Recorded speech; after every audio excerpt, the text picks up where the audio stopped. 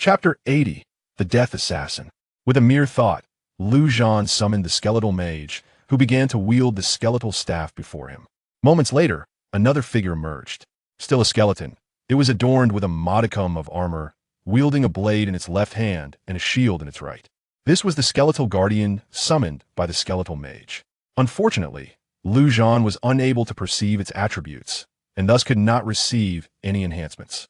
Otherwise, however, this creature was evidently stronger than the skeletal minions he had summoned himself. Thus, he decided to proceed. Without further ado, he resolved to summon all 35 undead first. The third, Elite Undead Phantom Knight. The fourth, Ordinary Undead Ghoul. The fifth, Ordinary Undead Skeleton Archer. The sixth, Ordinary Undead Wraith. He managed to summon a total of 20 beings, yet not a single one was a valiant warrior. Moreover, the probability of summoning elite-level entities was dismally low. Including the skeletal mage, there were only 7. Zhan felt an urge to curse. Initially, he had even fantasized about assembling 35 warrior-level undead. At that time, he would have been able to slay even dragons. Now, it seemed he had been overly naive, as this was nothing short of a fanciful dream. Zhan took a deep breath and fervently prayed, "Oh, Lord of the Undead, please bestow your protection upon me." He then activated the necromantic summoning spell once more. The next moment, an overwhelmingly potent aura of death permeated the air, instantly illuminating Zhan's vision. To his astonishment, the prayer had indeed borne fruit. Something extraordinary was arriving. At first glance, it was clear this was no ordinary entity.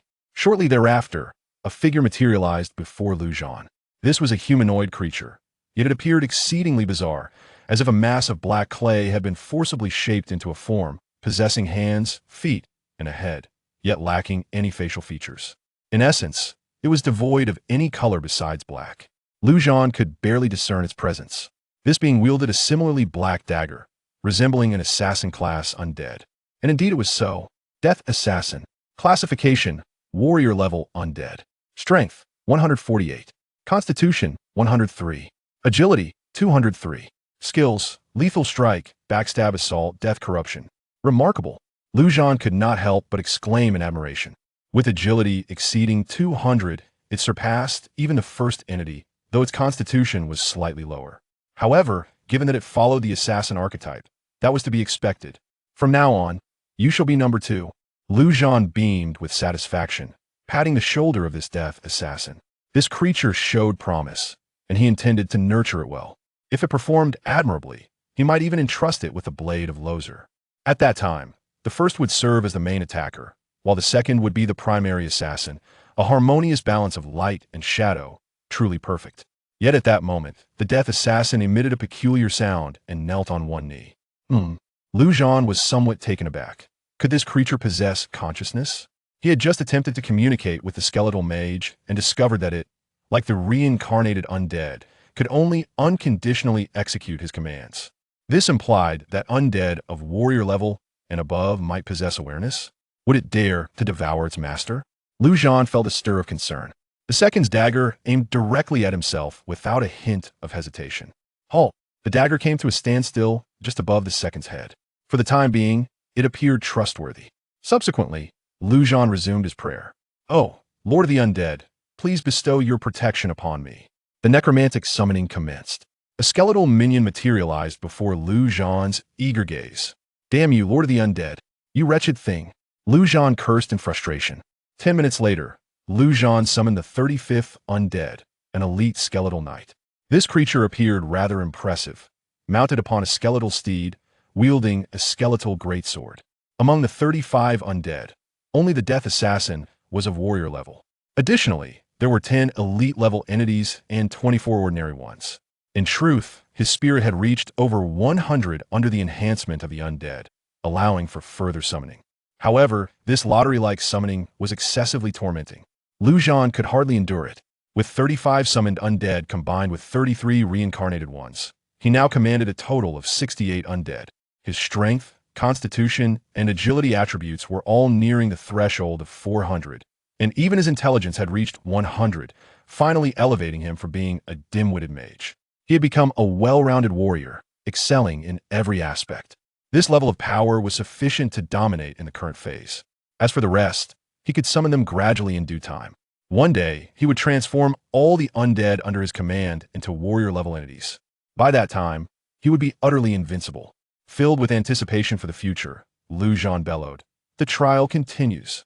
With a resounding rumble, the gate to the 10th floor of the trial tower finally opened. Zhan summoned forth the undead tiger demon once more. Subsequently, a stirring sensation arose within him, prompting the activation of the skill, Eye of the Undead. In an instant, his consciousness seemed to merge with that of the undead tiger demon. This peculiar feeling was akin to Zhan controlling two bodies simultaneously, which felt rather disorienting. However, with a bit more practice, he would become accustomed to it and might even attempt to gain perspectives from multiple undead beings in the future, such as the Four Griffins. This would essentially grant him an all-seeing advantage across the terrain, rendering him virtually invincible in reconnaissance. The undead tiger demon ascended the staircase step by step, eventually stepping through the doorway. Before Zhan's eyes lay an expansive desert. In the heart of this desert, a colossal creature was coiled. This creature resembled an enormous scorpion, its body covered in scales. Yet, astonishingly, its head bore a striking resemblance to that of a Tyrannosaurus rex. Instantly, the name of this creature flashed in Zhan's mind. Desert Dragon Scorpion. It was said that this entity possessed dragon blood, allowing it to be classified as a subdragon. Most importantly, it was merely an ordinary magical beast. Nevertheless, the pressure it exerted upon Zhan was far greater than that of 10 heroic magical creatures combined.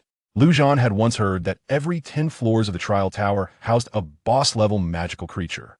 He was astonished to discover that this was indeed true. Had he entered before advancing to the rank of Undead Master, he might have met his demise here.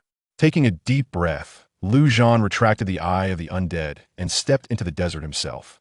The Desert Dragon Scorpion, imbued with a trace of noble dragon lineage, naturally looked down upon the notion of ambush. Upon Zhan's arrival, the creature let out a fierce roar. In an instant, this roar coalesced into a violent sandstorm, sweeping towards Zhan. What a formidable opening attack! Let it come. He was ready for a grand confrontation. Zhan immediately withdrew all his undead, including the first, into the realm of the undead, drew his sword, and charged directly into the sandstorm. Retreat? Absolutely not. A man should face challenges head-on. In a heartbeat, Zhan plunged into the heart of the sandstorm. The raging sand struck against his body like countless sharp blades. Yet, it failed to inflict any harm. The next moment, Zhan had already pierced through the sandstorm, charging towards the Desert Dragon Scorpion. Chapter 81. In dignity, the swiftness of Zhan was astonishing. In the blink of an eye, he found himself before the Desert Scorpion. And with a swift stroke of his sword, it shattered with a resounding crack. The scorpion's venomous tail lunged towards him with dreadful intent, even with Zhan's formidable physique. A mere prick could prove perilous. Discarding the broken sword, Zhan leapt onto the scorpion's back and delivered a powerful punch. Roaring in response, the Desert Scorpion trembled violently, its tail poised to strike again. Just as Zhan sprang upward to evade the assault, a colossal claw loomed before him. With no choice but to dodge once more, he narrowly escaped another strike from the opposing claw. Two massive pincers and a tail relentlessly attacked him, moving with such speed that they left afterimages in the air. Yet, for all its speed, Zhan was swifter. He deftly maneuvered on the scorpion's back, evading every attack without a scratch. 5 seconds passed, and the Desert Scorpion, growing impatient, trembled again and let out a furious roar. To Zhan's astonishment, hundreds of smaller scorpions emerged from the sands, crawling onto their leader's back and surging towards him. So you summon your minions, do you? Zhan scoffed. Initially, he had contemplated defeating the scorpion single-handedly, but since it eschewed the principles of fair combat, he decided to engage in a brawl instead. With a sweeping gesture, Zhan summoned 34 elite and ordinary undead, knowing their summoning bore no cost, and that their demise would be inconsequential. As the undead clashed with the scorpions upon the back of their leader, the ordinary undead fell in droves upon contact. Each of the summoned smaller scorpions exhibited elite-level prowess. Over 100 elite creatures. Under different circumstances, another would have been thoroughly intimidated.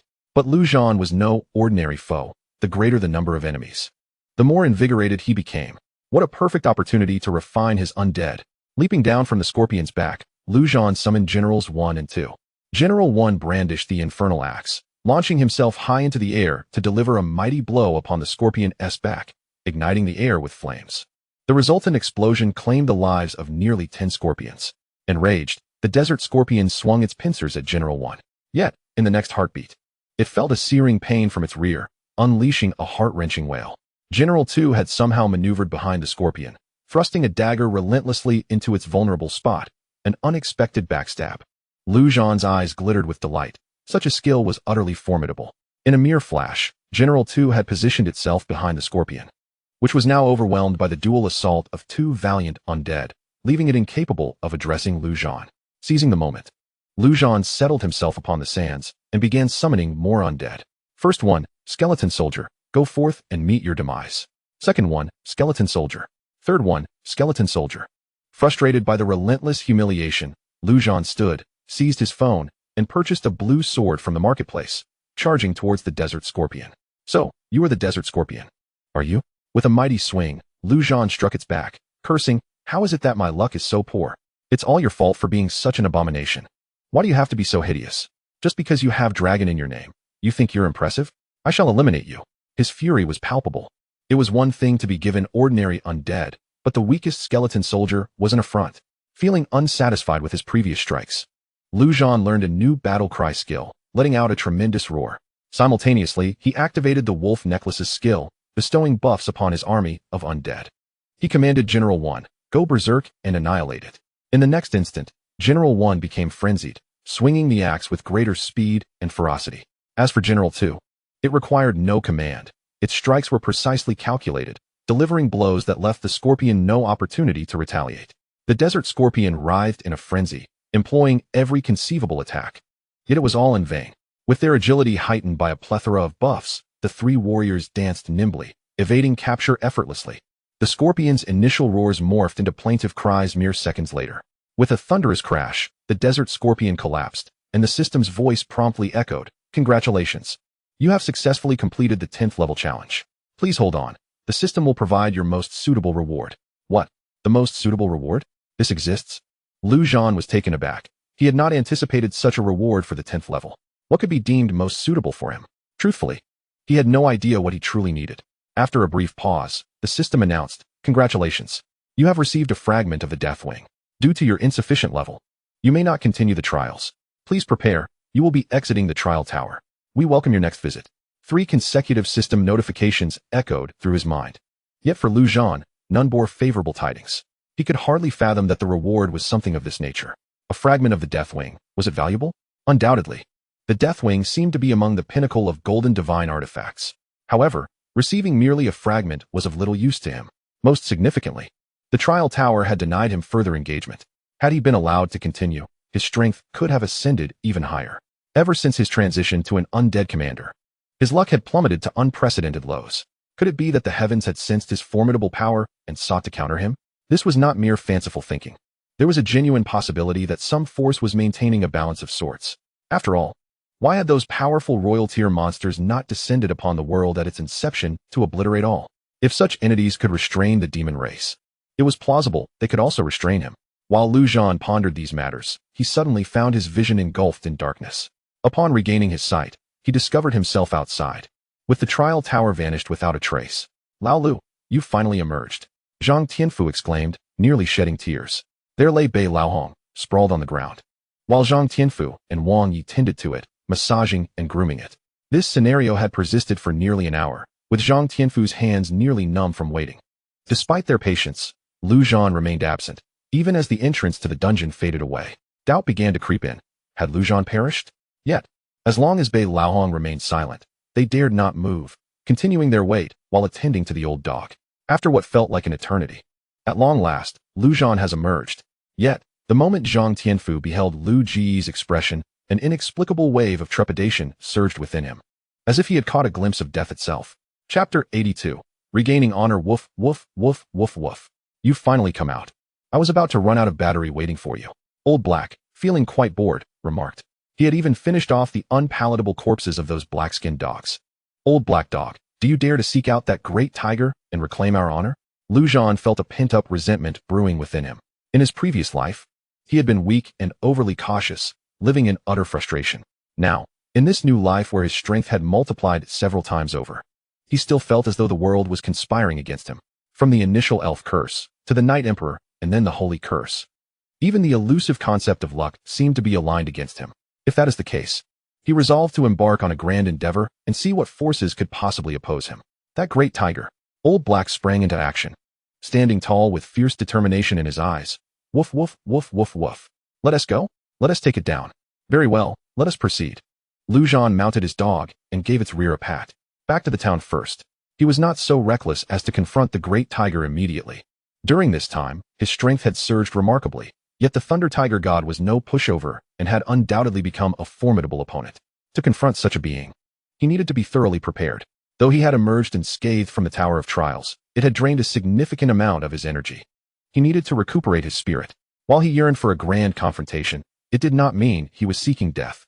The next morning, just outside of Shaowang Town, Zhan rode on Old Black, gradually distancing himself from the small town, with Zhang Tianfu trailing beside him. Lu Ge, can't you stay? Zhao Ling mustered her courage and shouted toward Zhan's back. Beside her, the Wang family had begun to exude a hint of strength compared to their former selves. While Zhao Ling had undeniably become the undisputed leader of the town, her reputation soaring. All of this was due to Zhan. Behind her stood all the survivors of the town. They were grateful to Zhan, yet they also hoped he would remain. Despite his frequent disappearances, they still relied on themselves to protect the village. Having such a powerful ally nearby brought them comfort. Moreover, Wang Yi, who accompanied Zhan, occasionally brought back valuable items. Relics from vanquished monsters, which Zhan regarded as mere trinkets and gladly allowed Wang Yi to keep. Persevere, everyone. In this apocalypse, no one can be relied upon. Only strength is the foundation of survival. Without looking back, Zhan declared, the world is vast, and though we were fortunate to meet, our paths may diverge once more. With that, he commanded Old Black to pick up Zhang Tianfu and gallop away. With his current streak of misfortune, he could not afford to let this divine general slip away. Although uncertain of the outcome, it might at least serve to balance his luck. In Donghai City, the transformation since the onset of the apocalypse was striking. A semblance of pre-apocalyptic human order had begun to re-emerge. Surrounding the city were towering walls, manned by guards patrolling 24 hours a day. The city featured only one grand entrance, through which all inhabitants must pass. Donghai City resembled not a modern metropolis, but rather an ancient fortress. This transformation was undoubtedly aimed at bolstering defenses against the monsters. Given the city's vastness, it was impractical to station a large number of personnel in every direction. Hence, these walls served as a crucial buffer. In the pre-apocalyptic world, such a rapid transformation of a city would have been inconceivable. However, with the advent of architects, everything had become possible. The importance of various occupations had been recognized and developed. At this moment, a large truck sped towards Donghai City, its rear laden with the corpses of monsters, including 2 formidable brave-tier beasts. Inside the vehicle sat a 4-person team. Teacher Lu, are these 2 trucks enough for the brothers' protection fees for a week? A young man in the driver's seat exclaimed with excitement. Despite the passage of time since the apocalypse, he still referred to their leader as Teacher Lu. Close enough. Let us take a few days to rest. Everyone has worked hard, Lu Yong acknowledged from the back seat. Compared to the time before parting with Zhan, he had undergone a significant transformation, embodying a more composed and mature demeanor. His strength had also escalated dramatically, successfully advancing to the rank of Berserker. Beside him, the former priestess, Xiao Yao, nestled against his shoulder, radiating happiness. Indeed, Lu Yong had not only persuaded this young girl to become the team's dedicated healer, but had also won her heart. Lu Yong's integrity was trustworthy. He genuinely loved Xiao Yao. Brother Lu, let us have a child. Xiao Yao suddenly gazed at Lu Yong, her eyes filled with longing. Ever since falling in love with him, she yearned to experience everything by his side. However, Lu Yong shook his head. In this apocalypse, where death lurks at every corner, how can we dare to have children? Precisely because death is ever-present, shouldn't we seize the moment to bring a new life into the world? That way, we would have no regrets. Xiao Yao, that is selfish. Have you considered the future child's well-being? Bringing them into this apocalypse, will they truly be happy? At that moment, 2 students in the front seat chimed in. Teacher Lu, you should have one. With your strength, you can protect them, right? Besides, we're here to help. Exactly. A child symbolizes rebirth, a beautiful omen. Perhaps the apocalypse will soon end, ushering in a new era. Lu Yong frowned and replied sternly, enough of this talk. At this moment, he exuded the aura of a leader. His weighty words silenced the others. Then, unexpectedly, someone sighed. I wonder how Lu Ge is faring. As soon as these words were spoken, a heavy silence enveloped the vehicle. Their current strength could be attributed to Zhan to a staggering degree. Lu Gu is undoubtedly faring better than us, Lu Yong said with a smile, though worry lingered in his eyes. Lu Zhan was powerful, yet the strength of that great tiger was terrifying. Even now, every encounter with the tiger filled Lu Yong with dread. However, worrying was of no use. He could only redirect the conversation. All right, we're almost in the city. I'll take care of the protection fees. And you all bring back 2 elite-tier corpses for the chef to prepare. Let us see if he can whip up something good. No sooner had Lu Yong finished speaking than the truck suddenly slammed to a halt, causing Xiao Yao, who was seated beside him, to almost be thrown out. But Lu Yong caught her just in time. Xiao Zhou, what on earth are you doing? And no, Teacher Lu, look at that person. Xiao Zhou pointed ahead. His face as pale as a ghost. Chapter 83, The Mutual Aid Society. At the city gate. Brother Lu, I never anticipated such a transformation in just a few days. Zhang Tianfu exclaimed, gazing incredulously at the towering city walls. This phenomenon defies scientific explanation. Lu Zhan remained silent, momentarily lost in contemplation. Everything seemed reminiscent of his past life. There was even a period when he served as a guard at this very gate. True strength lies in venturing forth to slay monsters and amass gold coins. But for someone of his lesser stature, the only option was to perform security work, earning a meager living. The apocalypse has altered much, yet many aspects remain unchanged, such as the social hierarchy among humans. Despite Lu Zhan's newfound ability to effortlessly earn thousands of gold coins, most individuals struggle to accumulate even a single coin. Woof woof. Why must you shrink me down so small? I'm not having it. A small dog barked several times beside Lu Zhan. It was Bei Laohe. Ever since it consumed the heart of a troll, it acquired the ability to enlarge or shrink at will.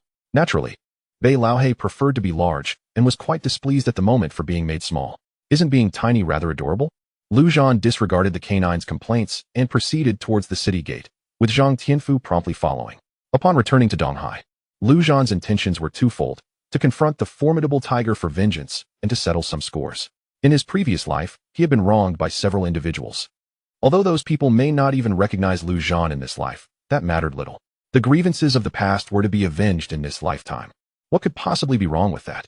With his current strength, Lu Zhan sought more than mere survival. He yearned for a life of freedom and exhilaration. Stop. Please present your identification to enter the city. At that moment, 2 guards obstructed their path at the city gate. No identification, Lu Zhan replied coolly. Entering without identification requires a protection fee of 100 gold coins. Furthermore, please ensure you obtain identification as soon as you enter. A glimmer of greed flickered in the guard's eyes. 100 gold coins? Wasn't it 50? Lu Zhan furrowed his brow. He had once held this position, and if memory served him correctly, the protection fee had always been 50 gold coins, a standard set by the city's major factions that had remained unchanged. Enough with the chatter. If I say it's 100, then it's 100. If you lack the coins, then be gone. The guard spoke rudely and without hesitation. In the next instant, a flash of crimson light appeared, and the guard's mouth was forever silenced. Had the guard simply collected the 50 gold coins, Lu Zhan would have let it pass without trouble. However, to attempt to extort him was tantamount to courting death. Zhang Tianfu's expression remained unchanged. He was well aware of Lu Zhan's temperament. Killing a man was hardly a concern for him. The other guard stood frozen in shock, unable to comprehend how the act had transpired, signifying that Lu Zhan's strength surpassed his imagination. Do you also require 100 gold coins? Lu Zhan inquired, his tone indifferent. And no, that's not necessary. Please, go right in. The guard stammered, trembling. He wished to shout, to alert his comrades within the city, but fear held him back. Given Lu Zhan's earlier speed, by the time he called for help, he would have already met his end. Brother Lu, is that truly you? At that moment, a voice filled with surprise rang out from a distance. Lu Zhan raised an eyebrow. He recognized the voice immediately. Turning around, he was greeted by a familiar face, and a smile broke across his countenance. Lu Yong, how have you been lately? In this post-apocalyptic world, Lu Zhan had no friends, and Zhang Tianfu was more of a talisman than a companion.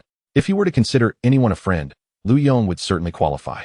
In the vehicle, Lu Yong and his 5 companions leaped out, their expressions brimming with excitement as they rushed towards Lu Zhan. Boss, Xiao Yao blushed deeply, feeling as though she had betrayed him, especially given the nature of her previous actions. Xiao Yao, you're doing well. Zhang Tianfu, having experienced similar situations, quickly perceived the subtle relationship between Xiao Yao and Lu Yong. Boss Lu, you have returned. Lu Yong stood before Lu Zhan, his face flushed with excitement, nearly beside himself. From the initial dormitory to the dungeons, it could be said that Lu Zhan had guided him every step of the way. To call him a second father would not be an exaggeration. Lu Yong, I was wrong. This was all Zhan Han's idea. I did nothing. Suddenly, the nearby guard fell to his knees, repeatedly bowing and pleading for mercy.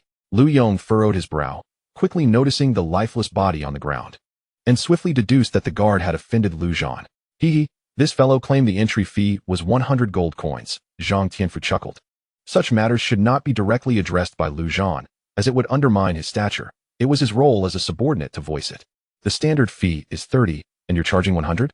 Quite audacious. Lu Yong snorted, severing his own arm. The guard gritted his teeth, but in order to save his life, he decisively chopped off his own arm. Thank you, Boss Lu, for sparing my life. Get lost. Take your hand and the body away, and send a new group in. Lu Yong commanded. The guard bit down on his severed hand, dragging the corpse away with his other hand, hastily departing. Only then did Lu Yong express his guilt, saying, Brother Lu, I'm sorry for embarrassing you upon my return. It's no trouble at all, Lu Zhan replied, clearly unfazed by the incident. You're doing quite well.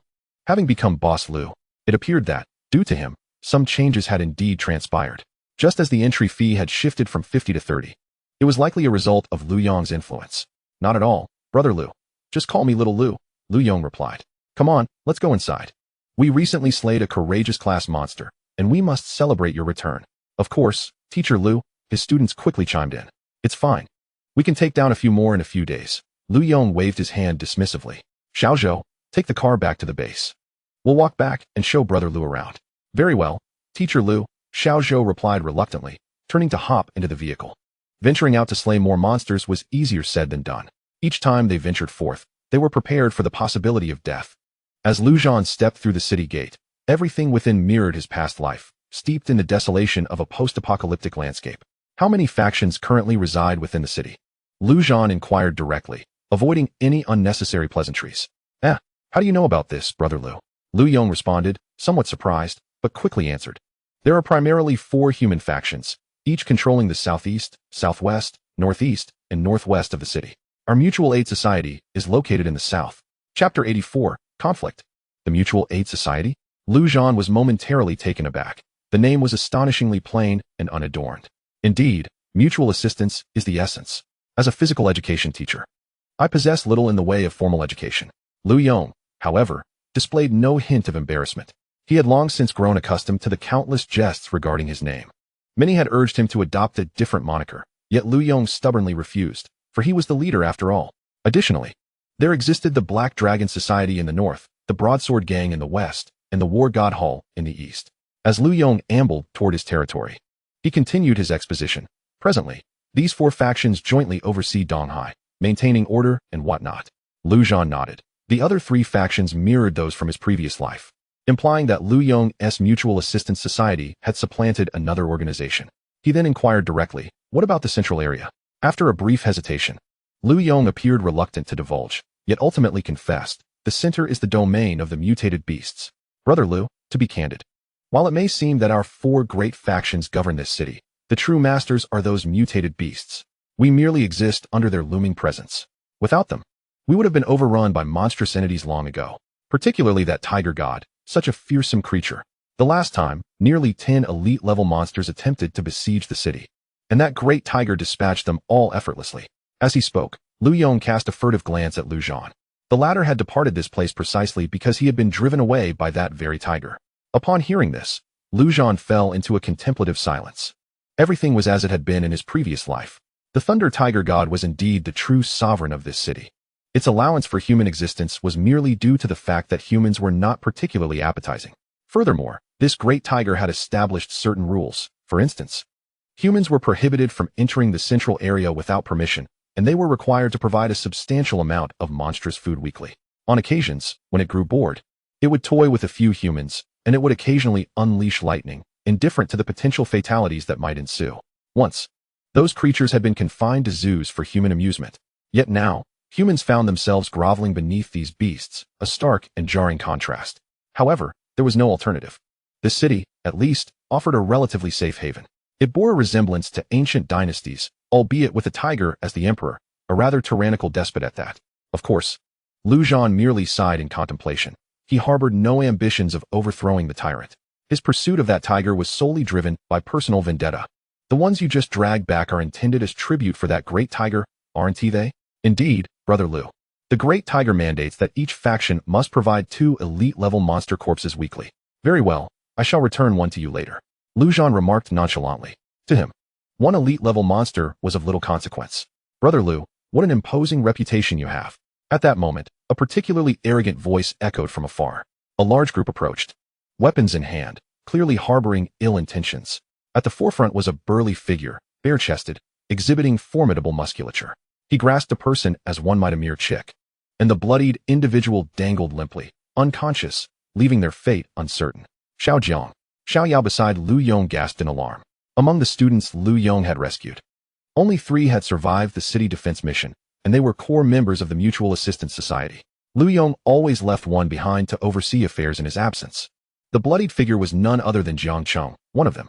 Lu Yong clenched his fists, his gaze fixed on the assailant as he spoke each word with deliberate intensity. Han Jiang, what do you intend to do? The intruder was indeed Han Jiang, the leader of the Black Dragon Society in the north, who had always been at odds with Lu Yong. Han Jiang was a nouveau riche, having stumbled upon good fortune during the apocalypse, which had allowed him to ascend through the ranks to his current position. He sought to exert his influence and had implemented a series of outrageous managerial policies. For instance, girls under 20 were required to undergo his personal inspection to enter the city, and every resident had to pay a daily fee of 10 gold coins in addition to a protection fee, with those unable to pay being expelled from the city. The only distinction between him and the Great Tiger was his relative weakness. But who was Lu Yong? A person of ultimate compassion. He could not allow such measures to take root in the city. His formidable strength had enabled him to suppress Han Jiang. In this context, Han Jiang's animosity towards Lu Yong was palpable. He intended to seize this opportunity to eliminate him. Without hesitation, he tossed Jiang Cheng to the ground, his face contorted with rage. Humph, Brother Lu, how do you manage your subordinates? This fellow has the audacity to invade my territory and flirt with my woman. I caught him red-handed. Brother Lu, how shall we proceed? On the ground, Jiang Cheng struggled briefly, opening his mouth to speak, but could emit no sound. A closer inspection revealed that his tongue had been entirely severed. Witnessing this, Lu Yong felt an overwhelming surge of fury. It was the first time his compassionate nature had ignited such a desire to kill. Shut your mouth. Su Chong, one of the 3 students, erupted in anger. He knew Jiang Cheng well, and was fully aware he would never engage in such behavior, especially not with the leader of a rival faction's woman. In truth, the clumsy nature of this slander was so egregious that even Lu Zhan found it difficult to bear. Lu Yong's expression darkened, and in an instant, he grasped many truths. He shouted, Su Dong, Deng Mingliang, are you 2 not coming out? If you do not show yourselves, I shall take action against Han Jiang. Su Dong and Deng Mingliang were the respective leaders of the Broadsword Gang and the War God Hall. Without their support, Han Jiang would not dare to act so brazenly against him. Haha, Brother Lu, Han Jiang has summoned us to deliver justice. From a distance, 2 groups emerged from the shadows. Initially, they had intended to wait until the conflict ignited before springing forth to catch Lu Yong off guard. However, now that Lu Yong had called them out, it would be shameless to remain hidden. There was no alternative. Someone as compassionate as Lu Yong would inevitably obstruct many interests in this apocalyptic world. The 3 factions of Donghai had long harbored grievances against the Mutual Assistance Society. Mutual assistance? In this apocalyptic society, the strong ought to enjoy more, while the weak should obediently submit unconditionally. The audacity of the Mutual Assistance Society to promote equality among all was simply absurd. The 3 leaders had approached Lu Yong countless times, yet he remained resolute, adamant in his role as this foolish benefactor. Thus, they resolved to oust him. After all, the Great Tiger would care little about who managed the city. Chapter 85. Past Grudges, Present Retribution. Come, the 3 of you, let us engage together, Lu Yong declared, hefting his colossal sword. He no longer wished to engage in debate. When these 3 had resolved to take his life, they could conjure 1,000 justifications. Thus, it was decided. Let us commence the battle directly, Han Jiang declared. Boss Lu, I did not come seeking a fight, but rather to demand justice. He did not dare to confront Lu Yong directly, although it appeared to be 3 against 1. The 2 accomplices harbored ulterior motives as well. Lu Yong would undoubtedly fixate on him, and it was quite likely that they would end up perishing together, leaving the other 2 to reap the benefits. How about this, Boss Lu? I shall not make things difficult for you. Simply withdraw your men from Donghai City, will you? After all, his intention was merely to eliminate Lu Yong from the equation, ensuring that he would not impede his tyrannical reign. The matter of life or death was of little consequence. Return Jiangxing to me, and I shall take my leave. At that moment, Lu Yong felt a profound despair, akin to a heart bereft of hope. He had dedicated himself to saving the world, capable of vanquishing monsters and mutated beasts. Yet he found himself at a loss when it came to salvaging human hearts. Very well, let your woman come forth to escort you back, Han Jiang nodded in agreement. You are courting death. Lu Yong's aura erupted, and the colossal sword in his grasp exuded a sanguine glow. Allowing Xiao Yao to come over is merely offering another hostage. Han Jiang grinned lewdly, extending his hand in a gesture of squeezing. Rest assured, I promise to merely touch, nothing more. Before Han Jiang could finish his sentence, he suddenly perceived a blur before him, as an unexpected figure materialized. The countenance was one of mockery, as if beholding a jester. You dare! Han Jiang began to curse, only to feel his gaze abruptly drawn downwards, followed by a sharp pain surging through his head. In an instant, a foot descended upon him, accompanied by a cold voice. You have soiled my shoe, clean it. Lu Zhan gazed down at the furious, panicked, and humiliated visage beneath his foot, his heart brimming with the exhilaration of vengeance. In a past life, their roles had been reversed. He was the one who had been trampled underfoot, merely for hastily stepping into a puddle and splattering Han Jiang's shoes. The humiliation lingered vividly in his memory, a face he could never forget. It must be said, there was a certain satisfaction in placing this face beneath his heel. The scene took everyone by surprise, leaving them frozen in place, unsure how to react. Han Jiang's face shifted from crimson to pallid. He wished to resist, only to find that the foot upon him felt as if it bore the weight of 1,000 pounds, rendering him immobile. It was only then that he comprehended the magnitude of the power wielded by the foot's owner, stammering, Master, if you do not release me, how am I to clean? In a bid for survival, he was willing to forsake his dignity. However, as soon as he uttered those words, Lu Zhan exerted his strength. With a resounding crack, Han Jiang's head exploded, brain matter and blood splattering everywhere. Lu Zhan raised an eyebrow. Just moments ago, he had received a notification from the system. He had earned 100,000 gold coins. In that instant, his thirst for revenge intensified. He had several enemies to settle scores with, each face etched clearly in his mind. Many were present at this scene. Han Jiang's subordinates were left utterly dumbfounded. What had transpired? Had their leader truly perished just like that? Lu Yong rushed over, cradling Jiang Cheng in his arms, expressing profound gratitude towards Lu Zhan. Thank you. Thank you, Brother Lu. He was blissfully unaware that Lu Zhan had slain Han Jiang solely to exact revenge. Suddenly, someone finally reacted, letting out a loud scream. Han Jiang's subordinates scattered in a panic, devoid of any desire to avenge their leader. Su Dong and Deng Mingliang, the other two leaders, had no inclination to linger and share in the spoils. They hastily called for their men to flee. The terrifying display of strength exhibited by Lu Zhan left them with no appetite for confrontation. Lu Zhan remained silent, summoning his two minions. With a mere thought, they charged into the panicking crowd. To the onlookers, the speed of these two undead seemed almost like teleportation. No one could escape. Moments later, a figure was unceremoniously hurled towards Lu Zhan's feet, followed closely by a second, a third, and a fourth. Within 3 minutes, a pile of more than a dozen individuals had accumulated before Lu Zhan, including Su Dong and Deng Mingliang. A group of individuals crouched on the ground, paralyzed with fear, not daring to move. The headless corpse of Han Jiang lay nearby. They had no desire to share his fate. Meanwhile, Lu Yong had been employing several healing spells to stabilize Jiang Cheng's condition, ensuring his survival, as recovery would pose no issue in this game world where organs could regenerate. Brother Lu, you are formidable, Su Chong exclaimed, his eyes wide with astonishment, utterly devoid of rational thought. This is nothing. Brother Lu hasn't even exerted 1% of his strength, interjected Zhang Tianfu, with an air of pride, being Lu Zhan's personally appointed #1 subordinate. Boss, what has transpired during your absence? Please enlighten us. Xiao Yao gazed at him with admiration, eager for tales of adventure. There is much to recount. Let me begin with the tale of Brother Lu's battle against the raging gorilla, Zhang Tianfu enthused, launching into an animated narrative. Upon the return of his minions, Lu Zhan addressed the gathered crowd. Everyone, kneel and form a line. The individuals on the ground exchanged glances at the menacing figure of the dark-clad #2 on the left and the armored #1 on the right. Then at Lu Zhan, whose feet were still stained with brain matter. They hastily complied, kneeling in a row, precisely 15 individuals. Do you recognize me? Lu Zhan inquired, surveying them as a monarch would his subjects. The 15 exchanged glances, realizing they bore no recollection of Lu Zhan's face, let alone knowing him. Their hearts swelling with indignation. Why had they been singled out among so many? It matters not that you do not recognize me. I know you well. You Hu Wei once stole a piece of my green equipment.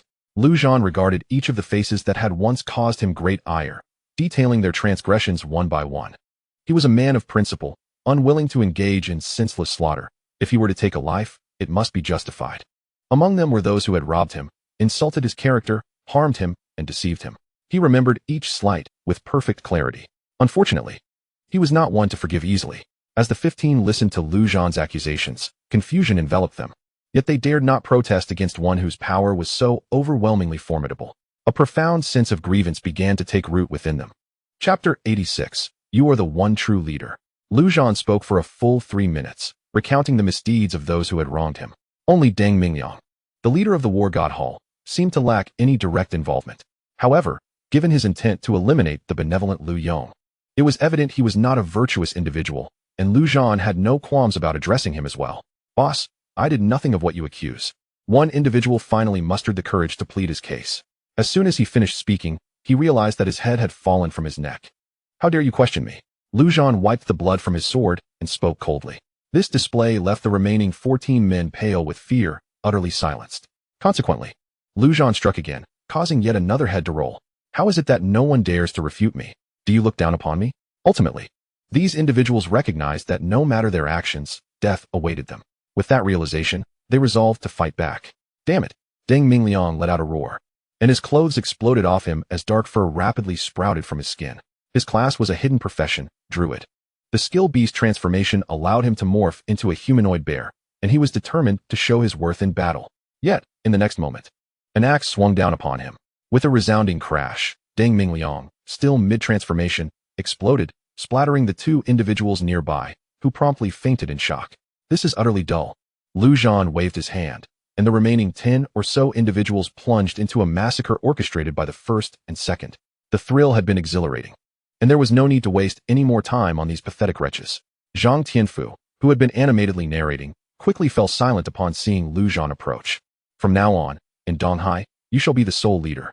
Lu Zhan ignored Zhang Tianfu and patted Lu Yong's shoulder, saying, you should think this through carefully. Lu Yong hesitated. Though he was compassionate, he was not foolish. Lu Zhan's brutal actions had made him uneasy, yet he felt immense gratitude. To him, Lu Zhan's actions were merely clearing obstacles from his path. However, after this incident, Lu Yong suddenly felt he might not be suited to lead. He longed to leave with Xiao Yao and a few brothers, wandering the world, slaying monsters, and saving people, free from the chaos of leadership. In other words, he believed he was better suited to be a compassionate hero than a city lord. Sensing Lu Yong's uncertainty, Lu Zhan did not press the issue, stating simply, think it over. Teacher Lu, as your student, I advise you. In times of turmoil, benevolence cannot save the world. With that, he departed with the first and second, heading toward the heart of the city. Beside him, the body of Bei Laohong was growing larger by the moment. Zhang Tianfu hurriedly followed. Upon realizing Lu Zhan's destination, Lu Yong snapped out of his reverie and urgently called out, Brother Lu, we cannot go there.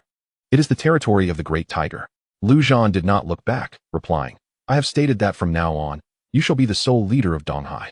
Wait at home, and when I return, I shall treat you to a meal of tiger meat. I've had it before, and it is incredibly nourishing. It was only at that moment that Lu Yong grasped that Lu Zhan's intention in returning was to seek vengeance on the Great Tiger. The thought of the tiger's terror sent waves of unease through him. How powerful is Brother Lu? Teacher Lu, is Brother Lu going to kill that great tiger? Let us join him. Su Chong exclaimed with excitement. The mere thought of participating in the hunt for the great tiger sent his blood racing. He finally understood the thrill of the hero slaying the dragon from those novels. However, Lu Yong slapped his forehead, scolding, join? More like be a hindrance. With their strength, they would be walking into death. Just as Lu Zhan made his way toward the city center, a post erupted on the forum, spreading rapidly. Attention all hidden class elves, a curse bearer has appeared in Donghai. Come swiftly. The post detailed the nature of the curse and the immense rewards for slaying the curse bearer. It concluded with a glaring warning. This curse bearer is extremely powerful, at least level 14, and has advanced in class. Those of weak stature should refrain from seeking death. Initially, the post went unnoticed. After all, the concept of an elven curse was unfamiliar to most. However, it soon garnered replies. Donghai, you say? I just received a system alert, but that fellow's power is terrifying. Otherwise, I would have gone. I did not receive the elven curse. But I got the holy curse. Surely not the same person, right? ISNT, that individual accompanied by a dog. Indeed, could it be the same person? Holy curse plus elven curse. This individual is extraordinary. Killing him would yield all the experience. Good grief, he is at least level 14. And slaying him would place me at the top, with Huang Shengren relegated to second. Who cares if it's true or not? I'm quite close to Donghai. I'm coming right away. I'll offer 10,000 gold to anyone who can keep him from escaping, and if we kill him, I'll reward them with 100,000 gold. Before long, News of a dual curse-bearer, elven and holy, spread throughout the forum. The allure of the rewards was simply irresistible. The experience alone drove everyone into a frenzy.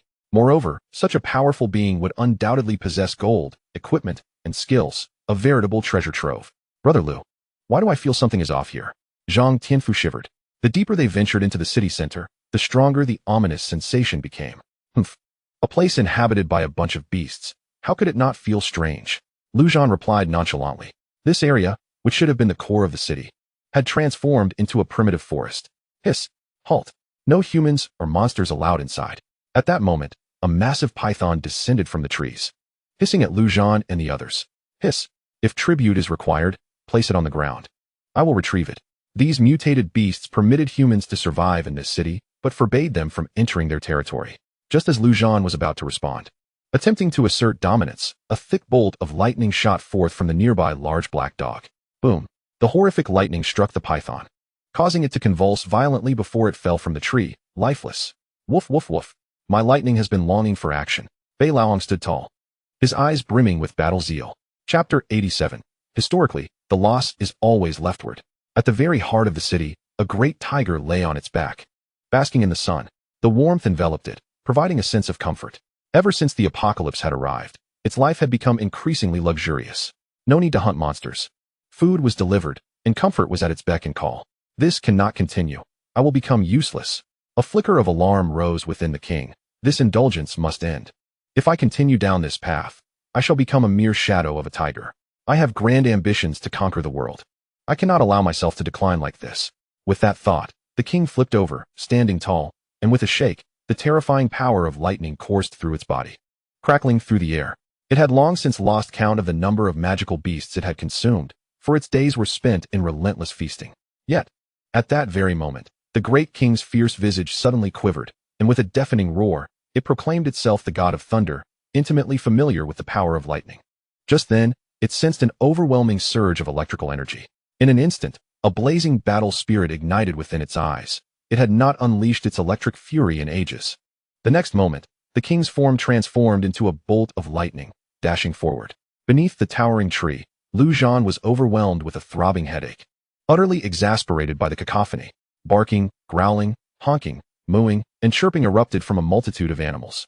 Since Bei Laohe had struck down the massive python, it had stirred every mutated beast in the vicinity, all of whom dared to approach. These creatures, now endowed with intelligence post-mutation, recognized the formidable nature of the python's carcass and refrained from attacking directly. Instead, they engaged in a verbal skirmish, biding their time for their leader's arrival. Suddenly, a terrifying bolt of lightning descended from the heavens, crashing into the ground and creating a deep crater. Following this, an immense pressure enveloped the area as a figure slowly approached from a distance. The mutated beasts fell silent, parting to either side and clearing a path. The king's gaze immediately landed upon the great black dog. If there were but two entities that occupied its thoughts, they were this dog and that detestable human. Seeing the black dog now was a surprise indeed. Roar. Is it you? Have you finally come to your senses and chosen to ally with me? However, before it could finish, the loathsome human came into view, and without a moment's hesitation, a bolt of lightning was hurled forth. Lu Zhan effortlessly dodged the strike, chuckling, haha. Big cat, long time no see. Roar. Do you dare come here? The king's eyes widened, betraying a hint of wariness. This fellow had grown significantly stronger in just a few days. I am not here for you. My subordinate, who was humiliated by you last time, has come seeking retribution. Leaping gracefully, Lu Zhan perched himself atop a nearby tree. He had no intention of engaging in this battle, per Bei Laohe's request. Although Bei Laohe often appeared disheveled, its pride was formidable. As a fellow mutated beast of the electric element, it would not allow any outsiders to interfere in its duel with the great tiger. Moreover, Lu Zhan was curious to witness just how powerful the black dog had become since it had joined him. He had yet to witness the tiger unleash its full might. Roar? You wish to challenge me? The king's gaze held a trace of disdain as it looked towards Bei Laohe. The disparity between dog and tiger had always been insurmountable, and in the post-apocalyptic world, that gap only widened. The king had initially taken a liking to this dog solely because of its electric affinity. Woof woof. Today, I shall show you who the true king of thunder is. Bei Laohe stood tall, crackling with arcs of electricity. Fury ignited within the king. A mere dog dared to challenge it. With a swift lunge, it was upon Bei Laohe, bellowing roar. If that is the case, this battle shall determine not only supremacy, but also life and death. This phrase, learned from humans, had thrilled it at the time, and it had longed for the right moment to use it. It was unexpected that the opportunity would arise so swiftly. Around them, the mutated beasts dispersed, offering no encouragement to their leader. The survival rule among these creatures was simple: might makes right. The strongest reigns supreme. Should the king be defeated by Bei Lao He, they would instantly recognize the dog as their new leader. In the clearing, only the tiger and the dog stood facing each other, the impending clash palpable. The next moment, both mutated beasts unleashed bolts of lightning in near-perfect synchronization. With a thunderous crash, their electric forces collided, and a violent explosion of energy erupted, scattering in all directions. The surrounding mutated beasts retreated several meters, filled with dread. While they understood their leader's might, they were astonished by the black dog's unexpected prowess. In the arena, the initial clash resulted in a stalemate, leaving the king somewhat surprised. However, it was merely a probing strike. Boom. A thicker, more potent bolt of lightning shot forth from its being. Bei Lao He, undeterred, matched the challenge with its own. Boom, boom, boom. The lightning continued to clash midair, exploding in a display of raw power, as the tiger and dog competed to see whose energy was superior. Perched on the tree, Zhan shook his head in disbelief. Bei Lao He was indeed something else. If it wished to contend, it should have chosen a better position. As the saying goes, historically, one who faced left was destined to lose, and this proved true once again. The explosions drew nearer to Bei Lao He, clearly indicating that the tiger's electrical might was superior. Indeed, after nearly 8 exchanges, the king's lightning overwhelmed Bei Lao He's, shattering it and striking the dog squarely. Bei Lao He's first stood on end, convulsing momentarily before collapsing to the ground. Roar. Is that all? Who gave you such audacity? Liang Jingru. The king smirked disdainfully, unaware of who Liang Jingru was. Since gaining intelligence, the king had increasingly enjoyed utilizing human language. It found it most amusing. Although the prowess of the black dog had indeed taken it by surprise, it felt confident that everything remained under its control. Moreover, that last strike had only utilized 60 of its strength. Just as it was poised to charge forward and dispatch this insolent foe with a claw, it suddenly witnessed the black dog springing to its feet, its body beginning to swell until it surpassed even the tiger in size. Upon unleashing the power of the giant, Bei Lao He exuded an aura of dominance, its forepaws crackling with electricity as though treading upon a storm cloud, radiating majesty. Woof woof woof. That was merely a warm-up. Now the real battle begins. Chapter 88. Take flight. Upon witnessing this transformation, the king's expression shifted dramatically. It felt an unprecedented threat. Since the onset of the apocalypse, this was the first time it sensed danger. It had encountered numerous magical creatures, mutated beasts, and humans, having slain many and consumed even more. Yet never had it felt its instincts tighten in apprehension. Rather than instilling fear, this sensation ignited excitement within it. Shaking with exhilaration, it bellowed, "Roar. Now you have piqued my interest. You are worthy of my full strength." As it roared, the character for king emblazoned on its forehead erupted with a surge of purple lightning, unleashing a terrifying aura that reverberated through the air. Even the king itself was unaware of just how formidable it could become when fully unleashed.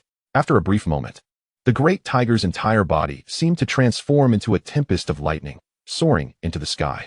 On the ground, Bei Lao He was equally formidable, with electricity coursing through his 4 limbs, propelling him skyward. Perched atop a tree, Zhan suddenly stood up, his face etched with gravity. While the great tiger was one thing, the sheer power emanating from Bei Lao He left him utterly astonished. How formidable! So powerful that it sent shivers down his spine. Forcing himself to fly through the air by harnessing the power of lightning. This was verging on the realm of immortality, was it not? Zhan shouted with all his might, straining with effort, yet despite his reddened face, he found himself unable to ascend. Never mind, he would rely on his wings instead. Of course, if it came to a confrontation, Zhan did not believe he would falter against the dog and tiger. They existed in distinctly different cultivation systems. To him, the mutated beasts bore a resemblance to nature-affiliated superhumans, possessing various abilities across elemental attributes such as metal, wood, water, fire, earth, and lightning. They did not fly by their own volition, but rather through the forces of nature. In contrast, the human vocational system was entirely different, characterized by skills and equipment, akin to playing an online game. Be it Bei Lao He or the king, such powerful mutated beasts resembled hidden professions among humans, rare and formidable. It was impossible to determine which system was superior. In the sky, the dog and the tiger had ascended to a height of several dozen meters, appearing from below as 2 orbs of lightning. Not only did Zhan witness this, But people from various locales in Donghai also looked up in sheer terror, bewildered by the unfolding spectacle. What is that? So terrifying. Why is this happening? Is another apocalypse upon us? No, wait. Look, at the center of one lightning orb is Lord Tiger.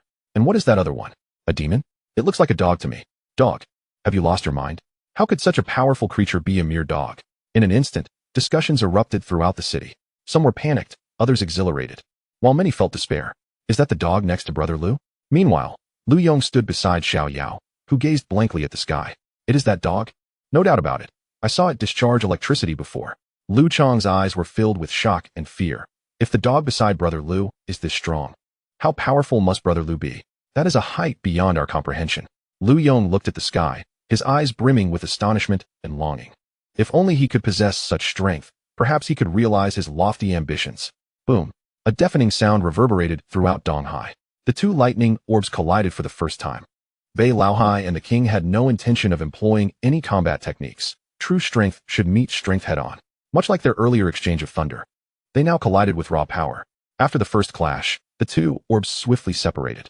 In the next heartbeat, they closed in again, resulting in a second collision. Roar. Delightful. I'll give you another chance. Become my little brother, and together we shall rule the world. Woof. I will never betray my master, but if you wish, you may follow my master. Roar.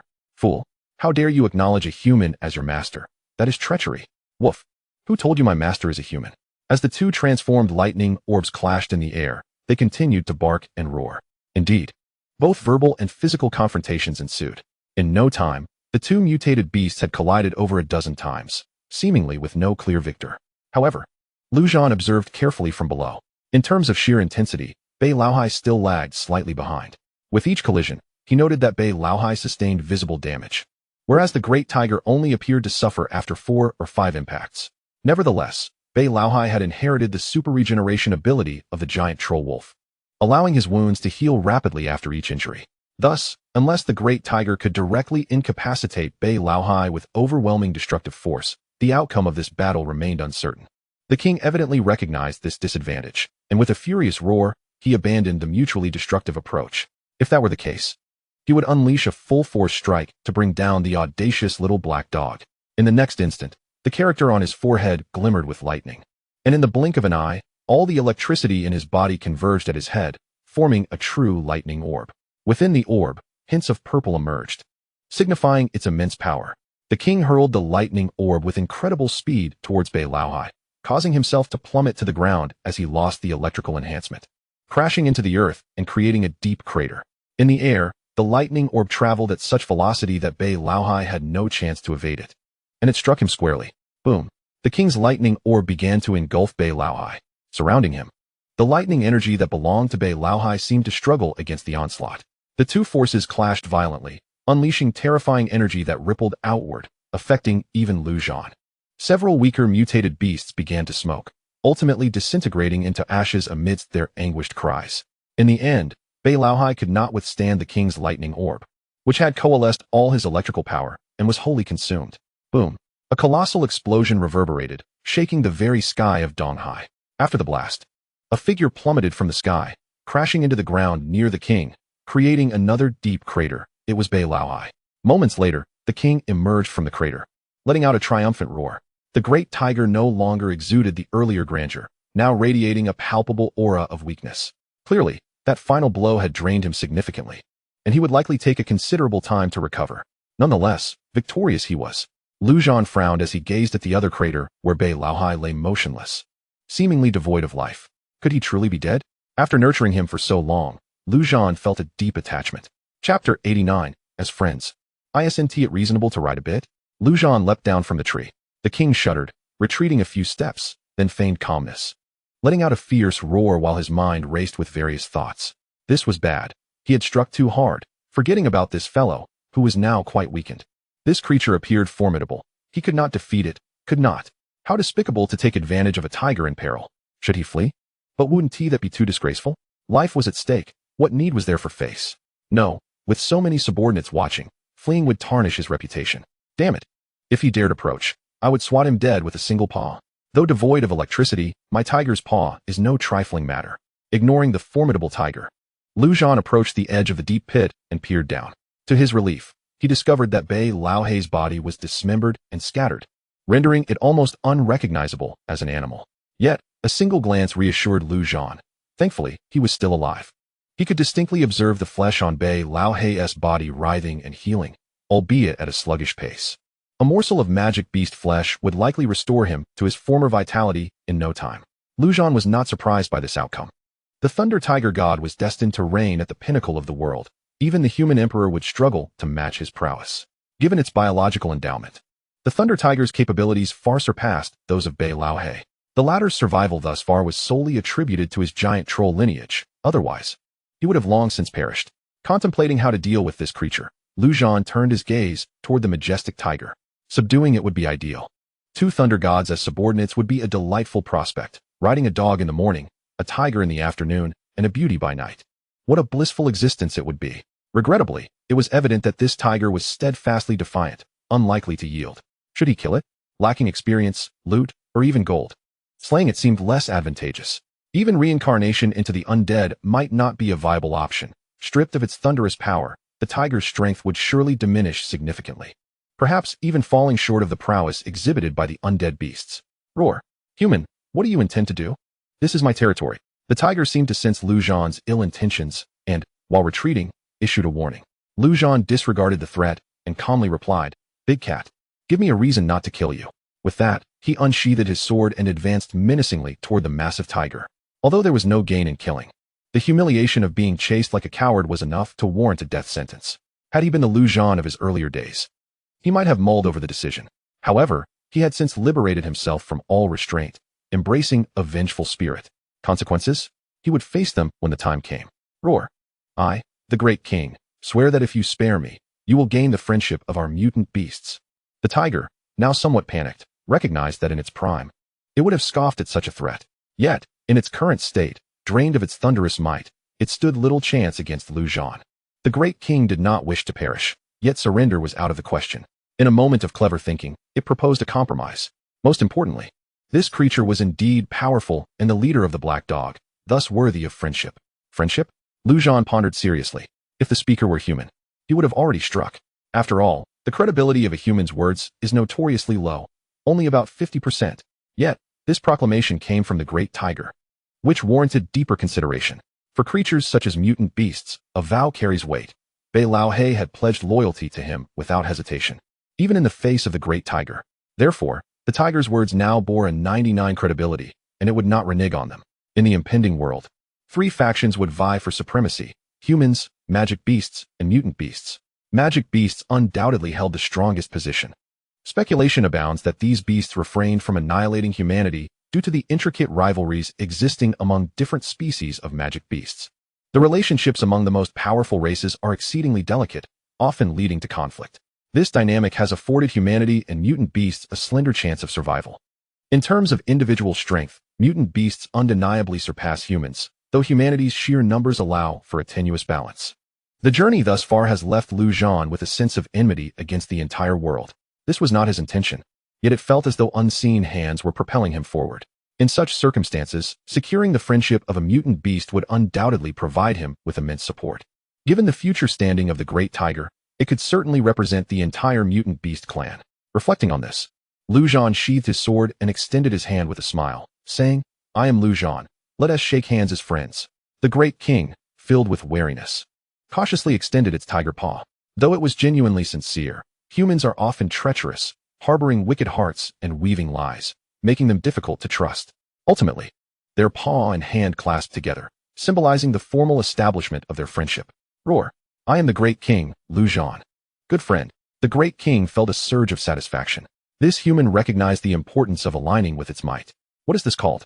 In human parlance, it would be termed winning a battle without fighting. Greetings, brother great king, Lu Zhan responded, now aware of the thunder tiger goddess name, likely bestowed by a zookeeper of yore. Suddenly, a smile flickered across Lu Zhan's face as he remarked, Brother great king, I'm feeling a bit weary standing here. As friends, would you mind if I took a seat on your back? Surely, as a good friend, you wouldn't object? Upon hearing this, the royal insignia on the tiger's forehead bristled with indignation, ready to erupt. How dare this human harbor ulterior motives? He wishes to ride me, and I shall not allow it.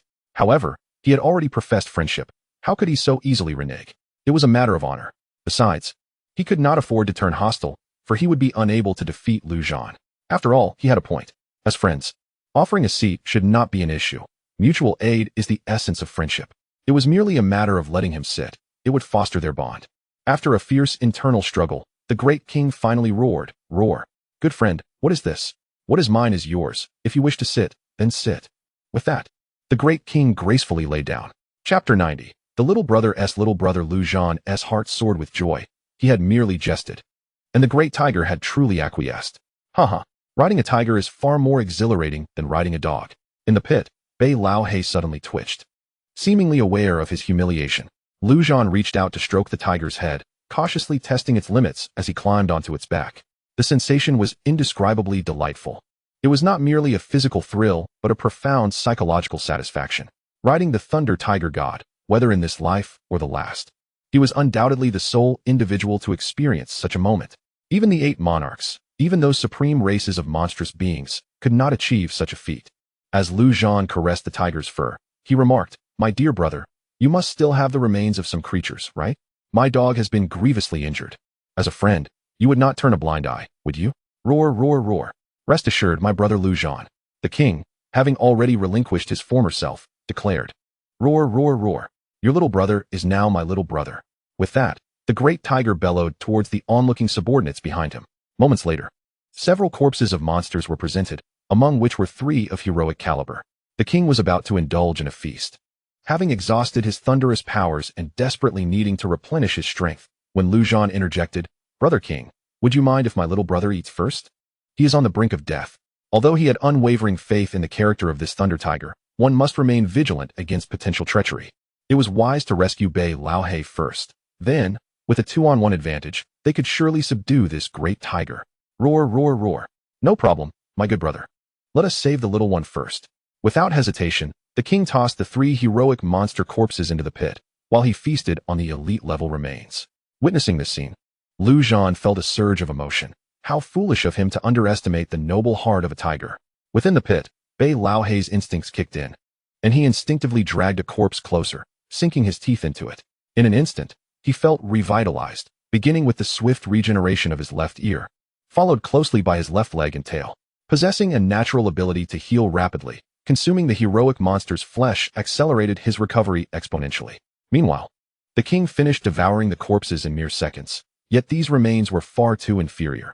Even after consuming them all, he had only regained a fraction of his strength. Far from his prime. Roar, roar, roar. Brother Liu, how do you fare? Can you come down now? Although the king had mentally accepted the notion of being ridden, the presence of so many subordinates made him feel somewhat diminished. Brother King, may our friendship last for eternity. Zhan, undeterred, leaped down from the tiger's back. Such matters should not be rushed. Gradual progress was key. Having experienced the first time, there would inevitably be a second and third. One day, this great tiger would embrace the idea of being Zhan's steed. Roar, roar, roar. Eternal friendship. The king was quite pleased with Zhan's actions, bellowing in approval. Just then, a figure sprang from the pit, none other than Bei Lao He, who had regained his vigor. With a fierce glint in his eyes, he addressed the great tiger. "Woof, woof, woof. I, Doghan-san, have returned. Woof, woof, woof. Great tiger, let us battle once more." Although he had only partially recovered, it was sufficient. He could sense that the great tiger was not as formidable as before. It was the perfect time to strike a fallen foe. Roar, roar, roar. "Little dog, I have become good friends with Brother Liu. Since you are his little brother, you are now my little brother as well. Fear not. I shall treat you well henceforth." The king affectionately draped a paw over Zhan's shoulder, conveying a sense of intimacy. Zhan reciprocated, stroking the tiger's head. "Indeed. Lao He, we are all comrades now. There is no need for hostility." Bei Lao He's eyes widened in disbelief, his mind clouded with confusion. Who am I? Where am I? What just transpired? After a prolonged moment of bewilderment, he finally snapped back to reality, exclaiming in indignation, "Woof, woof, woof, woof. Who is your little brother?" His outburst was directed not at the king, but at Zhan. The king looked at Zhan with a puzzled expression, clearly asking, "Is he not your little brother?" Zhan chuckled and replied, "He is indeed not my little brother. He is my little brother's little brother." How foolish this dog was to diminish his own status. Upon hearing this, the king appeared enlightened. Roar, roar, roar. "Ah, so he is the little brother's little brother. That makes him the little brother." Roar, roar, roar. "Little dog, I apologize if I was a bit too rough in my earlier actions. Please do not hold it against me. Bei Lao He, on the verge of tears, leaped back into the pit, as if pretending he had never emerged. Zhan could not help but burst into laughter. This was a rare moment of joy for him. Compared to humans, he preferred the company of these mutated beasts, simple and direct. Unlike humans, who often harbored complex thoughts and convoluted motives, he considered only Lu Yong to be a half-friend among them. The rest fell into 3 categories: enemies, bystanders, or tools. Roar, roar, roar. My good brother, wait here. I shall have some humans bring in food. The king was elated, having made a new friend, and prepared for a grand feast. However, just as he spoke, his expression suddenly froze, and the royal insignia on his forehead furrowed deeply. Zhan's countenance mirrored his concern as he regarded the great tiger. Just moments ago, he sensed several terrifying presences approaching. With a thunderous roar, the old dog leapt from the pit. At the city gates, all guards stood frozen, staring vacantly ahead, even oblivious to the weapons that slipped from their grasp. Typically, when faced with danger, one would instinctively flee. However, in the depths of terror, their bodies were rendered immobile. Such was the plight of these guards. Before them, countless monstrous beings charged towards East Sea City, darkening the skies like a looming storm. Among them, at the forefront, soared a colossal crimson dragon.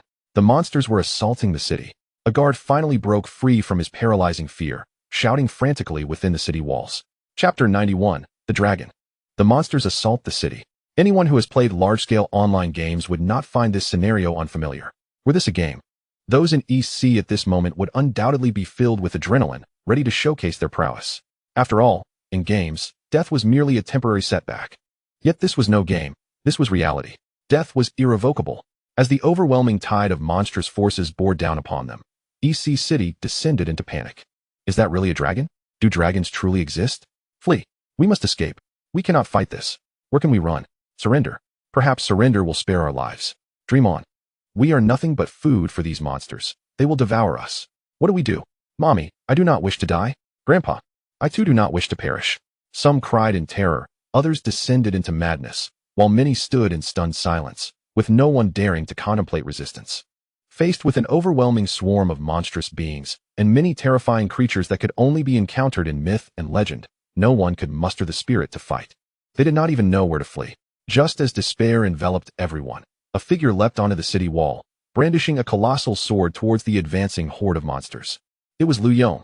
Once, the city's 4 great powers had reigned supreme, but the other 3 leaders had perished. At this moment, he commanded the greatest respect within the city, and it was imperative that he step forward. How could one concede defeat before a battle had even begun? Lu Yong, filled with a sense of disappointment, shouted with fervor, "Arm yourselves.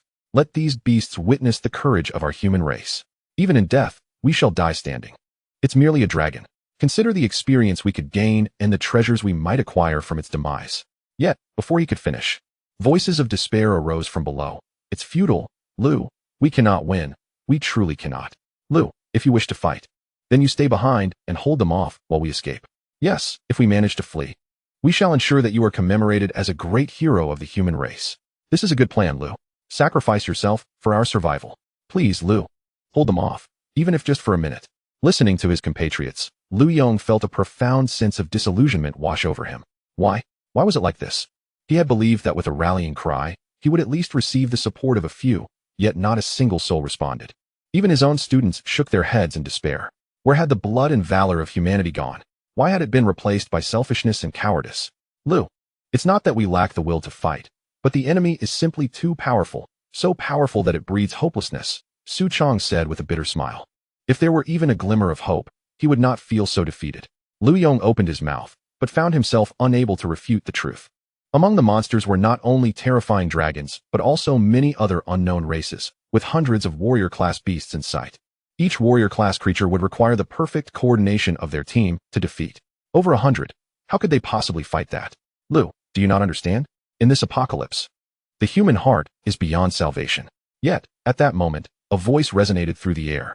Suddenly, a figure emerged from the heart of the city, soaring gracefully into the sky. Behind him trailed a pair of golden wings that shimmered brilliantly in the sunlight. The presence of Zhan was imposing, resembling a deity surveying those below. This was the exhilarating sensation of flight, truly indescribable. However, the cost of such exhilaration was steep. His gold reserves were depleting at a rapid rate of 10 coins per second. Thus, flying for just a minute would cost a staggering 600 coins, an extravagant expenditure. Thankfully, After defeating the 3 so-called leaders of the gangs, his wealth had swelled to an astonishing sum of over 100,000 coins, sufficient to sustain his flight for a while. His display was not for any other reason than to flaunt his prowess. It must be admitted that Zhan was rather vain. Observing the astonished expressions of those below brought him immense satisfaction.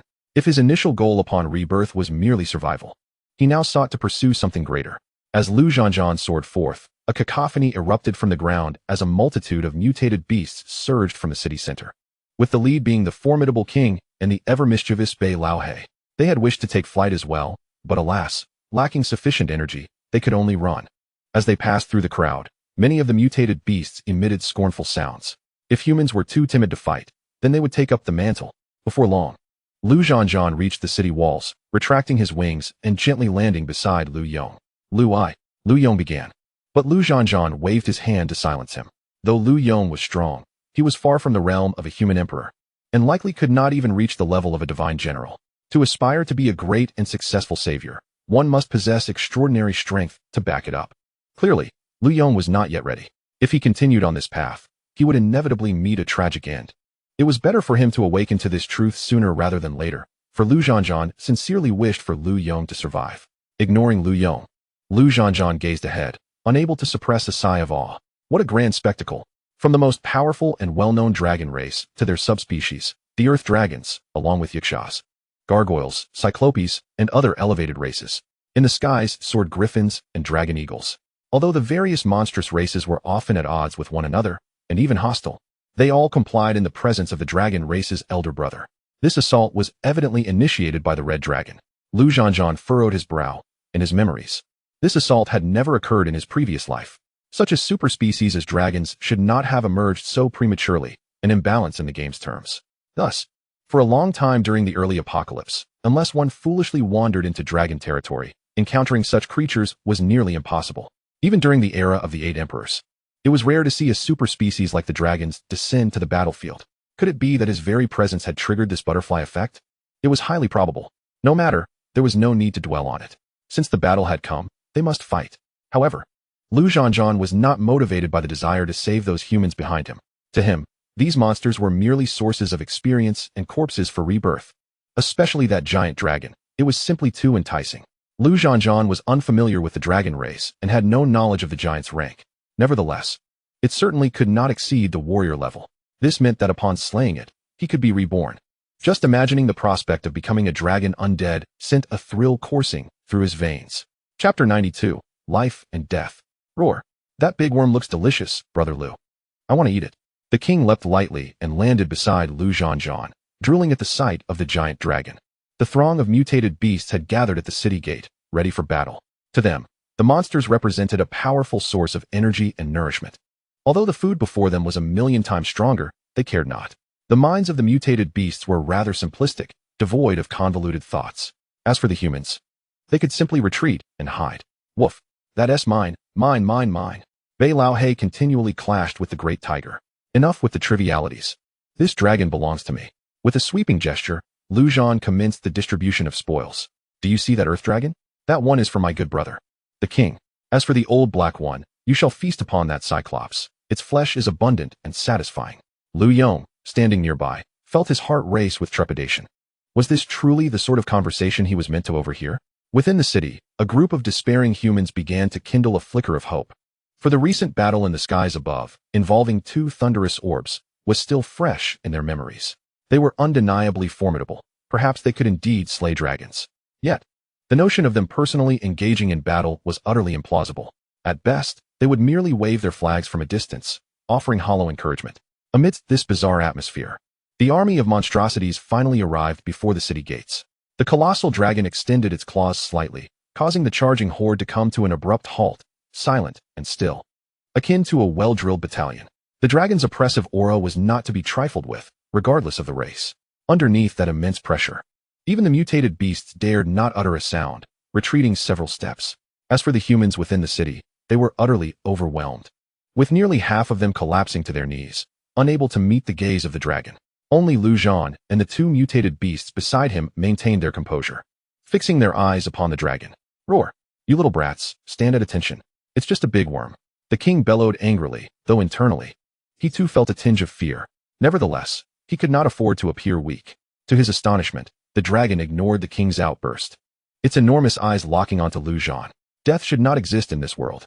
In that instant, Zhan's pupils constricted, and a tempest of emotions surged within him.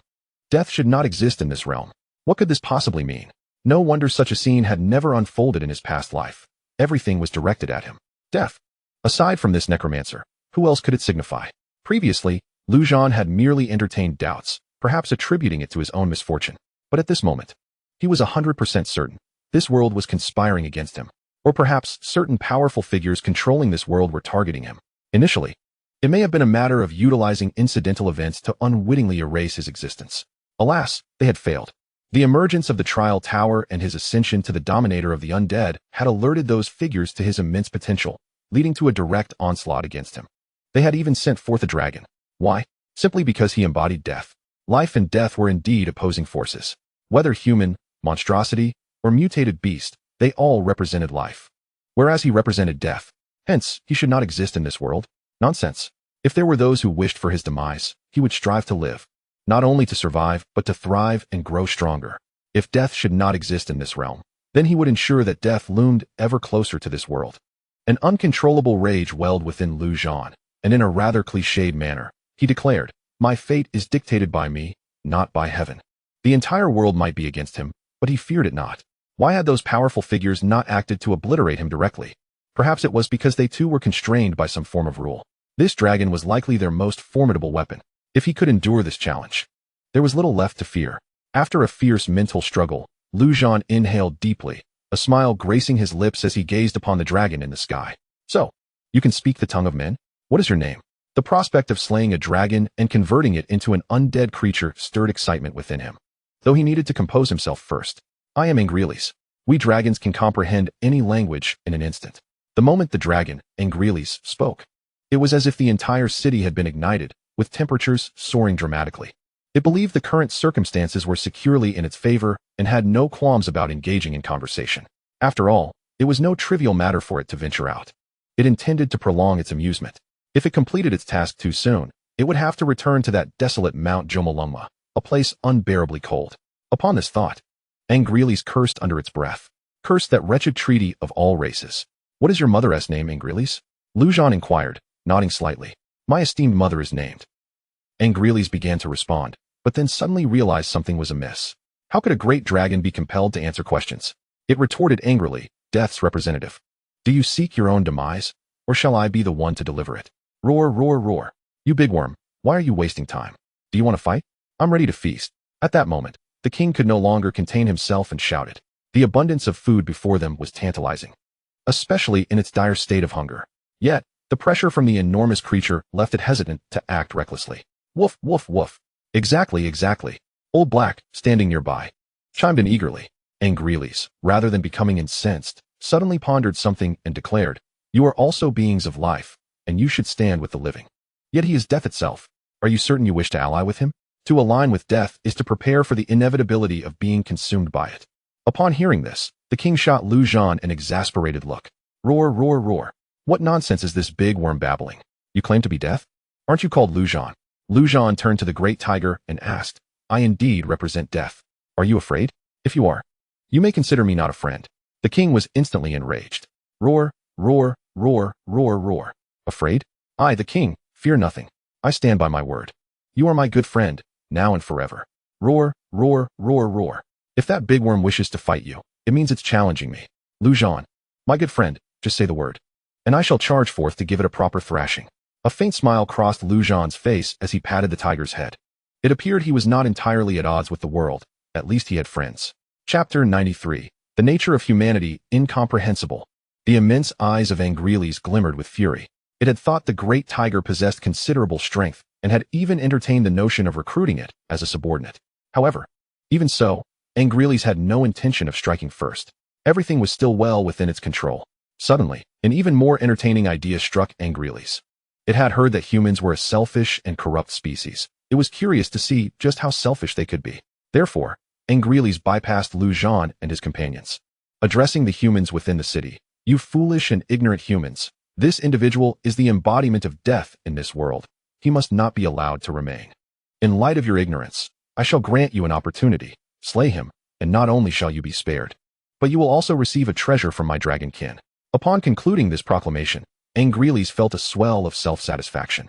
This strategy, as articulated by the elders within the clan, is merely a manipulation of human emotions. The cries of violence are but rudimentary tactics. True mastery lies in the art of psychological manipulation. Within the city, a diverse array of expressions adorned the faces of the onlookers after hearing these words, their intrigue palpable. Yet, without exception, all gazes were directed toward Zhan atop the city wall. In their minds resonated a singular thought. Eliminating this man would not only grant them salvation, but also yield immense profit. Had it not been for Zhan's earlier display of imposing bravado, along with the presence of a dog and a tiger by his side, they would have surged forth, eager to claim his head. Moments later, a voice pierced the air. "Lu, kill him, quickly. If you do, we shall be saved." With the first cry, others quickly followed suit. "Yes, Lu." The dragon declared him the harbinger of death. "He should not be on our ground. Dispatch him." A chorus of voices rallied. "Let us all join together and slay him. Lu, you lead the charge. We shall grant you this trophy. You promised to save us, Lu. The time to act is now." Amidst these clamorous voices, Zhan remained unperturbed, his expression steady and his heart devoid of turmoil. Such trivial scenes were familiar to him from his previous life. "So, Lu, will you strike?" Zhan inquired of Lu Yong with a nonchalant tone. Lu Yong, seemingly jolted by an overwhelming force, bore a visage of shattered conviction. Upon hearing the question, he momentarily regained his composure. "Brother Lu, how could I possibly raise my hand against you?" He turned to the crowd, as if making a final plea. "Friends, do not trust the words of the fiend. It seeks to sow discord among us. Together, under Brother Lu's leadership, we may yet triumph over these monsters." But scarcely had he finished speaking when the dragon in the sky let out a thunderous sneeze, unleashing twin streams of fire from its nostrils. In the next instant, an overwhelming wave of searing heat enveloped the entire city. The crowd trembled, realizing that even a mere sneeze could be fatal. Fight! What folly! At that moment, one individual, seizing the opportunity, captured the unsuspecting Xiao Yao, pressing his sword against her throat and menacingly declaring, "Lu, do not blame me. If you do not kill him, prepare to collect your woman's corpse." Enraged, Zhan summoned his second-in-command. The figure of number 2 scarcely lingered at Zhan's side before it was upon the assailant, silently dispatching him with a swift stroke of a dagger across his throat. Yet that was merely the beginning. Zhan's thoughts stirred, prompting number 2 to weave through the throng. Those who had clamored the loudest fell lifeless to the ground, without a chance for resistance. "Did you truly believe only the fiends could bring about your demise?" Zhan coldly addressed the crowd below. "The dragon speaks truth. I am indeed the harbinger of death. Now tell me, are you more fearful of this great beast, or of death itself?" Silence met his query. Number 2 returned to Zhan's side, its dagger now stained crimson, a testament to the carnage. To instill terror into these foolish mortals, Zhan drew his sword and, with a sweeping gesture, summoned forth all the undead, the resurrected, and the summoned spirits to materialize before him. Pointing his sword at the dragon, he declared with an air of authority, "Great beast, cease your prattle. Today, I shall make you one with death." Angrily, Angriles merely waved a claw. In the next moment, the waiting fiends surged forward once more. Indeed, time was of the essence. If they delayed any longer, the elders of the clan would surely erupt with fury. With a resounding crash, the Cyclops struck the city wall with a mighty fist, and in an instant, the wall crumbled, failing to withstand even a moment against the onslaught of the fiends. The battle had commenced. "Woof, woof, woof. This big fellow is mine. I'm going in for the feast." Beilao leapt into action, charging toward the Cyclops. Roar, roar, roar.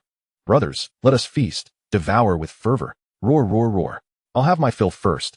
Leave that earth dragon for me." The king, too, would not be outdone. Plunging into the horde of fiends, cleverly, he targeted the elite fiends, becoming a true predator amidst the flock. With each bite, he reveled in the satisfaction of the hunt. Following closely, the mutated beasts mirrored their leader's ferocity, engaging the multitude of fiends in combat. These mutated beasts numbered over 100, each formidable in strength, easily capable of felling ordinary elite fiends. The strongest among them could even contend with the valiant. Zhan's undead were equally fearless, having undergone numerous enhancements. His resurrected undead now boasted attributes rivaling those of elite fiends, save for the lack of skills, a minor weakness. However, the undead excelled in their relentless nature, tireless and unwavering. The perfect instruments of war. Is this truly all you rely upon? In the skies, Angriles refrained from intervening. After all, Slaying a mere mortal was a task easily accomplished by a dragon. The reason for commanding such a multitude of fiends was, after all, for the sake of appearance. As the leader, it was only fitting not to engage directly from the outset. Perhaps it was unnecessary for it to descend into the fray at all. With all the mutated beasts and the undead, the total was barely 400 to 500. Yet, the legion of fiends it commanded numbered a staggering 3,000, nearly a tenfold advantage in numbers. How could they possibly falter? However, just as these thoughts crossed its mind, Angriles noticed something amiss on the battlefield below. How could the mutated beasts and undead prove so resilient? Aside from the valiant, the attacks from the other fiends seemed to inflict no damage. If it were just one or two powerful fiends, it could be excused. But all the mutated beasts and the undead displayed such fortitude.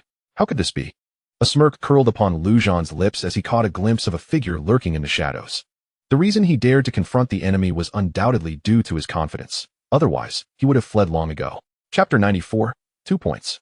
Within the city, Zhang Tianfu positioned himself near the city wall, concealed in a corner, quietly observing the battlefield outside.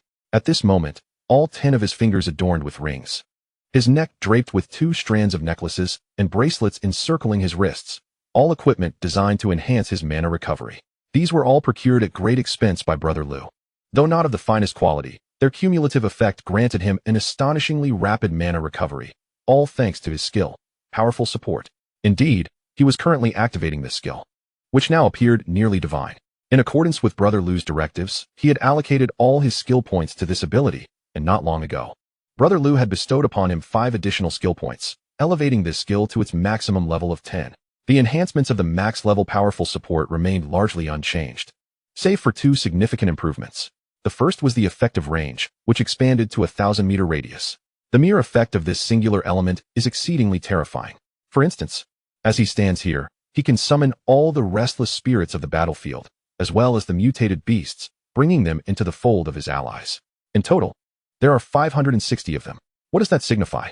Previously, even with the enhancement from so many specters, his physical prowess barely exceeded 300. With the addition of 560 points, even the most basic skeletal minion can be deemed virtually indestructible. However, there exists a secondary consideration, the rapid depletion of mana. At a staggering rate of 50 points per second, it is nothing short of terrifying. To mitigate this, he has expended nearly half of his gold, acquiring a significant number of mana regenerating items, which has allowed Zhang Tianfu's mana to remain in a relatively stable state. Truth be told, when Zhang Tianfu beheld the colossal dragon alongside the myriad of magical beasts, he was thoroughly alarmed.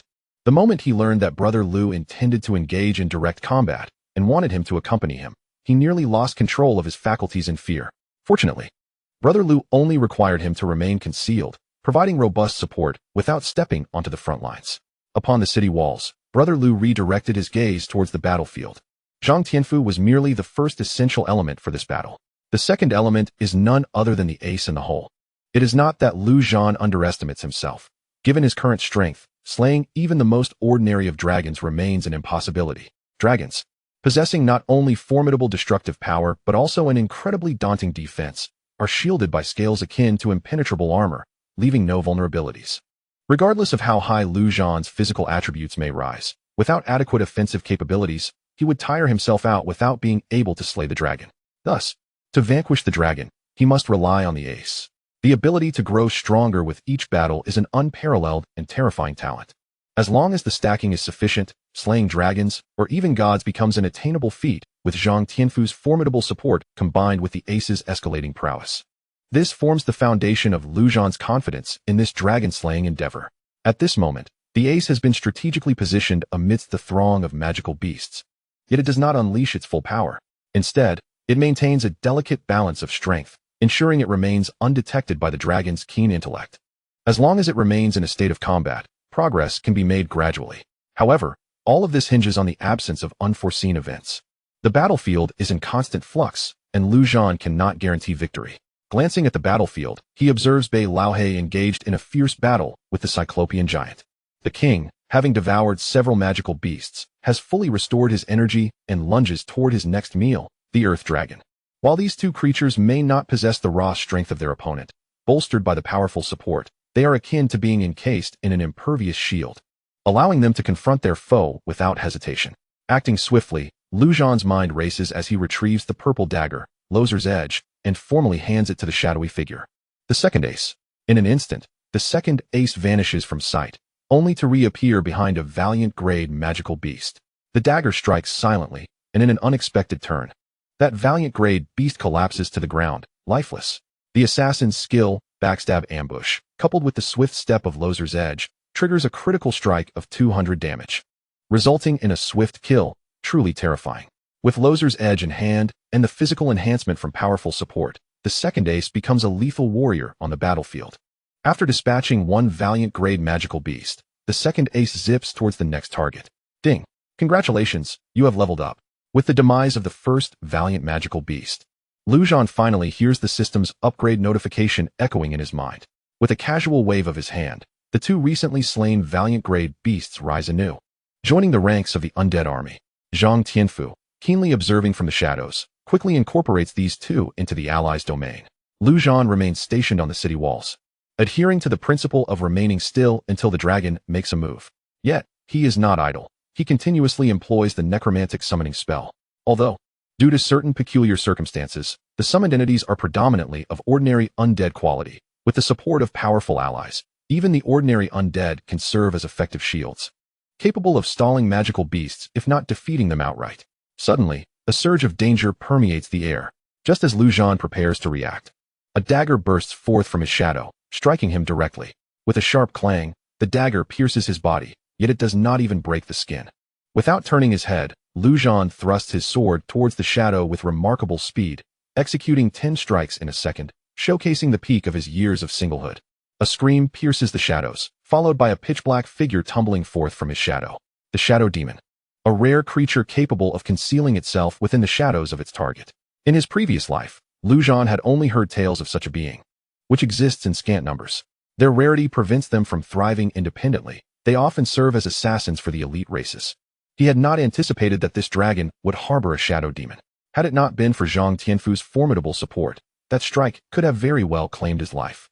Yet now, Zhan's physical prowess has reached a staggering 999, tantalizingly close to breaking the 1,000 mark. It would not be an exaggeration to call him invulnerable. This shadow demon, at best, is valiant grade. To think it could vanquish him is sheer folly. Interesting, he muses, you are more resilient than I envisioned. In the air, the dragon Angriles' eyes reveal a twinge of sorrow, though it feigns calmness as it speaks. The shadow demon is exceedingly rare, even among the entire dragon race. There are scarcely a few hundred. It has invested significant resources to acquire it from its ancestors, nurturing it as a secret weapon from a young age. Little did it know that this would be its first assassination mission, resulting in such a loss. What a pity. This human truly deserves to die. Chapter 95, One-on-One. So, are you unable to resist the urge to join the fray personally? Zhan gazes skyward. He transforms the fallen shadow demon into an undead. This creature relies entirely on skills, so its strength as an undead is likely minimal. Thus, this act of transformation serves purely as a provocation. Very well. It seems we have played enough. Angriles is visibly irked.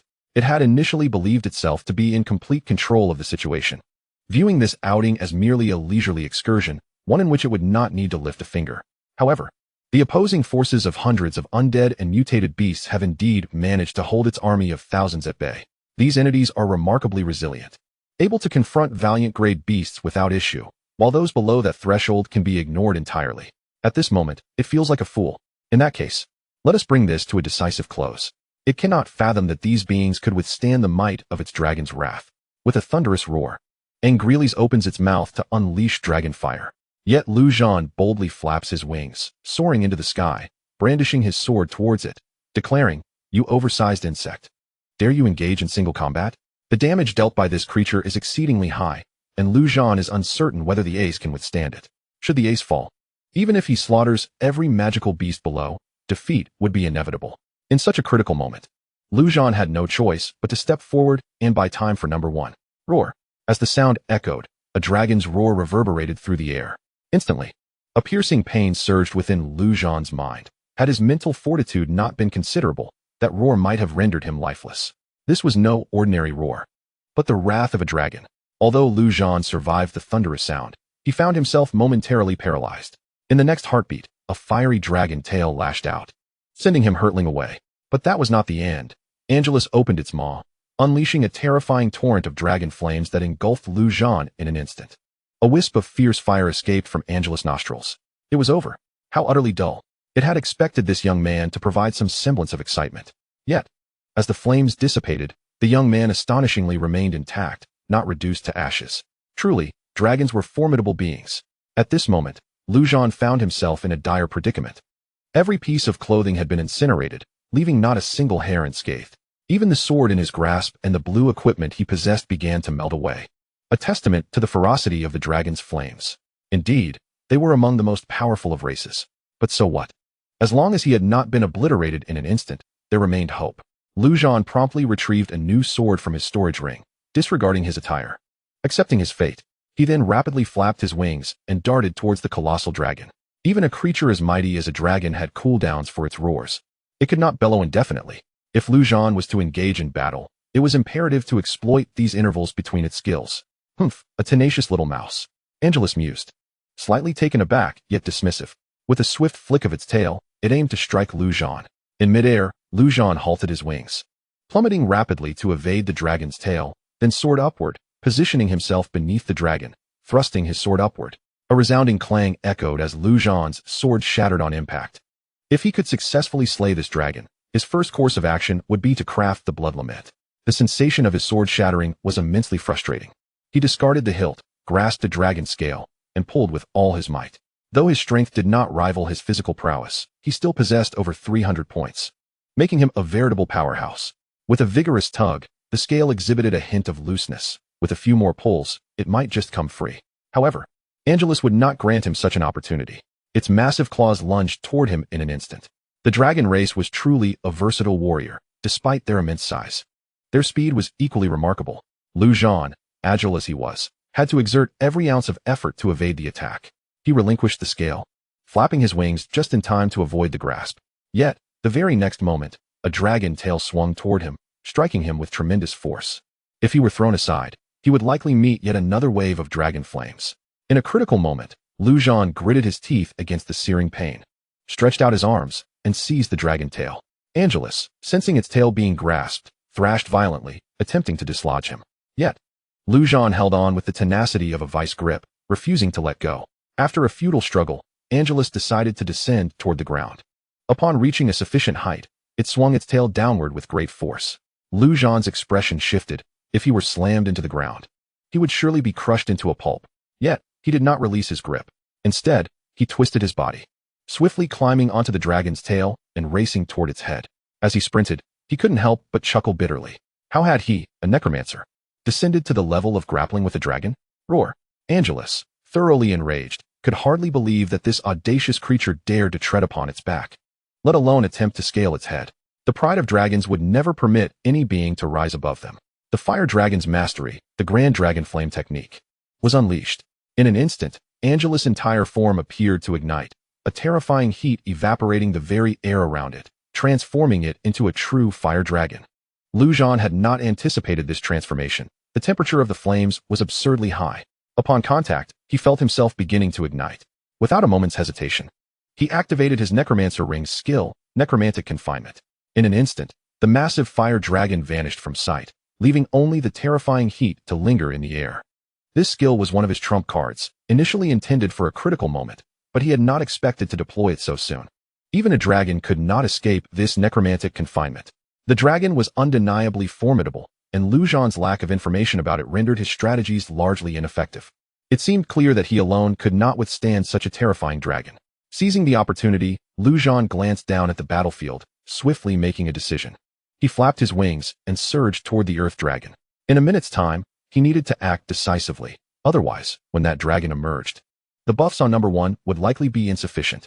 With this in mind, he resolved to eliminate the earth dragon and the Cyclops first, thereby liberating the king and Belahe. 3 heroes against this dragon, Lubu. He had faith that he could not be let down. In the necromantic space, Angelus' fire dragon form had been entirely dispelled, and now it lay on the ground, paralyzed with fear. As a top-tier race, it possessed knowledge far beyond that of ordinary beings or creatures. Common forms of confinement or spatial skills could never hope to restrain it. Yet just moments ago, it had been banished to this realm without any resistance. The thick, suffocating aura of death instilled profound dread within it. Could it be that the monarch of death had intervened personally? Chapter 96. Crash it. Within the city, A crowd stood transfixed, utterly astonished. First, there was the formidable assault of the monstrous army, followed by the valiant resistance of the undead and mutated beast squads. Then came the so-called Death's Advocate engaging the dragon in single combat. Suddenly, the dragon vanished from sight. The drama was so intense that even films would hesitate to depict such a scene. Now, they began to feel a flicker of hope. Perhaps they could truly emerge victorious? These monsters did not seem particularly strong. Observe how their attacks barely affected the mutated beasts. Indeed, that mutated beast was familiar to me. It was not particularly powerful, as I could handle it alone back then. They were merely a bunch of paper tigers. No wonder that fellow was so audacious. He had seen through it all. With this realization, the crowd's eyes sparkled with newfound determination. For them, the monsters represented not only danger but also experience, gold, equipment, and treasures. Recognizing that the threat was not as dire as they had thought, they were enticed by the prospect of so many monsters. Fellow comrades, this is our human territory. We shall not allow these creatures to ravage it. Indeed, let us take up our weapons and drive these beasts from our homeland. For the sake of humanity, charge forward. For humanity. In an instant, a multitude of individuals surged forth from the city, shouting slogans as they charged toward the monstrous beings. Driven by a desire to protect humankind, or perhaps to seize a share of the spoils. However, upon their first encounter, one such individual was swiftly met with the crushing blow of an elite-level beast, instantly reduced to a mist of blood. One after another, more and more people fell to the creatures with alarming ease. It soon became apparent to them that the monsters had not weakened. Rather, they were far more formidable than they had anticipated. A cacophony of screams filled the air as the panicked crowd sought to flee, but escaping was no simple task. And retreating back to safety proved even more challenging. Naturally, Zhan observed this chaos with a cold smile in his heart. They lacked the powerful buffs of strong reinforcements. Had these individuals rushed into battle from the very beginning, Zhan might have considered allowing Zhang Tianfu to grant them buffs. But to emerge now? To scavenge the remnants? Such hopes were utterly delusional. Zhan would rather forego those few hundred points of stamina enhancement. After all, the sheer number of undead and mutated beasts was already sufficient to cope with the situation. Xiao Yao, be careful. In the midst of battle, Lu Yong spotted Xiao Yao rushing over and hurriedly dashed to protect her. He was imbued with a powerful protective buff, allowing him to navigate through the horde of monsters with relative ease, quickly reaching Xiao Yao's side. What are you doing here? Brother Yong, I came to help you. Xiao Yao declared with unwavering determination. She wished to fight alongside her beloved, not remain behind like a mere bystander. Lu Yong didn't insist on dissuading her, but quickly called out to Zhan. He was no fool. He understood that his own courage stemmed from Lu Gu's presence. Zhan nodded without hesitation. He had a favorable impression of the young priest. Having acquired his storage ring from him, Zhang Tianfu, who had been observing from the shadows, promptly recognized the cue and included the young priest within their ranks. Roar! The great king bellowed in fury, sinking its teeth into the neck of a land dragon and tearing away a large chunk of flesh. With a resounding crash, the land dragon finally succumbed under the combined assault of Zhan and the great king, collapsing to the ground. The great king wasted no time, voraciously devouring the dragon's meat, despite its toughness. After all, any means to grow stronger was welcomed. Zhan, however, paid it no mind and charged toward Bei Laohe. Just then, a terrifying pressure enveloped the air once more. 1 minute is up. Great king, follow me. Let us take down that giant worm. Without delay, Zhan spread his wings and soared toward the recently appeared dragon, Ongraus. Roar! The great king shouted.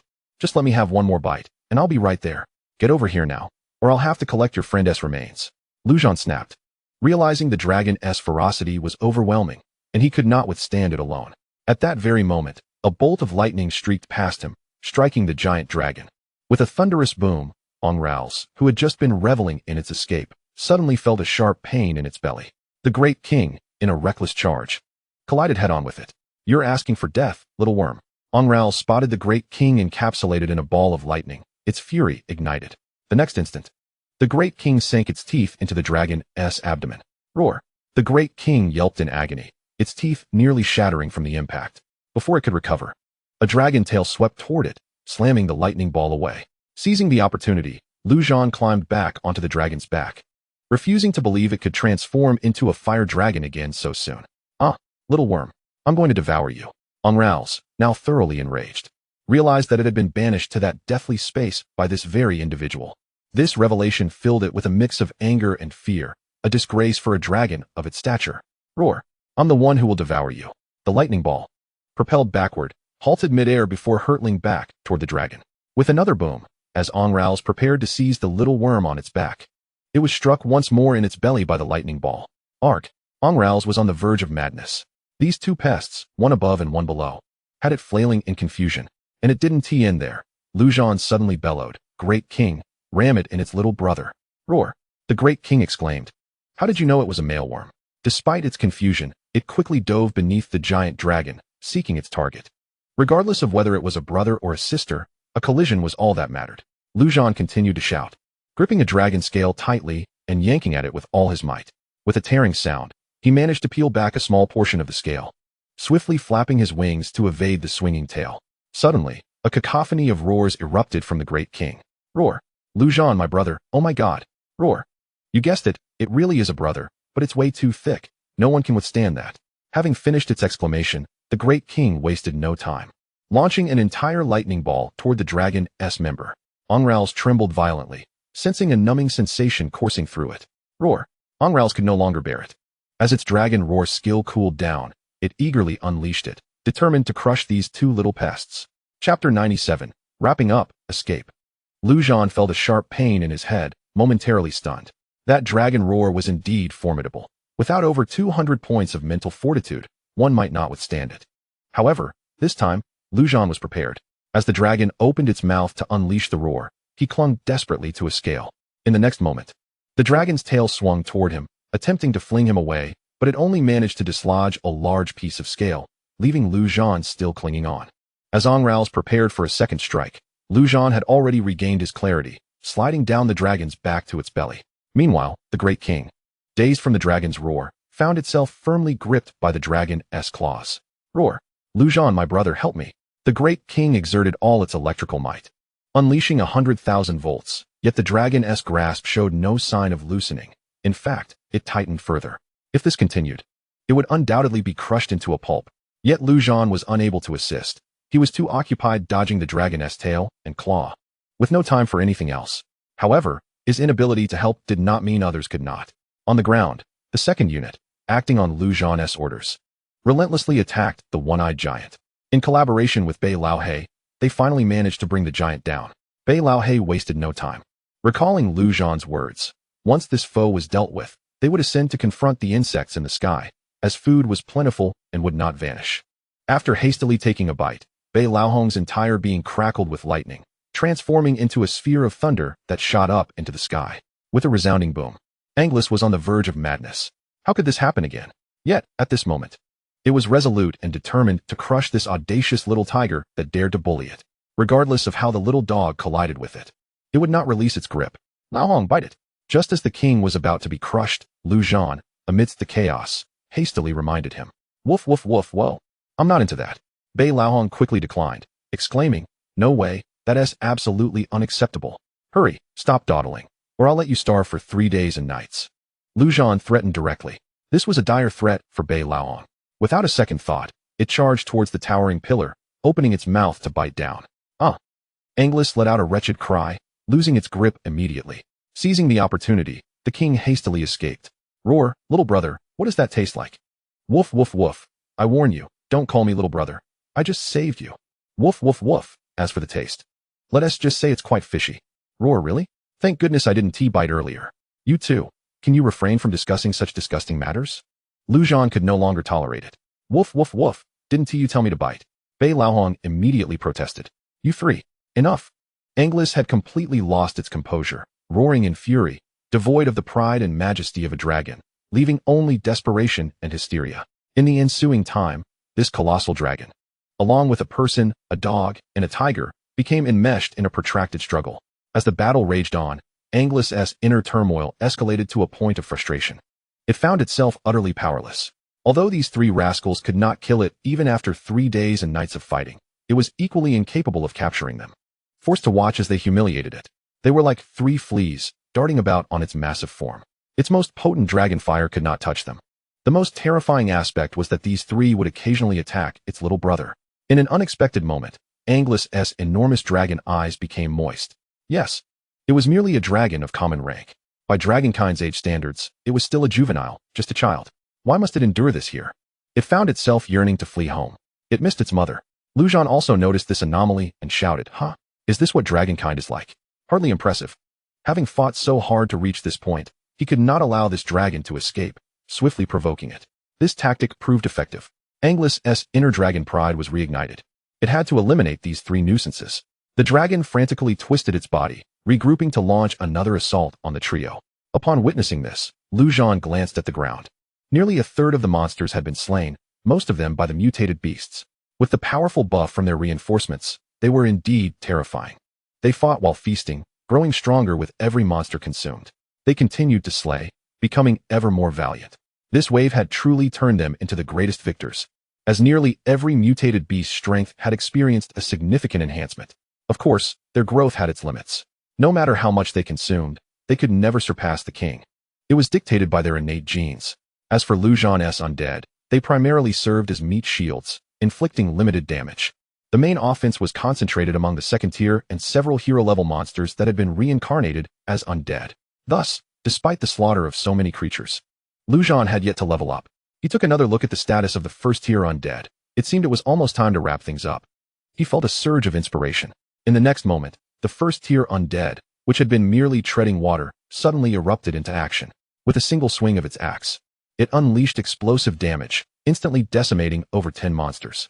Following this, it transformed into a terrifying Grim Reaper, beginning to reap every monster on the battlefield. This was the true harvest. No matter whether they were formidable race monsters or heroic ones, none could withstand its strike. The buff that fueled its courage had reached unprecedented heights. In just a minute, Lu Zhan heard the sound of leveling up echo in his mind. Level 17. He had soared 2 levels in rapid succession. He knew without looking that he was undoubtedly at the top of the leaderboard. And yet, this was not the end. There were still nearly 1,000 monsters on the ground. Most importantly, that massive dragon. If they could eliminate them all, he could at least level up once more. In the sky, Anglis finally sensed something amiss. It had been so fixated on killing the 3 little fleas that it had completely overlooked the battlefield below. Now, upon inspection, it was horrified to find that so many had perished. Of course, even if all the monsters below were wiped out, it would not feel any loss for dragonkind. Lower races were mere slaves. Yet, this instilled a sense of crisis within it. The 3 little nuisances could leap and humiliate it all they wanted, igniting only its anger and resentment, but it knew its life was not in danger. However, at this moment, it was gripped by the fear of death. Anglis could no longer afford to uphold its dragon dignity. It had to flee. Chapter 98, Dragon Slaughter. Trying to escape? It's too late. Lu Zhan bellowed, "Big brother. Laohong, we retreat." He entrusted the rest to the first tier to perform. This colossal dragon, in its desperate resistance, might resort to a mutually destructive tactic. It was prudent not to be dragged down with it, so retreating was the wisest choice. After all, their output would not inflict significant damage on this giant dragon. On the ground, a fiery rocket soared into the sky, revealing itself to be the first tier undead. Though it could not fly, with its extraordinary agility, a jump of around a kilometer was a trivial feat. Roar. Anglis was utterly panicked. That aura filled it with terror. It no longer cared about anything else and exerted every ounce of strength to fly away. Just as it seemed that the creature was about to escape, Lu Zhan issued a fierce command. "First tier, go berserk, take it down." In 1 minute, Lu Zhan was uncertain if they could slay the dragon, but they had to give it their all. In an instant, the first tier undead, which had been airborne, accelerated once more, and with a swift motion. It was directly above the colossal dragon. Then, with an axe swing, a thunderous explosion reverberated through the sky. In an instant, torrents of blood rained down from above. Like a deluge. Roar. Anglis emitted a wretched cry. It hurt so much pain. It felt a suffering like never before. At this moment, it had lost all will to resist. From an initial display of overwhelming dominance and imposing authority to a state of utter disarray, Angrilis finds itself on the brink of begging for mercy. The rapid transformation of its emotional journey can only be described as a dramatic dichotomy. At this moment, for words resonate in its heart. "Mother, save me. Woof, woof, woof, woof, woof. Look, big tiger. This is my boss. Isn't he formidable? Keep being arrogant, and I'll cleave you in 2 with an axe." Witnessing this spectacle, the excited Beilahong howls with fervor. Even the great king appears momentarily stunned. That creature is indeed ferocious. Could it truly be the master of that foolish dog? Should it speak in hushed tones from now on? Damn it. What are you 2 still doing there? Hurry and drink. This is dragon's blood. Lu Zhan, noticing the 2 still debating, hastens to remind the great king and Beilahong that this substance is a tremendous boon for mutated beasts. When the dragon inevitably reincarnates, They will only be able to consume its blood. Roar, roar, roar. Can we really drink this? The great king hesitates, only to see Beilahong's lightning sphere charge ahead. After following Zhan for so long, Beilahong has unwavering faith in the superior's superior. Observing the actions of the large black dog, the great king can no longer afford to hesitate. Delay could mean missing out. The two creatures soar beneath the colossal dragon, opening their mouths to receive the blood. Upon tasting the first drop, they begin to howl ecstatically, their bodies enveloped in crackling lightning. Dragon's blood is simply delectable. In the sky, number 1 has already drawn its axe and leaps onto the giant dragon, furiously swinging with such fervor that afterimages appear. Blood rains down from the sky in increasing quantities. The great king and Beilahong below scramble to catch it, overwhelmed by the deluge. Roar, roar, roar, roar. What are you still doing there? Come here and drink the blood. The great king is nearly frantic. This is wasteful, so incredibly wasteful. Especially upon seeing its underlings still battling the trivial demon monsters, it shouts in exasperation. What is so tasty about those lousy demon creatures? We must feast on this dragon's blood. Angreles has descended into complete despair, feeling its life force rapidly draining away. As a dragon, its blood is exceedingly thick. Yet, no matter how thick, it cannot withstand such frenzied assaults. The damage dealt is insurmountable. What to do? I am going to die. Mother. No. I am of the dragon lineage, the mightiest of the heavens and the earth. How can I be slain? Mother once said. Even in death, we dragons must not perish in such a manner. The mission, yes, it had set forth to fulfill a task, to eradicate that harbinger of death. Thus, it shall sacrifice its own life to accomplish this mission, preserving the last vestiges of dragon dignity. With this thought, Angreles' heart suddenly finds tranquility. The pride of the dragon race returns. It gazes slowly towards Zhan, who is still flapping his wings nearby. Self-detonation. The magnitude of the dragon's self-detonation is unfathomable, even to itself. Yet, it can certainly obliterate that creature. However, for safety's sake, it should draw a little closer. In the distance, Zhan, engrossed in number 1's dragon-slaying performance, suddenly feels a jolt in his heart, sensing an ominous premonition.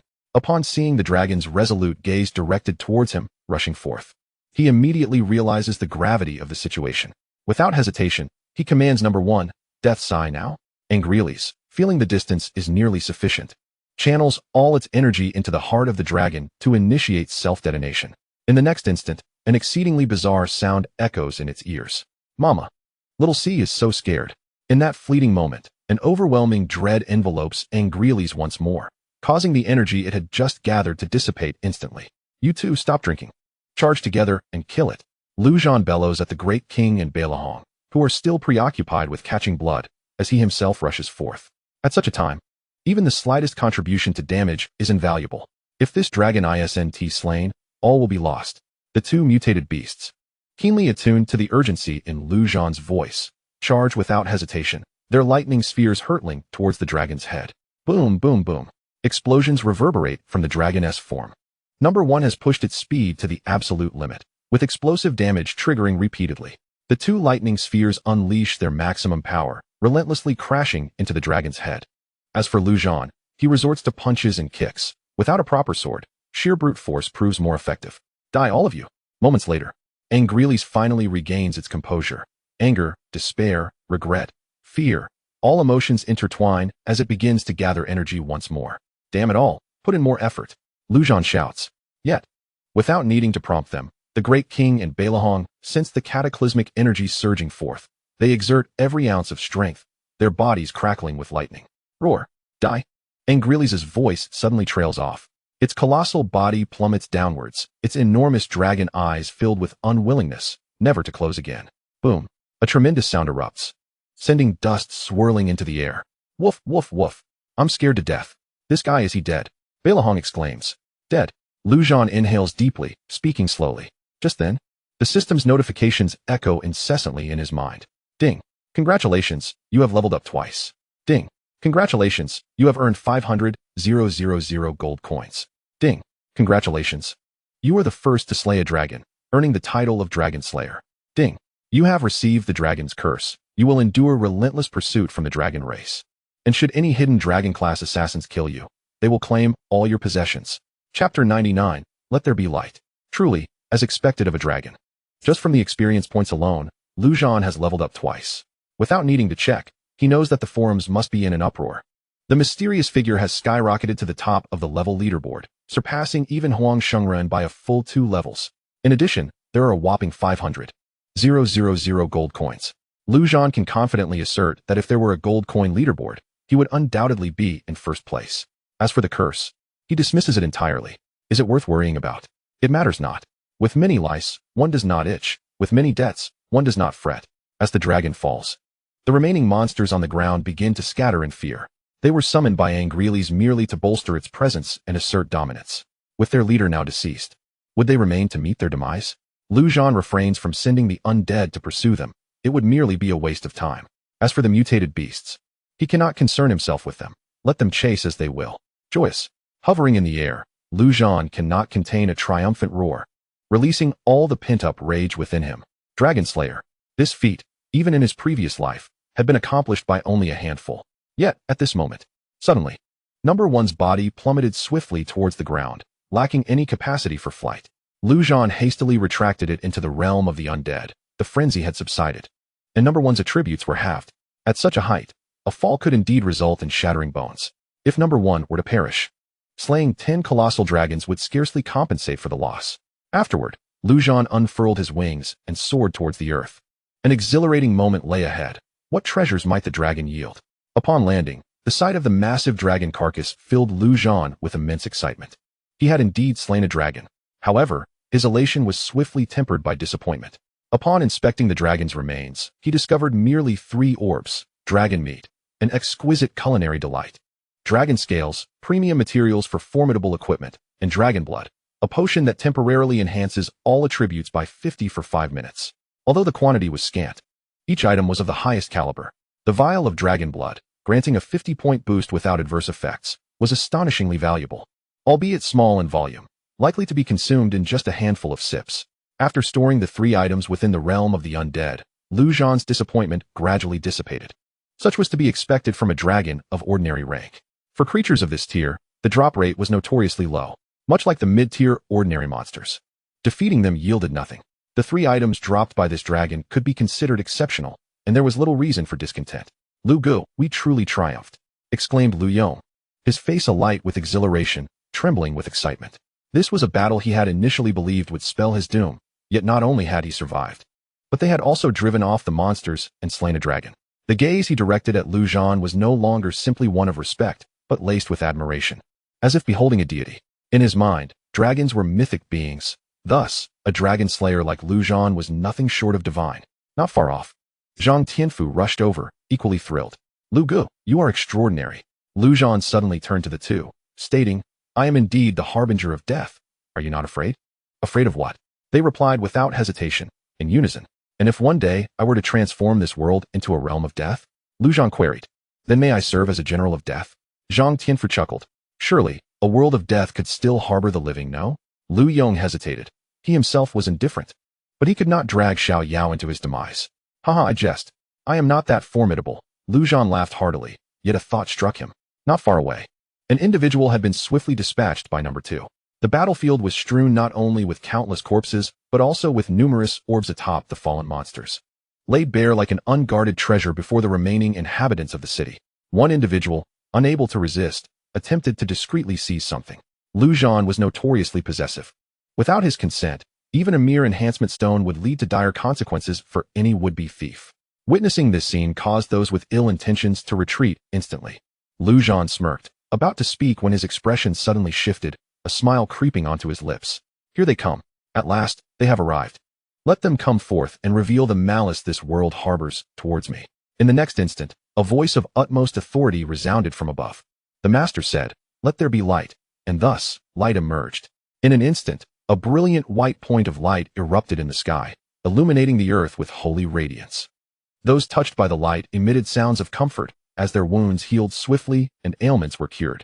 However, in stark contrast, Lu Zhan's undead began to emit white smoke. As if dissolving, Lu Zhan frowned. A holy class practitioner?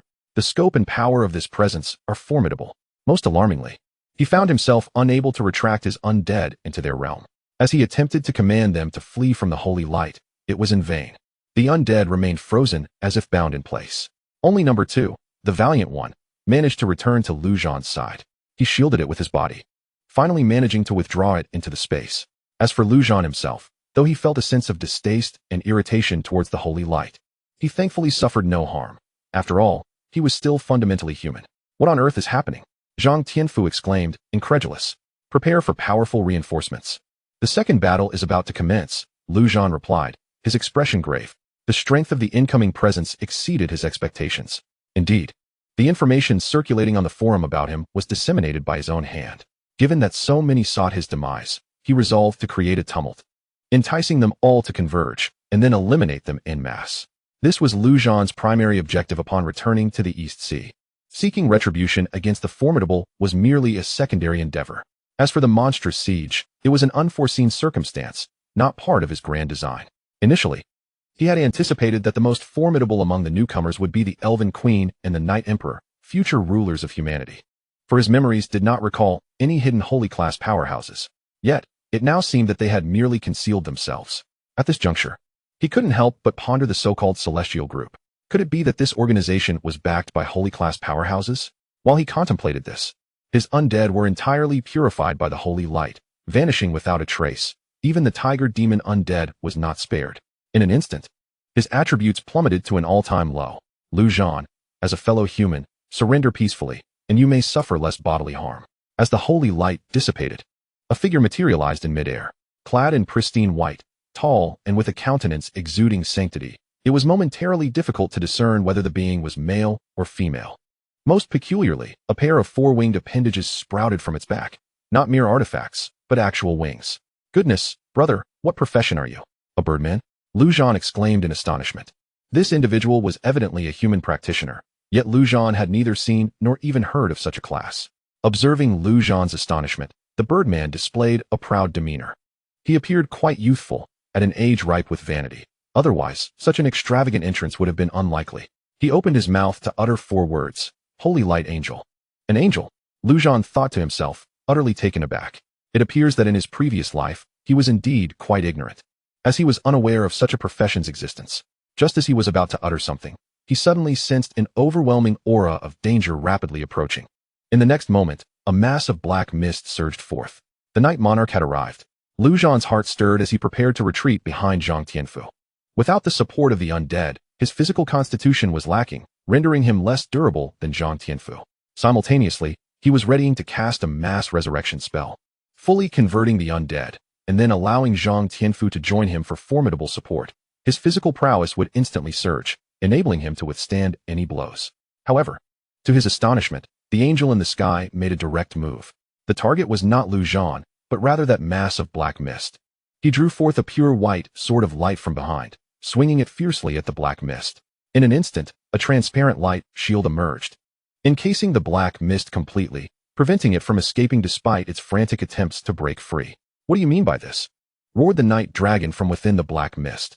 He was on the verge of avenging his brother, but had not anticipated the interference of a third party. That head belongs to me. You cannot kill him. In the air, the holy light angel Chu Ning scoffed. He had traveled a great distance solely to eliminate Zhan. If another were to claim the kill, then his journey would have been in vain. As this thought crossed his mind, a glimmer of greed flashed in Chu Ning's eyes. The mysterious powerhouse ranked first on the leaderboard was likely none other than Zhan himself.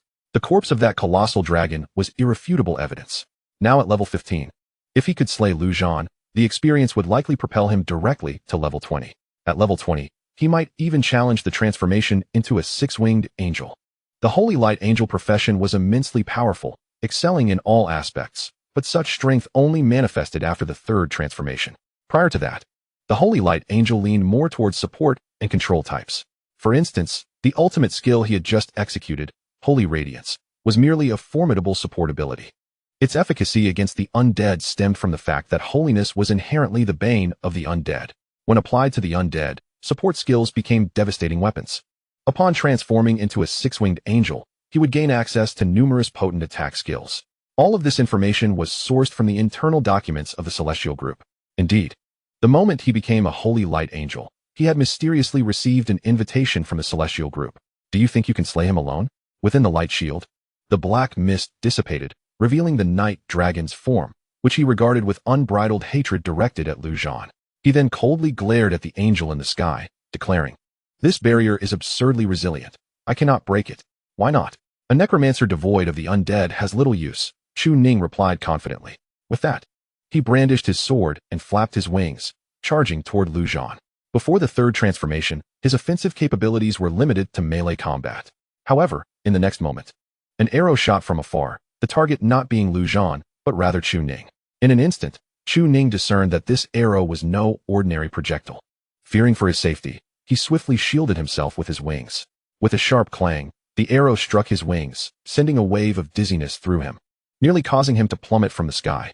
Regaining his composure, he scanned the direction from which the arrow had come, anger etched upon his face. There, not far away, hovered a strikingly beautiful woman, her expression as frosty as ice, wielding a bow and arrow, with a pair of green wings fluttering behind her. Lu Zhan felt a twinge of annoyance. Was it now commonplace for everyone to possess wings? He had thought he was the only one capable of flight.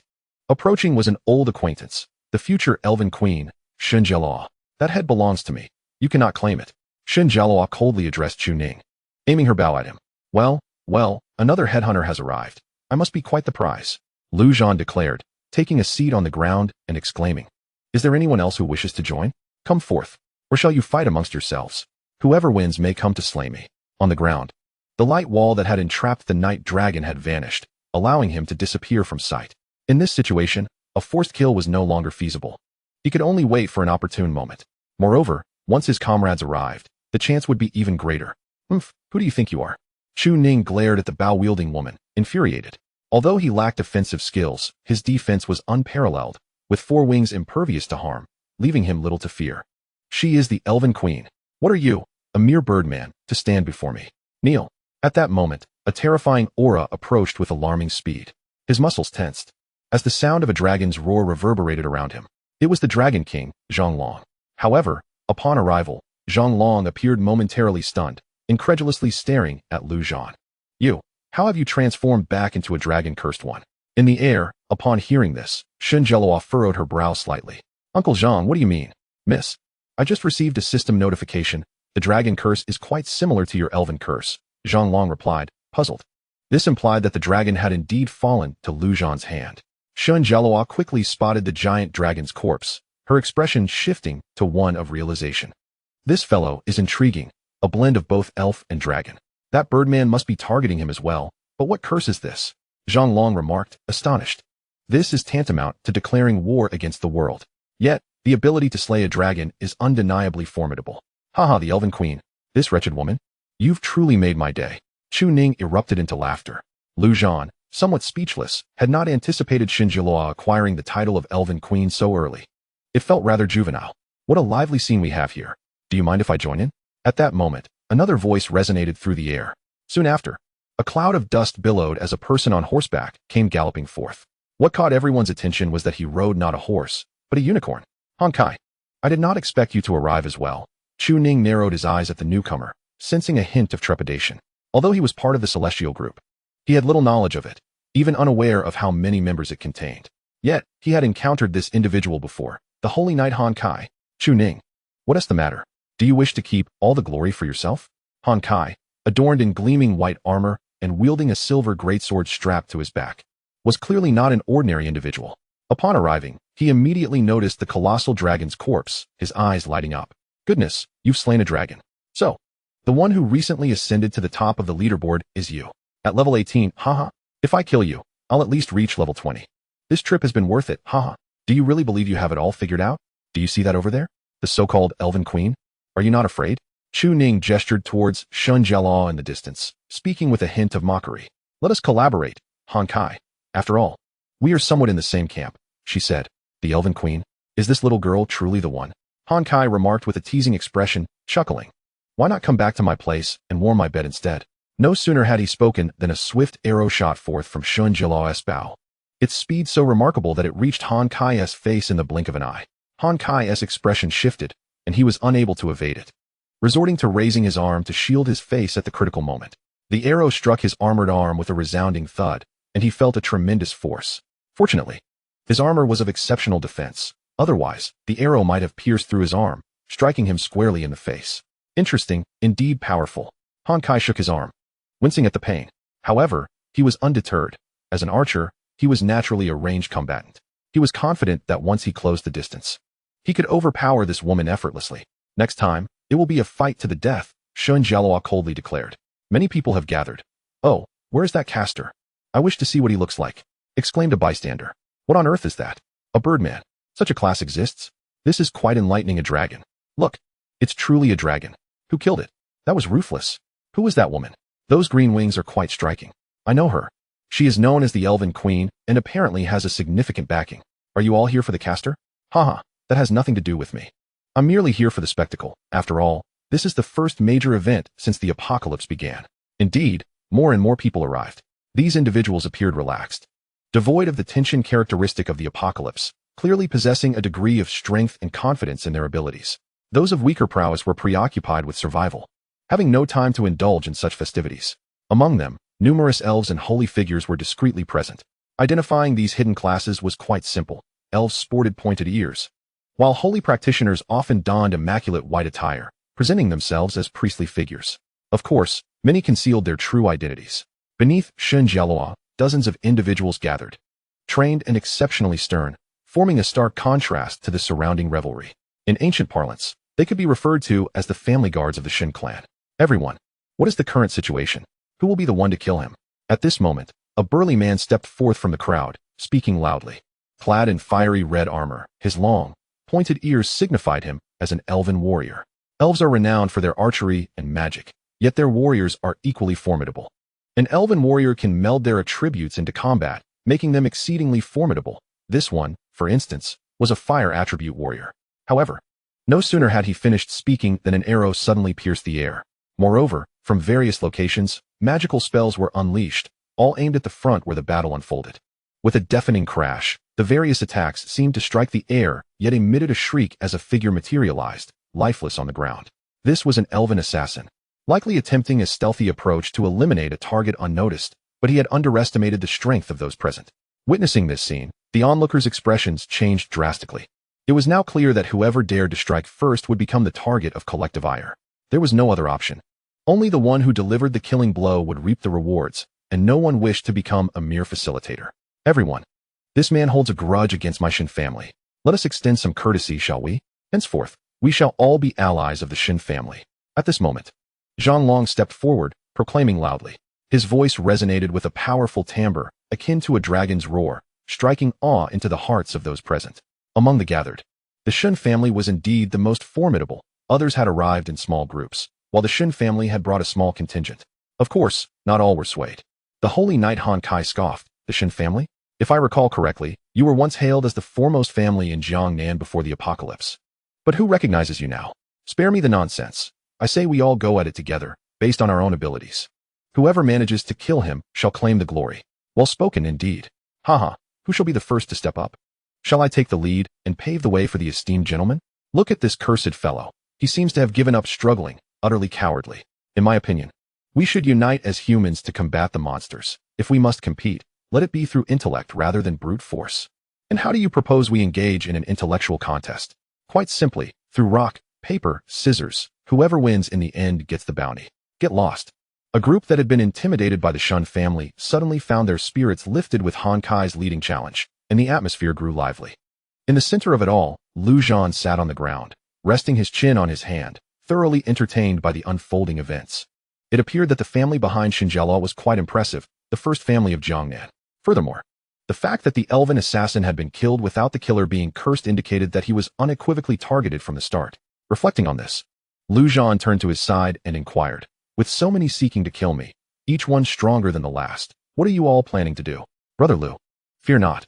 I shall always stand as your steadfast support. Zhang Tianfu patted his chest, confidently declaring. Though he was fearful, he had unwavering faith in Lu Zhan, a man capable of miracles.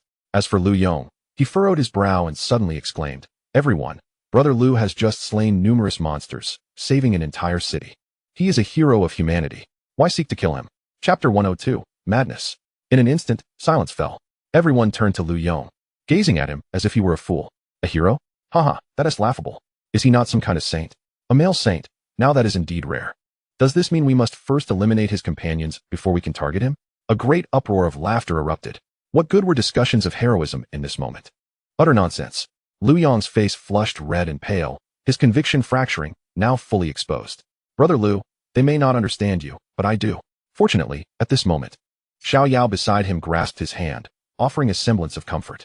Lu Zhan stood, patting Lu Yong's shoulder with a smile. Do you wish to know why? Let me enlighten you.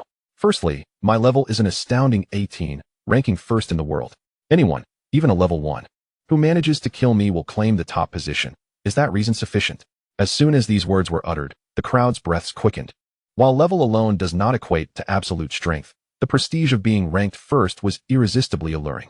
The esteemed Huang Shengren has garnered such immense prestige, largely due to his prolonged dominance at the pinnacle. The practitioners of the sacred and elven classes are visibly eager. Meanwhile, other formidable individuals express their discontent at their own lack of similar stature, yet they too are unwilling to simply stand by and watch. Those who are envious are plentiful and will not permit others to reap what they themselves cannot. Lu Zhan surveyed his surroundings and continued. Next, let us discuss the gold. Wait a moment, allow me to check. I currently possess 613,234 gold coins. Over 600,000, ladies and gentlemen, collectively. I dare say none of you can match my wealth. Haha, over 600,000. At this moment, some individuals could no longer contain themselves and grasped their weapons. Eager to unleash their skills, they glanced at their mere hundreds of coins, then at others with tens of thousands. Such ostentatious wealth. Noticing their agitation, Lu Zhan quickly interjected. Everyone, please, remain calm. There is more to come. Allow me to introduce my equipment. I possess 2 pieces of purple gear. Purple gear. I wager many of you have scarcely heard of it. I dare say, the entirety of you gathered here likely does not possess more than 10 pieces combined. Yet I have 2, both of exceptional quality. Furthermore, I have a blueprint for a piece of red equipment, with materials nearly assembled. As for red gear, there is not a single piece among you. And as for other equipment, I shan't bother to elaborate. Anything that falls into my hands is undoubtedly of the finest caliber. Should you take my life, all of it shall be yours. With each word he spoke, the breaths of those present grew heavier. He spoke the truth. Most had never laid eyes upon purple gear, let alone owned any. Even Xun Jelua's expression betrayed a hint of urgency. Having 1 piece of purple gear herself, she understood just how extraordinary their attributes could be. Now, you see this ring? Lu Zhan raised his hand. This is known as a storage ring. Indeed, it is precisely what you envision. With a flourish, he conjured a sword from thin air. Just look at you all, burdened with bags. Where is your dignity as warriors? Must you carry your belongings, even in battle? How utterly uncouth. A storage ring is the quintessential artifact for adventurers and wanderers alike. So, are you tempted? Should you slay me, it shall be yours. In an instant, all eyes fixated on Lu Zhan's finger. A storage ring. A relic one might only encounter in tales of cultivation. As they felt the weight of their own cumbersome packs, their gazes grew increasingly avaricious. In addition to these, I possess an array of other items. Behold this wing. Observe how those 2 avian beings flaunt their prowess. Slay me, and you too can possess wings and indulge in such vanity. And this, dragon-s blood, which enhances all attributes by 50. Is that not formidable? A game-changing artifact. Furthermore, this shadow cloak grants invisibility. Even a mage can become unseen. Imagine, an invisible mage. How spectacular. As for skill points, I need not mention them. There are certainly 20 or 30 to spare. I have some other trivial items that I find beneath my notice, yet I suspect they may pique your interest. In summary, should you take my life, such bountiful rewards await you. Haha, Lu Yong, do you now comprehend why they seek to end me? But, with these trifles, can they truly vanquish me? Lu Zhan laughed maniacally, exuding arrogance and defiance, disregarding all consequences. As the saying goes, to bring about the downfall of a foe, one must first drive them to madness. He intended for them to be consumed by frenzy. Come forth. Let me witness the extent of the world's malice towards me. Alas, at this moment, the teleportation array had yet to be constructed. Those present were merely locals. Those 2 distant had no hope of arriving in time. To Lu Zhan, this gathering felt somewhat lacking in grandeur. If all the world's strong were to converge, that would be a true spectacle of one against the world. How audacious. I find myself almost reluctant to end you. Han Kai's eyes sparkled with unrestrained greed and murderous intent. Each item Lu Zhan mentioned stirred an insatiable desire within him. Not far off, Xun Jelua spoke coolly. Uncle Zhang, clear the area. Since these individuals are so ungrateful as to contest with me, let them all perish. Lu Zhan's head would be hers, not merely for the curse's reward, but to avenge the humiliation of the past. Very well, Miss, Zhang Long responded, preparing to command his subordinates to initiate the assault. However, in the next moment, a series of roars erupted from the perimeter. Woof woof woof. Haha, big cat. I've devoured 15 of them. How about that? Impressive, isn't it? Roar, roar, roar. Little brother, not bad, but I've consumed 16, huh? One more than you. Woof, woof, woof, woof. Get lost, I don't believe it. Why are there so many of them? Roar, roar, roar.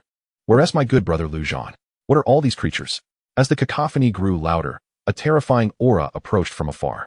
It was the king and the formidable Bei Laohai, accompanied by a throng of mutated beast minions. They had been pursuing the fleeing monsters, for to the mutated beasts, those creatures represented both sustenance and energy. They could not allow them to escape. Haha, my good brother, I have awaited your arrival. Zhan exclaimed, laughing heartily. Ensure that no one escapes. Should anyone dare attempt to flee, slay them without mercy. He had delayed engaging in combat to await the return of these mutated beasts. It was not that he required their assistance in battle. Rather, he needed them to secure the area. Today, he would enact a reckoning. Those who dared to approach him would be met with death. None would be spared.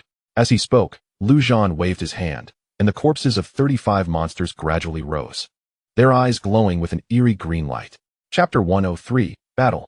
Roar, roar, roar. Rest assured, my brother, with me, the king, here, no one shall escape. In the distance, the king bellowed, swiftly directing his minions to encircle the area. While killing held little allure and was often tedious, it was a request from his good brother, and he would surely comply. What is this profession? Why do the deceased monsters rise again? Zombies, perhaps? Truly, he possesses an unsettling number of curses. The onlookers pondered, bewildered. And what of those mutated beasts? Are they allied with him? That massive tiger and the large black dog, both formidable and dangerous. These corpses appear quite unsettling. Their green eyes are rather frightening. A necromancer, perhaps? They bear resemblance to those depicted in novels, likely a hidden class. They're probably just zombies. What has to fear?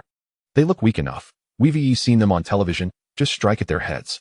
In an instant, the expressions of the once greedy crowd morphed dramatically. Fear, anger, and disdain flickered across their faces.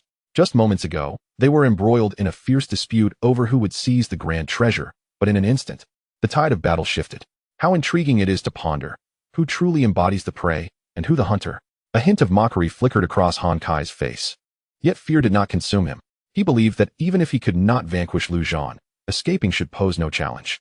He then turned his gaze towards the angel hovering above, uttering, Chu Ning, unleash a powerful spell and obliterate these insufferable foes. Chu Ning scoffed softly, yet remained motionless. A pang of regret washed over him. He had been the first to arrive, and had he acted swiftly rather than posturing, he might have claimed that magnificent treasure outright.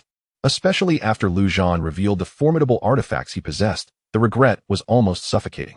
Now, surrounded by so many adversaries, he found himself at a disadvantage despite his angelic prowess.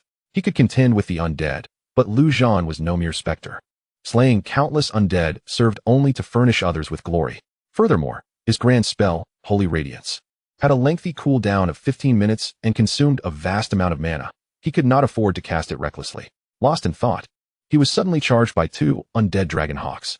Chu Ning snorted in disdain. He had no intention of seeking trouble with these undead, yet they brazenly approached him, essentially courting death.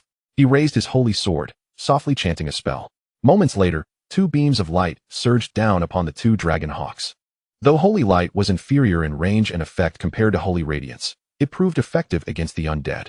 However, to his astonishment, the 2 dragonhawks merely hesitated for a few seconds within the Holy Light before bursting forth once more towards him. What was happening? Were these undead stronger than he had anticipated?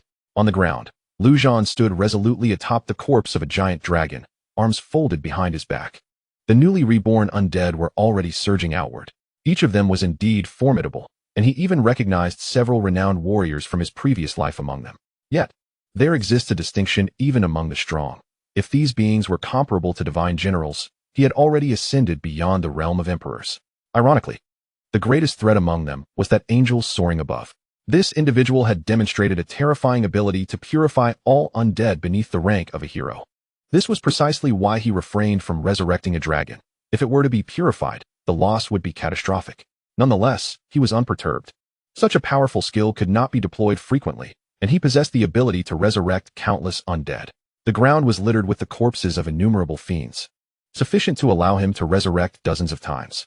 As the battle erupted, the distant powerful beings quickly realized the overwhelming strength of these undead. What manner of creature was Angelize? A proud, noble, and intimidating dragon, commanding its minions with certain expectations, even the lowest of creatures among them. serving as a sacrificial squad, had to meet a minimum standard, at least ordinary mid-tier fiends. Thus, the corpses strewn about had not been weak in life, with some exhibiting extraordinary strength. Upon resurrection, bolstered by innate talents and attributes, the weakest of these undead boasted attributes in the range of 50 to 60. As for their physicality, that was beyond question. With robust support, each one surpassed 100. Were it not for the absence of skills, they would undoubtedly overwhelm most practitioners present. Soon, casualties began to mount. Several feeble humans were utterly incapable of withstanding the frenzied assault of the undead. Subsequently, non-divine and elven practitioners began to seek an escape.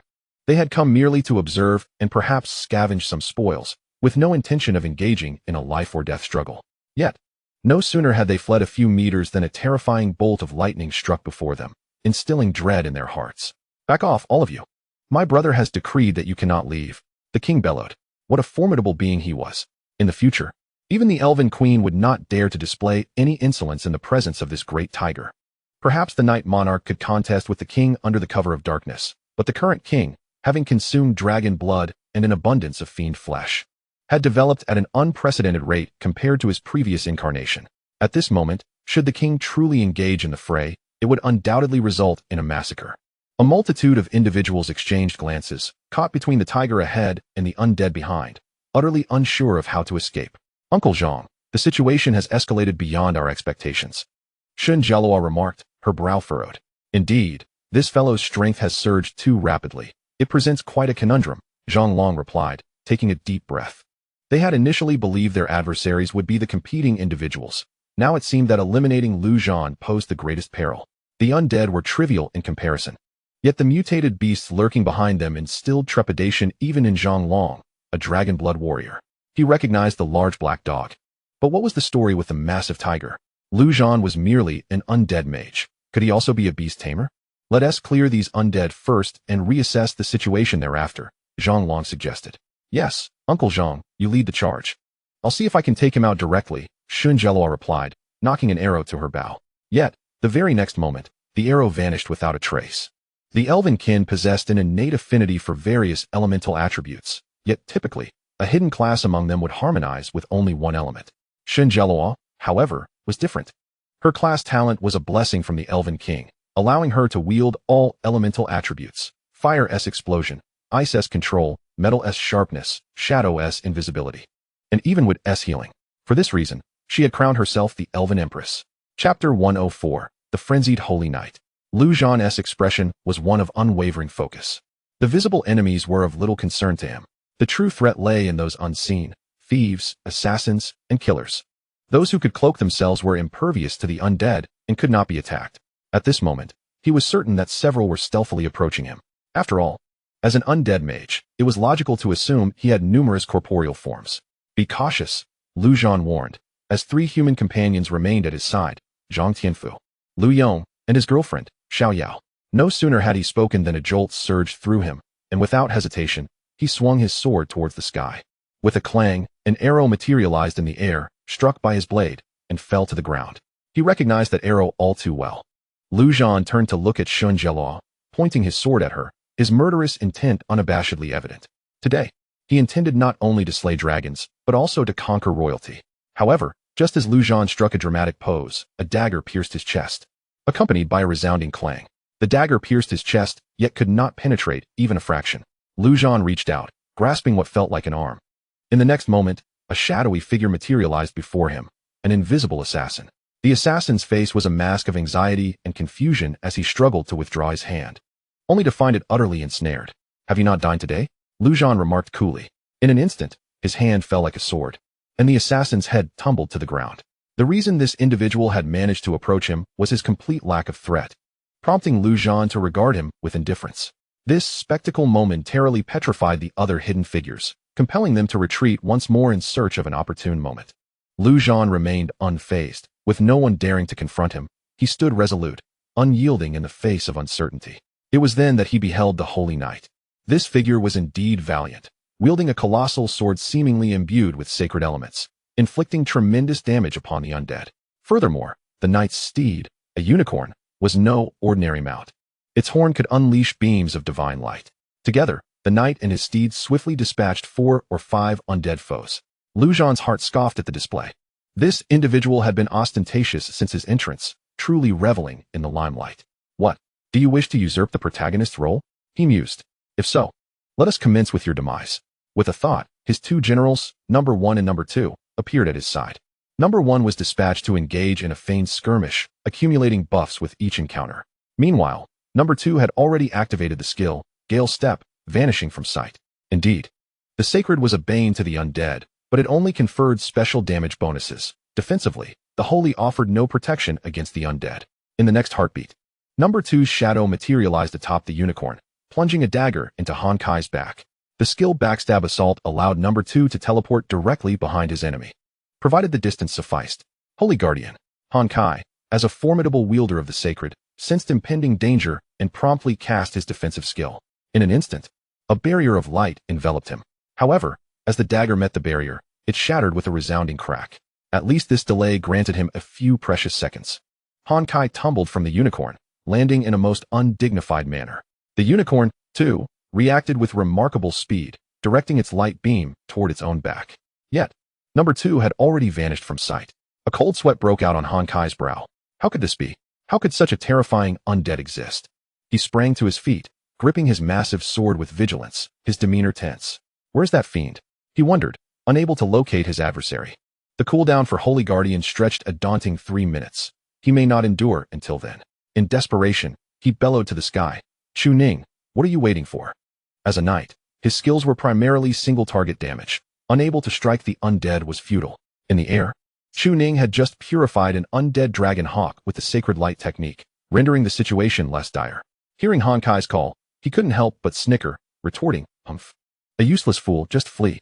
For him personally, casting sacred light at this juncture offered no advantage. Fine, just you wait.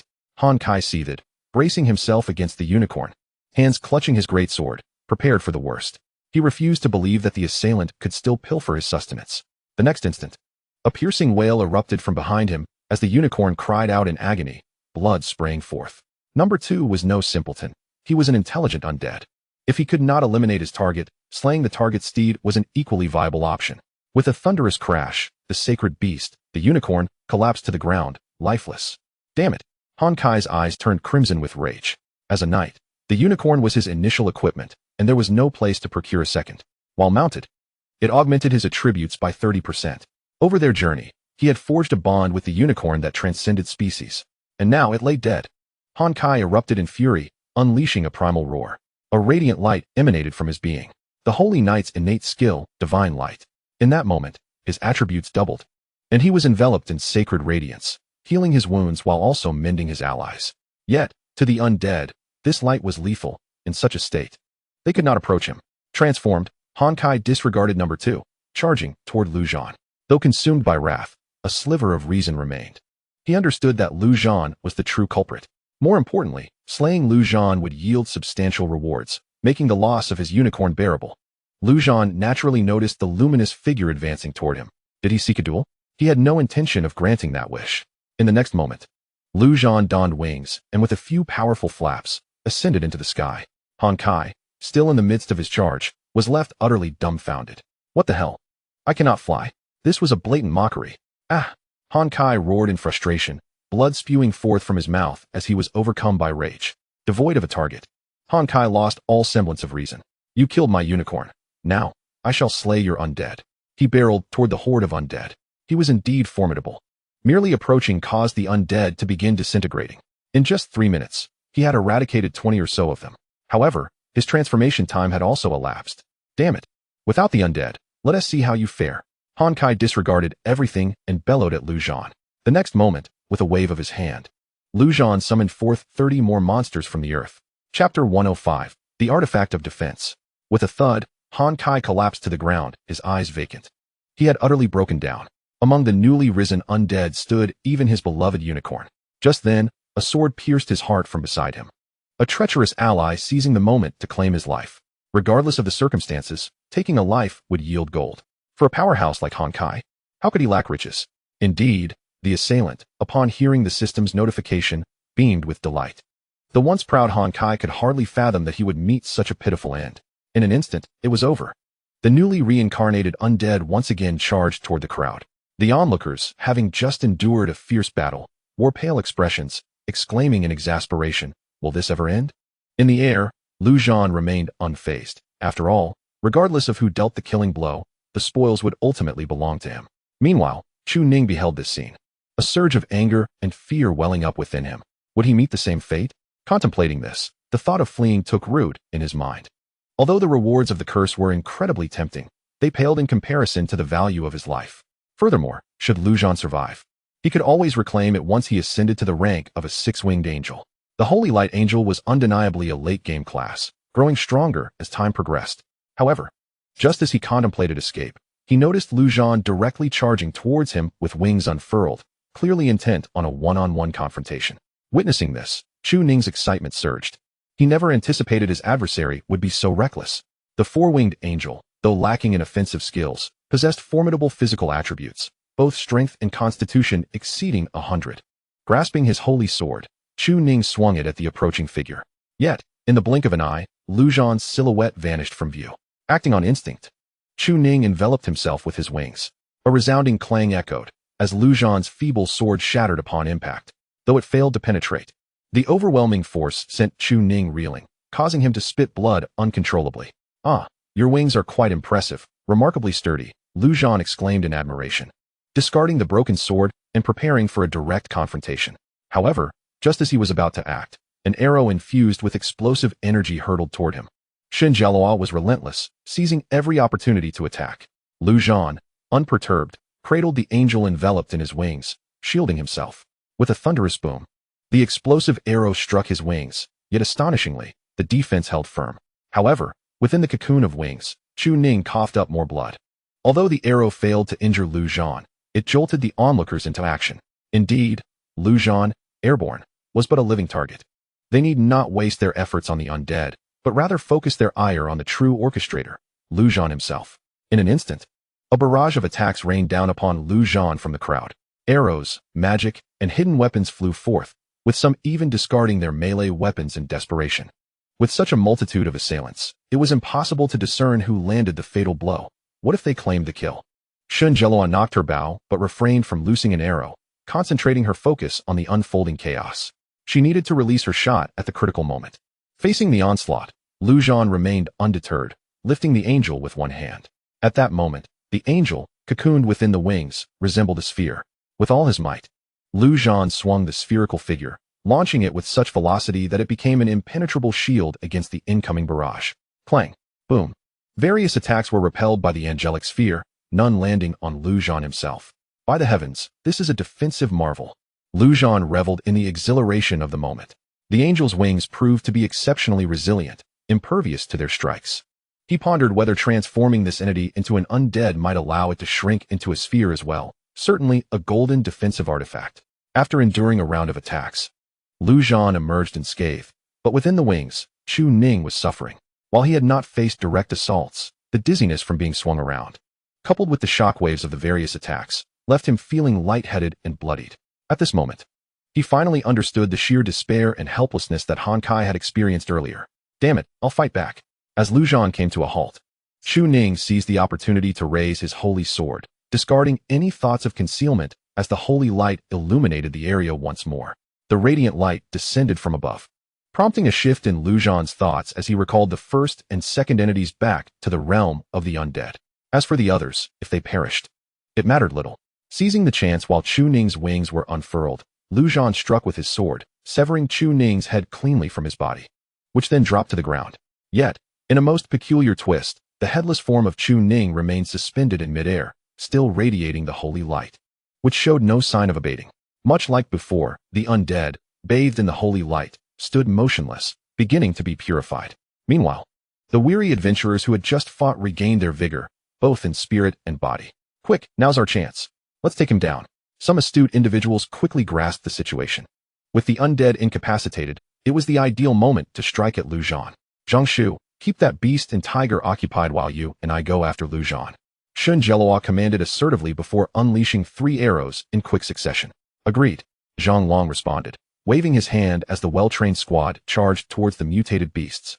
To put it bluntly, they were effectively sending themselves to their doom. They were the suicide squad nurtured by the Shen family, brainwashed since childhood, resembling puppets in their unwavering obedience. Shun Jelua's mere words could propel them to their demise, her voice devoid of any tremor, showcasing her resolute character. Shortly thereafter, Zhang Long unleashed his ultimate move, transforming into a humanoid dragon, leaping into the air with astonishing height, landing right beside Lu Zhan.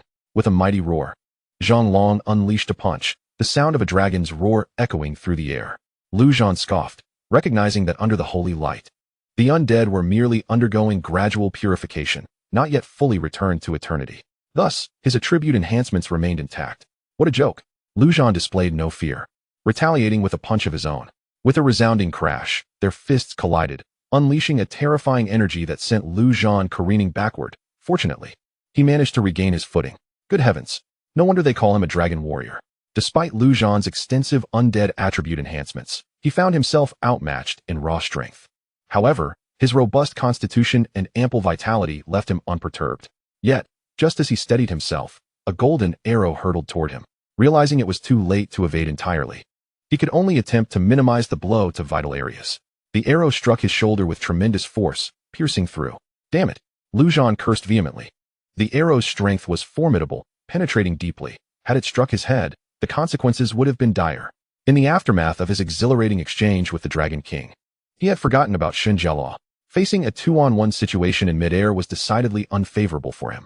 With this in mind, Lu Zhan hastily descended toward the ground, where the throng was dense, making it more challenging for Shun Jelua to aim. Damn it, they're all coming for me. Zhang Tianfu let out a thunderous roar and unleashed his taunting skill. In the midst of battle, he was unable to contribute offensively. His only role was to absorb some of the attacks directed at Lu Zhan. Throughout the recent onslaught against the demonic creatures, he had been diligently activating his powerful support abilities. Although he did not personally engage in the fight, his contributions were nonetheless significant. For every demon slain, he shared in the accrued experience. At this moment, his level had already reached 15, merely one level below Huang Shengren. It could be said that among all the adventurers present, few surpassed him in terms of level. This taunt was remarkably effective. All those who charged toward him were successfully drawn into his provocation, compelled to attack him. What the hell, so many? Zhang Tianfu felt a surge of panic as he surveyed the scene, noting at least 40 to 50 individuals rushing towards him. Gritting his teeth, he decided to cast aside his fears, closed his eyes, and layered himself with all available defensive skills and buffs. The rest, he entrusted to fate. What followed was an astonishing spectacle. Among the buffs Zhang Tianfu had bestowed upon himself was a skill called Lucky Evasion, which granted him a 10 chance to evade attacks. Remarkably, this modest increase in evasion caused a staggering 80 of incoming attacks to miss their target. Were Lu Zhan to witness this, he would undoubtedly curse loudly, "Damn you, Tianfu." Beside him, Lu Yong was equally taken aback. He had been prepared to wield his great sword and engage in battle, only to find that all foes had diverted their attention to Zhang Tianfu. What could he do now? For heaven's sake, why are you two still standing there? One of you heal me, and the other take down the enemies. Zhang Tianfu shouted in frustration, enduring a torrent of attacks while his two teammates seemed to be idly watching. At that moment, Xiao Yao quickly sprang into action, raising her staff to continuously heal Zhang Tianfu. The healing spell bestowed upon her by Lu Zhan was nothing short of miraculous, although it provided only modest healing per cast. Its short cooldown and low mana cost allowed her to cast it almost incessantly. As for Lu Yong, he gripped his massive sword, paralyzed by indecision. Since the onset of the apocalypse, he had slain countless monsters, yet he could never bring himself to harm a fellow human. At this critical juncture, his conviction remained unchanged. Humans should unite against the demonic forces, not turn against each other. Just then, Lu Zhan descended from the air, taking stock of the chaotic scene and instinctively seeking refuge behind the formidable Zhang Tianfu. Moments before, his undead minions had finally succumbed, all purified in a single sweep, leaving him in a moment of vulnerability. He had no time to resurrect his undead, for an ominous presence was rapidly approaching from above. Roar! Zhang Long bellowed as he unleashed a powerful punch. From his fist erupted a colossal, ethereal golden dragon, roaring toward Lu Zhan's position. The ground shook as the dragon collided violently, unleashing a devastating energy wave. This blow, aimed indiscriminately, caught all the adventurers attacking Zhang Tianfu in its wake, resulting in countless casualties. Even Zhang Tianfu found himself forcefully knocked to the ground, racked with pain, yet miraculously, he was still alive. Ugh, what is that beneath me? Zhang Tianfu wondered, only to hear Lu Zhan's voice, barely hanging on. Get off me, you're so heavy. Ignoring his agony, Zhang Tianfu quickly rolled aside, realizing only then that Lu Zhan had sought refuge behind him. On the ground, Lu Zhan was in a dire state.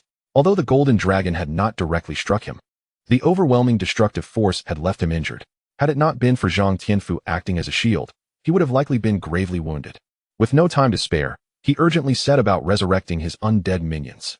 The effect of the holy light had faded, causing Chu Ning's headless corpse to plummet from the sky. Strangely, the wings and holy sword had vanished without a trace. In the next moment, as over 30 undead rose once more, Lu Zhan felt a resurgence of power, granting him a semblance of security. Why? A chilling cry suddenly pierced the air. Lu Zhan turned to see Lu Yong, battered and bruised, kneeling on the ground, cradling the lifeless form of Xiao Yao in his arms, devoid of any breath. Moments before the arrival of the golden dragon, Lu Yong had been wrestling with the moral dilemma of killing. Xiao Yao had bravely pushed him to the ground, using her body as a shield to absorb the majority of the damage. Xiao Yao, please wake up. I promised you a perfect wedding. Once we're married, we'll have many children together. I've even thought of their names. If it's a boy, Lu Da, Lu Xiaoer, Lu Xiaosan. If it's a girl, Lu Xiaomei, Lu Ermiai, Lu Sanmei. Silly names, I know, but please, just wake up and scold me for being foolish. Lu Yong whispered, tears streaming down his face, falling onto Xiao Yao's still form. Alas, Lu, my friend, take heart. Lu Zhan felt a pang of sorrow in his own heart, unsure of what to say. Lu Gu, do you think I was wrong? Lu Yong's voice turned cold. It's not that you were wrong, but rather, that you are ill-suited to this era. Lu Zhan sighed, preparing to offer further comfort when he sensed that ominous presence drawing near once more. Damn it, you dare come again. Lu Zhan seethed with rage, feeling a profound guilt as Xiao Yao was Lu Yong's beloved. The guilt weighed heavily on him. He longed to tear apart this so-called dragon king with his bare hands. Lu Yong, let me handle this. Just as Lu Zhan was about to act, he saw Lu Yong slowly rise, clutching his greatsword. In that moment, his body radiated an eerie crimson aura, and his eyes burned like flames, glowing fiercely. Just moments ago, a voice had echoed in his mind, ding. Your inner turmoil has met the criteria for demonic transformation, activating the hidden talent skill, demonic transformation. Talent skill, demonic transformation, upon activation, enhances strength, constitution, and agility by 300. Increases all skill power by 50, reduces cooldowns by 80, and consumes no mana. Caution, please manage your time carefully. Excessive duration of demonic transformation will lead to complete loss of reason, resulting in total madness. Chapter 107, damn it. In the next instant, Lu Yong launched himself into the air like a projectile. With a resounding crash, he charged headlong into the descending Zhang Long, a brutal clash of raw power. Yet, despite the 300 enhancement, Lu Yong found himself outmatched by Zhang Long's draconic form. The collision sent Lu Yong hurtling backward, crashing heavily to the ground. However, Zhang Long's momentum was halted, and with no strength left to remain airborne, he too was forced to land. Interesting, who are you? Zhang Long steadied his tumultuous breath, a glint of brilliance igniting in his gaze. Lu Yong rose to his feet, wiping the blood from the corner of his mouth, his silence betraying a madness and a thirst for slaughter that flickered in his eyes. In an instant, he vanished from his position, reappearing before Zhang Long. His massive sword plunged mercilessly into the ground. Zhang Long's expression shifted slightly as he unleashed a powerful punch, yet it was already too late. A crimson mist erupted from the ground where they stood, propelling Zhang Long skyward. This was the signature skill of the Berserker, Bloodlust Eruption.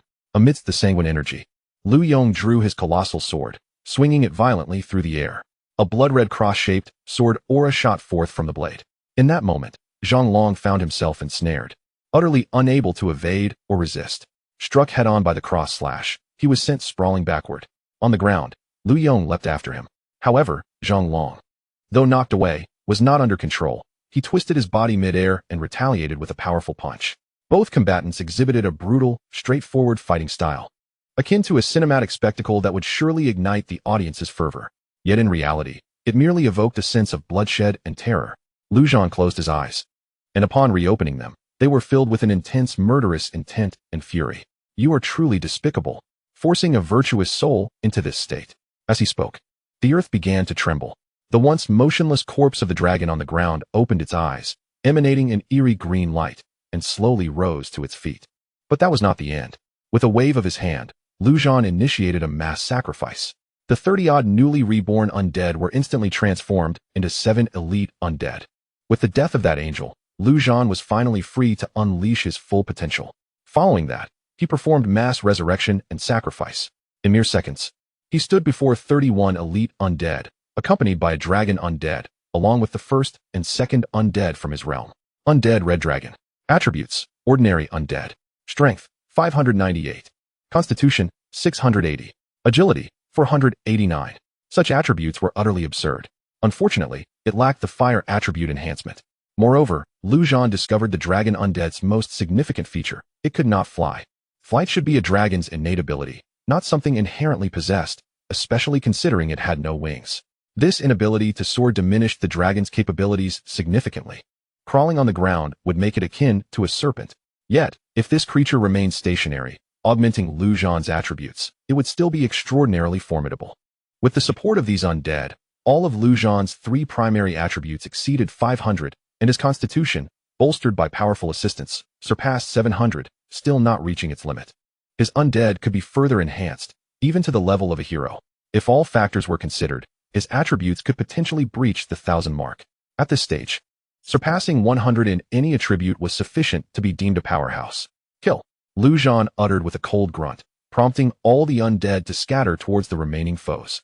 The ordinary undead had already inflicted severe torment upon these individuals. Now transformed into elite level, the scene presented a one-sided onslaught.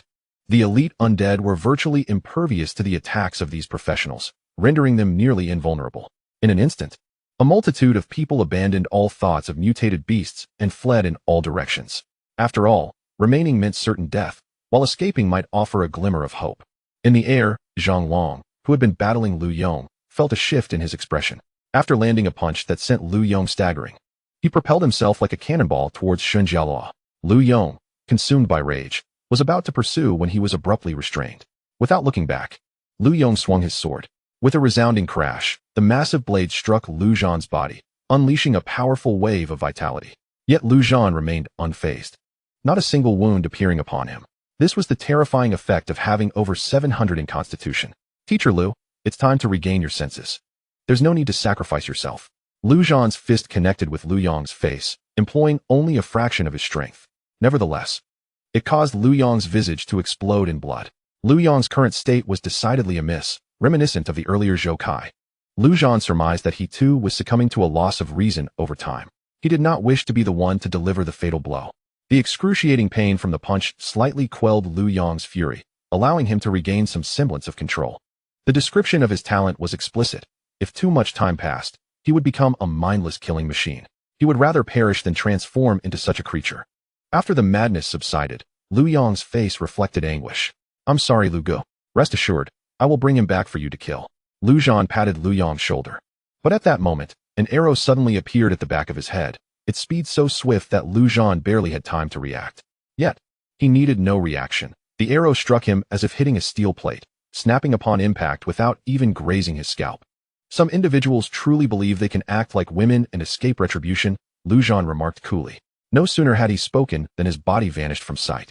With over 500 in agility, he moved with such swiftness that to the onlookers, it appeared as if he had teleported. In the distance, Shun Jialua's complexion turned pale. That last arrow had been the strongest she could muster, yet it failed to breach his defenses. Miss, run! Zhang Long shouted urgently ahead. The moment Zhan had completed the resurrection and sacrifice of the undead, he understood that victory in this battle was beyond reach. The terrifying aura of the dragon, the multitude of undead, and Zhan himself, transformed into a dragon man. He not only enhanced all attributes, but also vastly improved his perception. Yet at that moment, he found himself utterly incapable of gauging Zhan's strength. This could only mean one thing. Zhan's power far exceeded his imagination. Without hesitation, he resolved to flee with Shun Jialua. The lady must not perish. This was his greatest purpose as a death warrior. Yet the next moment, Zhang Long felt his body slipping out of his control. Where do you think you're going? We haven't finished our duel yet. Following that, Zhan's fist struck Zhang Long's abdomen. With half of his strength, it nearly took Zhang Long's life. Lu Yong, in his normal state, could not contend with this Dragon King. Zhan had to ensure a fair fight. With a powerful toss, Zhan hurled Zhang Long towards Lu Yong's position. Chapter 108. Faith. Witnessing this scene, Shun Jialua was utterly panicked. Even during the last encounter, she had not felt such sheer terror. She was proud and arrogant. A formidable hidden profession, an extraordinary talent, and a powerful backing. Shun Jialua firmly believed herself to be among the strongest in this apocalyptic world, even if others surpassed her. It would not be by a significant margin. The last time she encountered defeat, the apocalypse had only just begun, and many of her advantages had yet to manifest. Zhan was unwilling to accept her loss, attributing it solely to Lu Zhan's momentary stroke of luck. Thus, upon hearing news of Lu Zhan, she resolutely gathered her followers, vowing to claim the substantial curse reward. When that time arrived, she would undoubtedly be the foremost figure in this realm. Yet, at this moment, Zhan was horrified to realize the existence of such a terrifying individual. Lu Zhan's presence loomed over her psyche like a demon, growing ever larger until it consumed her entirely.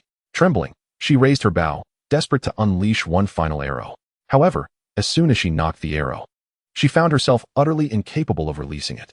You truly are disobedient. You managed to flee last time. Lu Zhan gripped her hand, his overwhelming strength rendering her unable to draw the bowstring. Out of consideration for our past as classmates, could you perhaps let me go? Zhan's voice quivered. I would do anything for you. Had any man encountered such a breathtaking beauty uttering those words before the apocalypse, he would likely have been unable to resist. Yet, regrettably, Lu Zhan delivered a powerful punch with his remaining hand. With a resounding crack, Zhan's exquisite head exploded instantaneously. Thus, the future elven queen met her demise. Indistinguishable from any ordinary mortal, Lu Zhan discarded the headless corpse onto the ground with decisive efficiency. He was not a villain. He would not succumb to the foolish error of allowing his adversary to perish through excessive chatter. Ding! Congratulations on slaying the chosen one of the elven race. From now on, the elven clan shall be your eternal adversary. Ding! Congratulations on passing the preliminary test of the Lord of the Undead, thus acquiring the Lord of the Undead's basic powers. Ding! Congratulations on activating the Faith Collection System. As the representative of the Lord of the Undead, you shall gather faith on his behalf, spreading death, and in turn, you may wield a portion of the powers of faith. The three notifications echoed in Lu Zhan's mind, leaving him momentarily stunned. The information contained within was vast, and it included concepts he had never encountered in his previous life, not even in hearsay. The first notification could be disregarded. The chosen one clearly referred to Zhan. And as for the eternal enmity, there was little to discuss. He would simply not relent. As for the preliminary test, it likely pertained to the act of slaying Zhan, indicating that death and the elves were indeed oppositional forces. This was rather redundant. Throughout his journey, death had always been adversarial to everything. However, what precisely constituted the Lord of the Undead's basic powers? And what was faith? Was it possible that deities truly existed? Were the human professions backed by divine beings?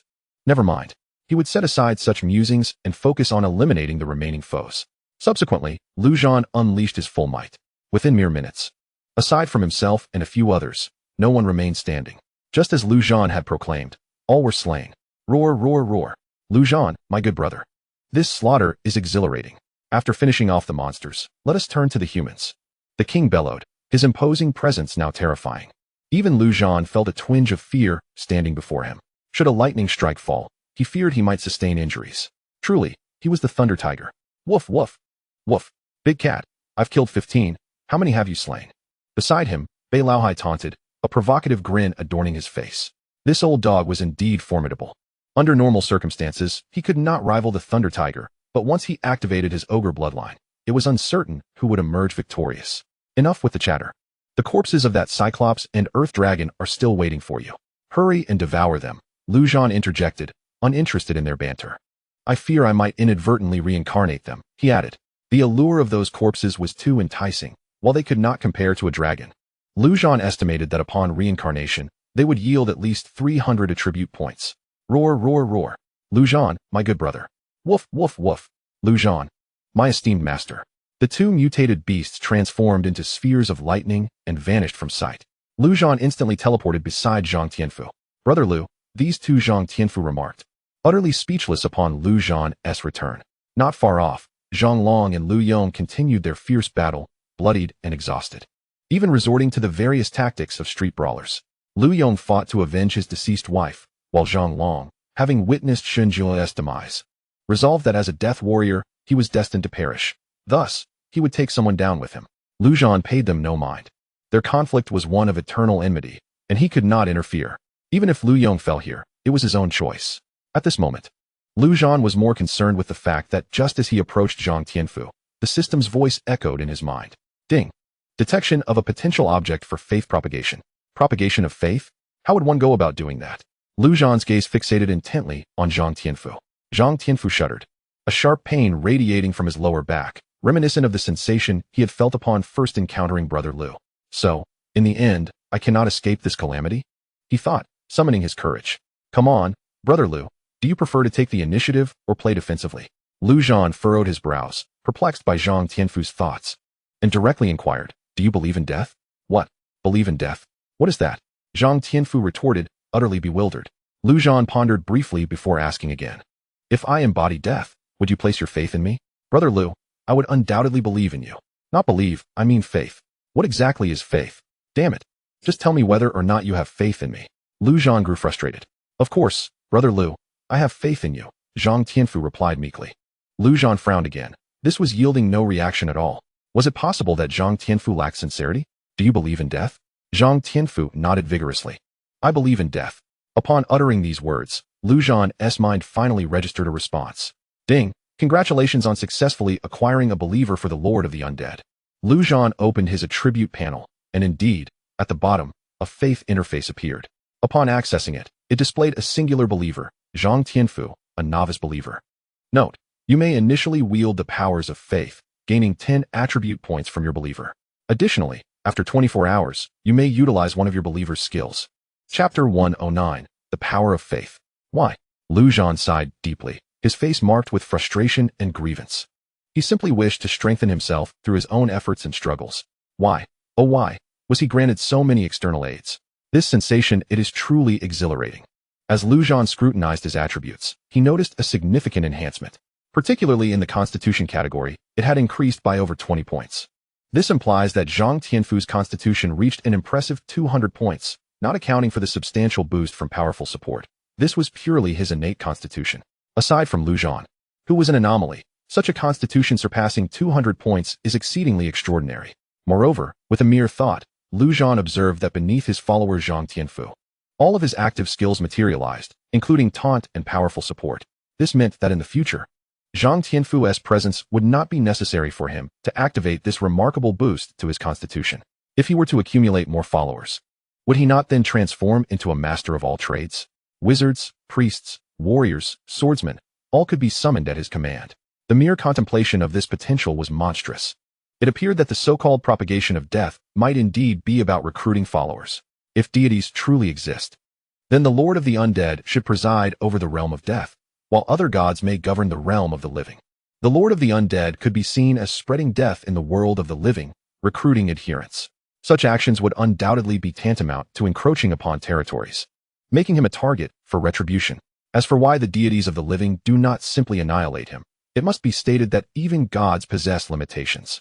Perhaps there are higher entities or certain rules that impose restrictions. This is beyond Lu Zhan's capacity for conjecture. Lu Gu, I feel somewhat different, Zhang Tianfu remarked incredulously. Lu Zhan raised an eyebrow and inquired, in what way? Just a moment ago, my constitution surged by 50 points, and I acquired a peculiar attribute, pain perception reduced by 40. Additionally, my taunt skill has transformed into death taunt, which, upon successful execution, inflicts a death erosion buff on the enemy. The more Zhang Tianfu spoke, the brighter his eyes gleamed. Lu Zhan, upon hearing this, was equally astonished. 50 points and attributes were already exceptionally formidable. A reduction in pain perception was undoubtedly a divine attribute for a tank. After enduring so many attacks, he must have felt excruciating pain throughout his body, physically resilient, yet mentally on the brink of collapse. The transformation of the taunt skill into a large-scale damaging control skill had amplified its effectiveness exponentially. This was only logical. The benefits of faith are mutual. If followers gain no advantages, what purpose would there be in worshipping the deity? By the way, Lu Gu, where is that dark mist? I seem to have not seen it, Zhang Tianfu inquired, a hint of confusion in his tone. Lu Zhan understood the implication. Reminding himself to be wary of the Night Emperor, he lamented inwardly, it's a pity, that cunning individual fled before I could capture him. The Night Emperor had vanished entirely after making his appearance, and even Lu Zhan was unaware of when he had departed. It was likely that upon witnessing Lu Zhan's terrifying prowess, he had fled without a second thought, not even revealing himself. Lu Zhan scoffed, dismissing the matter. With faith activated, the gap between him and the Night Emperor would only widen. What was the Night Emperor to him? Subsequently, Lu Zhan soared back to the vicinity of Donghai City. At this moment, the city still held numerous survivors, who were utterly dazed, trembling uncontrollably. First, a dragon accompanied by monstrous creatures attacked the city. only to be repelled with great difficulty. Then, a group of powerful individuals engaged in battle outside the city. The scene had surpassed anything they could comprehend. Now, with the chaos finally subsiding, the fearsome dragon slayer, the ruthless demon, hovered ominously above them. Those with wavering resolve immediately knelt, prostrating themselves and pleading for mercy. Zhan remained expressionless as he descended to the ground, approaching one individual, and directly inquired, "Do you believe in death?" With a thud, the person knelt, exclaiming, "Please, don't kill me. Who said I was going to kill you? I simply asked if you believe in death. Then should I believe or not? That depends on you." "Then I do not believe in death." I believe in death." Upon hearing this, Zhan frowned. There was no immediate response. Upon checking the attribute panel, he found no alterations in faith. He proceeded to question several more individuals, and indeed, each one responded affirmatively. Zhan was not disheartened. He had anticipated this outcome. Was it truly so simple to declare faith? Dream on. Recruiting followers could not be this straightforward. While Zhan had never been a deity, he had read numerous web novels and understood that for followers, faith often served as a form of spiritual solace. They revered, worshipped, and believed in the deity. It was impossible to force someone into faith through intimidation. Although Zhang Tianfu may not fully grasp what death represented, he at least respected and believed in Zhan, thus qualifying as a follower. This posed a bit of a conundrum. Originally, Zhan envisioned himself as a solitary wanderer, free and unrestrained, confident that once his strength was formidable, he could traverse the world without concern. However, if he were to spread his faith, mere words would not suffice. He must at the very least ensure the protection of his followers. Was he to establish a grand sanctuary and assume the role of a sovereign? Suddenly, Zhan conceived a hypothesis. Could it be that the 8 great sovereigns of the past established sanctuaries specifically to propagate their faith? For instance, the Elven Queen, whose faith undoubtedly revolved around the belief in elves. Lost in thought, Zhan soared back to Zhang Tianfu's side. "Lu Gu, those two over there have finished their duel," Zhang Tianfu pointed out. Zhan turned to see Lu Yong kneeling on the ground, with Xiao Yao's lifeless body before him, clutching Zhang Long's severed head. The once mighty Dragon King had met such a fate. It illustrated that in this apocalypse, no one could remain undefeated indefinitely. Even Zhan could not claim invincibility. He could slay ordinary dragons, but should an elite or even a hero-level dragon appear, it could easily overpower him. Zhan approached Lu Yong, patting him on the shoulder, and asked, "Do you believe in death?" "Death?" Lu Yong opened his mouth, his voice hoarse. "I believe in death." The love of his life had perished, leaving his heart to die alongside her. Thus, why not embrace the belief in death? Ding. Congratulations, you have successfully recruited a follower for the Lord of the Undead. As expected, Lu Yong qualified to become a believer in death. Zhan opened his panel and was astonished to discover that Lu Yong was not a novice follower, but a mid-level follower. Chapter 110, Sacrifice. Mid-level follower. The attribute bonus provided was 20, and the effectiveness of his skills increased by 10 when utilized. Zhan was taken aback. To his astonishment, such a transformation had occurred. What was most remarkable was that the wounds on Lu Yong's body began to emanate wisps of dark mist, visibly healing before one's eyes. As for the other changes, Lu Yong remained silent, leaving Zhan in the dark. "Teacher Lu, let us lay Xiao Yao to rest. We should return to the city," Zhan said, gently patting Lu Yong's shoulder. "Brother Lu, may I ask you for a favor?" Lu Yong replied without rising. "Speak." Zhan nodded. "I know you have the power to turn the deceased into the undead. Could you transform Xiao Yao into one of them?" Lu Yong implored. Zhan's body trembled. He had not anticipated such a peculiar side of Teacher Lu. Was he succumbing to madness? Yet, he felt it inappropriate to voice his thoughts. Despite having experienced numerous romantic encounters across 2 lifetimes, he had never truly understood love, nor did he wish to. He had heard that it was fraught with complications, as evidenced by Lu Yong's current state. "Old Lu, this is rather unconventional," Zhang Tianfu interjected, unable to restrain himself. Xiao Yao had initially followed Lu Yong, and her death weighed heavily upon him. However, to keep her as an undead being felt profoundly immoral. "I just want to see her every day," Lu Yong lamented, overwhelmed with anguish. As soon as he finished speaking, a green glow ignited in Zhan's eyes. Before Lu Yong, Xiao Yao's corpse slowly rose, motionless. "Xiao Yao, you have returned, Xiao Yao." Lu Yong wept with joy, as if the living Xiao Yao stood before him. Yet, in the next instant, she vanished from sight. "Teacher Lu, Xiao Yao's body is somewhat damaged. Once she enters the realm of the undead, she can self-repair. When she has recovered, I shall return her to you." Zhan assured him. "Rest assured, I can guarantee that I will never issue any commands to Xiao Yao." Though this would occupy one of his slots for the undead, he was willing to fulfill Lu Yong's wish. As for the rest, he chose not to concern himself. by his rather simplistic understanding of love, if Xiao Yao were aware. She would likely wish to remain in her corporeal form to accompany Lu Yong. With both parties in agreement, there was little more to discuss. Thank you, Brother Lu. Lu Yong said, gripping Lu Zhan's hand with overwhelming excitement. All right, you two should head back. I still need to take care of the bodies of these magical creatures. Lu Zhan replied, helping Lu Yong to his feet. Moments later, the battlefield was left with only Lu Zhan, surrounded by the corpses of magical creatures and humans, while the king and Old Black had dragged their respective feasts back to their lairs to savor slowly. Such large carcasses were not to be consumed in a single sitting. Lu Zhan summoned number 1 and directly upgraded the sacrifice skill to level 6. In the current realm of humanity, number 1 would undoubtedly be considered among the strongest. Yet, Lu Zhan was leagues ahead of others, acutely aware that the entire world was now against him. The foes he would face in the future would surpass imagination. Confronting those adversaries, number 1's initial attributes seemed somewhat lacking. In a real battle, before the buffs of perseverance could stack, he might be overwhelmed. However, the abilities of number 1 were extraordinarily broken. Combined with its formidable combat instincts, Lu Zhan could not afford to disregard it. Despite the dragon undead's attributes being several times greater than number 1's, its true combat prowess was definitely inferior. A non-flying dragon was simply too cumbersome. Thus, enhancing number 1 had become imperative. Subsequently, Lu Zhan summoned over 30 elite-level undead. Then, with a steely resolve, he commanded all 30 to emit dark mist and merge into number 1.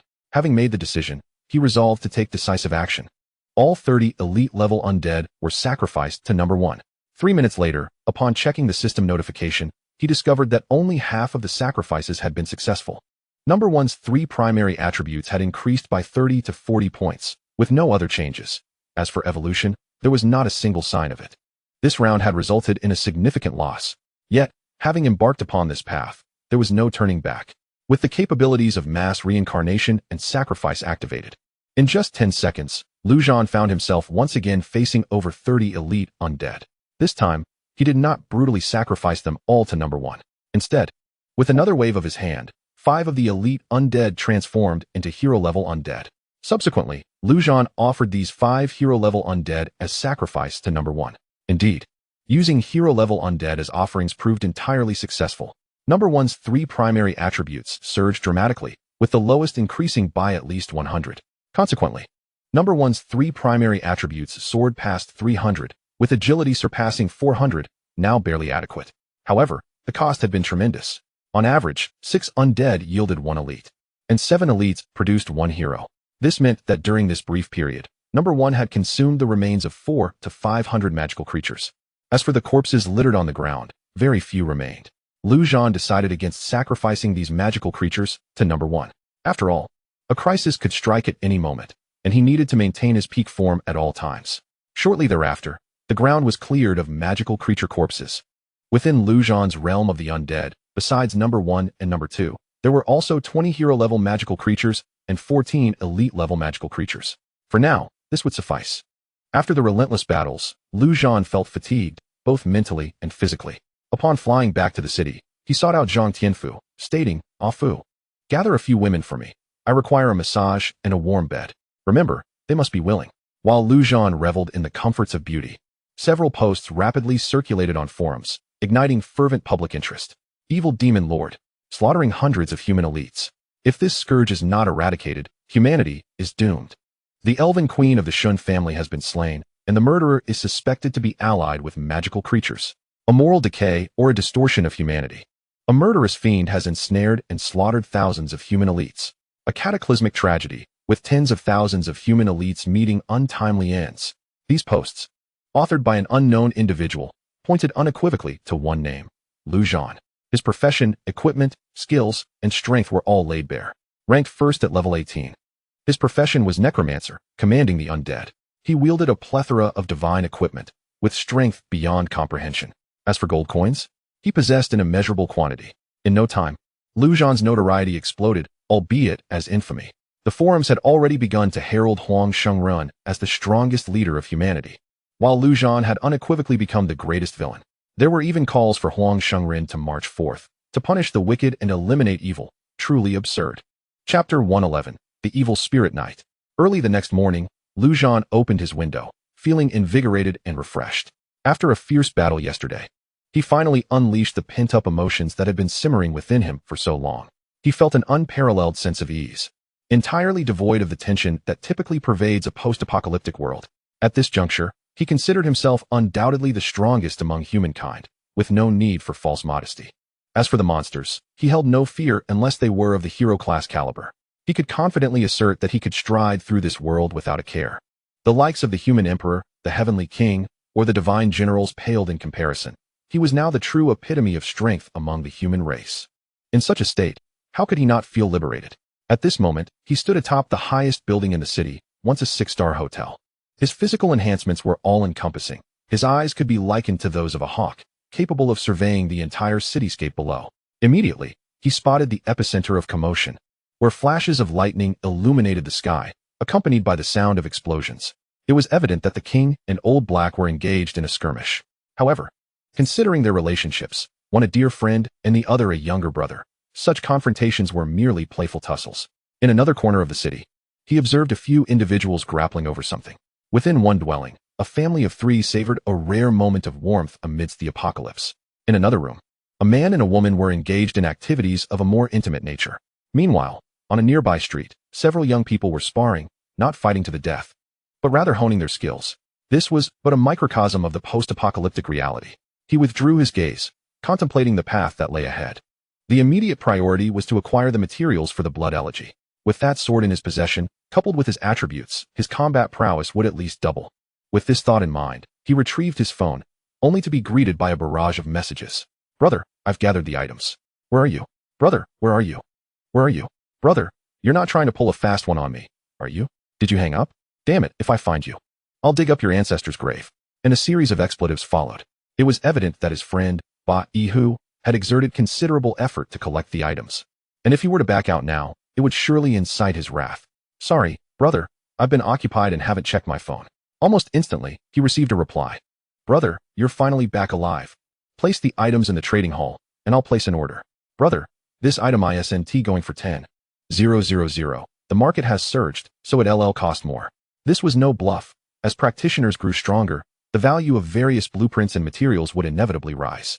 He didn't contest this, simply responding, "Flat price, 30,000. He glanced at his gold reserves. 328, 171, 30,000. Mere pocket change. Moments later, he received Ba-Ihu's reply. "Brother, it's all set." Without further ado, he accessed the trading hall and purchased the items. With this acquisition, he was now only lacking the blood of the Bloody Eye. In his past life, he had encountered much information about this entity, only knowing it to be a serpent-like, hero-class monster of formidable strength. Though not on par with dragons, it certainly belonged to a higher echelon of monster races. After pondering briefly, he sent a message. "Brother, have you ever heard of the Bloody Eye?" Ba-Ihu, a treasure hunter by trade, likely had more worldly experience than he. A reincarnated being. "The Bloody Eye? Never heard of it, but I can find out. What's the price?" "I'll give you 10,000 gold for the location information. If you can secure the blood of the Bloody Eye, it'll be 100,000 gold. Rest assured, brother. Give me 3 days, at most 3 days, and I'll track down that Bloody Eye, even if it's in the heavens, somewhere in the world." Huluer glanced at his phone, his eyes gleaming. Who the hell was this guy? Did he have some money-making cheat? Not even batting an eye at 100,000 gold.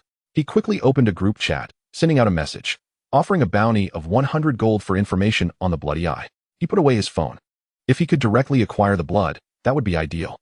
This task seemed straightforward. However, what truly troubled him was the matter of spreading death. He could not remain idle on this front. Given the power the Lord of the Undead had bestowed upon him, offering both protection and authority, it was evident that he was meant to propagate death. To ignore this would undoubtedly incur the wrath of the Lord of the Undead. As it stood, he had already offended every divine being in this world. If he were to alienate the Lord of the Undead as well, it would spell disaster. Thus, how should he go about this propagation? Simply put, he needed to play the role of a prophet.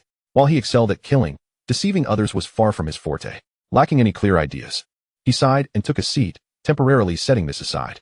He would first focus on summoning the undead. Even if they were of ordinary rank, their collective attributes would still be substantial, not to mention the potential for mental enhancements. With a wave of his hand, he initiated the undead summoning spell. In the next instant, a wave of deathly energy surged forth. His eyes lit up. This aura was reminiscent of when the death assassin had appeared. There was promise here. Indeed, Before him stood a black-armored warrior astride a skeletal steed, brandishing a long spear. Most striking was the skeletal horse, engulfed in eerie green flames. Evil Spirit Knight. Traits: Hero, Commander. Strength, 220. Constitution, 187. Agility, 168. Spirit, 105. Skills: Death Charge, Evil Spirit Roar, All-Out Assault. He stood up in astonishment. What was happening? Had he, upon acquiring a fraction of the Lord of the Undead's powers, rendered the world's targeting of him ineffective? To summon a hero-class entity on the first try was unprecedented. Moreover, this was no ordinary hero-class being, but a commander-class undead. This was akin to a general. Could it potentially command the undead in battle? Historically, he had taken a hands-off approach with the undead, allowing them to engage as they pleased. There was little choice in the matter. The sheer number of undead made them difficult to control, with only the first being issued commands. If this evil spirit knight could indeed lead the undead into combat, the strength of his army could increase by at least 5-fold. This was the difference between a scattered mob and a disciplined army. With a thought, he drew the evil spirit knight into the realm of the undead.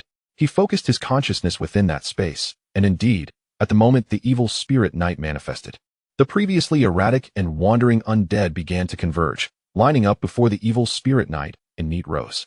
Even the second in command fell in line. Only the first remained isolated, standing still at a distance. Thus, it appears that this is the instinct of the undead, akin to a soldier encountering his commanding officer. Chapter 112, The Undead Priest. A surge of excitement coursed through Zhan's heart. If he could summon 4 or 5 dozen hero-level undead, his attributes would undoubtedly surpass 1,000. He would dare to confront even a hero-level dragon. Consequently, Zhan eagerly employed the necromancy once more. Not hero-level, but elite-level undead mages. Nonetheless, this was a promising beginning. As long as they were not of the ordinary level, that would suffice. Therefore, he continued. Zhan summoned a total of 30, 17 elite level and 13 ordinary level. At the very least, this indicated that his luck had returned to a normal state. Upon the next summoning, the chilling aura of death re-emerged. Zhan's eyes gleamed with anticipation. Another hero level had appeared. It manifested as a cloaked figure of darkness, cradling a black tome within its hands. Undead Priest. Attributes: Hero, Priest. Strength, 50. Constitution, 217. Agility, 50. Intelligence, 328. Spirit, 512. Skill, Death Massachusetts. An astonishing spirit rating of 512. Zhan was taken aback. However, in the next moment, an even more astonishing event unfolded. The undead priest spoke. Lord of the dead, my master has sent me to assist you in spreading death. The voice was peculiar, as if it emanated not from its mouth, but rather through its very essence. Yet, this was not the crux of the matter. The focal point was the rather ostentatious title of Lord of the Dead. It was evident that he was indeed that lord. How, then, does one go about spreading it? Zhan wasted no time in posing the question. This being was dispatched by the Necromancer monarch to assist him, or rather to oversee his efforts, preventing him from slacking off. For Zhan could distinctly sense that his control over this undead priest was not as strong as he had hoped. Its allegiance lay with the Necromancer monarch, not with him. This left Zhan feeling somewhat disgruntled. It felt as though he had become nothing more than a mere tool. Yet, dissatisfaction aside, he had no means to resist. First, he needed to establish a death altar. The undead priest once again spoke, subsequently opening the black tome. In midair, various materials materialized.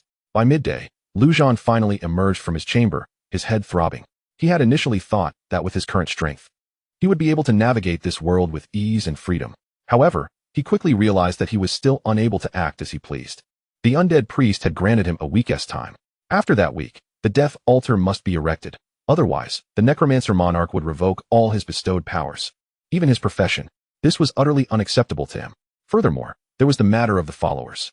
The undead priest had explicitly stated that its sole purpose was to preside over the death altar and conduct the death mass. The death mass was to be held among the believers, serving as a means to gather faith and return it to the Necromancer monarch. Simultaneously, the monarch would reciprocate with activities for the believers. As for where the followers would come from and how to gather them, the undead priest had no concern. That was entirely Zhan's responsibility. Just then, Zhang Tianfu hurriedly approached, exclaiming, "Brother Lu, you're out. Have you seen the forum? It's filled with discussions about you." Zhan raised an eyebrow, retrieving his phone to glance at the notifications. The prominent headlines elicited a series of cold chuckles from him. An expeditionary army? The Justice League? Demon-slaying squad? He welcomed their arrival, as it presented an opportunity for him to vent his frustrations. Therefore, Zhan promptly posted, "This is Zhan. currently ranked first in levels, the foremost murderer. I hereby declare that within a 10-kilometer radius of the former Donghai city lies the territory of my undead kingdom. Step in without permission, and there shall be no mercy. After sending the message, Lu Zhan commanded, Afu, summon Teacher Lu. Moments later, Lu Yong stood before Lu Zhan. His expression a blend of anticipation and trepidation. Lu Zhan understood precisely what this man was contemplating and directly summoned the undead Xiaoyao. After a day of restoration, Xiaoyao now resembled her former self, save for her eyes, which had transformed from black to a haunting green. Yet Lu Yong seemed utterly unperturbed, embracing Xiaoyao with a look of sheer bliss. This was undeniably peculiar.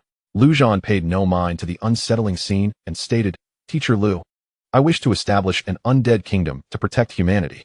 What do you think? Lu Yong was taken aback. Had Lu Zhan made this declaration prior to recent events, he would have wholeheartedly supported it, even exerting himself to assist, for he had always perceived Lu Zhan as the savior destined to rescue the world. However, after enduring so much, the compassionate heart he once possessed had grown considerably cold. Now, he simply desired to live peacefully alongside Xiaoyao. Teacher Lu, I understand that you have been deeply wounded, but humanity is inherently complex, comprising both good and evil. You cannot dismiss all of humanity due to a few malevolent individuals. There remain many who require our salvation, especially the children. The children are innocent. This rhetoric effectively pushed Lu Yong, who had finally begun to emerge from his self-imposed martyrdom, back into the depths of despair. Alas, Lu Zhan reflected that perhaps it was best to entrust the task of persuasion to Lu Yong. For whether it was Lu Zhan or Zhang Tianfu, their appeals to save and aid humanity felt somewhat disingenuous, as though they were merely performing. Only Lu Yong possessed the sincere and heartfelt conviction to inspire belief in others. After hearing Lu Zhan's words, a contemplative expression crossed Lu Yong's face. With Xiaoyao resurrected, his resentment had indeed diminished significantly, yet it would take time for him to fully return to his former altruistic state. Brother Lu, just tell me what you need me to do. Lu Zhan remained silent for a moment, retrieving a piece of paper, the very one provided by the undead priest. Afu, Teacher Lu, you both must have seen those television shows, right? How do institutions like churches recruit followers? I now represent death, and I need your assistance in spreading the concept of death, encouraging more individuals to embrace faith in it. This is the doctrine of death in our undead kingdom. You may study it further. I hope that within the shortest time possible, you can ensure that all the surviving individuals in this city come to believe in death. Lu Yong accepted the paper. The first line prompted a thoughtful expression to cross his face. Death is merely the beginning of eternal life. Brother Lu, are you aiming to become a deity? I once read a novel about collecting faith and condensing divine power, once regarded as mere nonsense. The reality of this apocalyptic world renders the notion of impossibility obsolete. Brother Lu, if you aspire to ascend to divinity, we shall undoubtedly provide our unwavering support. Perhaps I could serve as a divine emissary in such an eventuality. Zhang Tianfu, brimming with imagination, exclaimed with palpable excitement. Chapter 113, The Eye of Bloodshed. Lu Zhan did not refute this idea. After all, he could hardly confess to being merely a laborer. That would be far too degrading. Furthermore, there may come a day when he truly seeks to test his mettle against the divine. Indeed, a saying rings true, human desires are boundless. And Lu Zhan is no exception to this folly. Initially, his sole objective was to survive, which later evolved into a desire to thrive. As his power grew, so too did his ambitions, expanding inexorably. His current aim transcends mere survival. It is to live unshackled by the whims of others, even the Death Monarch. He has even prepared himself to confront the Death Monarch head-on when the time comes. Of course, these thoughts remain within the realm of idle speculation, as everything he possesses currently originates from the Death Monarch. He is bound to obey the Death Monarch's every command without question, dutifully fulfilling his role as a tool, with the faint hope that if he performs well, he might be granted his freedom. After a moment's contemplation, Lu Zhan transferred 200,000 gold coins to Lu Yong. Teacher Lu, relying solely on faith is certainly insufficient. Use these coins as you see fit, without the need to save for me. All I desire are results. Do you understand? Rest assured, Brother Lu. Lu Yong nodded vigorously. 200,000 gold coins is an unimaginable fortune for him, and Lu Zhan's trust in him is profoundly reassuring. All right, you both may proceed with your tasks. Having concluded this matter, Lu Zhan dismissed them. He then retrieved his phone to send a message to the treasure hunting officer. The procurement of altar materials must be entrusted to him. As for Lu Zhan, matters solvable with money are trivial. Out of funds, then he would resort to killing, be it magical beasts or humans. After sending the message, Lu Zhan unfurled his wings and soared towards the outskirts of the city. The battle from the previous day had uplifted his spirits. But he had not anticipated being summoned by a death priest to oversee his endeavors. This left him reluctant to utilize necromancy, as he feared the Death Monarch might send more loyal subordinates to completely undermine him. At present, he desperately needed to slay some magical beasts to vent his frustrations. In Lingdong City, a vast expanse of verdant woods lay ahead. 8 individuals stood beyond the treeline. The leader, adorned with a miner's hat and wielding a spade, was none other than Hu Lu, the treasure-hunting officer. A heroic tier magical beast, the Eye of Bloodshed. What are your thoughts on handling it? Hu Lu queried nonchalantly, munching on his food. The announcement to seek the Eye of Bloodshed had only been made yesterday, yet within half a day, leads had emerged. 100 gold coins was a trifle for that mysterious benefactor, but for an ordinary individual, it was a substantial sum. Upon receiving the information, Hu Lu had no intention of selling it directly to that benefactor. For 1,000 gold coins, he could obtain information, and for 100,000 gold coins, the eye itself. As a shrewd individual, Hu Lu aimed to secure the full 100,000. The 7 companions behind him were a team he had assembled, each a capable warrior, all having completed their advancement tasks, with a balanced composition. For among them were of hidden professions, while the other 3 were formidable fighters. This level of strength ranked among the best in humanity, making this the strongest team Hu Lu could muster. He had placed a bounty of 10,000 gold coins for the Eye of Bloodshed, thereby planning to pocket a profit of 90,000 gold coins, an exhilarating prospect. Fear not, 6th brother. My comrades and I have slain dozens of heroic tier magical beasts. The team leader, Zhu Lu, sat atop a massive bear, his bare torso clad only in leather armor. His profession wasn't a beastmaster but a druid. 1,000 gold coins for a heroic tier magical beast was an extraordinary boon, and Zhu Lu was determined to claim it. Although he had never heard of this Eye of Bloodshed, he felt no concern. That 1,000 gold coins was as good as his, and no one could thwart him. Such was the confidence of the strong. Very well, let us proceed. Hu Lu nodded, waving his hand in agreement. He too believed there would be no issues. As humanity's strength grew, these magical beasts had become increasingly insignificant. He was set on securing the 90,000 gold coins. Thus, the 8 of them strode boldly into the woods. Half an hour later, a solitary figure emerged from the ground 1,000 meters away from the woods, gasping for breath. His eyes wide with terror. They're all dead. All of them. The 7 so-called strong warriors had been annihilated in mere 30 minutes. Never even laying eyes on the Eye of Bloodshed. The woods were terrifying beyond comprehension. Had he not consumed a revival elixir last time, allowing him to resurrect at full health, he too would have perished. Without hesitation, Hu Lu took out his phone to send a message. Though 100,000 gold coins was tempting, it paled in comparison to his life. He would settle for the 1,000 gold coins. As for whether that benefactor could emerge from the woods, it was of no concern to him. It was a pity, however, should that benefactor perish. There would be no more grand fools like him in the future. With that thought, Hu Lu pocketed his phone. He needed to gather the materials sent by that benefactor first and finalize this lucrative deal. After all, the Eye of Bloodshed was still there. It couldn't possibly escape. Early the next morning, when Zhan opened his window, he beheld a great gathering in the city's south main square. Everyone had been summoned. Lu Yong stood atop a platform, motionless. Once the crowd fell silent, he began to speak slowly. Death is the inception of eternal life. An impressive individual. He warrants our focused cultivation, remarked the figure of the death priest who suddenly materialized beside Zhan. Zhan remained silent, a flicker of displeasure crossing his visage. The audacity of this individual to enter his necromantic space without his consent was a blatant affront. Rest assured, I am merely a servant of the monarch, and you are the monarch's representative. When the monarch descends upon the world, your status will far surpass mine, and you may treat me as you wish. The monarch descends upon the world? Zhan keenly seized upon those words and inquired, what is the nature of this apocalypse? I do not know, the death priest replied, shaking his head. I was created by the monarch solely to assist you. Beyond that, I possess no knowledge. How powerful is the monarch? That is beyond your comprehension. Then if the monarch is so powerful, why not directly descend upon this world? This is beyond your capacity to fathom. Are there other deities that oppose our esteemed monarch? Such matters are not for you to speculate. If it were possible, Zhan would eagerly offer this individual as a sacrifice to number 1. Chapter 114, A Journey Abroad. You need not ponder these things. Simply follow the esteemed monarch's directive step by step. This world is destined to belong to us, the death priest intoned softly. How is the preparation of materials progressing? There are only 3 days left. Rest assured, Zhan replied impatiently. That's good to hear, the death priest nodded. Then vanished from sight, returning to the realm of the undead. At that moment, Lu Zhan felt his phone vibrate, and upon checking, he discovered a message from Ba Yihu. Ba Yihu. Brother, the materials have been gathered, and I have also obtained information regarding the Bloody Eye.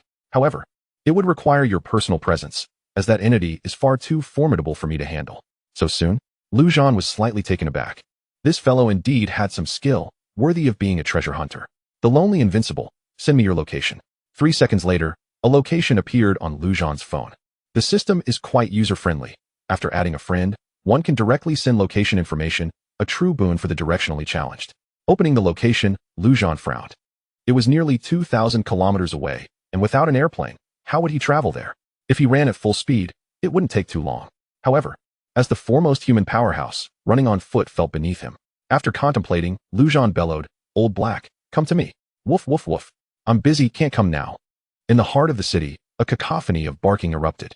Bei Lao He and the king, a dog and a tiger, had gone from fighting on sight to now sharing a close bond.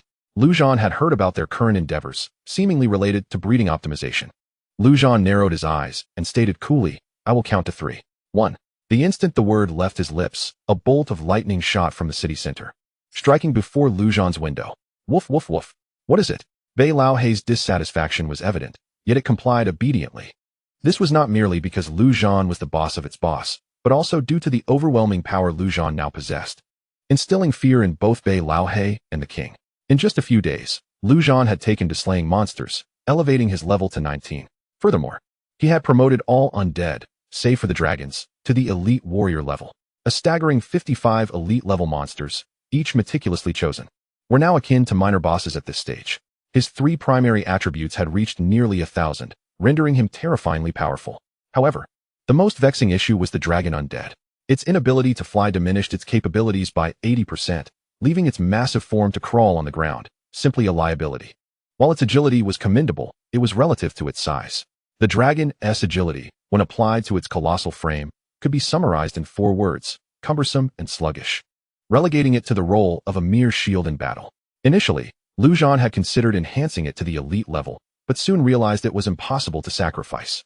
A dozen undead could not even create a ripple. It was a sheer waste. For a moment, Lu Zhan even contemplated offering it to number 1, hoping it might help number 1 break through the elite level's bottleneck. "Come with me on a journey," Lu Zhan declared, leaping from the window and landing securely on Bei Lao He's back. "Woof woof woof. Not going, not going." Bei Lao He quickly shook its head. "There are delicious rewards," Lu Zhan replied coolly. "Woof woof woof. Let us go, let us go. Point the way. Quickly." Bei Lao He barked enthusiastically. Breeding was nowhere near as significant as food. Lu Zhan pointed in a direction, and with a whoosh, a lightning sphere vanished from sight, surrounded by crackling electricity. Bei Lao He soared at full speed, its velocity rivaling that of pre-apocalyptic aircraft. On its back, Lu Zhan stood tall, arms outstretched as the wind rushed towards him, while the lightning continued to strike around him. This dual assault of wind and electricity stripped Lu Zhan of his clothing, leaving him bare. Even with his robust physique, he felt sharp pangs of pain. Yet, this sensation was oddly exhilarating. Sometimes, pain is a form of enjoyment. Beyond the forest, Hu Lu'er sat on a bench. A solitary umbrella, a remnant of his initial weapon, the diamond umbrella, beside him. Though days had passed, memories of that harrowing experience still haunted his mind. He had resolved that upon the arrival of that esteemed brother, he would not enter. What a pity, though! Should that brother perish, there would be no more lucrative opportunities. Just from that batch of materials alone, his profit would be no less than 30,000 gold coins. Truly delightful. At that moment, a terrifying aura swiftly approached from the distance, causing Hu Lu'er to leap to his feet in fear, apprehensive that he might have to flee underground at any second. However, before he could make a move, the aura had already locked onto him. Hu Lu'er was certain that any slight movement would invite catastrophic consequences. He possessed only one revitalizing pill. Moments later, with a thunderous crash, the dreadful aura descended to the ground. A dog? Hu Lu'er was momentarily stunned, then observed a figure leaping down from the dog. Lu Zhan appeared composed, retrieving a fresh set of clothing from his storage ring as he approached Hu Lu'er. The nearly 2,000 kilometers had taken Bei Lao He only 3 hours to traverse. Yet, to Lu Zhan, it felt somewhat sluggish. It seemed the matter of establishing a teleportation array required urgent attention. To create a teleportation array, he first needed to obtain the schematic.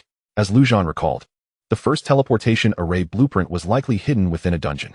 After all, such a device was of immense strategic importance, fiercely contested by various organizations, making the situation quite notorious. Even a minor character like Zhan had heard of it. Are you Baihu? Upon reaching the man, Zhan had already donned his clothing.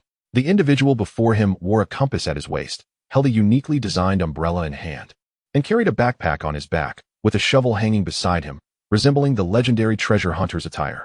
He had informed this fellow to wait here prior to his departure. Indeed, brother, I am Baihu, and you must be the lonely invincible? Huluer's face bore a look of anxiousness. To be frank, before the apocalypse, he had been a professional in this field, encountering various individuals from all walks of life, both righteous and nefarious. As for the post-apocalyptic world, while treasure hunters were not frontline combat professions, they were not without combat prowess. At the very least, Huluer did not believe himself weaker than those hidden class experts. But at that moment, he truly experienced the sensation often depicted in web novels, a palpable tension akin to that of encountering an eminent figure, rendering him taut and trembling. Chapter 115, The Bloody Four-Legged Serpent. Although the apocalypse had only recently unfolded, Zhan's heart and demeanor had undergone a profound transformation, a testament to the power and carnage he had encountered. Even someone as formidable as Bei Laohong could not help but feel a twinge of trepidation in Zhan's presence, let alone the likes of Huluer, whose strength could hardly compare. Is the bloody eye lurking within? Zhan inquired directly. Indeed, big brother. This forest is the lair of the bloody eye, Huluer hastily replied. Initially, he had intended to demand payment upon meeting, but now he found himself hesitant to voice his request. Let's proceed. Lead the way and payment will follow once we acquire the goods, Zhan commanded. Huluer was taken aback. Brother, may I refrain from entering? No, we must go in, Zhan insisted, shaking his head. To be frank, I am not averse to entering. It is merely that the dangers within are immense. Just a few days prior, I gathered a group to venture inside, and it ended in utter disaster. Our entire force was annihilated, and I was the sole survivor. The most terrifying part is that we didn't even catch a glimpse of the bloody eye. I believe you ought to recruit more individuals, under the lure of substantial rewards. Brave souls will surely emerge. Gather a few hundred, or even 1,000 men to raze this forest to the ground. According to Huluer's understanding, the only method to conquer the bloody eye was to overwhelm it with sheer numbers, effectively flattening the woods. After all, the wealthy boss had ample funds. And in this post-apocalyptic world, human life was of little value. Unnecessary. It shall be just the two of us, Zhan countered, shaking his head. He had heard tales of the bloody eye's monstrous prowess in his previous life, but he held the conviction that, formidable as it might be, it was nothing beyond reason. Presently, Zhan felt that as long as it wasn't a super clan like the Long Foam, there was little to fear. Brother, you are my own flesh and blood. I cannot bear the thought of entering to meet my demise, Huluer lamented, on the verge of tears. Bei Laohong seized him and moved forward. Zhan swiftly mounted the beast's back. A chill crept through Huluer as he contemplated burrowing underground. Yet, in the next instant, his body was rendered uncontrollable. His hand raised, revealing a mouthful of sharp teeth. Huluer felt a jolt of paralysis coursing through him, his limbs rendered immobile. Bei Laohong carried Huluer directly into the depths of the forest. Upon entry, Zhan was immediately assailed by a suffocating stench of blood. Brother, be cautious. Huluer, still held by Bei Laohong, cried out. He vividly recalled their initial encounter, besieged by a horde of monstrous creatures. Sure enough, from all directions, a multitude of blood-red beasts surged toward them. Each creature resembled a massive serpent, thick as a bowl, yet relatively short, the longest merely a meter in length. Strangely, these serpents possessed 4 limbs, rendering their appearance exceedingly terrifying. This was the ordinary form of the bloody eye, the bloody four-legged serpent. Huluer squeezed his eyes shut. Enveloped in despair, he felt certain of his impending doom. The venom of these creatures was potent. A single bite would induce relentless bleeding. The previous squad of 7 had met a gruesome fate, bleeding to death in a pitiful spectacle. In an instant, Huluer sensed a terrifying energy erupting around him, followed by the scent of charred flesh wafting through the air. What had transpired? As he opened his eyes, he was met with the sight of numerous bloody four-legged serpent corpses strewn across the ground, each accompanied by crackling bolts of electricity. Woof woof woof. I detest serpents. They are utterly repugnant, Bei Laohong growled, spitting Huluer onto the ground in dissatisfaction. Huluer shivered as he beheld the terrifying lightning coursing through the massive dog, his eyes widening in disbelief. Did this mean that all these serpents had been electrocuted by this formidable beast, instantly dispatched? If the mount was this powerful, how formidable must his brother be? Realizing this, Huluer hastily approached Zhan, perched upon the dog's back. Brother, let us proceed. I shall guide you. As a lone wolf, he understood the perils of navigating this apocalyptic landscape alone, having often survived by sheer luck. However, luck was not a perpetual companion. Thus, he sought to latch onto a strong ally. Yet, truth be told, Huluer held lofty ambitions. Even the likes of Huang Shengren failed to impress him. But in this moment, he recognized that he had finally found the ally he had long sought. With such financial resources and strength, this was undoubtedly a superlative companion. If not now, when would he seize the opportunity? Very well, let us move forward. Zhan nodded in agreement. His intent in bringing Huluer along was to manifest an aura of dominance, subtly drawing him into his fold. Previously, he had been indifferent to such matters as a solitary wanderer. However, now, he aimed to propagate his beliefs and establish a kingdom of the undead. Relying solely on individual prowess was insufficient. What mattered most? Talent. Zhan needed to recruit skilled individuals from various fields, and Huluer was one of his targets. By bringing him under his wing, he could easily acquire materials in the future. 2 birds with 1 stone. Huluer cautiously led the way, while Bei Laohong bore Zhan behind him, step by step delving deeper into the forest. Along the way, numerous bloody 4-legged serpents sprang forth from all directions. Initially, Huluer was terrified, but each time, the black dog behind him accurately dispatched the serpents without fail. Gradually, Huluer's courage grew, and he even began to engage in conversation. Brother, my real name is Huluer. How shall I address you? Zhan. Master Lu, it is a pleasure. May I call you Brother Lu? Certainly, Brother Lu. Are you also a hidden profession? I am a beast tamer. Can you not tell? I can see it now. Brother Lu, your spirit beast is incredibly powerful. Woof woof woof. Who is his spirit beast? You are, your entire family is. Bei Laohong retorted defiantly. In the next moment, Zhan delivered a firm slap to its forehead, saying, if this dog does not obey, it must be disciplined. Give it a good thrashing, Luer, understand? Understood. Huluer nodded. Regardless of whether Zhan was genuinely a beast tamer, the fact that he could command this formidable black dog signified that his strength was not to be underestimated. Suddenly, a piercing scream erupted. Moments later, a dozen figures burst from the trees, prompting Huluer to instinctively hide beside the large black dog. Woof woof woof. There are far too many bugs, and they taste terrible. Bei Laohong growled in displeasure, feeling that such ordinary creatures were beneath him. In an instant, bolts of lightning erupted. The 4-legged serpents fell to the ground, accompanied by the scent of burnt flesh. Incredible. Huluer marveled in astonishment. Yet, the next second, a blood-red figure plummeted from above. Landing direct, however, it was already too late. This creature was even more colossal than the 4-legged lizard. And what was most terrifying was the pair of blood-red wings sprouting from its body. It was evidently an elite-tier monstrosity. Before anyone could react, it opened its gaping maw, revealing a multitude of teeth densely packed within, and then it devoured the entirety of Zhan's head in one swift motion, followed by a sickening crunch. Chapter 116, The Old Familiar and the Bloody Eye. With a crack, numerous teeth cascaded from the creature's mouth, clattering to the ground. This being was none other than the elite-tier bloodwing feathered serpent. At that moment, it appeared utterly bewildered. How could it be the one in pain after such a bite? Truly repulsive.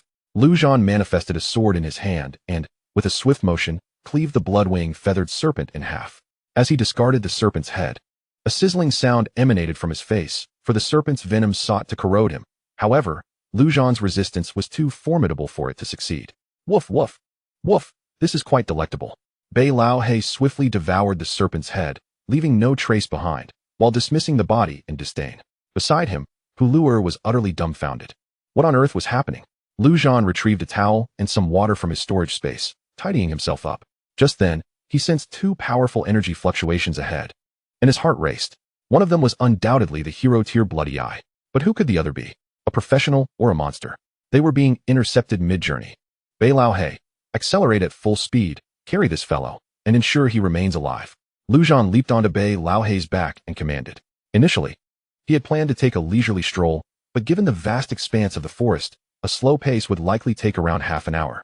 If the Bloody Eye were slain, his journey would have been in vain. Bei Laohong wasted no time. Before Huluer could react, he had already snatched him up. Subsequently, a sphere of lightning enveloped his form, crackling with energy. In the blink of an eye, the lightning sphere shot forth at breakneck speed, obliterating trees and monsters alike in its path, leaving a clear trail behind. Ah!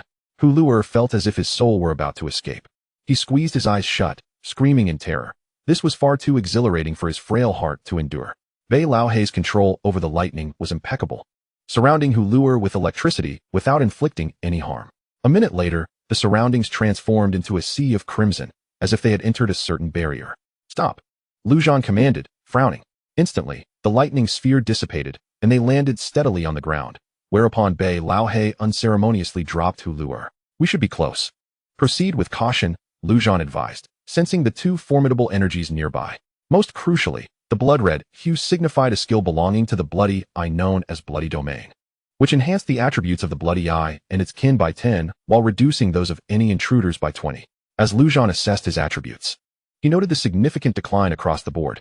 He promptly summoned his companions, numbers 1 and 2, to act as his guardians.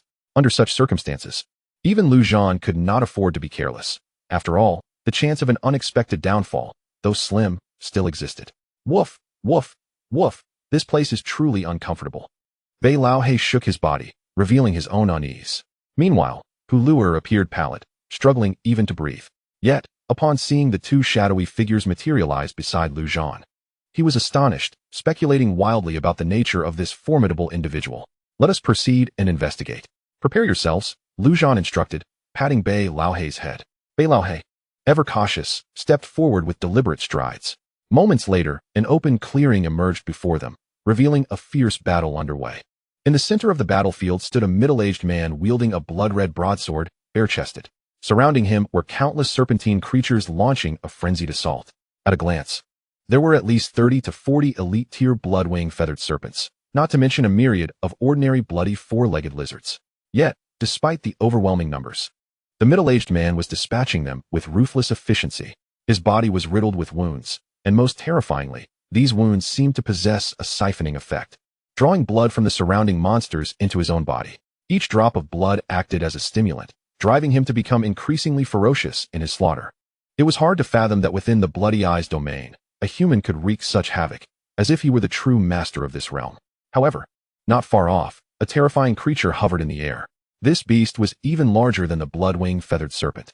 Lacking wings, but possessing a single blood-red eye that exuded a pungent aura of carnage, this bloody domain was maintained by that very eye. This creature was the undisputed ruler of the forest, the target of Lu Zhan's journey, the Bloody Eye. Yet, Lu Zhan's attention was not on the Bloody Eye. He was instead fixated on the middle-aged man, for he recognized him. It was the Bloodblade ancestor, Zhan. Hadn't this man perished in Jia family village? No wonder.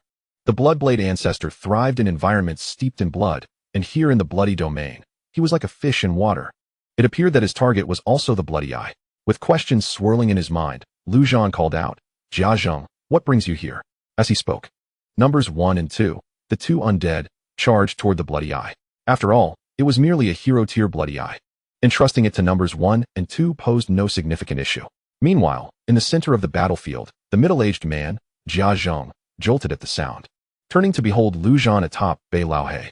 In that instant, Zhang's bloodlust surged forth, emanating an aura of sheer terror, akin to a bloodthirsty demon. As he fixed his gaze on Lu Zhan and bellowed, Lu Zhan, return my daughter's life. With that, he disregarded everything else and transformed into a streak of crimson, hurtling directly toward Lu Zhan. During these days, thoughts of killing Lu Zhan had consumed him, becoming his sole purpose for existence. Yet, Lu Zhan was far too powerful. Seeking him out directly was tantamount to courting death. Thus, guided by the bloodthirsty blade in his hand, his strength had surged at an astonishing rate. All of this was due to the influence of blood. This blood blade allowed him to absorb blood from all sources, humans, monsters, even mutated beasts. The essence of the Bloody Eye was his ultimate goal, according to the blade. If he could consume the essence of the Bloody Eye, his power would skyrocket. At that point, he would have the confidence to confront Lu Zhan and avenge his daughter. But at this moment, upon witnessing the moment of the battle, the remnants of his rationality were completely consumed by an overwhelming hatred. He disregarded the question of strength and charged forward, intent on killing Lu Zhan at all costs. Chapter 117. Who is Lu Zhan? Lu Zhan furrowed his brow, somewhat perplexed by the situation. What on earth does it mean to return your daughter's life? In the blink of an eye, Zhan had already arrived before him, the blood saber descending from above with a ferocious slash, the terrifying force of blood energy nearly engulfing Lu Zhan entirely. Seeking death, Lu Zhan scoffed coldly. Even if you are one of humanity's greatest powers from a past life, before me, you shall kneel. Without flinching, Lu Zhan unleashed a punch directly at the blood saber. In such a high-caliber confrontation, flimsy swords were utterly useless. It was far more efficient to resort to brute strength. With a deafening crash, the fist and saber collided midair. Lu Zhan felt a surge of blood energy, a peculiar magical force emanating from the blood saber, attempting to absorb his vitality. In the next moment, he shuddered, his tumultuous energy calming instantly. Wish to siphon my blood. Dream on. Zhan surged with power, sending the saber-wielding Zhang hurtling backwards. His strength approached 1,000. Even if Zhang was formidable, his might barely reached 500, and with that enigmatic blood saber, he could not possibly contend with Zhan. Old hey, clear these little serpents away. Leave the great serpents to number 1 and number 2. As for this fellow, I'll handle him personally. Zhan leapt from the back of the dog, pursuing the flung Zhang. Since you wish to fight, let us engage. At this juncture, there were few humans capable of matching Zhan. Zhang could allow him to exert 5 or 6 parts of his strength, a fine opportunity to stretch his muscles. In an instant, Zhan was beside Zhang, seizing his arm and effortlessly tossing him aside. With a resounding crash, Zhang collided heavily with a tree, fracturing it in the process. Is that all? Zhan laughed heartily, propelling himself forward once more. Yet, in the next heartbeat, Zhang had vanished from sight. The man lunged towards the horde of demons, the blood saber plunging into the ground. The blood on the earth was absorbed at an astonishing speed into the saber, reinvigorating Zhang completely, even more ferocious than before. Zhan, surrender your life. He bellowed, striking the air with his saber. As the blow was delivered, the surrounding blood energy coalesced into a massive blood saber, descending menacingly upon Zhan. This was his ultimate technique, the blood demon saber slash. Interesting. Observing the fearsome, awe-inspiring blood saber, Zhan remained unperturbed, calmly stating, since that is the case, I shall respond with a serious punch. As the words left his lips, Zhan shot skyward, launching a punch towards the blood saber once more. This punch utilized 80% of his strength. With a thunderous impact, Zhan's fist struck the blood saber, causing it to disintegrate instantly, blood scattering in all directions. Yet, with a fierce shout from Zhang, the spilled blood began to coalesce on the ground, forming another blood saber that slashed downward towards Zhan. Just as the saber was about to connect, Zhan's figure disappeared from the spot, hurtling towards Zhang like a cannonball. Zhang, fully focused on controlling the blood saber, believed this unexpected strike was certain to hit his opponent, yet he had grossly underestimated Zhan's agility. With a sharp crack, Zhan's powerful hand seized Zhang by the throat, slamming him to the ground. Zhang struggled with all his might, but could not escape. The more he fought, the more his eyes turned crimson, and after a moment, they appeared nearly black. Zhan could distinctly sense the escalating power radiating from him. Furrowing his brow, Zhan glanced at the saber in Zhang's hand, which seemed to possess a peculiar magical force. After a moment's contemplation, Zhan delivered a swift kick to the hilt, sending it flying from Zhang's grasp. The instant the saber left his hand, the blood-red hue in Zhang's eyes rapidly receded, returning to their original color. However, the gaze Zhang directed at Zhan remained filled with unrelenting hatred, a vendetta that could not be extinguished. It was not I who killed your daughter, Zhan stated matter-of-factly. Zhang paused momentarily, but quickly sneered, clearly unconvinced, shutting his eyes and despairingly uttering, just kill me. I am useless and cannot avenge my daughter. If that is the case, then send me to meet Ying. Haven't you been checking your phone lately? Zhan released Zhang's throat, but positioned himself between him and the saber. It was apparent to Zhan that much of the blood saber's power derived from the weapon itself. Without it, Zhang was merely at the level of an ordinary strongman, easily manageable with one hand. Such a prodigious talent, a top-tier warrior. It would be a pity to kill him. Zhang remained motionless with his eyes shut, offering no response. Lu'er, come here. Zhan beckoned to Lu'er, who was trembling behind a tree in the distance. Lu'er approached hesitantly, filled with 1,000 thoughts of escape, terrified beyond measure. Yet ultimately, he refrained from fleeing. On one hand, the reward had yet to be secured. On the other, he sensed Zhan's unwavering gaze upon him. If he fled, he feared he would be cut down in an instant. In truth, his instincts were correct. Zhan had indeed set his sights on Lu'er. There was no way he would let him escape. Once Lu'er reached Zhan's side, Zhan inquired, Lu'er, tell this uncle who I, Zhan, am. Lu'er felt an unprecedented tension, akin to facing the principal in elementary school, terrified that a single misstep would lead to reprimand. The stakes were higher now. It wasn't merely a scolding, but rather a matter of life and death. Who is Zhan? He was the most notorious individual in the world these past few days. Lu'er could hardly believe that his benefactor was this infamous demon. Big uncle. After a moment of contemplation, Lu'er cautiously began. Lu Go is straightforward, daring, handsome, and immensely powerful. Get to the point. Read it exactly as it is on the forum, without altering a single word. Zhan frowned, his tone icy. The demon of death, Zhan. responsible for the slaughter of hundreds. Hulu shut his eyes and blurted it all out in one breath. Well said, Lu Zhan replied, his expression unchanging. Zhan, did you hear that? I am the demon of death, Lu Zhan, who has claimed countless lives. What does your daughter amount to? If I were to kill her, would there be any need for denial? Zhang's eyelids flickered momentarily, and after a pause, he retrieved his phone, opening the forum. For days, revenge had consumed his thoughts, leaving no room for distraction. Soon, he found the hottest thread, precisely as Hulu had just mentioned. Furthermore, there were over 10 other posts, each with discussions exceeding 10,000 replies, all concerning Lu Zhan. This at least proves that the bloodshed caused by Lu Zhan has indeed ignited the wrath of heaven and man alike. Chapter 118, The Elegy of Crimson Blood. Pray tell, is there any need for someone like me to deceive you? Lu Zhan said to Zhang with a calm demeanor. Zhang, clutching his phone, turned pale as memories of that fateful night flooded his mind, revealing numerous discrepancies. The Bloodblade seemed to possess a peculiar enchantment, granting him formidable strength while simultaneously clouding his judgment. In that moment, upon witnessing his daughter's demise, he was overwhelmed by a tidal wave of grief and vengeance, nearly losing all rational thought in his desperate quest for a foe. Consequently, Lu Zhan manifested in his mind, as he was the sole individual Zhang could conceive of possessing the capability to commit such a massacre. Yet now, with the Bloodblade relinquished, while not entirely lucid, Zhang had regained a semblance of reason. Upon reflection, he discerned many illogical elements. Then who was it? He inquired, his complexion ashen, as the phone slipped from his grasp, aging him by what felt like a decade in an instant. I know who it is, and I can guide you in your quest for vengeance, Lu Zhan replied. That night, a squad of 7 descended upon us, slaughtering everyone. Had it not been for my formidable strength, I too would have perished. I eliminated 2 of them, and had you observed closely, you would have noticed 2 unfamiliar corpses. I initially believed you had also fallen victim to them, yet here you stand, alive. I was out that night, Zhang lamented. Anguish etched upon his face as he replayed the harrowing events in his mind. He felt his resolve wavering. Ying, who was responsible for her death. I do not know his name, only his moniker, the Night Emperor. He wields immense power. Otherwise, he could not have escaped my grasp that night, Lu Zhan explained. He has 4 brothers, each as formidable as he. Alone, you cannot avenge your daughter.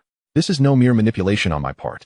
The future Night Emperor will undoubtedly surpass the Bloodblade ancestor in strength, particularly under the cover of night, when he becomes even more formidable. Not to mention, the Night Emperor commands an entire empire of darkness, replete with countless strong warriors. After a moment of silence, Zhang inquired, what is it that you wish for me to do? Given that the adversary was a remorseless fiend, it was evident that Lu Zhan's intentions were far from altruistic. Do you hold faith in death? Lu Zhan asked, gazing intently at him. Faith in death? Zhang hesitated, a look of confusion crossing his features. Can such faith bring my daughter back to life? It can resurrect her corporeal form, at least partially, Lu Zhan replied. Partially resurrected? Zhang was utterly bewildered. Does your daughter's body remain? Lu Zhan inquired, recalling Lu Yong. Like Lu Yong, Zhang harbored an immense love for his daughter. He had become somewhat obsessed, as if his daughter were his very existence. If resurrection were indeed possible, he would undoubtedly become a fervent follower of death. However, Lu Zhan could only restore her body, not her soul. Suddenly, an idea struck him. After death, where does the soul wander? Does it not fall under the jurisdiction of the Lord of the Undead? If there were a way to negotiate with that powerful entity, true resurrection could be within reach, making the recruitment of followers a mere formality. I have buried her body. What do you intend to do? Zhang asked. In simple terms, I can restore your daughter's body to eternal youth, though the soul remains beyond my reach. Whether you desire this or not is entirely your decision, Lu Zhan stated plainly. Such matters are not easily accepted by everyone. Indeed, Zhang's expression shifted, and he slowly shook his head. A restored body? Then Ying would no longer be Ying. If you can help me exact vengeance, I, Zhang, will be your loyal dog henceforth. Very well, then follow me. Lu Zhan nodded in agreement. He then retrieved the Bloodblade. In his grasp, the Bloodblade felt no different than a mere hunk of iron, devoid of any extraordinary qualities. However, as he handed it to Zhang, a surge of formidable energy erupted from his body, his eyes flashing crimson, though he swiftly suppressed it. Your profession is indeed intriguing, Lu Zhan mused, unperturbed by any potential threats. My initial profession was Bloodblade Envoy, but I have since evolved into the blade-wielding Blood Envoy. Zhang, stifling his bloodthirsty urges, continued. This Bloodblade appears almost sentient, constantly urging me to draw blood. The more blood I consume, the stronger I become. Moreover, it amplifies all my inner desires and thoughts. By the end of his statement, Jia Zhang's eyes glowed crimson once more, filled with rage. The Night Emperor, is it? Yet at that moment, a heart-wrenching roar erupted nearby, followed by a thunderous crash, as if something had collapsed to the ground. In the next instant, the sanguine hue dissipated, restoring the forest to its verdant splendor. The bloodthirsty eye, besieged by the first and second entities, ultimately succumbed to its wounds. As for the serpents, they had long since been eradicated by Old Hay. Lu Zhan felt a surge of excitement. He had eagerly anticipated this blade. He was certain it was the premier crimson equipment in the entire world. Approaching the corpse of the bloodthirsty eye, he noticed 3 orbs hovering above it. One resembled a droplet of blood, and without hesitation, Lu Zhan seized it and crushed it. Essence of the bloodthirsty eye, a uniquely special material, its purpose unknown. At last, he had acquired it. A rare smile graced Lu Zhan's face as he hastily gathered the remaining materials and the blueprint. Then, with a mere thought, the system's voice resonated in his mind. Ding! Blueprint for blood elegy materials detected as complete. Would you like to synthesize? Synthesize, Lu Zhan commanded inwardly. In the next moment, all materials transformed into light, merging with the blueprint, and slowly, a blood-red sword began to materialize. The entire process spanned a full 3 minutes before the sword was wholly revealed. Grasping the hilt, Lu Zhan's first impression was one of weightlessness. Unlike Lu Yang's massive sword, this was a slender blade, perfectly aligned with Lu Zhan's preferences. In his previous life, he had been a spirit sword master, wielding precisely such a light and agile sword. With a mixture of anticipation and trepidation, Lu Zhan examined its attributes. Blood elegy. Grade, red. Equipment requirements. Level 15, strength 300, agility 500. Strength 300. Agility 400. Hitting an enemy has a chance to trigger a bleeding effect, with damage determined by strength. Skill blood burst. Upon activation, it detonates the blood within the enemy's body. With damage based on the disparity in agility between both parties, the greater the difference, the higher the damage. Skill frenzied blood. When activated, blood elegy continuously siphons the wielder's blood, simultaneously enhancing all of the wielder's attributes. The more blood consumed, the greater the attribute enhancement. Chapter 119, Fragments of the Wings of Death. A splendid sword. From this day forth, please refer to me as the Blood Swordsman. With a hearty laugh, Lu Zhan thrusts his sword, striking a remarkably dashing pose. Turning to Hu Luer and the others, he inquires, "What do you think? Am I not handsome?" It must be said that Lu Zhan is rather vain, as is typical of youth. Handsome indeed. The blood swordsman is simply stunning. Hu Luer quickly showered him with flattery. Meanwhile, Jia Zhang's expression shifted slightly. The blood knife in his hand trembled ever so slightly, emanating a hint of hostility. At that moment, Lu Zhan also sensed the blood elegy in his grasp radiate an exceedingly sharp aura. Artifacts possess spirit. The blood knife wielded by Jia Zhang clearly harbored a sinister nature, influencing its owner's intellect, thus imbued with a certain spiritual energy. Although the blood elegy, a crimson weapon, may not give rise to a sword spirit of ludicrous proportions, it possesses its own unique essence. Furthermore, as both are blood-based weapons, their encounter naturally incited rivalry. Humph, Lu Zhan snorted, and the blood elegy in his hand instantly fell silent. However, for Jia Zhang, it was not so simple. His eyes sporadically flashed red. Lu Zhan even suspected that in his previous life, this fellow had committed acts of slaughter under the control of the blood knife. The blood knife devours its master. Such a notion might sound absurd, yet in this era, nothing is impossible. Give it to me. Lu Zhan directly seized the blood knife from Jia Zhang's hand and cast it to the ground, stomping on it. As a weapon, why act so unruly? The blood knife writhed beneath Lu Zhan's foot, releasing waves of blood energy. Yet, Lu Zhan remained steadfast, even pressing down heavily, causing the ground to collapse and the blood knife to sink into the earth. At last, the blood knife lay still, obedient. If you cannot even control your own weapon, how can you seek revenge? Lu Zhan kicked the blood knife back to Jia Zhang, stating, Jia Zhang caught the knife, and in an instant, it exhibited signs of trembling once more, a surge of intense hatred rising within him. He immediately grasped Lu Zhan's thoughts. Indeed, everything he had done along this journey seemed to be guided by the blood knife. Taking a deep breath, he suppressed the animosity within and coldly huffed. Are you the master, or am I? If you continue to misbehave, I shall gladly bury you in the ground, never to be used again. Upon uttering these words, the blood knife indeed quieted down. Although the hatred still lingered in Jia Zhang's heart, a flicker of clarity emerged in his mind. Witnessing this scene, Lu Zhan felt a sense of reflection. It seemed that this hidden profession was not so easily managed. While immensely powerful, it bore numerous drawbacks. Returning to Donghai with Hu Luer and Jia Zhang, Lu Zhan naturally could not allow Bei Lao He to advance at full speed. However, both were formidable individuals, and the group took merely half a day to return to the city. Upon their arrival, Zhan instructed Zhang Tianfu to arrange accommodations for the two. "Oh, is that you? You're still alive?" Zhang Tianfu exclaimed upon seeing Jia Zhang, clearly surprised. "Where did you hide that night? I nearly lost my life." Those fellows were genuinely strong, but thankfully, Brother Lu was even stronger. Zhang Tianfu's words dispelled the last shred of doubt in Jia Zhang's heart. His encounter with Zhan had been entirely fortuitous. There was no way he could have conspired with Zhang Tianfu beforehand. Once they parted ways, Zhan returned to his chamber.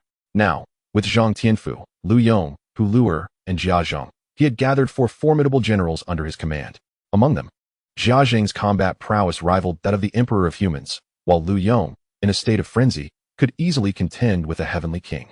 As for Zhang Tianfu and Hu Luer, though not combat-oriented, their contributions were nonetheless significant. The Necromancer nation was beginning to take shape. After contemplating for a moment, Zhan summoned the Necromancer priest. Subsequently, an array of materials required for the altar materialized in the room. "Well done," the Necromancer priest nodded in satisfaction, waving his staff before kneeling down in utmost reverence. In the next instant, a minuscule rift appeared in the air, exuding an overwhelmingly dense aura of death. At that moment, Zhan's complexion turned pale, and he found himself trembling uncontrollably, overwhelmed by an impulse to kneel. Fortunately, the rift vanished almost as quickly as it appeared, leaving behind 3 fragments of a dark gray substance. Zhan was exceedingly familiar with these. He had 2 pieces already within his storage ring. Fragments of the wings of death. The Necromancer priest rose, collecting the fragments, and said, when meeting His Majesty the Monarch, "You must kneel. This is your first warning. There shall be no second." He then presented the 3 fragments to Zhan. Zhan accepted the fragments, feeling no particular excitement. 5 more were needed.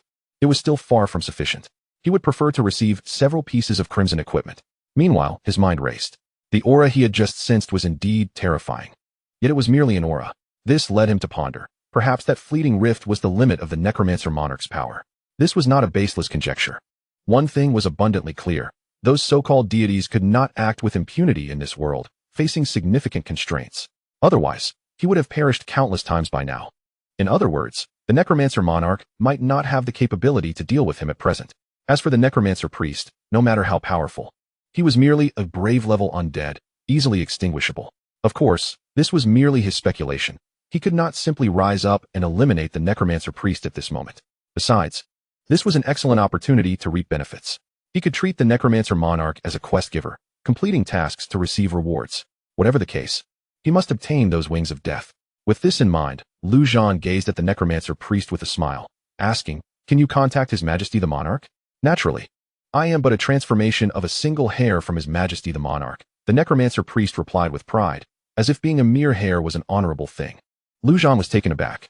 How remarkable that a single hair could transform into a brave-level being. Truly, the deities were extraordinary. "What else can I do for His Majesty the Monarch?"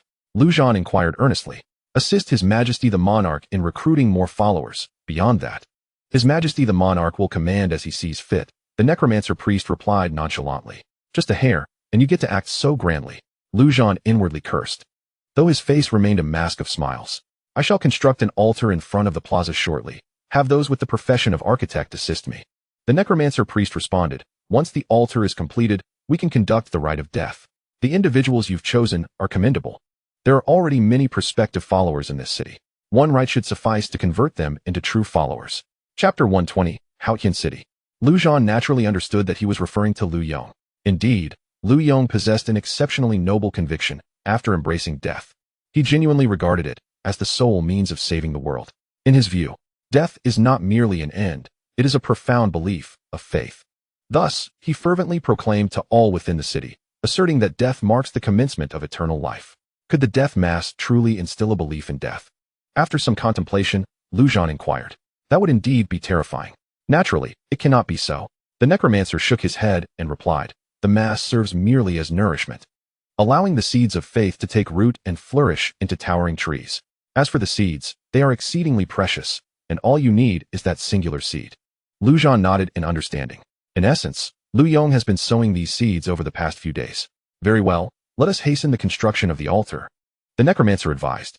Early the next morning, Zhan awoke and opened the window, only to behold a vast throng gathering in the square. Directly ahead, a black altar had been completed, the very altar of death. Its peculiar design radiated an eerie aura, and the Necromancer stood at its center. Moments later, the entirety of the city's populace had congregated at this location. Lu Yong had undeniably established himself as the undisputed leader, and none dared defy his commands. Not far off, even a few mutated beasts lay prostrate on the ground. In recent days, Lu Yong had tirelessly propagated the faith, and several idle mutated beasts had occasionally come to listen, with a few even succumbing to indoctrination. As all were gathered, the Necromancer extended his arms and officially initiated the death mass.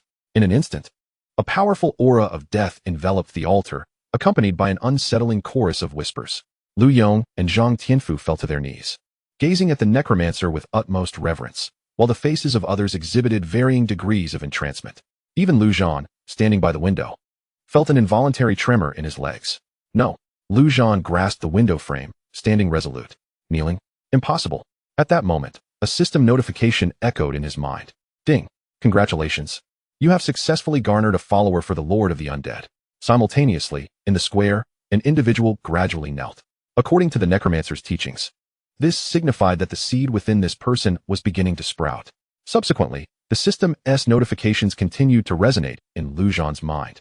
While more and more individuals in the square succumbed to their knees, the death mass persisted for a full hour. Aside from Lu Yong and Zhang Tianfu, a total of 13 individuals had knelt in the square. Lu Zhan's attributes had evidently increased significantly, even though these 13 were not particularly powerful. Each provided a 10% boost, amounting to at least 50 or 60 points. His intelligence and spirit also saw considerable enhancement. Most importantly, these individuals held a diverse array of professions, allowing Lu Zhan to wield their skills once a day, with the potential to expand his repertoire as the number and variety of followers grew. Eventually, Lu Zhan could become a veritable master of all trades. Mages, warriors, priests, archers, skills from any profession could be unleashed with formidable might. For by then, his attributes would be amplified to an extraordinary degree. The power of faith was astonishingly potent, akin to wielding a cheat. Before long, the death mass came to an end. The crowd lingered in the square, seemingly savoring the experience, lost in contemplation. The Necromancer then materialized beside Lu Zhan and declared, "From this day forth, I shall remain here, conducting a death mass daily." Naturally, Lu Zhan welcomed this development in his heart. It was preferable for the Necromancer to remain with him. Yet, he feigned respect and replied, "Your efforts are greatly appreciated. All for the sake of our esteemed Lord." The Necromancer displayed an expression of unwavering devotion. In the days before the apocalypse, Haiden City was one of the most opulent cities in the nation, boasting a vast population. When the apocalypse erupted, this city became a bastion of formidable warriors. Within a mere fortnight, the invading monstrosities were eradicated, and a semblance of social order was restored. Subsequently, 8 major factions rose to prominence, erecting towering walls and co-governing the city, enacting laws, establishing vocational training, and reviving various entertainment facilities. The city had begun to resemble its former glory. In comparison, the EC was nothing more than a remote, desolate land. Of course, with resources scarce in the apocalypse, the criteria for entering this city were exceedingly stringent. Not only was a hefty toll required daily, but there was also a level-based elimination system. Those with insufficient levels were expelled from the city. Only the elite were permitted within. At this moment, before the grand city gates, Lu Zhan sat astride a fully armored steed, gazing at the majestic city before him. Filled with reflection, Haiden City had long been heralded as the greatest city of humankind, teeming with powerful individuals. Yet, as the saying goes, the taller the tree, the greater the wind. When the true army of monstrosities, those fearsome creatures of heroic caliber, descended upon this city, it was met with an overwhelming onslaught, and humanity crumbled in less than half a day's time. Haiden City was rendered non-existent. The day of reckoning was drawing near. Lu Zhan's purpose for this visit was not to defend the city, but rather to partake in a dungeon quest. Beside him were Hu Luer and Jia Zheng, both formidable beings who, despite Lu Yong's indoctrination methods proving ineffective, were kept close to absorb his dominating aura. I've seen numerous posts about Haiden City, but I never came because the entry fee is 500 gold coins. It's nothing short of robbery. I, Hu Luer, only swindle others. How could I allow myself to be swindled? Hu Luer exclaimed indignantly. Meanwhile, Jia Zheng expressed his astonishment. I never imagined such a place existed in this apocalypse. Even outside the city, just listening to the sounds within reveals its splendor. Arf, this gear is so damn uncomfortable. Beneath Lu Zhan, Bei Laohe barked in displeasure. Bear with it for a moment. We have significant matters to attend to. Let's keep a low profile, Lu Zhan reassured, patting the dog's head. He had disguised himself using Lu Fei's identity as a Beastmaster, with Bei Laohe portraying his spirit beast. Given Lu Zhan's notoriety as a ruthless killer, his reputation had spread far and wide, including that of Bei Laohe. Thus, Lu Zhan had outfitted him in armor, enhancing his imposing presence. Let us proceed into the city. Lu Zhan gestured, striding towards the gates. Chapter 121, 10,000 gold coins. At the city gate, two individuals sat on the ground, one on the left and one on the right, presenting an appearance devoid of any aura of strength. Yet, both were seasoned individuals who had undergone vocational advancement. And at this stage, they were undoubtedly formidable. Such a formidable figure, stationed at the city gate, is indeed a spectacle to behold. Ah, this is no apocalypse. It is, in truth, a divine reward bestowed upon humanity. Guanming, clutching a roasted leg, savors it with great relish. This is the thigh of a valiant grade magical beast, meticulously prepared by a level 10 chef. Not only is it delectable, but it also enhances one's attributes significantly. However, one cannot overlook the fact that millions have perished thus far. I perceive this as nature's method of natural selection among humankind. Have you ever read the novel Global Evolution? Beside him, Wenze remarked nonchalantly, natural selection, I favor that term. We are indeed among the elite. I have heard whispers of dragons and phoenixes dwelling in the remote mountains, though their existence remains uncertain. If true, I would indeed relish the chance to slay a dragon. Dragons are said to exist. Surely you have heard of Lu Zhan? It is said he has slain a dragon. The notorious killer, Lu Zhan, is he truly so formidable? I, for one, remain skeptical. Should he venture to Haitian City, I would teach him a lesson in moments. It is likely mere exaggeration. Tales of him vanquishing only the weak. As the two conversed, their eyes met suddenly, and they rose to gaze into the distance. There, a menacing aura approached. A figure sat astride a peculiar beast, flanked by two companions.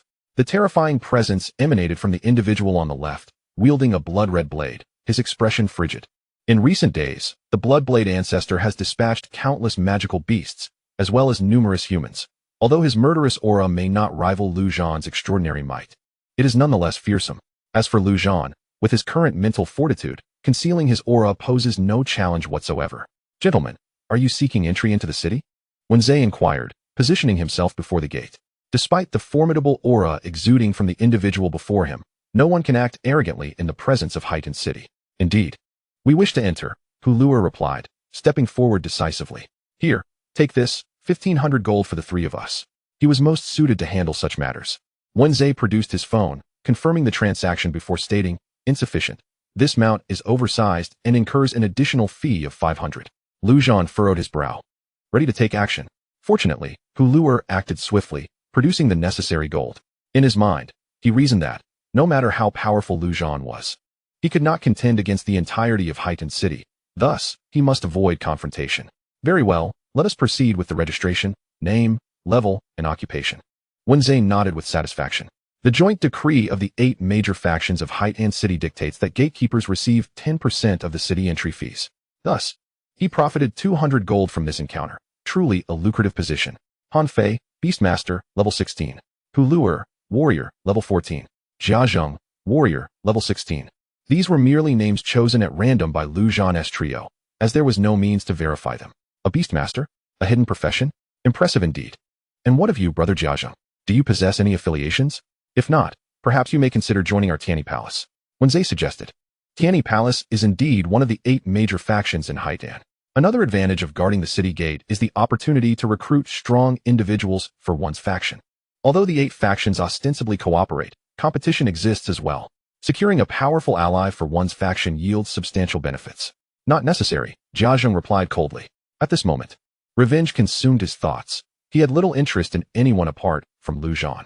Let us proceed, Lu Zhan declared, patting his mount's head, disregarding the two as he strode into the city. Payment had already been made, and should they attempt to obstruct him, he would not hesitate to eliminate them. Heightened City, a realm where the strong abound. In his eyes, it was nothing to fear. Of course, Lu Zhan was not one to revel in bloodshed. He preferred to avoid conflict whenever possible. Recently, he had taken to winning others over through virtue. Fortunately, the two men seemed to grasp the situation. Though their expressions bore displeasure, they promptly stepped aside. Upon entering the city, the sight that greeted them left even Lu Zhan, a man reborn, momentarily dazed. Is this truly the apocalypse? It is a realm of unparalleled prosperity, even surpassing the days before the collapse. The existence of architects has led to the construction of buildings previously unimaginable in the pre-apocalyptic world. Come, let me treat you to a grand feast, Zhan said nonchalantly, concealing his momentary astonishment. He was a master. After all, such emotions should not be displayed. As for matters of consequence, there was no rush. The Heightened Feast. The most opulent establishment in Heightened City, without question. It is said that the head chef is an 18th-level advanced professional, a Michelin-starred chef. Even the most mundane of ingredients in his hands transforms into a dish that enhances attributes. Humans will always seek enjoyment, even amidst the apocalypse. Huluer stood before the grand entrance, exclaiming in awe. This gate, lavishly designed, would have been impossible to construct in the past world. Enter. And do not appear like a country bumpkin, Zhan chided. Just as they were about to cross the threshold, they were halted by a voice. Greetings. Mounts are not permitted inside. 1,000 gold. Can we enter? Please, do not make this difficult for us. 2,000. Your mount may frighten other patrons. 10,000 gold. Esteemed guest. This way, please. I desire your finest private room. Zhan, mounted on Bei Lao He, declared as he entered. Inside the hotel lobby, the entrance of the imposing Bei Lao He sparked a wave of commotion. This was the first time a non-human had entered since the Heightened Feast opened its doors. No one would dare spend 10,000 gold merely to allow a mount entry. Such an expenditure was unfathomable to 99% of the world's population. Zhan's actions were driven by nothing but vanity. Once material and survival needs are met, individuals naturally seek spiritual satisfaction. After a lifetime of subjugation, Zhan finally relished this feeling of ostentation. He was, after all, merely human. What is this? How dare you allow a beast to enter? Get it out immediately. Jeered one patron. Could it be a delicacy? Freshly slaughtered and served. How intriguing. Shall we have a sashimi feast? I must confess, I have never tasted raw magical beast meat. Old Yang, come out quickly. A fine ingredient has arrived. The patrons within the hotel clamored. Those permitted entry here were all influential and powerful. Allowing a beast to tread upon their dining grounds was a grave insult. Chapter 122, God of Food. Zhan took a seat. Bei Lao He snorted disdainfully, crackling with electricity, ready to incinerate those who dared to provoke. At the critical moment, a voice thundered through the hall. This esteemed guest has offered 10,000 gold. If anyone can outbid, I shall eject him. A beam of light descended from the heavens. Amidst the radiance, an individual gracefully floated down, clad in a pristine white chef's uniform and adorned with a towering chef's hat. He exuded a brilliance that was impossible to ignore, despite lacking the imposing aura of a formidable warrior. This was none other than the esteemed proprietor of the Grand Banquet of the Sea and Sky, the first-tier chef at level 18, Chef Mickey Yongding. Zhan placed his hand on the head of his dog to prevent it from causing a ruckus, a glimmer of astonishment flashing in his eyes. He never anticipated it would be him. Yongding was indeed an extraordinary figure, destined to be hailed as a culinary deity, the strongest chef among humankind. Having ascended through 5 tiers to become a 5-star Chef Mickey, the leaders of the 8 great human empires revered him as a guest of honor, all yearning to partake in the dishes crafted by this culinary god. Legend has it that even his simplest creations could effortlessly enhance one's attributes by 100 points. With top-tier ingredients, a single bite could boost attributes by a staggering 1,000 points. Truly outrageous. Such a talent was one Zhan was determined to secure. He would first attempt to win him over with kindness. Should the other party refuse, he would resort to binding him and taking him away. As Yongding made his entrance, an immediate hush fell over the crowd. Although he appeared to possess no combat prowess, the leaders of the 8 great powers had all proclaimed that anyone daring to lay a finger on Yongding would be at odds with them. Moreover, a chef reaching level 18, surpassing many combatants, surely harbored secrets that were best left undisturbed. Only a fool would provoke him. 10,000 gold coins.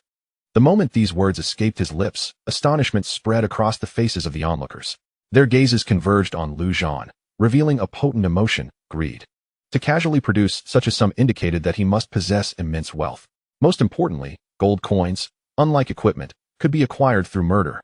In that instant, at least 90% of those present felt a surge of impulse to eliminate Zhan. The apocalypse had stripped humanity of its pretenses and laid bare their desires. Thankfully, reason prevailed, reminding them that this was not a place for violence. Nevertheless, many had already discreetly taken out their phones to alert certain individuals. Esteemed guest, this way please. Yongding approached Zhan, extending his hand with a smile. Moments later, he led several individuals into an expansive private room, which was fully equipped, resembling a presidential suite. With a grand gesture, he commanded, "Bring forth the menu." No need. Zhan waved his hand dismissively. 100,000 gold coins. You decide how to proceed. Yang Ding raised an eyebrow, intrigued. He had never encountered such a brazen individual before. While the leaders of the 8 great powers might be able to conjure such an amount, they would never part with it merely for a meal. Of course, Yang Ding was no unscrupulous merchant. Since Lu Zhan dared to offer such a price, he was equally prepared to create dishes worthy of that value. Please wait a moment. Esteemed guest, Yang Ding said as he exited the room. Typically, he refrained from personally preparing meals for others. But now he felt compelled to showcase his skills and utilize his long-cherished ingredients. This was not solely for monetary gain. The sheer wealth Lu Zhan displayed indicated a formidable power. In the apocalypse, maintaining a favorable relationship with such individuals could prove life-saving at critical moments. Once he left, Hu Luer exclaimed with palpable excitement. Haha, 100,000 gold coins. In the pre-apocalyptic era, that would surely be worth 1 billion, wouldn't it? 1 billion for a single meal. Even Jia Zheng felt a stir of desire. After all, his own amassed wealth of 5,000 coins paled in comparison to Lu Zhan's astonishing 100,000, which included the additional 10,000 for bringing his mount. Lu Zhan dismounted from Bei Laohei's back and settled onto the sofa, exuding an air of calm confidence. Power was one aspect, but financial prowess was equally vital. An hour passed before Yang Ding finally returned, announcing, "Thank you for your patience, esteemed guest." With that, he clapped his hands, and 7 stunning women entered, each carrying exquisite dishes, their tall figures clad in elegant kipeos, their beauty beyond compare. In the pre-apocalyptic world, they would undoubtedly be regarded as goddesses. Instantly, the room was filled with an enticing aroma. Please enjoy your meal, esteemed guest. Once the dishes were served, Yang Ding discreetly stepped outside, allowing the 7 women to remain. Clearly part of this grand feast for Lu Zhan and his companions to savor at their leisure. As they beheld the lavish spread, Hu Luer swallowed hard, hesitant to partake. Naturally, the first bite was reserved for Lu Zhan. He wasted no time, picking up his chopsticks and sampling a dish. Ding! Strength increased by 50. Lu Zhan's brows lifted in surprise. While this increase seemed trivial to him, gaining 50 attribute points from a single bite was indeed astonishing. Outside, countless individuals would undoubtedly be clamoring for the chance to taste even just one morsel. Go ahead, don't be shy, Lu Zhan beckoned. All right, Brother Lu, I'm dying of hunger. Hu Luer eagerly took a seat. Jia Zheng, despite his formidable strength, had never experienced such culinary delights. The trio fell silent, engrossed in their feast, while the 7 women stood poised, maintaining elegant smiles. As the pinnacle of dining establishments, the service here was unparalleled, with the attendants trained to fulfill any guest's request unconditionally. If no request was made, they merely waited. In less than 10 minutes, the entire table was cleared. True to Yang Ding's reputation, the meal resulted in various attribute increases for Lu Zhan, the most significant being a rise of 124 points in strength. Hu Luer was ecstatic, dancing with joy, while even the perpetually stoic Jia Zheng managed a rare smile. Subsequently, Lu Zhan stood and pointed to the standing women, declaring, "You 5, come with me. Now that we've eaten, it's time for some exercise. The remaining 2, feel free to entertain yourselves." With that, he sauntered into the adjacent bedroom, followed closely by the 5 women he had selected. Truly impressive, Brother Lu, taking 5 at once. What a model of masculinity. Hu Luer admired, turning to Jia Zheng and inquiring, "Brother Jia, would you like to choose first?" Jia Zheng simply shook his head. "I have no need." "All right then, Brother Jia, I shan't hold back. I'll take 2. Even I can manage that," Hu Luer exclaimed eagerly, ushering 2 of the women into the secondary bedroom. Chapter 123, The City Siege Instance. Half an hour later, Hu Luer emerged from the room, looking refreshed, while Jia Zheng remained seated, meditating. "Brother Jia, how did you come to know Brother Lu?" Hu Luer inquired, taking a seat. As a result, Jia Zheng remained completely unmoved, showing no intention of acknowledging him. Hu Luer, feeling somewhat disgraced, displayed no signs of anger. Earlier in the woods, the fierce battle between Lu Zhan and Jia Zheng had left him trembling with apprehension. Although Lu Zhan had overwhelmingly dominated Jia Zheng, the latter's strength was still terrifying in his eyes, capable of effortlessly defeating him without question. Since Jia Ge chose to ignore him, Hu Luer decided to similarly close his eyes and rest. The recent encounter, akin to a dragon playing with 2 phoenixes, had been rather exhausting. After half an hour, Lu Zhan still had not emerged. Hu Luer opened his eyes, revealing a hint of admiration. Truly, he thought, Lu Gu is remarkable. To fight 5 opponents for an entire hour is no small feat. Another hour passed, and Jia Zheng began to fidget impatiently. It had been 2 hours already. How could Lu Zhan take so long? During this time, even boss Yang Ding had visited twice. An hour later, Hu Luer finally heard the sound of the door opening. He sprang up from his chair with a swish and turned towards the bedroom. There, he saw Lu Zhan emerging with an expression of calm, showing no signs of weakness or fatigue, prompting Hu Luer to cast a gaze filled with profound respect upon him. Lu Zhan's lips curled into a smile. Although he had not fully exhausted himself, he felt satisfied enough. The five beauties were utterly spent, likely unable to rise from their beds for a day or two. You too, have you just been waiting here? He remarked, somewhat surprised upon seeing them. Indeed, Lu Gu, we had no idea you could be so formidable. Hu Luer replied with a wry smile. For someone of his temperament, sitting still for 3 whole hours felt akin to imprisonment. Where's Yongding? I summoned him for a chat and to settle some accounts. Lu Zhan settled onto the sofa, as if he were the master of the place. All right, Lu Gu. I'll go fetch him, Hu Luer said promptly, rising to head outside. 10 minutes later, Hu Luer returned with Yongding in tow. Honored guest. How did you find this meal? Was it worth 100,000 gold coins? Yongding inquired, a broad smile on his face. Lu Zhan wasted no time on pleasantries and got straight to the point. I happen to need a chef. Come with me. Name your price for a month's service. Yongding's expression shifted slightly, his displeasure evident. Are you insulting me? Who do you think I am? The head chef. You wish for me to become your personal cook? Name a price? Do I lack gold coins? No, it is not an insult. Lu Zhan shook his head. This is a threat. You have no choice. With that, he produced 110,000 gold coins, standing up to pat Yongding on the shoulder. I have matters to attend to now, but once I am done, I will come find you. By then, I hope you will willingly accompany me. With that, Lu Zhan mounted his steed and, with the two of them, strode boldly out of the Haitian feast. As he watched them depart, Yongding narrowed his eyes. Who exactly is this fellow? He is exceedingly audacious. With that thought, he took out his phone and sent a message. Where the hell have you been? Someone just threatened me. Get back here now. Being a chef of his caliber, capable of ranking on the leaderboard, he naturally had a powerful ally to act as a bodyguard, his son, who happened to be the leader of one of the 8 major factions in the city. However, this information was kept confidential, known to no more than 10 individuals worldwide. Soon enough, he received a reply. What the hell? Is there someone at Haitian who dares to threaten my father? Who? But hold on, I'm currently busy with a siege and can't leave right away. Upon reading this message, Yongding refrained from responding further. To be honest, he hadn't taken the earlier threat seriously. What a joke, daring to threaten him. As for his son's mention of a siege, he was well aware of the situation. It was the most sensational event in Haitian City recently. Just days prior, an entrance to a dungeon had appeared in the northernmost part of the city, the dungeon's content being a siege. Unlike previous dungeons, this one allowed entry and exit. For days, members of the 8 major factions had been entering and exiting. Countless individuals had perished within, yet they had made little progress in conquering the castle inside the dungeon. On the streets, a satisfied Lu Zhan rode atop Bei Lao He, heading towards the northernmost part of the city. His purpose was clear, the dungeon. The difficulty of this dungeon was immense. It was nearly impossible for humanity to clear it with their current strength. Even with Lu Zhan's prowess vastly exceeding the limits of human capability, he hesitated to claim he could conquer it. However, this dungeon held a bug that he could exploit, and the rewards it offered were of paramount importance, capable of altering the entire fabric of the world. That reward was the city building order.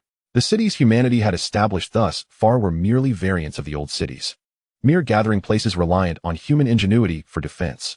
However, the cities created with the city building order were different. They were officially sanctioned by the system, equipped with various welfare facilities and capable of providing a super protective shield that enveloped the entire city. Such cities would allow humanity to withstand the onslaught of monsters. Despite Lu Zhan's current seemingly invincible status, he was, in reality, perched precariously on a volcano, where a moment's carelessness could lead to his demise. When the monstrous army descended upon the world in a month's time, they would undoubtedly seek to eradicate him immediately, resulting in a fate akin to that of Haitian City in his previous life, if not worse. For he represented death itself. The situation had become glaringly obvious. In this world, the undead monarch was regarded as a mere mouse in the face of divine beings, targeted for extermination. When the monstrous army approached, they would easily dismantle his so-called realm of the undead. No matter how formidable Lu Zhan might be, he could not hope to contend with a lord-level or even emperor-level dragon. As for the undead monarch, it was impossible for him to engage in battle personally. Henceforth, everything would rely on Lu Zhan alone. Thus, during this period, he must exhaust every resource at his disposal, gathering all means available to him. He must withstand the first wave of the monstrous army's assault. If he could endure that initial onslaught, he would have firmly established his foothold in this apocalyptic world. He could not afford to overlook a treasure like the city building order. For just the super protective shield alone would be enough to give the monstrous army a run for their money. Not to mention the many strategic fortifications it could facilitate, albeit at an exorbitant cost. Yet, gold was merely a trivial matter. If it ran out, he would simply resort to slaughter. Chapter 124, Invisible Bravado. This is truly a hero-level dungeon. Are they toying with me? The battlefield echoed with the sounds of slaughter. A young man wielded a pair of formidable cleavers, simultaneously cleaving down two grotesque creatures, his voice erupting with curses. Before him, a grand citadel stood resolutely, enveloped in a shimmering barrier, from which a relentless tide of monstrosities surged forth. These creatures, diminutive and hideously deformed, bore limbs akin to those of humans. Reminiscent of goblins, yet far more repugnant and robust, their bodies cloaked in an ominous black hue. They were known as the Dwarven Demons, and they were met with a multitude of human professionals engaged in combat: mages, archers, warriors, tanks, and clerics, an array of classes represented in full. Boss Yang, this is untenable. We must retreat. We've already lost over a dozen brothers. A blood-soaked giant rushed to the young man's side, exclaiming urgently. The man with the cleavers was none other than Zhan, the leader of one of the 8 great factions, and the son of the renowned chef, Yang Ding. Withdraw. Withdraw. You all retreat first. I'll cover your escape. Go. Zhan commanded, his twin blades slicing through the air with the ferocity of a war deity. Yet, his efforts seemed futile. Despite slaying countless foes over recent days, the citadel continued to spew forth its abominable inhabitants. The condition to complete the dungeon was the capture of the city, yet they hadn't even touched a single brick of it. As Zhan and his contingent retreated, the remaining human fighters in all directions also withdrew from the dungeon, leaving only a horde of demons behind. Once outside, Zhan gestured to his second-in-command, saying, "Have the brothers rest for now. We shall return tomorrow." "Understood, boss," his subordinate responded, beginning to organize their weary comrades. Zhan sheathed his cleavers, gazing at the dungeon entrance with a furrowed brow. How could they possibly conquer this dungeon? Just then, 7 formidable figures approached him, the leaders of the other 7 factions. Such a large-scale dungeon could not be conquered by Zhan's faction alone. It required the combined might of all 8. However, the results were disheartening. Despite several days of collective effort, they had made no progress. "What shall we do, Boss Yang? This dungeon seems insurmountable," one asked. "Indeed, in these past few days, we've lost nearly 50 brothers." Another lamented. 50? I've lost 70 or 80. Damn it. A third interjected. "Tomorrow, I'm not coming back. This dungeon is impossible to clear." "You lot can go ahead if you wish," one of them scoffed. "If only those dwarven demons gave decent experience, we might as well be grinding for levels." Another complained. As the 7 began to bicker, their voices rose in a cacophony of grievances. Although the 8 factions shared authority, Zhan was undoubtedly the strongest among them, a fact unanimously acknowledged by the other leaders. Thus, a subtle hierarchy began to form, with Zhan at its apex. Enough of this noise. Zhan, already fraught with frustration, shouted impatiently. What could he do? Surrender? Watching the dungeon remain unconquered felt akin to standing before a mountain of gold. Unable to claim a single coin, an unbearable plight. The rewards for clearing such a challenging dungeon must be bountiful. Once silence fell, Zhan pondered for a moment before proposing. "Clearly, we cannot slay every last one of those demons. I have an idea. What if we 7 charge directly in? Are we daring enough?" His words sent a wave of apprehension through the group. While the dwarven demons were not particularly strong, they were still formidable enough to pose a threat. With their combined strength, entering the fray was feasible, but what would follow? They knew nothing of the situation within the citadel. Rushing in would be tantamount to seeking death. Furthermore, the vast barriers surrounding the city could not be mere decoration. Their ranged attacks against it had proven ineffective, sinking into it like stones into the ocean. "All right, if you're too cowardly, let's just disperse. Why linger here?" Zhan's dissatisfaction was palpable as he observed their expressions. However, just as he finished speaking, an unexpected change swept across his face, mirrored by the others.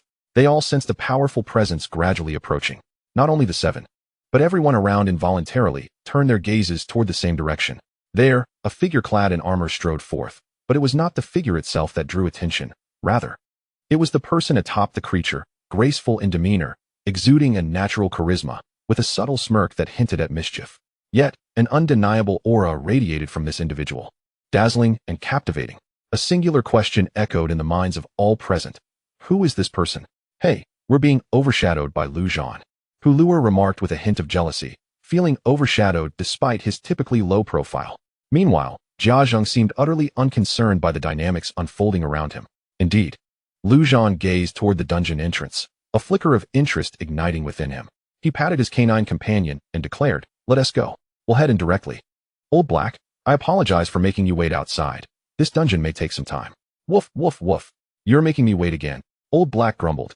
Yet he followed Zhan toward the entrance. As they approached, Zhan moved confidently toward the dungeon, seemingly oblivious to the 8 factions surrounding him, as if they were inconsequential. This was the state of existence Zhan sought, an effortless display of superiority. On the sidelines, the leaders of the 8 factions, feeling disregarded, simmered with irritation. No matter how formidable Zhan might be, could he truly act with impunity before them? Observing him stride toward the dungeon entrance with clear intent, one of them could no longer contain himself and scoffed, "Brother, this is our territory. This dungeon belongs to us." "What do you mean by this?" Hearing this, Zhan cast a sidelong glance, his voice icy as he replied, "Your dungeon? Are you sure?" Zhan's heart thudded in response, sensing an overwhelming aura emanating from Zhan. Quickly stepping forward, he introduced himself, "Brother, I am Zhan, the leader of the Yang family gang in Haitian City. May I ask your name?" "Zhan." Zhan paused, studying him, and a flicker of recognition crossed his face. Indeed, the resemblance to the vaguely familiar figure from his memories was striking. Zhan, the War Emperor, one of the future 8 sovereigns. And yet his class was nothing extraordinary, just a common warrior. To rise to the status of sovereign from such humble beginnings was nothing short of miraculous. A testament to his protagonist's potential. Chapter 125, A Display of Magic. To achieve the status of an emperor through the path of a warrior undoubtedly requires some extraordinary qualities. Perhaps an astonishing innate talent or the favor of an extraordinary system. If one is merely an ordinary warrior devoid of any exceptional attributes, Zhan harbors little belief that such an individual could ascend to the throne. Nevertheless, Zhan is only slightly surprised. An emperor? He has already slain one. What significance does an emperor hold? To him, this so-called war emperor is no more than a slightly larger ant. Casting a glance around, Zhan spoke coolly. "What is the matter? Do you intend to obstruct me?" A chill surged through Zhan's heart. He felt a fear he had never experienced even in the face of a dozen brave-level monsters. He could only manage a forced smile and replied, "Not at all. I merely wish to caution my brother that this dungeon's difficulty is exceedingly high and perilous. Perhaps we could collaborate instead. What do you think?" "There's no need for that," Zhan replied, shaking his head decisively. Rising from the back of his mount, wings unfurling behind him, he soared directly into the dungeon. Below, Huluer and Jia Zheng followed suit. "What the hell, he has wings. What kind of background does this guy have?" As Zhan and the others entered, the 8 leaders outside finally breathed a sigh of relief. They had no choice. The aura radiating from that individual was terrifyingly overwhelming, reminiscent of a fearsome disciplinary officer from their school days, rendering them incapable of uttering a word. Bear in mind, they are the strongest 8 in Haitian City, a group that, while not claiming invincibility, certainly ranks among the elite of humanity. "Zhan, what shall we do now? Is it possible that this fellow can truly conquer the dungeon? I refuse to believe it. I too hold doubts. Can he truly surpass the combined strength of the 8 of us?" Listening to the incessant chatter of the other 7, Zhan steeled his resolve and declared, "Let us go. We shall enter and see for ourselves." With that, he plunged headfirst into the dungeon entrance. The other 7 exchanged glances before following suit. Their reasoning was simple. If he could indeed clear the dungeon, they at least wanted to partake in the spoils. As for the mount, it was completely disregarded. Bei Laohong, uninterested in these matters, lay motionless on the ground. Zhan had instructed it to wait outside, not to guard the entrance. If others wished to enter, so be it. What was it to him? Inside the dungeon, Zhan surveyed the distant city.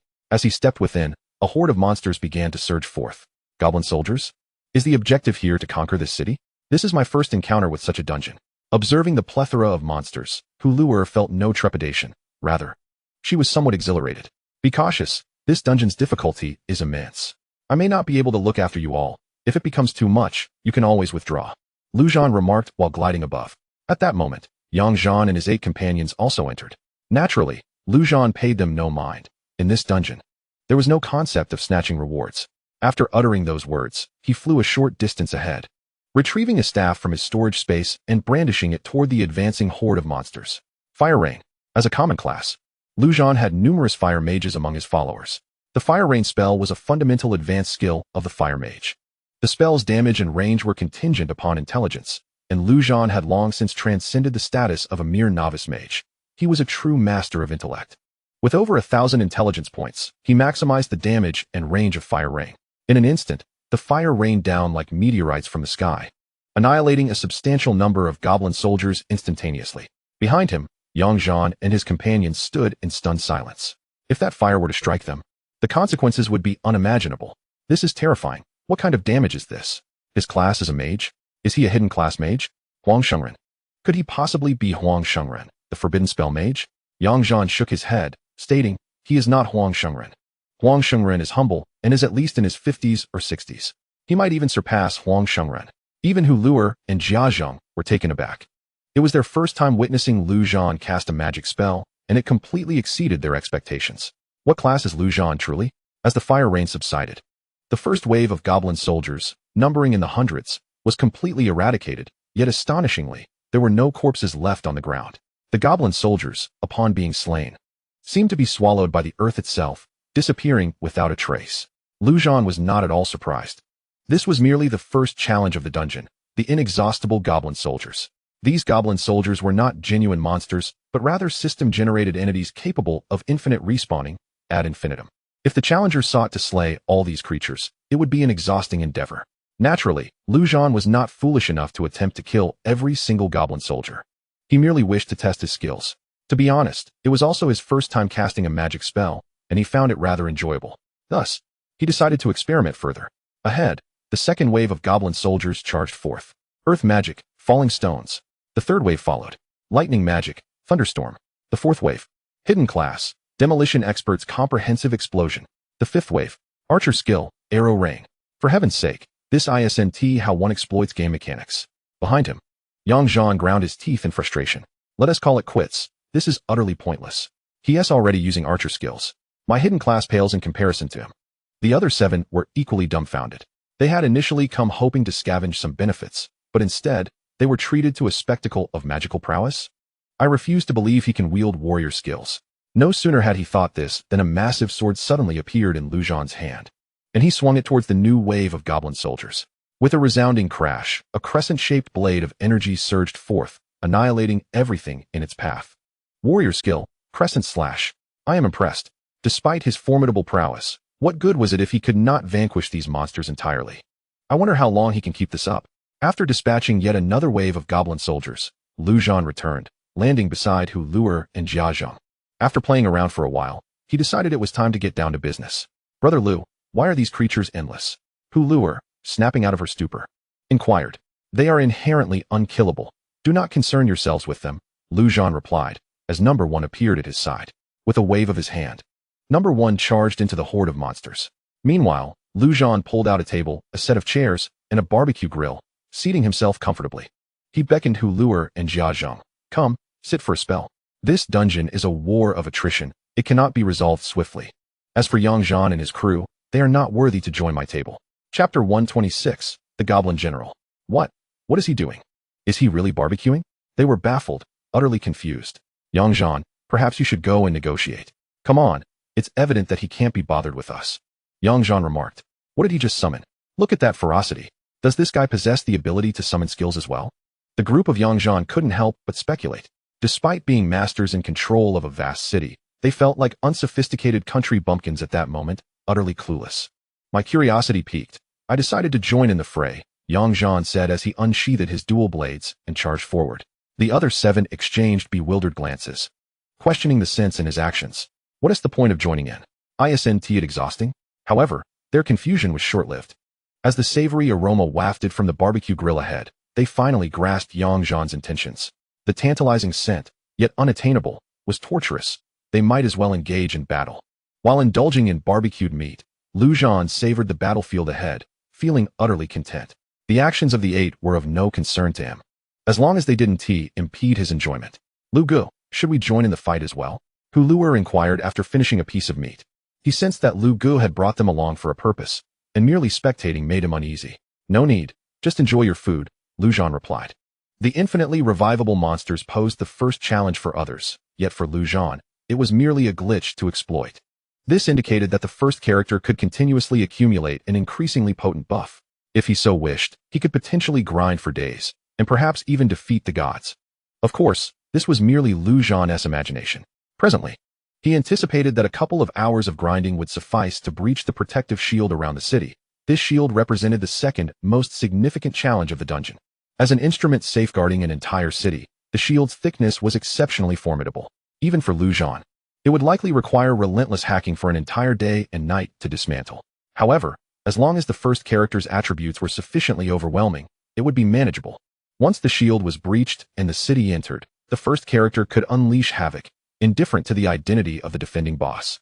This was Zhan's straightforward yet effective strategy for conquering the dungeon. Minutes passed, and the 8 leaders of Haitian could no longer withstand the pressure and retreated from the horde of monsters.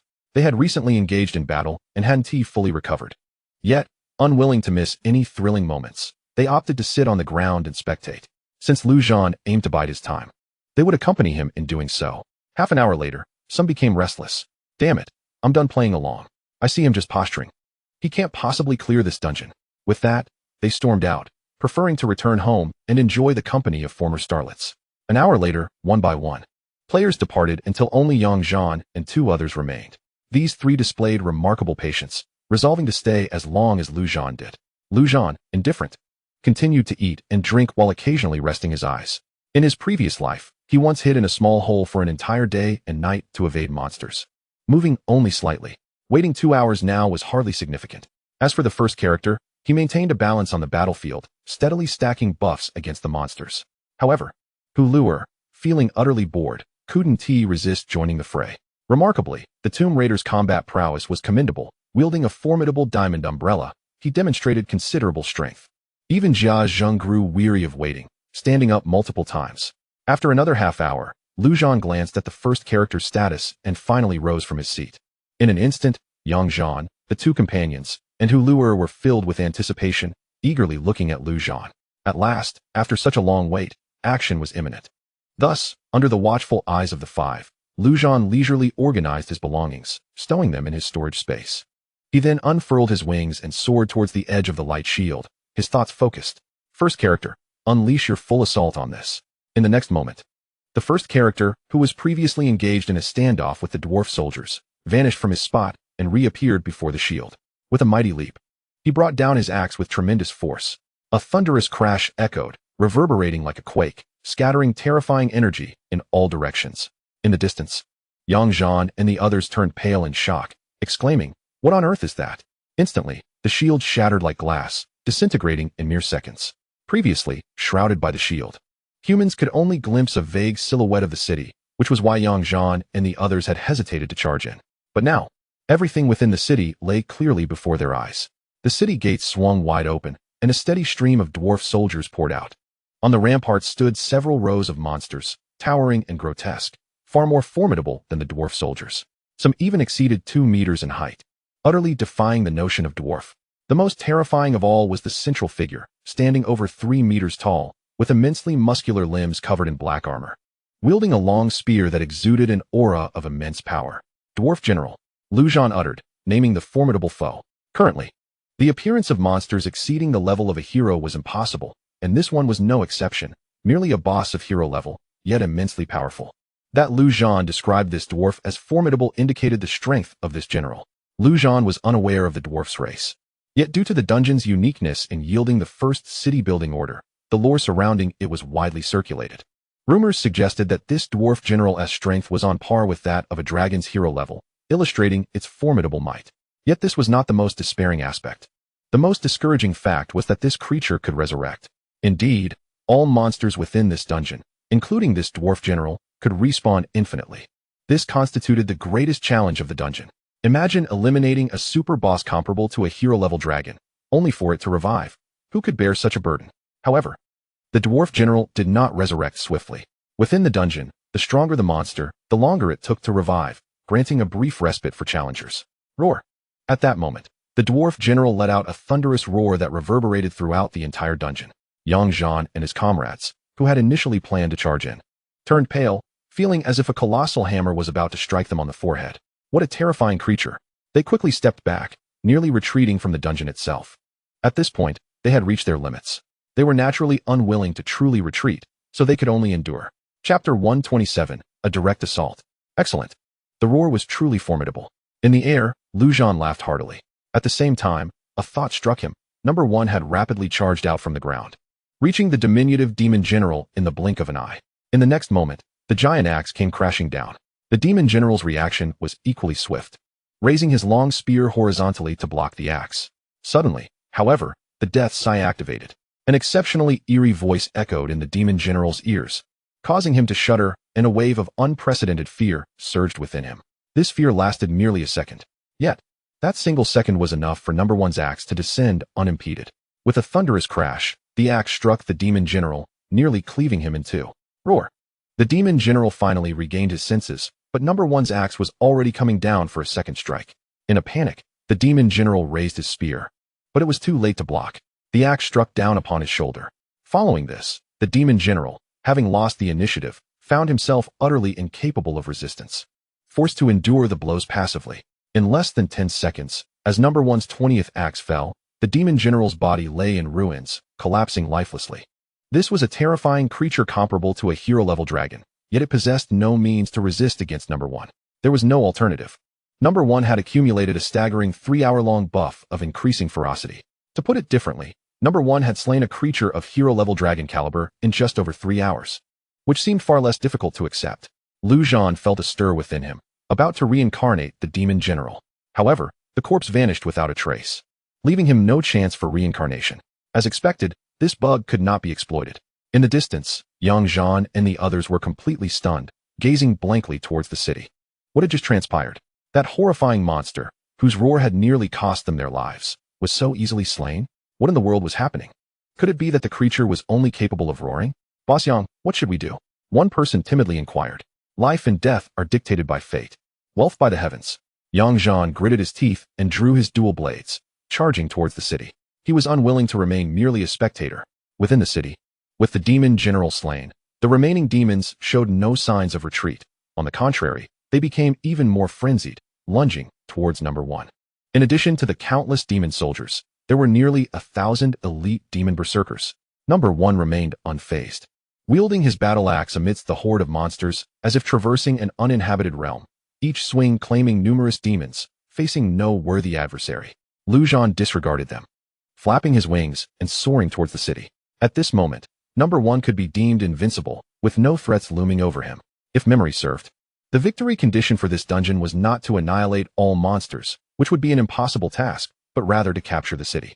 As for how to accomplish this, it was quite simple. Shatter the city's magic cube. The city magic cube, formed after the issuance of a city building order, served as the control center for the city. Whether it was the city shield or various city facilities, all were governed by this cube. As Zhan flew into the city, every demon inside and outside went into a frenzy, abandoning everything to rush in. Clearly, they understood what was of utmost importance. In an instant, thousands of monsters surged towards Zhan, a sight that made young Zhan and the others outside the city tremble in fear. Their bodies, initially prepared to charge in, came to a halt. If they were to rush in now, they would likely be completely overwhelmed, leaving not a single bone behind. Inside the city, airborne Zhan glanced around, searching for the location of the city magic cube. Given its size, it would likely be difficult to locate. After pondering for a moment, Zhan summoned forth 15 winged undead creatures. After days of preparation, his necromantic space was filled with various undead beings. Those that soared through the air, ran upon the ground, and swam in the sea. Moreover, these 15 winged creatures were all of hero-level strength. Subsequently, these 15 undead beings dispersed and began to fly throughout the city. From the perspective of the undead, a thought flickered in Zhan's mind, and his consciousness was flooded with 15 distinct viewpoints, each corresponding to the perspective of the undead creatures. Then, he activated his formidable mental power, meticulously scanning every detail of the entire city. If he had possessed a lesser mental capacity, he would surely have experienced a mental overload and gone mad on the spot. Roar! Just then, on the ground, several elite demon berserkers had leaped up, soaring several meters high, brandishing their weapons towards Zhan. Unperturbed, Zhan continued to observe the 15 images in his mind, while the blood of the Requiem appeared in his hand. With swift, fluid motions, Zhan unleashed several strikes. Each blow resulted in a demon's head rolling to the ground, followed by the entire body vanishing into thin air. The strength of the demon general was akin to that of a hero-level dragon. Yet these demon berserkers were far inferior to elite dragons, making them exceedingly easy to dispatch. In mere seconds, all the leaping demons were obliterated. Yet, an unceasing tide of demons continued to charge forth, attempting to thwart Zhan from destroying the city magic cube. Meanwhile, on the ground, number one was becoming increasingly relentless. A veritable killing machine, his attributes continually stacking, with no upper limit. Just 3 minutes later, Zhan finally noticed something amiss in one of the images. At the far end of the city, there was a massive pool, not filled with water, but rather boiling black liquid. An endless stream of demons crawled out from this black pool, and at its center, a colossal demon was slowly taking shape. It was none other than the Demon General. This was the resurrection pool for these creatures. Floating above the resurrection pool was a square object emitting an eerie glow. If his guess was correct, that should be the magic cube. Upon identifying the target, Zhan's heart surged, and he summoned back the 15 flying undead creatures into his necromantic space. Then, they flew at full speed towards the resurrection pool. On the ground, Number 1 continued to slaughter rapidly, also making his way towards the direction of the magic cube. Moments later, Zhan had already arrived above the black pool, and at the center of the black liquid, the Demon General had fully formed. With a thunderous roar, the entire creature leaped into the air, instantly reaching below Zhan, spear raised high for a thrust. Zhan swung out his weapon, and the two weapons collided head-on. Zhan felt an immense force surge through him, sending him uncontrollably flying backward. The strength of a hero-level dragon was indeed terrifying. The ground forces chose not to engage directly, opting to wait for the arrival of the first commander. Chapter 128. The City Construction Order Roar. The dwarf demon general soared into the sky. Although it lacked wings, it was still capable of flight. Had it taken to the air sooner, it might not have been dispatched so swiftly by the first commander. Immediately, the dwarf demon general brandished its long spear, and a beam of black laser shot forth from it, hurtling toward the ground forces. How intriguing, a long-range attack. The ground forces promptly retracted their wings, deeming them too inferior for rapid flight. The velocity of the black ray was astonishing. Evasion through wings was futile, and relying on their legs became the only option. With a thunderous crash, as the black ray struck, the ground forces managed a timely leap backward, narrowly avoiding the hit. However, the demon general swung its spear, and the ray pursued in tandem with its movements. Boom, boom, boom. As the ground forces fled, the black ray relentlessly chased them, carving deep trenches into the earth. The terrifying energy radiated outward, causing nearby ordinary and elite dwarf demons to suffer collateral damage, exploding upon impact. Regardless, they could resurrect after death. And the demon general paid no heed to the fate of its underlings. What the hell, does it never run out of shots? The ground forces cursed vehemently while continuing their flight, unable to halt for even a moment. The speed of the shots was relentless. A slight delay meant being struck. They could only await the arrival of the first commander. Fortunately, the first commander barreled through, moving with remarkable speed. In less than 10 seconds, the ground forces caught sight of the first commander, and a surge of hope welled within them. The newly arrived first commander shot forth like a cannonball toward the airborne dwarf demon general, instantly positioning itself above the foe and bringing down its axe with a mighty blow. With a resounding crash, the first commander appeared even stronger than before, leaving the demon general with no chance to evade. The demon general plummeted to the ground, crashing heavily upon impact. "Take that, you arrogant fool," the ground forces applauded. With the arrival of their ally, they felt a newfound sense of security. Paying no further attention to the demon general, the ground forces dashed toward the cube, drawing their sword for a decisive strike. With a thunderous sound, the cube trembled violently but did not shatter immediately, causing the entire city to quiver as if responding to the impact. In that instant, all the dwarf demons went berserk, charging recklessly to thwart the ground forces, including the demon general. Yet, the moment it moved, the first commander seized its head and swiftly severed its feet, followed by its hands. Before long, the entire demon general was reduced to a mere head and torso, a grotesque mockery of its former self. Nevertheless, it continued to writhe desperately, intent on obstructing the ground forces. With another swing of the axe, the first commander pinned it firmly to the ground. For the ground forces, aside from the demon general, the other dwarf demon attacks were hardly worth their notice. Their focus remained solely on the cube. Boom, boom, boom. The ground forces relentlessly struck the cube with their blood-soaked elegy. At this point, there was no suspense. Nothing could impede the ground forces from dismantling the cube. It was merely a matter of time. However, the cube proved remarkably resilient, sustaining numerous strikes with only a single crack appearing. Since simple slashes were ineffective, it was time to unleash some skills. Taking a deep breath, the ground forces momentarily summoned a faithful swordsman. The skill Flowing Wind 5 / activated. The ground forces transformed into a gust of wind, vanishing from sight. Then, with 5 resounding booms, the 5 slashes landed upon the cube. Finally, a massive gash opened up in the cube. Indeed, skills inflict greater damage. Let us do it again. After all, Many of his followers wielded swords and possessed an array of skills. 3 minutes later, with a crisp sound, the cube finally shattered into countless fragments.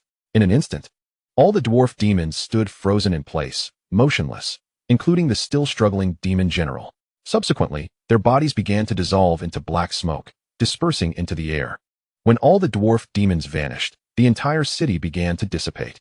Within 3 minutes, only the ground forces and the first commander remained. The once magnificent city left no trace, as if it had never existed.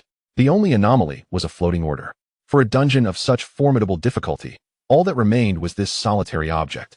It seemed utterly unworthy. Yet, those with understanding recognized that its value surpassed that of any divine weapon.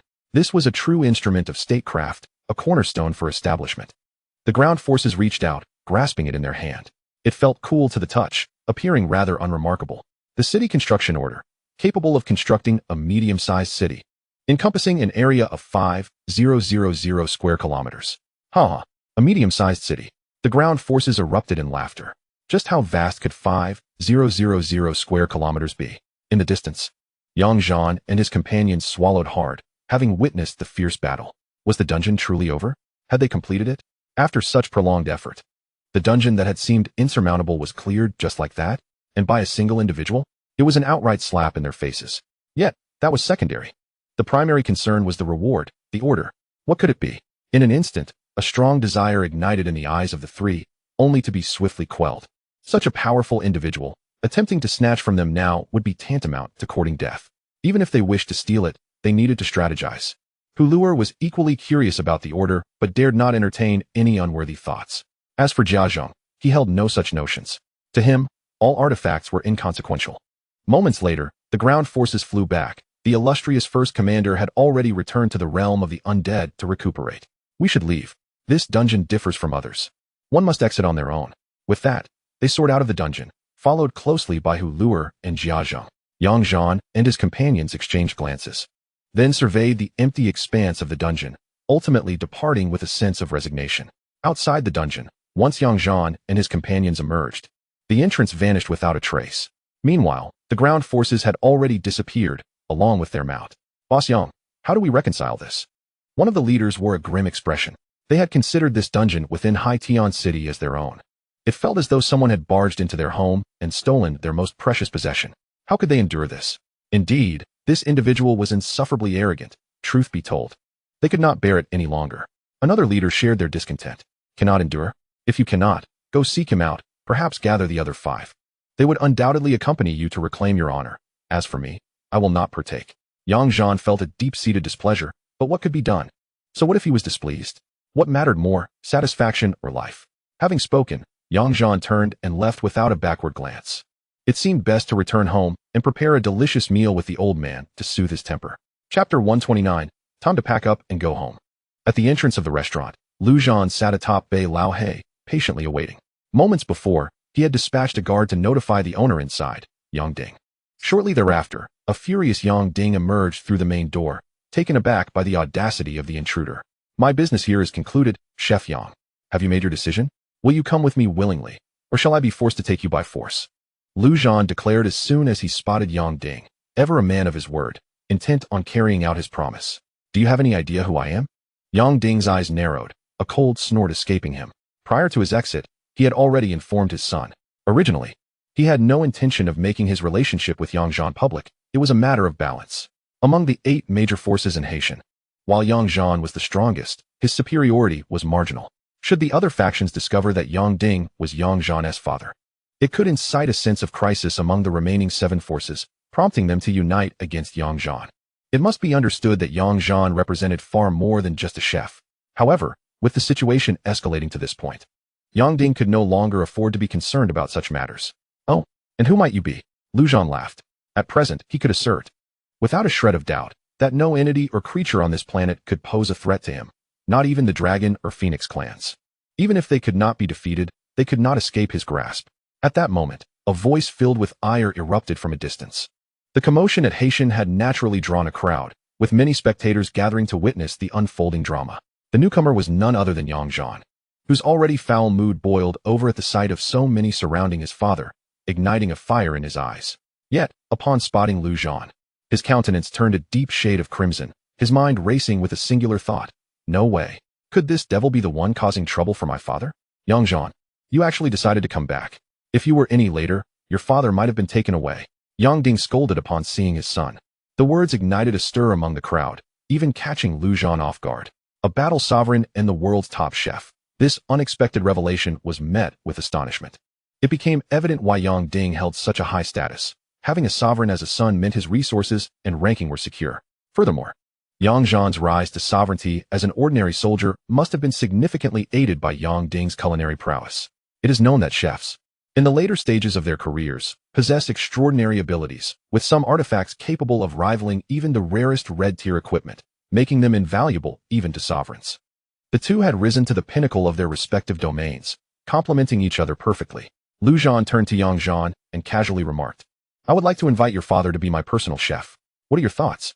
Yang Zhan's expression shifted several times, ultimately directing his gaze toward Yang Ding. Old man, it's time to go home and pack your things. What? Yang Ding stood frozen, taking a full minute to process his son's words before managing a single response. Oh. With that, he turned and re-entered the hotel. He was well aware of his son's temperament. If he were capable of fighting, the confrontation would have already occurred. Now, faced with an insurmountable disparity, there was nothing more to be said. Big brother, if my father is going, can I go along too? Yang Zhan asked Lu Zhan earnestly. He could not simply disregard his father. If they could not stay, he would follow. He would rather face death than not be by his father's side. Very well. You should also prepare to leave. Lu Zhan nodded in agreement. It seemed that he had yet to acquire a sovereign under his command, and such an opportunity was too good to pass up. Watching Yang Zhan depart, a more audacious idea began to take shape in Lu Zhan's mind. What if he could gather all the sovereigns, divine generals, and kings, even those who might gain fame in the future, under his banner? If he could convert them all into followers, even the entirety of humanity, what magnitude would his attributes reach? As this thought ignited a fervor within him, Lu Zhan reflected on how his previous concerns had centered solely on his own survival and enjoyment. But now, his circumstances had changed dramatically. He found himself metaphorically bound to a roasting spit, with flames raging beneath him. Thus, he resolved to employ every means at his disposal to withstand the fire, even if it meant kidnapping all of humanity. From this point forward, there could only be one sovereign in this world, Lu Zhan. Of course, such ambitions could not be realized overnight. Careful planning was essential. Half an hour later, at the gates of Haitian, Lu Zhan remained seated atop Bei Lao He, while behind him trailed the bus. Inside sat Yang Ding and his son, along with Hu Lu Er and Jia Zhang, relieved to no longer have to walk. As a leader, it was a simple task for Yang Zhan to procure a bus and some fuel. As for the reason behind taking a bus, well, that was an excellent question. It was because the Yang father and son had brought along several beautiful women, totaling more than a dozen between them. One could not help but note the similarity in their tastes, tall, fair, and youthful beauties. Lu Zhan glanced back, unable to suppress his sarcasm, especially Yang Ding, who, despite being in his 60s or 70s, still indulged in youthful pursuits. Did he possess some secret to maintaining such vitality? Perhaps he could consult this old chef on such matters. Although Lu Zhan was already strong in this regard, what man wouldn't he desire to grow even stronger? Yang Lauda, are you truly leaving? Yes, Yang Lauda. If you leave, what will become of us? Please do come back to visit us. Chef Yang, I'm still looking forward to tasting your dishes. Please take me with you, cried a chorus of voices from outside the bus. Among the 8 leaders, Yang Zhan was the most powerful and beloved, making his sudden departure all the more difficult for many to bear. The other leaders of the 7 major forces in Haitian stood outside the gates, their hearts a mix of emotions. What was happening? Yang Zhan was really leaving? Although they were rivals, they could not deny that Yang Zhan was indeed the strongest among them. With his departure, Haitian's strength would inevitably wane. While they had lost a competitor, the implications of this were uncertain. Sighing, Yang Zhan felt helpless. He did not wish to leave, but he certainly did not want to die. Enough of this sentimentality. We will soon reunite. Let us go. Lu Zhan patted the dog's head and spoke bluntly. Once things settle over there, it won't be impossible to evacuate every soul from this city of Haitian. Woof, woof, woof. I want to ride too. Why must I run? Bei Lao He commenced to stride forward, clearly dissatisfied. Enough chatter, Lu Zhan replied curtly. Riding a grand bus pales in comparison to riding Bei Lao He. Chapter 130, City Construction. East Sea. Above the city, thunder rumbled, and bolts of lightning coursed through the sky. At the center of this tempest stood a colossal figure, radiating electricity like a deity of thunder. In the distance, on the bus, Yang Ding and Yang Zhan stared blankly ahead. What is going on? What is that thing in the sky? Prepare for battle. Zhan quickly regained his composure, grabbing his dual blades and stepping off the bus to stand beside Bei Laohe. Lu Gu, I just noticed that there are numerous people in this city. We cannot stand idly by. That electrifying creature, whatever it is, emanates a terrifying aura. Yet, Zhan, a formidable warrior of the human race, felt an overwhelming sense of responsibility. He could not merely watch as countless innocents were slaughtered. After all, it was this very resolve that had earned him the esteemed title of leader in Haitian City. You possess quite the sense of justice. What? Do you aspire to be a hero? Lu Zhan chuckled. In his previous life, he had heard many tales about the Emperor of Humanity, and among them, the most prevalent were those of his righteousness, generosity, heroism, and commendable virtues. Now, it seemed those tales were indeed not unfounded. The future of humanity's standing among myriad races hinged upon the existence of such heroes. Heroism is hardly the case. We simply have the capability to assist the weaker among us, Zhan asserted. Our greatest advantage as humans compared to those monstrous beings is unity. He was attempting to persuade Lu Zhan. The creature crackling with electricity was dreadfully frightening, yet Lu Zhan was equally formidable. If Lu Zhan intervened, he could surely save the inhabitants of the city. However, as soon as Zhan finished speaking, he witnessed the lightning surge directly towards them, akin to a blade of thunder. With a deafening boom, an overwhelming force halted before Lu Zhan. Zhan's body tensed, bracing for an imminent threat. He anticipated that the adversary would charge directly at them. What on earth was happening? Only at that moment did he discern the true form of the thunder deity. It was a ferocious tiger, crackling with electricity, exuding an aura of terror. Yet, in the next instant, an even more astonishing event unfolded. Lu Zhan leaped gracefully onto the back of the great tiger, which showed no sign of resistance whatsoever. What in the world? Is this fearsome beast truly his mount? Even Yang Ding on the bus was left speechless. No wonder his son dared not engage. Let us proceed.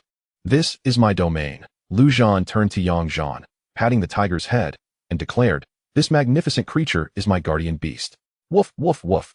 If it is the guardian beast, then what am I? Bei Laohe instantly expressed his dissatisfaction. Roar. You are but a subordinate of the guardian beast, the great tiger proclaimed proudly, quite satisfied with its identity. After its roar, it began to stride toward the city. The ruckus having been orchestrated at Lu Zhan's behest. This display of grandeur was intended as a show of might, a testament to the formidable presence of the war emperor. Zhan's gaze toward Lu Zhan had transformed, filled with fear, shock, respect, and longing. As they approached the city, a multitude of voices suddenly erupted. Welcome back, Emperor Lu. Welcome back, Emperor Lu. Welcome back, Emperor Lu. The chants reverberated through the heavens. On the bus, Yang Ding and Zhan exchanged glances, both recognizing the astonishment reflected in each other's eyes. Zhan had once been a leader of a city, yet he had never experienced such a grand spectacle. Emperor Lu. What a remarkably imposing title. Even Hu Luer and Jiazhong, nearby, wore expressions of shock. They had not spent much time in the city. And while they were aware of Lu Zhan's immense strength, hearing the title of Emperor Lu was a revelation. At the city gate, Lu Yong and Zhang Tianfu stood ready to welcome Lu Zhan. Not long ago, Lu Zhan had contacted Lu Yong, instructing him to orchestrate the entire affair. In summary, there was but one demand. The more magnificent and awe-inspiring, the better. The title of Emperor Lu was proposed for the first time, with the singular request that it echo throughout the world. At this moment, the gates swung wide open. Within East Sea City, all inhabitants stood either in the streets or atop the walls, gazing as the fearsome tiger bore Lu Zhan closer. Truthfully, many of them did not recognize Lu Zhan, nor had they ever seen his face. Yet, the name Lu Zhan was indelibly etched in their minds. This was all thanks to Lu Yong's efforts.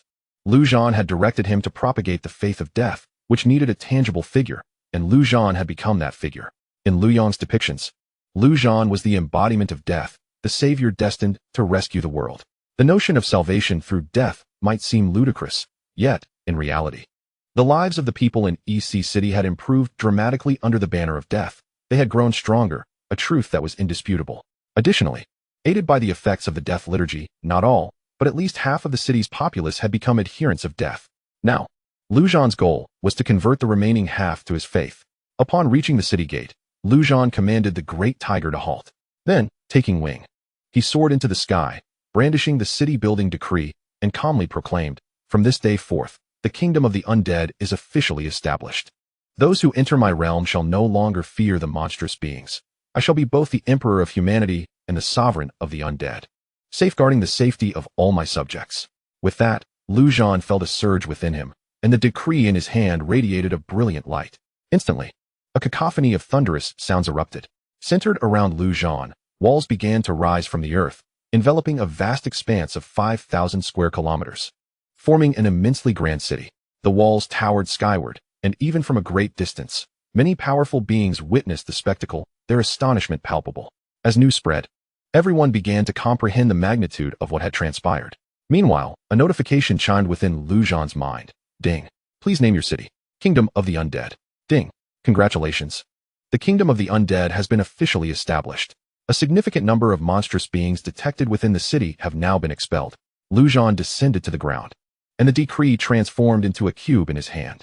Upon activating the cube, a plethora of information flooded Lu Zhan's mind. Among the most fundamental tasks was to activate the city's protective shield. However, this was not without cost. Maintaining the shield required a substantial amount of gold. 1,000 gold coins per hour amounts to a staggering 24,000 in a single day. Relying solely on land warfare, one person could hardly sustain such a pace for more than a few days. Subsequently, Lu Zhan perused other options and, with a mere thought, selected one. The construction of the Lord's Manor. This endeavor is categorized into 4 tiers: low, medium, high, and top. Glancing at his gold reserves, Lu Zhan discovered that he could only afford to erect a medium-tier structure. Gritting his teeth, Lu Zhan promptly chose to establish it right beneath his feet. In the blink of an eye, before the astonished gazes of all present, an extraordinarily majestic palace rose from the ground. Even the most esteemed architect in the city stood dumbfounded. How could such a feat be accomplished without a century-level architect? Once the Lord's Manor was completed, Lu Zhan signaled discreetly. He was not one for words, leaving the task of swaying hearts to Lu Yong. Lu Yong immediately grasped the cue and proclaimed loudly, "Your Excellency." The sovereign's might is awe-inspiring. The events that had just unfolded had far exceeded everyone's imagination. Even the formidable Yang Zhan was rendered speechless. With Lu Yong's reminder, a singular thought emerged in everyone's minds. What sort of sorcery is this? It can only be the work of the divine. Chapter 131. The Astonishment of Lu Yong. Ding. Zhang San has become your follower. Ding. Li Si. Ding.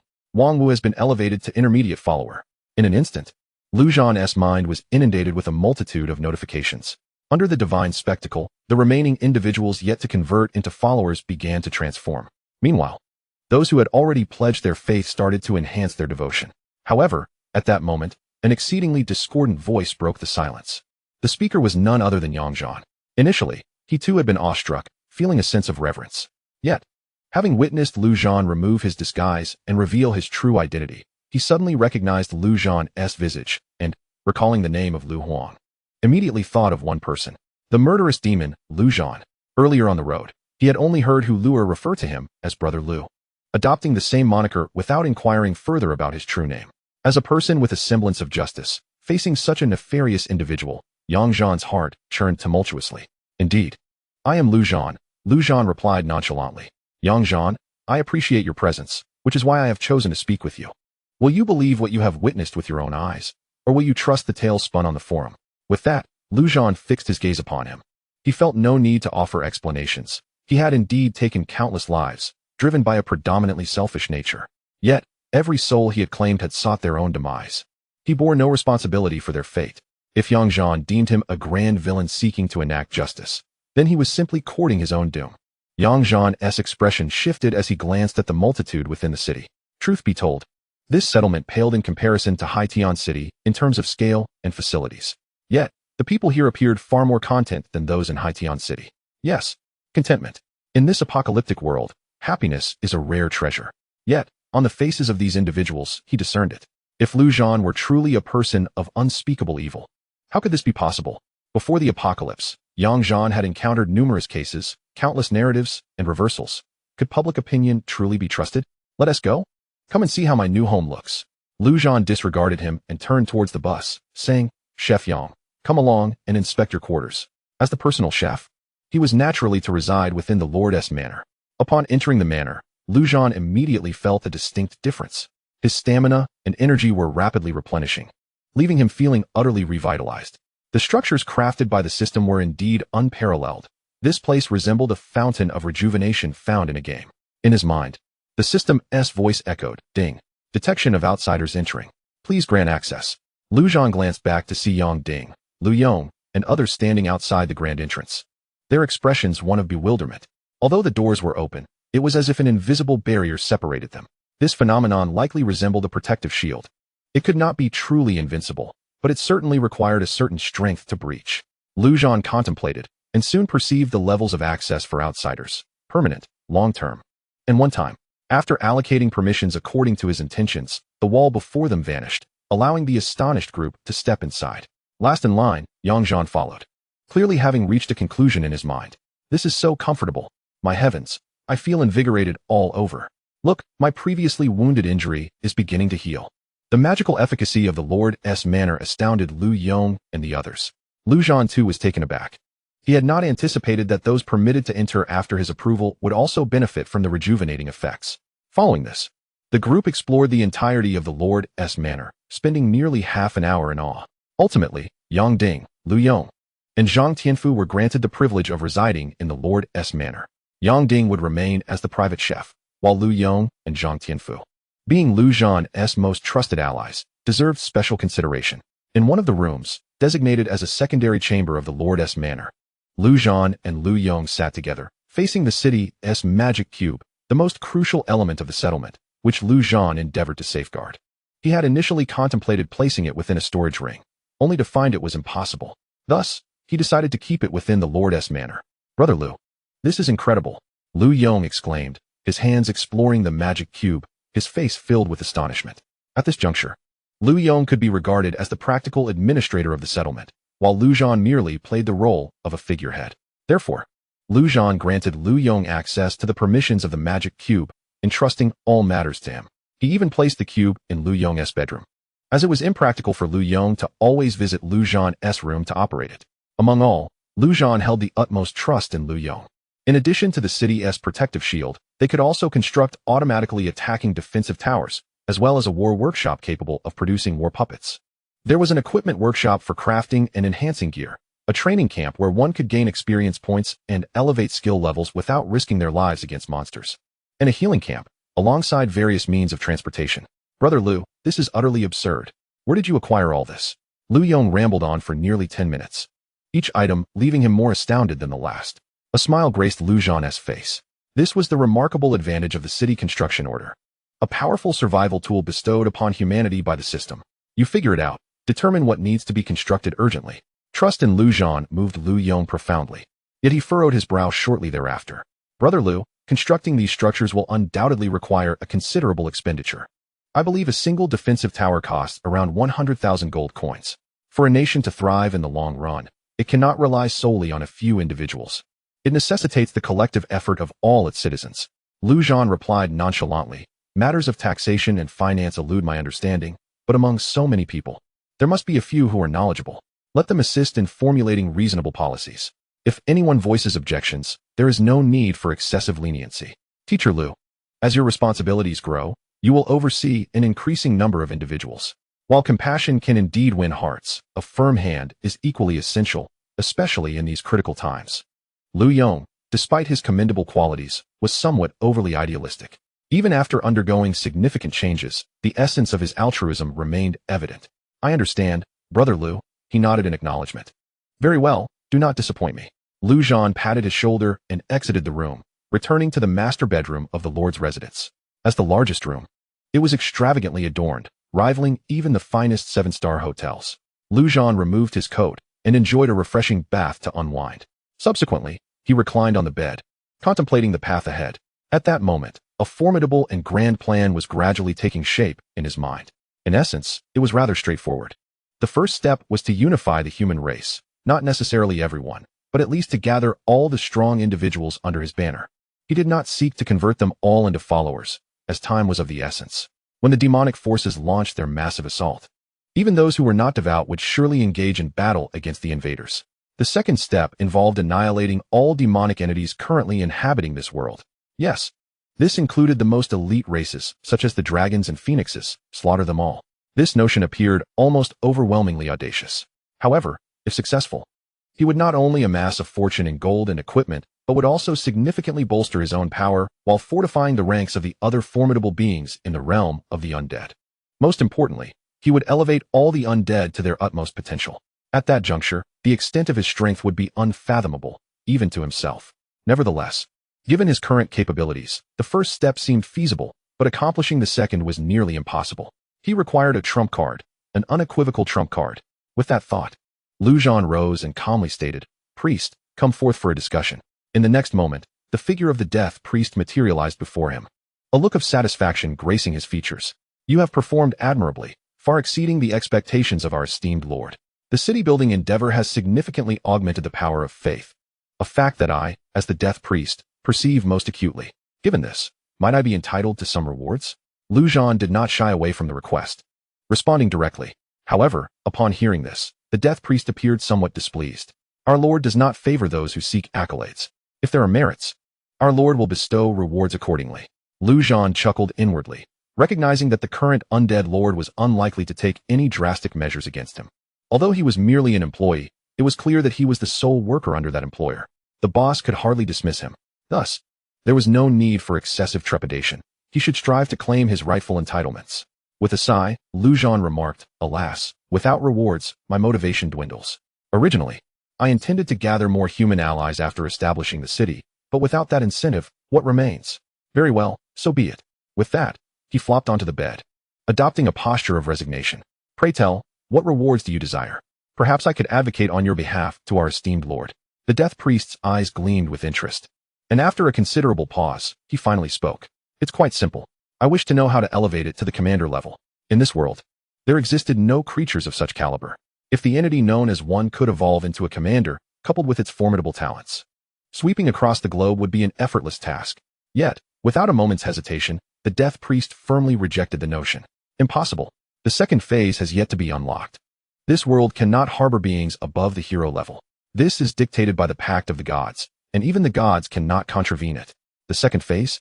The Pact of the Gods? Zhan seized upon these two phrases with clarity. So, they were currently in the first phase.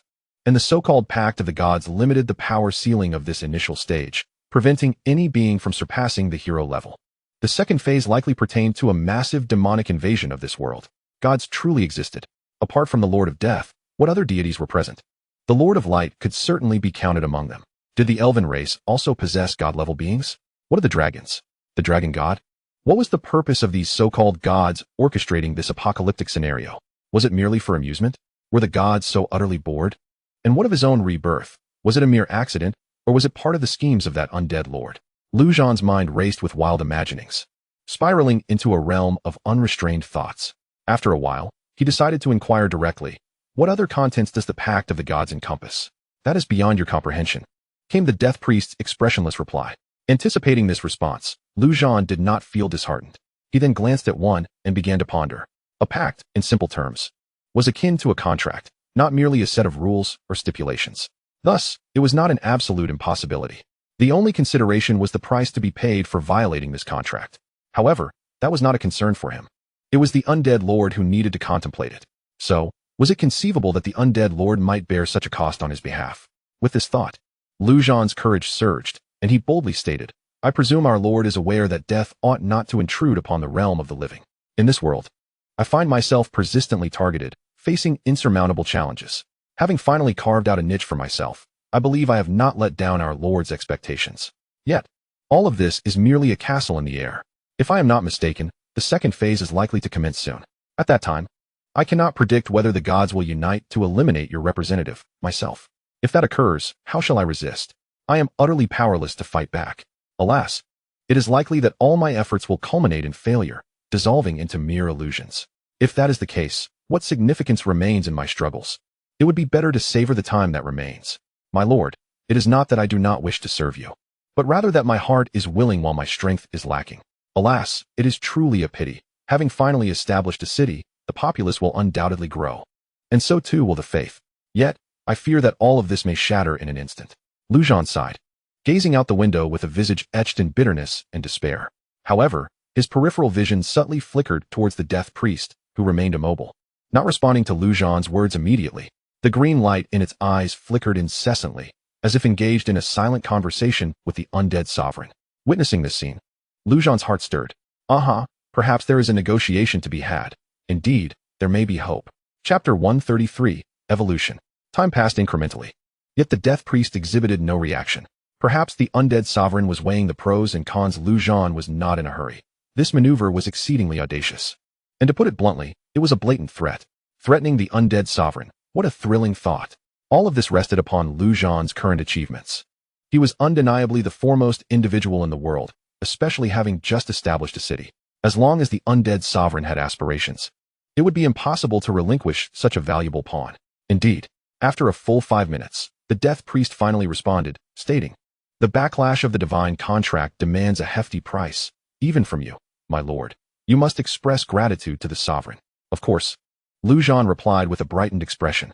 "My lord has been so benevolent to me.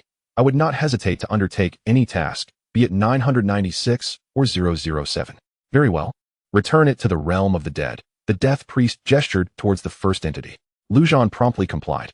Watching as the Death Priest also entered the realm of the dead, he immediately focused his consciousness within that space. The Death Priest regarded the first entity, its green eyes pulsating with energy.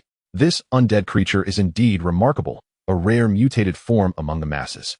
Were it a common undead, even the sovereign's breach of contract could not elevate it to commander status.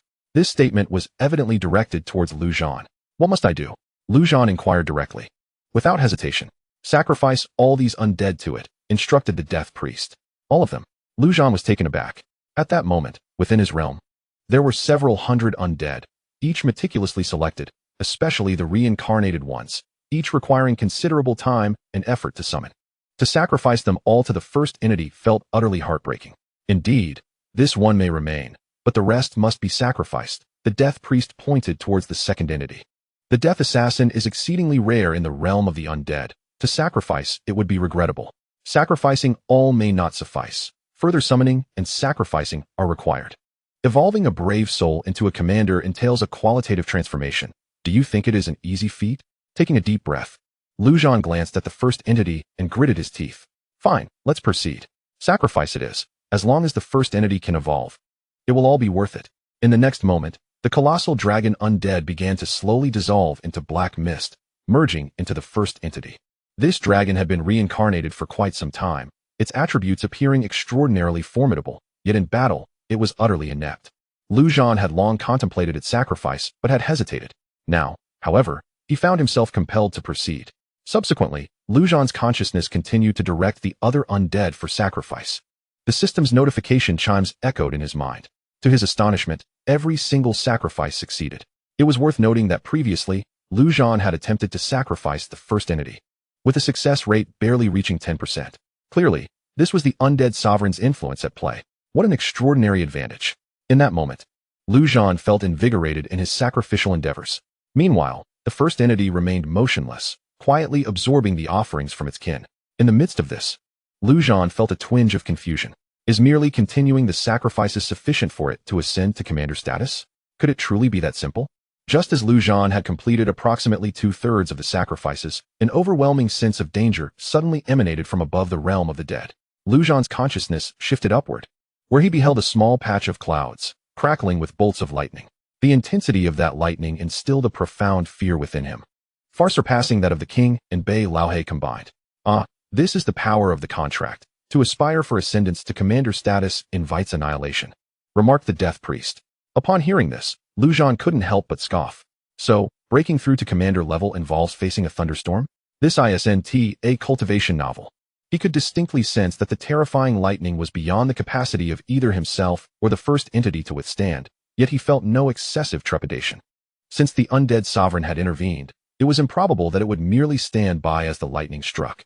As expected, in the next instant, a minuscule rift tore open in the space above the thunderclouds, from which a dense aura of death wafted forth. This aura promptly enveloped the storm, and in an instant, the destructive energy dissipated into nothingness. Hurry with the sacrifices. Every additional minute under the sovereign's suppression intensifies the backlash you must endure, the Death Priest urged swiftly. Zhan, not daring to delay, hastily sacrificed the remaining undead. Once all but the second entity had been sacrificed, the first entity finally began to undergo transformation. A rich aura of death was continually generated within it, enveloping its form entirely. Not enough. Continue summoning and sacrificing, the Death Priest insisted once more. Without hesitation, Zhan commenced the summoning of undead. Brave level undead phantom messenger, sacrifice. Second time. Brave level undead, evil spirit archer, sacrifice. Third time. Yet another brave level undead, two-headed demon hound, sacrifice. The fourth, fifth, and sixth were all brave level undead. It was worth noting that previously, Zhan would need to summon over 100 to obtain even 1 or 2 brave level entities. Clearly, all of this was the result of the undead sovereign's intervention. Since it had decided to intervene, this god of death chose to fully engage, assuming responsibility for the success rate of sacrifices, the quality of summoned undead, and the backlash of the divine contract. In that moment, Zhan could hardly contain his gratitude. What a truly remarkable benefactor. As the summoning and sacrificing progressed to the 20th entity, an unprecedented event occurred. The first entity suddenly emitted a low growl, and a terrifying aura of death radiated outward. It was on the brink of evolution. Above, the storm clouds seemed to struggle even more fiercely, yet they were unable to breach the undead sovereign's black mist. Zhan furrowed his brow. The last time the first entity evolved to brave level, it took a full 24 hours. Would this time require even longer? Must we remain in this stalemate indefinitely? He, however, is indifferent. Does that sovereign of the dead truly possess the leisure to squander 24 hours in this manner? Clearly not. From the fissure above the storm clouds, a droplet of black liquid descends, landing squarely upon number 1. In the next moment, the potent aura of death enveloping number 1 abruptly contracts, assimilating entirely within its form. 5 seconds later, a figure materializes before Zhan. Congratulations on your successful evolution into a being of the undead. In the air, the dark mist encircling the thundercloud vanishes, and the rift stitches itself closed, as if it had never existed. Chapter 134, The Inquisitive Child. Undead Goblin. Characteristics, Commander level Undead. Strength, 1880. Constitution, 1689. Agility, 2222. Talent, growing stronger with each battle. As the conflict progresses, strength, stamina, and agility will continuously enhance. Note, the talent incurs a negative effect the longer the battle endures. The more severe the detriment. Those with low mental fortitude should exercise caution. Skills, Deathly Terror LV3, a passive skill that emanates a chilling aura of death, instilling fear in enemies and reducing their attributes by 30. Frenzy, all attributes double, yet rationality is forfeited, rendering one unable to distinguish friend from foe. Duration, 1 minute. Upon conclusion of the skill, a state of weakness ensues, with all attributes diminished by 70 for 5 minutes. Cooldown, 30 minutes. Death's Sigh, emits a lament of death, plunging enemies into a state of terror. Breath Concealment, allows for the concealment of one's presence, though this effect dissipates during full combat. Undead Commander, all subordinate undead receive a 10 increase in attributes. Death's Axe Strike, harnesses a vast amount of deathly aura within an axe-shaped weapon, unleashing a devastating blow of 1000 attack power. Cooldown, 1 hour. Abnormal. Only these 2 words resonate in Zhan's mind. Terrifying attributes. Bug-level talent. Exceptional skills. All these components amalgamate into a being of sheer monstrosity. The previous skills, all remarkable in their own right, are now supplemented by 3 new abilities, the first of which is the Undead Commander. It is evident that all undead summoned or reincarnated by Zhan fall under number 1's command, enjoying a 10 boost in attributes. Moreover, the Death's Axe Strike is tailored perfectly for number 1. This evolution is indeed astute, for as long as number 1 has wielded an axe-type weapon, it has now evolved to include a corresponding offensive skill. This marks number 1's inaugural assault skill, a 1000 attack increment. Who could possibly withstand that? The only peculiarity lies in the breath concealment skill. Number 1 is no assassin-type undead. At that moment, the undead priest spoke. Currently, this world does not permit the emergence of commander-level beings. Thus, the sovereign has bestowed upon this undead the capacity for breath concealment. You need only refrain from engaging in full combat. If the situation necessitates total engagement, it is imperative to conclude the battle within 1 minute. Exceeding this time frame will inevitably attract the attention of the divine contract, at which point, even the sovereign cannot rescue you. One cannot unleash their full power for more than a minute. Zhan furrowed his brow slightly. This implies that the contract detects the aura of the commander rather than its strength. Otherwise, had number 1's attributes surpassed those of the present, it would have surely drawn a thunderous tribulation in earlier trials. This indeed vexed him, yet there was no recourse but to nod in acknowledgement. Understood. Very well. The sovereign has granted you a reward. I hope you will diligently recruit followers for the sovereign, the undead priest declared. That goes without saying, Zhan replied swiftly. Given number 1's current attributes, the circumstances requiring full exertion are likely to be few. The undead priest nodded and vanished from sight, returning to the altar. Although the mass could only be conducted once a day, during regular intervals, it could gradually release faith from the altar, akin to boiling a frog in warm water, slowly indoctrinating minds. Little brother, you are now my sole undead, Zhan remarked, patting number one's shoulder. Number one now stood nearly 6 feet tall, its once black armor having shifted in size, exuding an imposing and majestic presence. However, due to its concealed nature, one could sense no aura around it, resembling a motionless automaton. Yet in the next moment, a voice unexpectedly echoed in Zhan's mind. Master? By the heavens! Zhan was startled, instantly turning to number one. The voice, unmistakably emanating from it, was soft, timid, and gentle. Who would have thought number one would possess such a quality? Nevertheless, it must be said, it was rather pleasant. Number one, are you male or female? What does it mean to be male, master? And what does it mean to be female? Indeed. The voice of curiosity resounded once more in Zhan's mind, initially stuttering but gradually flowing smoothly. It turned out to be neither male nor female. Zhan nodded. After all, the undead are inherently devoid of gender distinctions. Master, what is this? Number one inquired again, pointing at a table. Table. Master, what is this? Chair. Master. What is this? Bed. Master, what is this? Broom. Master, be silent. At last, Zhan's mind fell silent. This number one had presumably just awakened consciousness, brimming with curiosity about the world, truly a curious child. It was hard to fathom that this being was a commander-level undead. In an instant, Zhan's previously buoyant mood was disrupted by this inquisitive child, prompting him to shout towards the outside, Teacher Lu, bring in a few beautiful ladies. Master, what are beautiful ladies? Get back to the undead realm at once. The following morning, as Zhan emerged from his chamber, a delightful aroma wafted towards him from the nearby dining area. There, Yang Ding had prepared an exquisite breakfast spread. Truly, he was a top-tier chef. Even breakfast was crafted to perfection. Lu Ge, have you risen? Come, breakfast awaits, Yang Ding awkwardly called out, feeling peculiar addressing a young man as brother at over 60 years of age. Yet, he had no choice. Even his son referred to Zhan as brother, leaving him to embrace his role as a private chef with peace of mind. Let your son join us for breakfast as well, Zhan suggested directly. Sitting down at the table, he took a bite. Ding. His constitution increased by 5 points. Such is life. Even breakfast can enhance attributes. How utterly delightful. Thank you, Lu Ge, Yang Ding said hastily.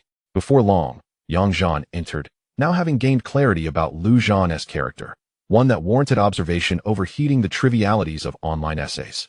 Therefore, during this time, he naturally opted to concede, prioritizing the preservation of his life. If you wish, those from Haitan City may come directly to my realm of the undead. It is far safer here than in Haitan City, Zhan stated as he continued to eat. In this era of urban expansion, the foremost task is to attract a multitude of inhabitants to settle here. With an expanse of 5,000 square kilometers, accommodating millions should pose no challenge. Millions of individuals. Imagine the potential attributes if each were to contribute even a fraction. The sheer magnitude is staggering. Even the formidable undead monarch might be unaware of such an abundance of attributes. It is evident that the system of followers must have its limitations. Nevertheless, the presence of more people is always beneficial. Thank you, Brother Lu, Yang Zhan remarked, sharing a sentiment he had long harbored but had been uncertain how to express.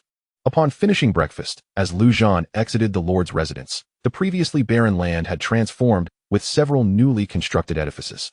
In merely a single night, multiple buildings had been completed, a feat that would have seemed utterly fantastical before the apocalypse. The architects behind this rapid development were undoubtedly the likes of Huluer and other formidable individuals. With the city's expansion, land was abundantly available, allowing for each person to have their own villa. These individuals had pooled their resources to summon every architect in the city, accomplishing their task at a pace that could only be described as cosmic. Chapter 135, Yinjing. As Zhan surveyed the vast terrain, he felt a profound sense of reflection. Previously, he had never envisioned himself embarking on such a path. Yet, having arrived at this juncture, there was no room for regret. All that remained was to forge ahead with unwavering resolve. The immediate priority now was to bolster the population. Capturing individuals one by one was clearly impractical. The most effective strategy would be to entice people to come voluntarily. To achieve this, it was imperative to reshape the public perception of Zhan, the emperor of humanity. After all, who would dare to settle in a land ruled by a notorious killer? At that moment, Lu Yong emerged from the Lord's residence. Good morning, Brother Lu, he greeted. Zhan nodded in acknowledgement, stating, Lu, it is time to wage a war of public opinion. Lu Yong felt a surge of excitement as he looked at Zhan. Is the time finally upon us? In Lu Yong's eyes, Lu Zhan had always embodied the image of a savior in this post-apocalyptic world. The slanderous remarks against Lu Zhan on the forum had deeply unsettled him, and he had longed to engage in a fierce verbal battle against the detractors. Yet, each time, Lu Zhan urged him to remain calm, insisting that the moment had not yet arrived. Now, it seemed, that moment had indeed come. Lu Yong had already devised countless arguments in his mind, eagerly anticipating the opportunity to display his prowess on the forum. Furthermore, he intended to rally everyone from the realm of the undead to join him in this endeavor. If they were to fight, they must do so with flair. Lu, you might want to consult with Hu Ba-yi to strategize effectively, Lu Zhan suggested. Hu Luer is quite astute and adept at such matters. Understood, brother Lu. I shall take my leave, Lu Yong replied hastily. Great king, my good brother. Come join me for an adventure, Lu Zhan proclaimed as he soared into the sky, his voice booming. Last time, he rode a dog. This time, it was only fitting to ride a tiger. The intent of this journey was significant, and his image must exude an air of grandeur. While it was difficult to gauge whether the great king or Bei Laohai was stronger, there was no doubt that, in terms of appearance, the tiger was far more imposing. Roar! All right, this king is coming. In an instant, a bolt of lightning shot upwards into the heavens. The great king had been rather displeased about not being taken out last time. Why ride a dog and not him? This time, it was finally his turn, signifying his worth in Lu Zhan's eyes. The great king had always feared being compared to others. Not only did he wish to compete with Bei Laohai in terms of strength, but he also aimed to outshine him in appearance. As Lu Zhan landed upon the great king's back, he cheerfully remarked, "Let us go. I wish to introduce you to some influential figures." To wage a war of public opinion, simply relying on the keyboard would not suffice. The optimal approach would be to enlist a person of great prestige to rehabilitate his reputation. In the contemporary world, the most esteemed figure among humanity was undoubtedly the one and only Huang Shengren. Yanjing City. Even before the apocalypse, this locale was the capital, the epitome of prosperity. When the apocalypse struck, it endured the most brutal assaults. Yet, during this critical juncture, an elder emerged, Huang Shengren.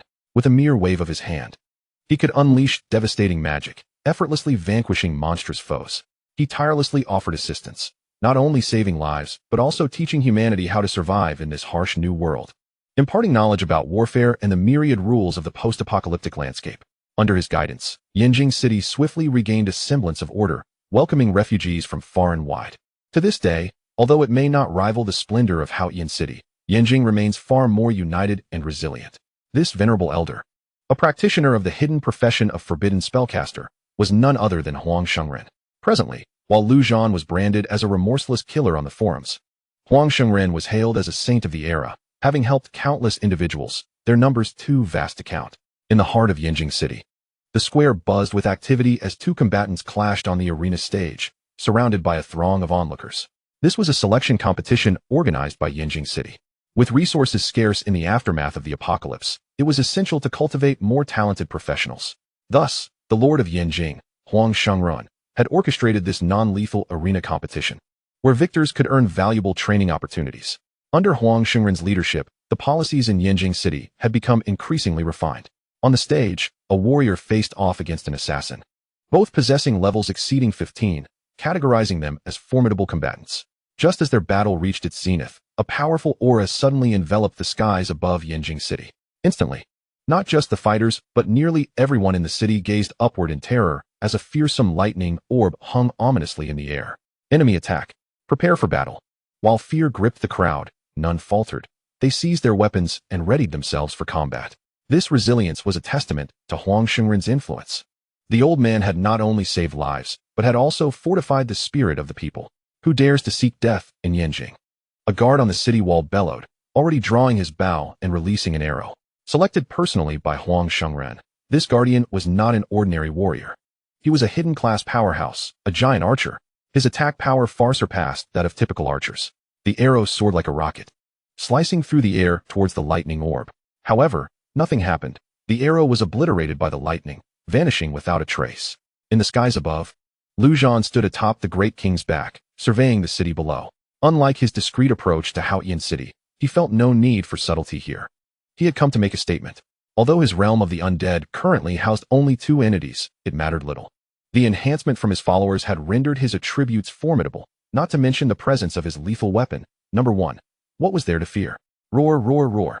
If that thing dares to shoot at me, I shall retaliate. The great king roared in displeasure, though it was a mere annoyance. Those who dared to strike at him would surely pay a price. A bolt of lightning surged towards the mighty archer. In that critical moment, the air suddenly warped, and the lightning appeared to be absorbed directly into the void, vanishing into thin air. Immediately after, a voice thundered, resonating through the sky. Guanxian, a distinguished guest has arrived. How can you be so disrespectful? Guanxian was indeed the name of the formidable archer. Upon hearing these words, the people of Yanjing City collectively sighed in relief. In the next instant, a figure soared into the sky. Lu Zhan focused intently, and he discerned that the figure was an elderly man clad in flowing white robes, with hair and beard as white as snow, wielding a golden staff, an embodiment reminiscent of Gandalf. To Lu Zhan's astonishment, this old man bore a pair of wings. It was his first encounter with someone other than himself possessing wings. Who else could this be but Huang Shengren? Chapter 136, The Tale of Huang Shengren. Lu Zhan had never met Huang Shengren, yet his image was ubiquitous across forums. Now, witnessing the man in person, Lu Zhan felt a surge of respect. Indeed, respect, an involuntary reverence one feels in the presence of greatness. This was not merely a reflection of Huang Shengren's strength, but rather the aura he exuded, an aura of a sage. Much like how Lu Zhan, after having taken many lives, would inadvertently radiate a fierce killing intent, Huang Shengren, it seemed, commanded a similar presence. One potent enough to influence Lu Zhan and instill in him a sense of reverence. In that moment, Lu Zhan found himself somewhat constrained.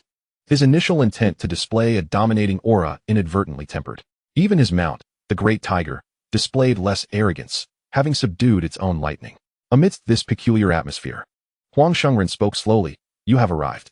Lu Zhan, taken aback, asked with curiosity, You knew I would come? Were you waiting for me? One could not help but find the old man somewhat enigmatic. To Lu Zhan's surprise, Huang Shengren nodded, extending his hand in an inviting gesture, saying, I have been waiting for you. The winds are strong above. Come, let us descend and converse. Very well, let us go down, Lu Zhan replied readily. Despite the old man's oddity, he felt no fear. He did not believe that this elder could surpass him in strength. Thus, under the watchful gaze of the citizens of Yanjing City, Huang Shengren and the lightning orb gradually descended, landing beside Huang Shengren's residence. Upon reaching the entrance, however, Huang Shengren did not enter immediately. Instead, he requested, Might I ask brother who to wait outside for a moment? Roar, roar, roar. What do you mean, old man? Are you trying to harm my brother Lu? The great tiger was clearly displeased, roaring in protest. Haha, to harm him, one would need the ability to do so. In this initial phase, I doubt anyone could harm little brother Lu, Huang Shengren chuckled.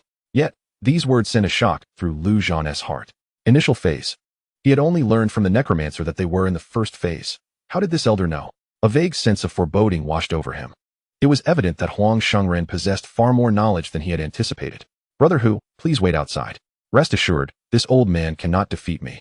Lu Zhan reassured his companion, patting the tiger's head before leaping down from its back. Roar, roar, roar. All right, brother Lu. Be cautious. The great tiger could only grunt in response. Huang Shengren then opened the door and stepped inside, with Lu Zhan closely following. Soon after, the door closed behind them. The great tiger approached the door, straining to listen, but heard no sound. Inside, Lu Zhan surveyed the surroundings, increasingly intrigued. As the lord of this city, Huang Shengren's abode was surprisingly modest, a simple small house, devoid of servants or opulent decor. Reminiscent of a solitary elder from the pre-apocalyptic world. There is not much to offer. Please, make yourself comfortable, Huang Shengren remarked. Taking a seat without any intention of serving tea, Lu Zhan, unperturbed, settled down and directly inquired, How did you know I would come? He had not even informed Lu Yong of this matter. Could it be that the old man had some prophetic ability? Do not rush, little brother Lu. Allow me to share a story with you first. Just listen, Huang Shengren replied without addressing the question directly. All right, I am curious to see what you have to say.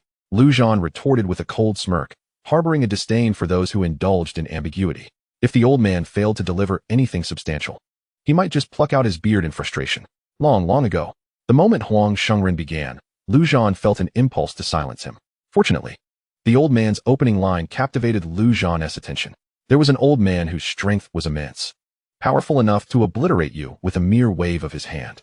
This old man stood at the pinnacle of humanity. Yet he was aware that this world was not solely inhabited by humans. There existed dragons, phoenixes, giants, and even celestial beings along with various demonic races. The most terrifying aspect was that these formidable races were all scheming against humanity. Do you know why? Huang Shengren gazed at Lu Zhan, but did not wait for a response, continuing, You do not know, and neither does the old man. He is unaware of the plots of those races. Yet he knows it must pertain to humanity, for humanity is the essence of all things, the source of the universe.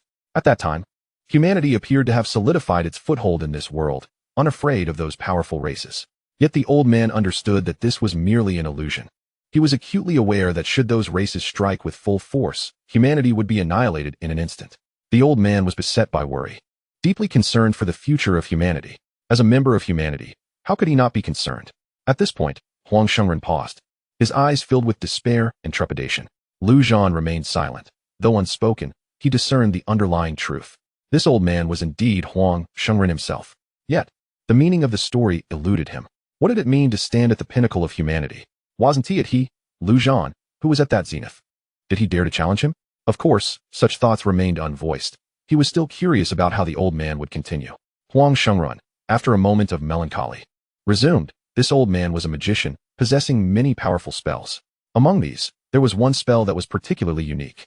He had acquired this spell by sheer chance, believing it to be a sliver of hope bestowed upon humanity by the heavens. This spell was called Future. Yes, Future. Casting this spell allowed one to glimpse into the future. The old man eagerly cast this spell, and the first time, he beheld an end, the annihilation of humanity. The second time, the annihilation of humanity. The third time, the annihilation of humanity. The 100th time, the annihilation of humanity. The 101st time, the annihilation of humanity. The old man was on the verge of madness. Within a mere month, he had cast the spell Future 999 times. Yet, each time, the conclusion remained the same, the extinction of humanity. In his desperation, the old man cast the spell for the 1000th time. And it was on this 1000th attempt that he saw something different. He did not witness the future, but rather, he saw a single individual. A single person? A man? What could this signify? The old man was perplexed. Huang Shengren fixed a piercing gaze upon Lu Zhan, inquiring, "What do you think that signifies?" "How should I know?" Lu Zhan replied, startled, contemplating whether the old man harbored a desire for him. Subsequently, the elder attempted to glimpse the future several more times, but the visions remained elusive and indistinct. Nonetheless, he eventually grasped a crucial truth. The future of humanity rested upon the shoulders of a singular man. Thus, he summoned all his energy to seek out this individual. In the end, he found him, but only to discover a lifeless corpse. The man was already deceased. What was the old man to do? The hope he had so painstakingly ignited was extinguished in an instant. At this critical juncture, the elder recalled a forbidden spell, which required a sacrifice of life to cast. The effects of this magic were nothing short of miraculous. It could send one's soul back to the past. With a sudden motion, Lu Zhan stood up. A look of shock etched across his face. Chapter 137, The National Master. Sending a soul back to the past. Wasn't that tantamount to time travel? His rebirth. It was evident that the old man in Huang Shengren's tale was none other than himself, and that the man referred to was Lu Zhan. Lu Zhan narrowed his eyes at the elder, asking, "Why do I find your words incomprehensible?" The matter of his rebirth was his most profound secret, one he had never disclosed to another soul. "Take a seat, young man. Why so tense?"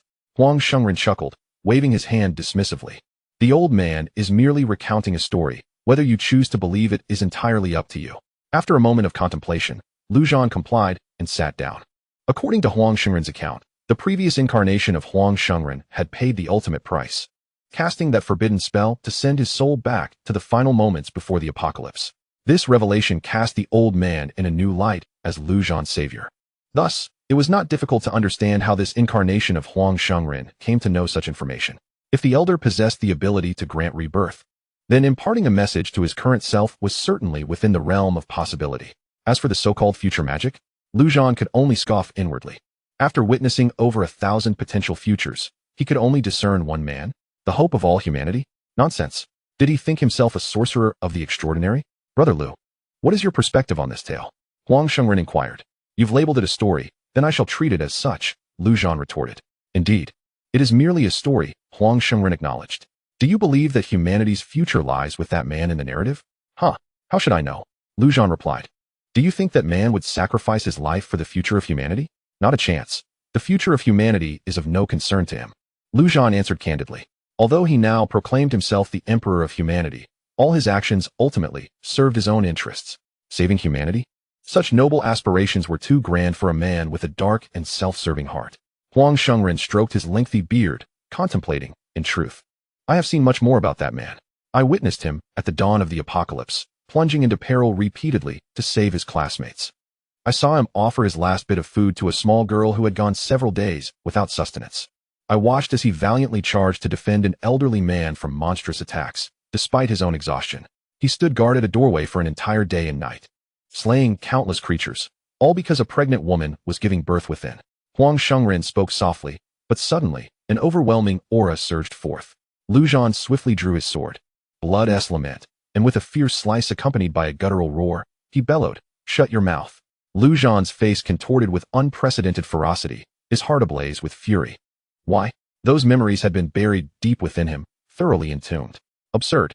How could he be the kind of saintly figure? He was, in truth, a cold-blooded, utterly self-serving individual. With a resounding crash, the table before him shattered into countless splinters. Yet, Huang Shengren remained unfazed, calm as a gentle breeze, simply waving away the dust and debris. His eyes bore into Lu Zhan, as if peering directly into his soul. There are many more such scenes. Do you wish to hear them? What kind of person was Huang Shengren? How could he possibly sacrifice his life to cast that spell merely for a man depicted in a vision? He had seen into that man's heart, and it was this understanding that compelled him to consider such a sacrifice. Fundamentally, that man and he were of the same ilk. Lu Zhan trembled uncontrollably, his sword slowly pointing at Huang Shengren, his voice a desperate shriek. Did you witness his classmates betraying him time and again? Did you see the elderly man, once saved, immediately seek to seize the spoils from the slain monsters? Did you observe the woman's partner locking the door at a critical moment, leaving him to confront the creatures alone? Did you witness that man being humiliated, trampled, and trodden upon? He crawled like a dog, begging for mercy, clinging to life. He helped countless individuals, yet not a single one extended their hand to aid him. Why? Why? Lu Zhan's agitation grew, his breaths ragged as the long-buried images surged back into his mind, his grip on the sword tightening. Finally, through gritted teeth, he declared, "Humanity is not worth saving." Upon uttering this proclamation, Lu Zhan seemed to expend every ounce of strength he possessed. Silence enveloped the room. For an extended moment, both men fell into a profound stillness, the only sound being Lu Zhan's heavy, labored breathing. After nearly 5 minutes, Huang Shengren let out a deep sigh. He was well aware of the filth and depravity that resided within the hearts of humanity, yet he also recognized the abundance of beauty and kindness. However, he found himself at a loss for words, unsure how to articulate his thoughts. Given Lu Zhan's current state, it was evident that mere words could not alter his perspective. Although this incarnation of Huang Shengren had not been reborn, he shared a profound connection with his previous self, which was a form of magic in its own right. Forbidden magic, encompassing all elements, matter, space, time, soul, and thought. Thus, while this incarnation of Huang Shengren lacked the strength of his former self, he still glimpsed countless possible fates for humanity. He did not know how to save them.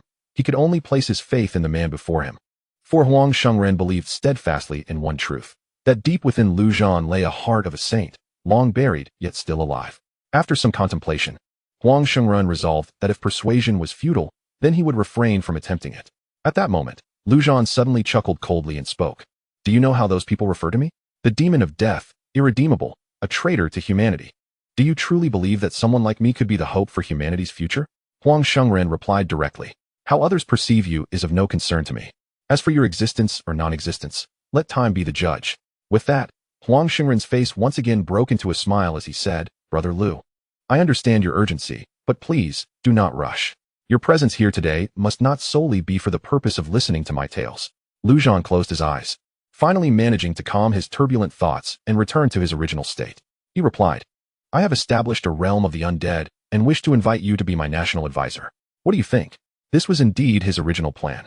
Having Huang Shengren as his national advisor, what could be a more compelling justification for his redemption? Much like Yang Ding, he could have resorted to force to seize the other party. Yet, at this moment, he found himself unable to assert his dominance. Remarkably, Huang Shengren nodded without hesitation, saying, "Certainly, being a national advisor sounds quite appealing." Chapter 138, The Cost of Faith. Lu Zhan was taken aback.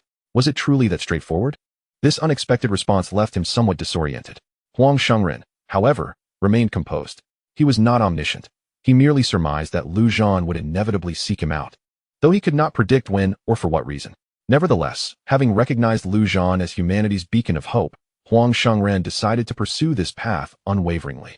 If the other party wished him to be a national advisor, then so be it. Observing Lu Zhan's momentary distraction, Huang Shengren suddenly inquired, "Do you know what a believer is?" Lu Zhan snapped back to attention.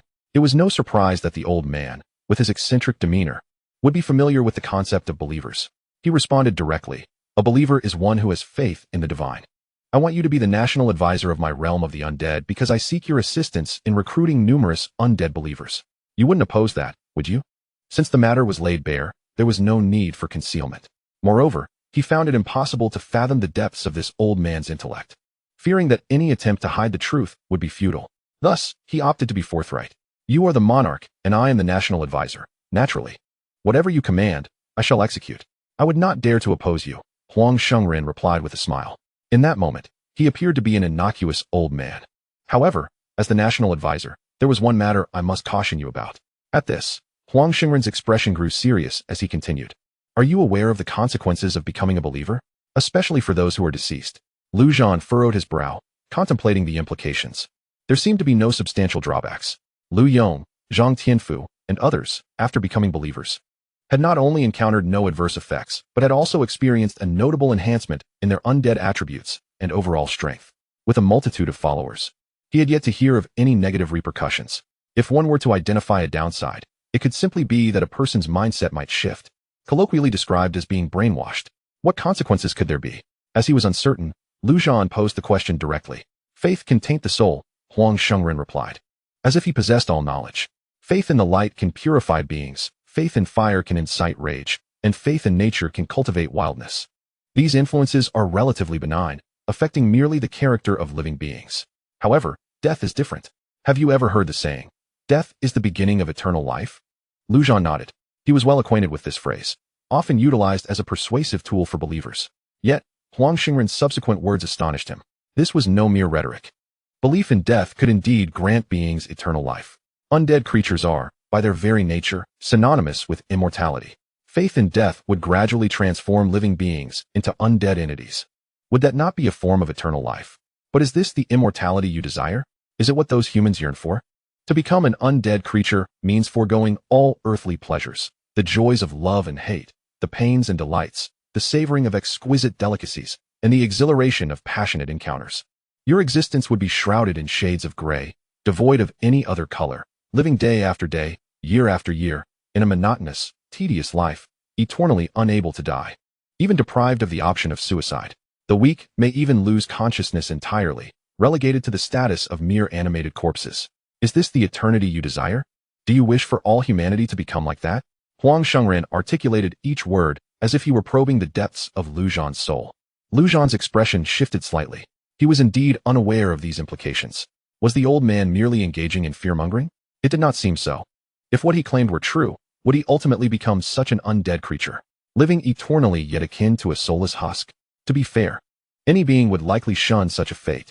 Perhaps this was the very reason the undead monarch faced opposition from all other deities. If the realm of the living were to fall under the dominion of the undead monarch, it would likely evolve into the next realm of the undead. Yet all this felt far too distant, perhaps only materializing centuries hence. Meanwhile, Lu Zhan's immediate crisis loomed perilously close, leaving him unable to dwell on such abstract notions. After his initial shock, Lu Zhan quickly regained his composure and declared, "What humans become is of no concern to me. However, this is my only avenue. I must proceed. Whoever dares to obstruct me shall meet their end. Or do you possess an alternative solution to extricate me from this predicament?" "I do not." Huang Shengren shook his head. Prior to this, although he had never met Lu Zhan, he had kept a close watch on him. He was acutely aware of Lu Zhan's current circumstances, isolated against the world. In his previous life, he had contemplated various methods, but ultimately found no way to save humanity, thus placing all his bets on Lu Zhan. As for Lu Zhan's rebirth leading him to become an undead mage, he had not anticipated that either. Perhaps this was the key to breaking the impasse. When a pack of wolves storms into a home, seeking to feast upon its inhabitants, and escape seems impossible, what should one do? Introduce a tiger to pit against the wolves. Though the tiger may harbor ill intent, it could at least provide a flicker of hope amidst an otherwise fatal outcome. Perhaps this was humanity's glimmer of survival. With this realization, Huang Shengren ceased his attempts to persuade and directly asked, "When do we set off?" "Set off? Yes. You did ask me to become your national advisor. We cannot remain here, can we? Shall we leave now?" "Very well." Huang Shengren rose to his feet. This sudden decisiveness momentarily left Lu Zhan at a loss. Was it too easy? Nevertheless, since the other party was willing to accompany him, That was indeed a welcome development. Do you not need to gather anything? Huh, what could an old man like me possibly need to pack? You will surely arrange for my sustenance and shelter, won't you? Huang Shengren replied with a smile. That goes without saying, Lu Zhan nodded. But what about the people in this city? We cannot simply abandon them, can we? Isn't there ample space elsewhere? I shall scout ahead to secure a location and, when the time is right, bring everyone over. You would not mind, would you? Huang Shengren said nonchalantly. This old man. Lu Zhan found himself speechless. Why do I feel as if I have been schemed against? Very well, let us depart. As he stepped outside, the mighty king, who had been sprawled on the ground, instantly rose, exuding an aura of authority as he roared. Roar, roar, roar. Why the delay? Brother Lu? That old man hasn't he caused you any trouble, has he? No worries, my good brother king. I appreciate your vigilance in guarding the entrance, Lu Zhan replied. Leaping onto the back of the tiger and gazing at Huang Shengren, saying, How about you? This tiger is rather reluctant to allow others to ride. Not to worry. I shall not mount the tiger. Huang Shengren waved his hand dismissively. In the next moment, a crisp sound resonated from the heavens, followed by the graceful descent of a snow-white creature flapping its wings. It was, astonishingly, a celestial crane. Chapter 139, A Grand Gift. This creature, can it carry outsiders? Lu Zhan inquired, glancing at the king and then at the crane, pondering for a moment. Although in terms of strength, the king could likely roast the crane in an instant. In terms of appearance, the king, despite his grandeur, still bore the form of a mere tiger. Unremarkable before the apocalypse. The crane, however, was different. It emanated an ethereal aura, standing proudly in the world. Riding it would elevate one's very essence. Roar, roar, roar. What does that mean, Brother Lu? Huang Shengren did not respond. Instead, the king expressed his displeasure with a growl. Afterward, he glared hungrily at the crane, baring his teeth as if he wished to devour it on the spot. Haha, this is the South Forest Divine Crane, a valiant grade magical beast. Though its might may be modest, its pride surpasses even that of the dragon kin. No matter how powerful you are, you cannot mount it. It would perish on the spot. Huang Shengren continued, effortlessly floating onto the crane's back. Lu Zhan, resigned, could only mount the king's back. How did you manage to ride it? Are you also a beast master? A sorcerer of forbidden spells, possessing a bit of beast control magic is hardly surprising. Huang Shengren chuckled. Lu Zhan was at a loss for words, just as he was about to command the king to transform into a thunderball and take flight. He suddenly heard Huang Shengren say, Wait. The old man raised his staff. As the newly appointed national master, it is only fitting to present a token of goodwill to his majesty. Upon finishing, Huang Shengren's other hand produced a severed finger from thin air. Lu Zhan narrowed his eyes. What a surprise. This old man possesses storage equipment as well. But what does producing a severed finger signify? Could this truly be a gift? Clearly, it was not. Huang Shengren tossed the severed finger into the air and pointed at it with his staff, unleashing a burst of extraordinary magic. In the next moment, a vision appeared upon the severed finger. Lu Zhan's eyes widened in astonishment as he beheld the image of a figure, the Night Emperor, one of the 8 monarchs of the future human race. During this time, Lu Zhan had persistently tasked Lu Yong with tracking down this individual, yet regrettably, the Night Emperor seemed to have vanished from this world without a trace. It is worth noting that this man was not only Lu Zhan's adversary, but also the enemy of Jia Zhang. Lu Zhan had once pledged to the Bloodblade old ancestor to avenge him. Could it be that Huang Shengren intended to bestow this Night Emperor as his grand gift? Indeed, Huang Shengren remarked casually, as a sorcerer of forbidden spells, it is quite normal to possess tracking magic, wouldn't you agree? Do you possess any abilities you lack? Lu Zhan internally scoffed, but inquired, in this hand? Huang Shengren, not one to keep secrets, replied directly, this fellow attempted to assassinate me some time ago, and I retained one of his hands. My magic allows me to track his location directly, while he remains utterly unaware. Is this gift to your liking, Emperor Lu? Though he had not previously interacted with Lu Zhan, he had been monitoring him closely, fully aware of the enmity between Lu Zhan and the Night Emperor. Yet, Lu Zhan smirked derisively, saying, You wish to take revenge, but fear you cannot confront him alone, thus seeking me as your muscle? This old man, despite exuding an aura of sanctity, was clearly no mere pedantic sage. Lu Zhan could sense that he had indeed taken lives, and not a few. Hence, the desire for revenge was entirely reasonable. Huang Shengren's smile faltered momentarily before he chuckled awkwardly. Oh, come now, let us keep our understanding between us. Speaking of it only invites discomfort. Good heavens, have you, old rascal, revealed your true colors? Lu Zhan exclaimed, astonished that the old man had concealed himself so well. Enough with the banter. Just tell me whether you desire this grand gift. Huang Shengren glared, his temper rising. Haha, naturally I shall accept it. Lu Zhan laughed heartily. It was a rare sight to see the old man's composure break. In the next moment, the celestial crane soared into the sky, its speed astonishing Zhan. Come, my good brother king, hasten to follow. In a desolate area, a fierce iron-clawed war eagle swooped down with great urgency. On the ground, a wild boar, having just sensed danger, was about to flee, but was caught firmly in the eagle's iron grasp. Then, the eagle's talons, sharp as swords, pierced through the boar's skull, killing it instantly. Clutching the boar's carcass, the eagle ascended once more, preparing to return home to savor its feast. Though all were magical creatures, capturing humans had become increasingly difficult. When hunger struck, consuming magical beasts was a feasible alternative, as they were not of the same kin. This was a common occurrence among magical beings. However, just as the iron-clawed eagle took flight, a bolt of lightning shot down from the sky with ferocity. In an instant, the eagle, along with the boar it held, was struck and thoroughly cooked, plummeting to the ground. It had not even sensed the approach of the lightning. Subsequently, a thunderball surged from the distance. Behind it was a white silhouette. The thunderball came to a halt, emitting an excited roar. Roar, roar, roar. Hurrah! This foolish bird thinks it can compete with my speed. How naive. After roaring, the king looked triumphantly at the crane beside him, only to find the proud creature ignoring him entirely. Strange, the destination indicated is right here. On the back of the crane, Huang Shengren furrowed his brow, surveying the barren land below. My magic cannot be mistaken. The Night Emperor must be here, yet it appears there are no hiding places. On the king's back, Zhan scanned the surroundings and remarked nonchalantly, if he is not above ground, then he must be below.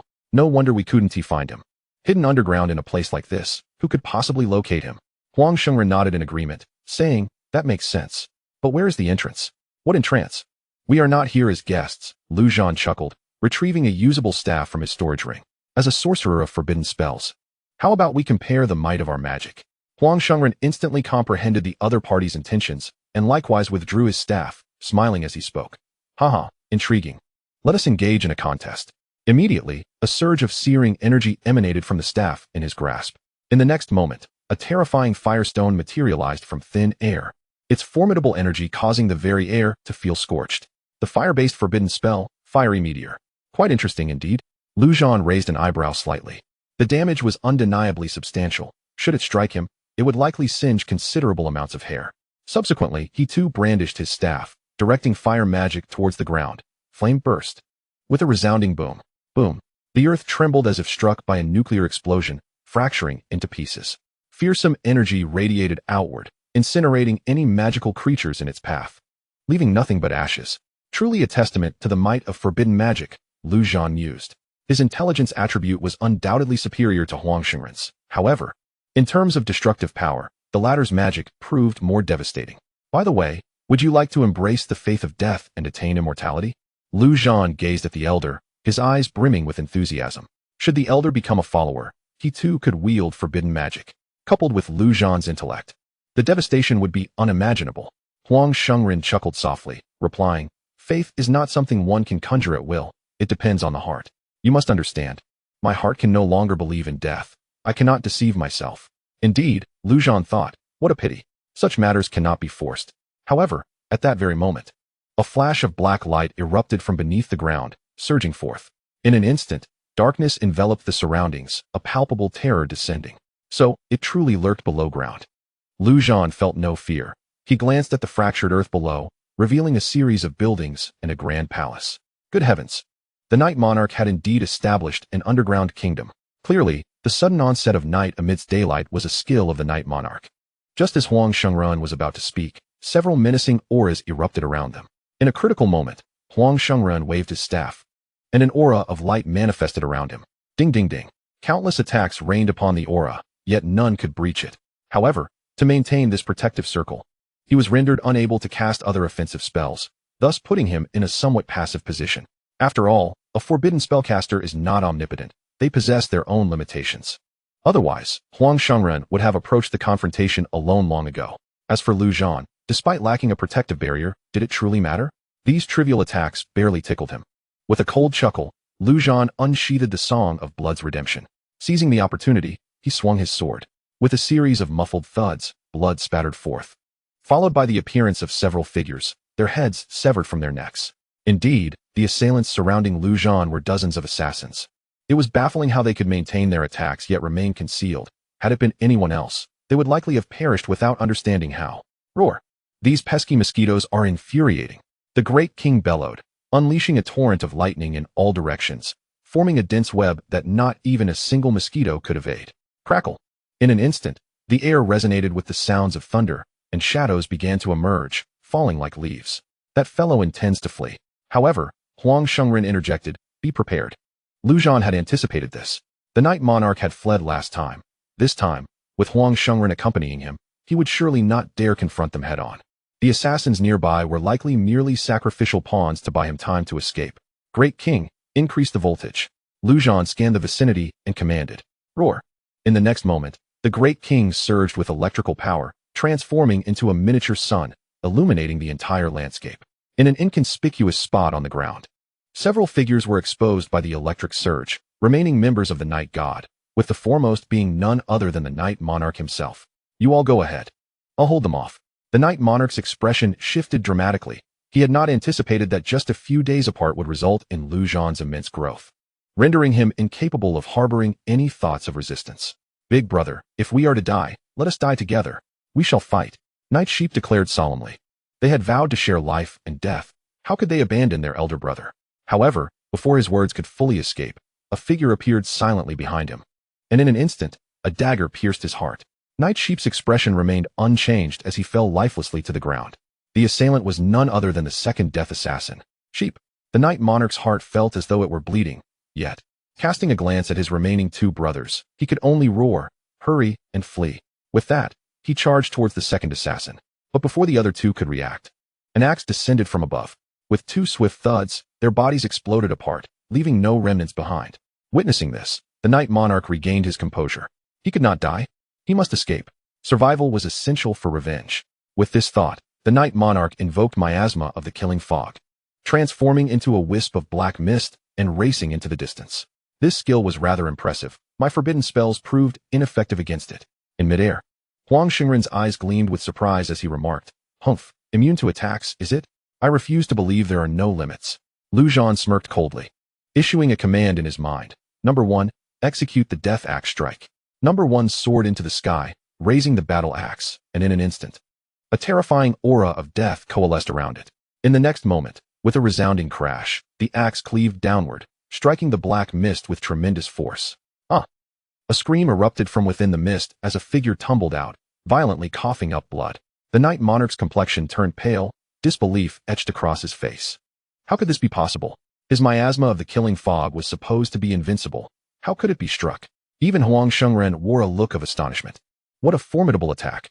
Had that axe struck him, his protective barrier would surely have been insufficient, potentially resulting in his immediate demise. Terrifying. A smile crept across Lu Zhan's face. No more of this struggle. Before the Night Monarch could make further attempts to resist, the second assassin appeared before him in an instant, his dagger flashing out, severing the tendons in his hands and feet. With a thud, the Night Monarch collapsed to the ground, utterly incapacitated. Though such injuries could be healed, it would not be a swift process. His fate was sealed. Your two undead are quite extraordinary, Huang Shengren remarked, observing the scene. Though he had consistently focused on Lu Zhan, he had never truly grasped the extent of his capabilities. This endeavor to eliminate the Night Monarch was also a test of Lu Zhan's strength. The outcome of this encounter revealed that Lu Zhan was far stronger than he had ever anticipated. Moreover, this was certainly not the entirety of his opponent's might. This realization instilled confidence within him. After all, he was the hope for humanity's future, and his strength could only be a boon. Lu Zhan descended to the ground atop the Great King, observing the motionless Night Emperor. The once magnificent future emperor of humanity now appeared to him as nothing more than a trivial karami, utterly insignificant. Carry him away, and ensure he remains alive. We are heading home. The Great King seized the Night Emperor, transforming once more into a lightning sphere, soaring into the sky. Chapter 141, The Defensive Towers. The City of the Undead. Although Lu Zhan had only been gone for a mere day, the entire city had undergone a remarkable transformation, having expanded considerably. At the entrance to the Lord's mansion, Lu Yong sat directly on the steps, his phone in hand, his expression a mixture of fury and despair. Beside him, Zhang Tianfu was vociferously cursing.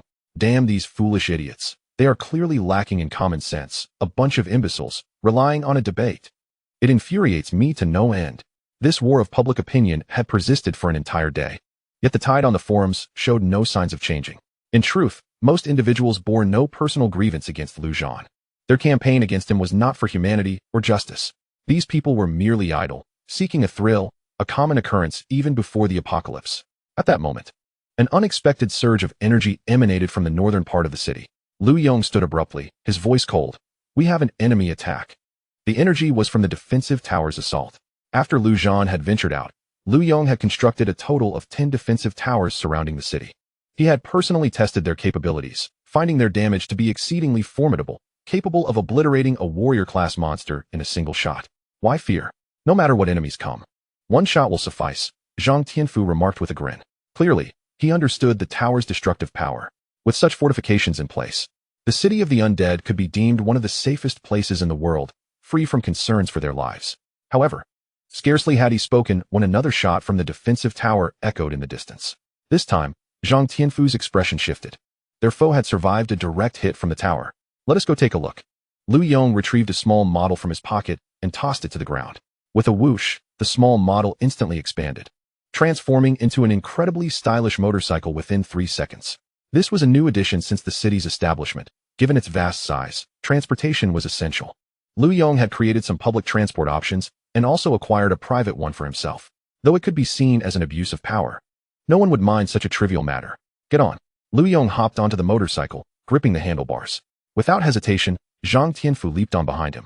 Why are you holding on so tightly? Can't you get a sports car? If I don't hold on tight on this motorcycle, I'll fall off.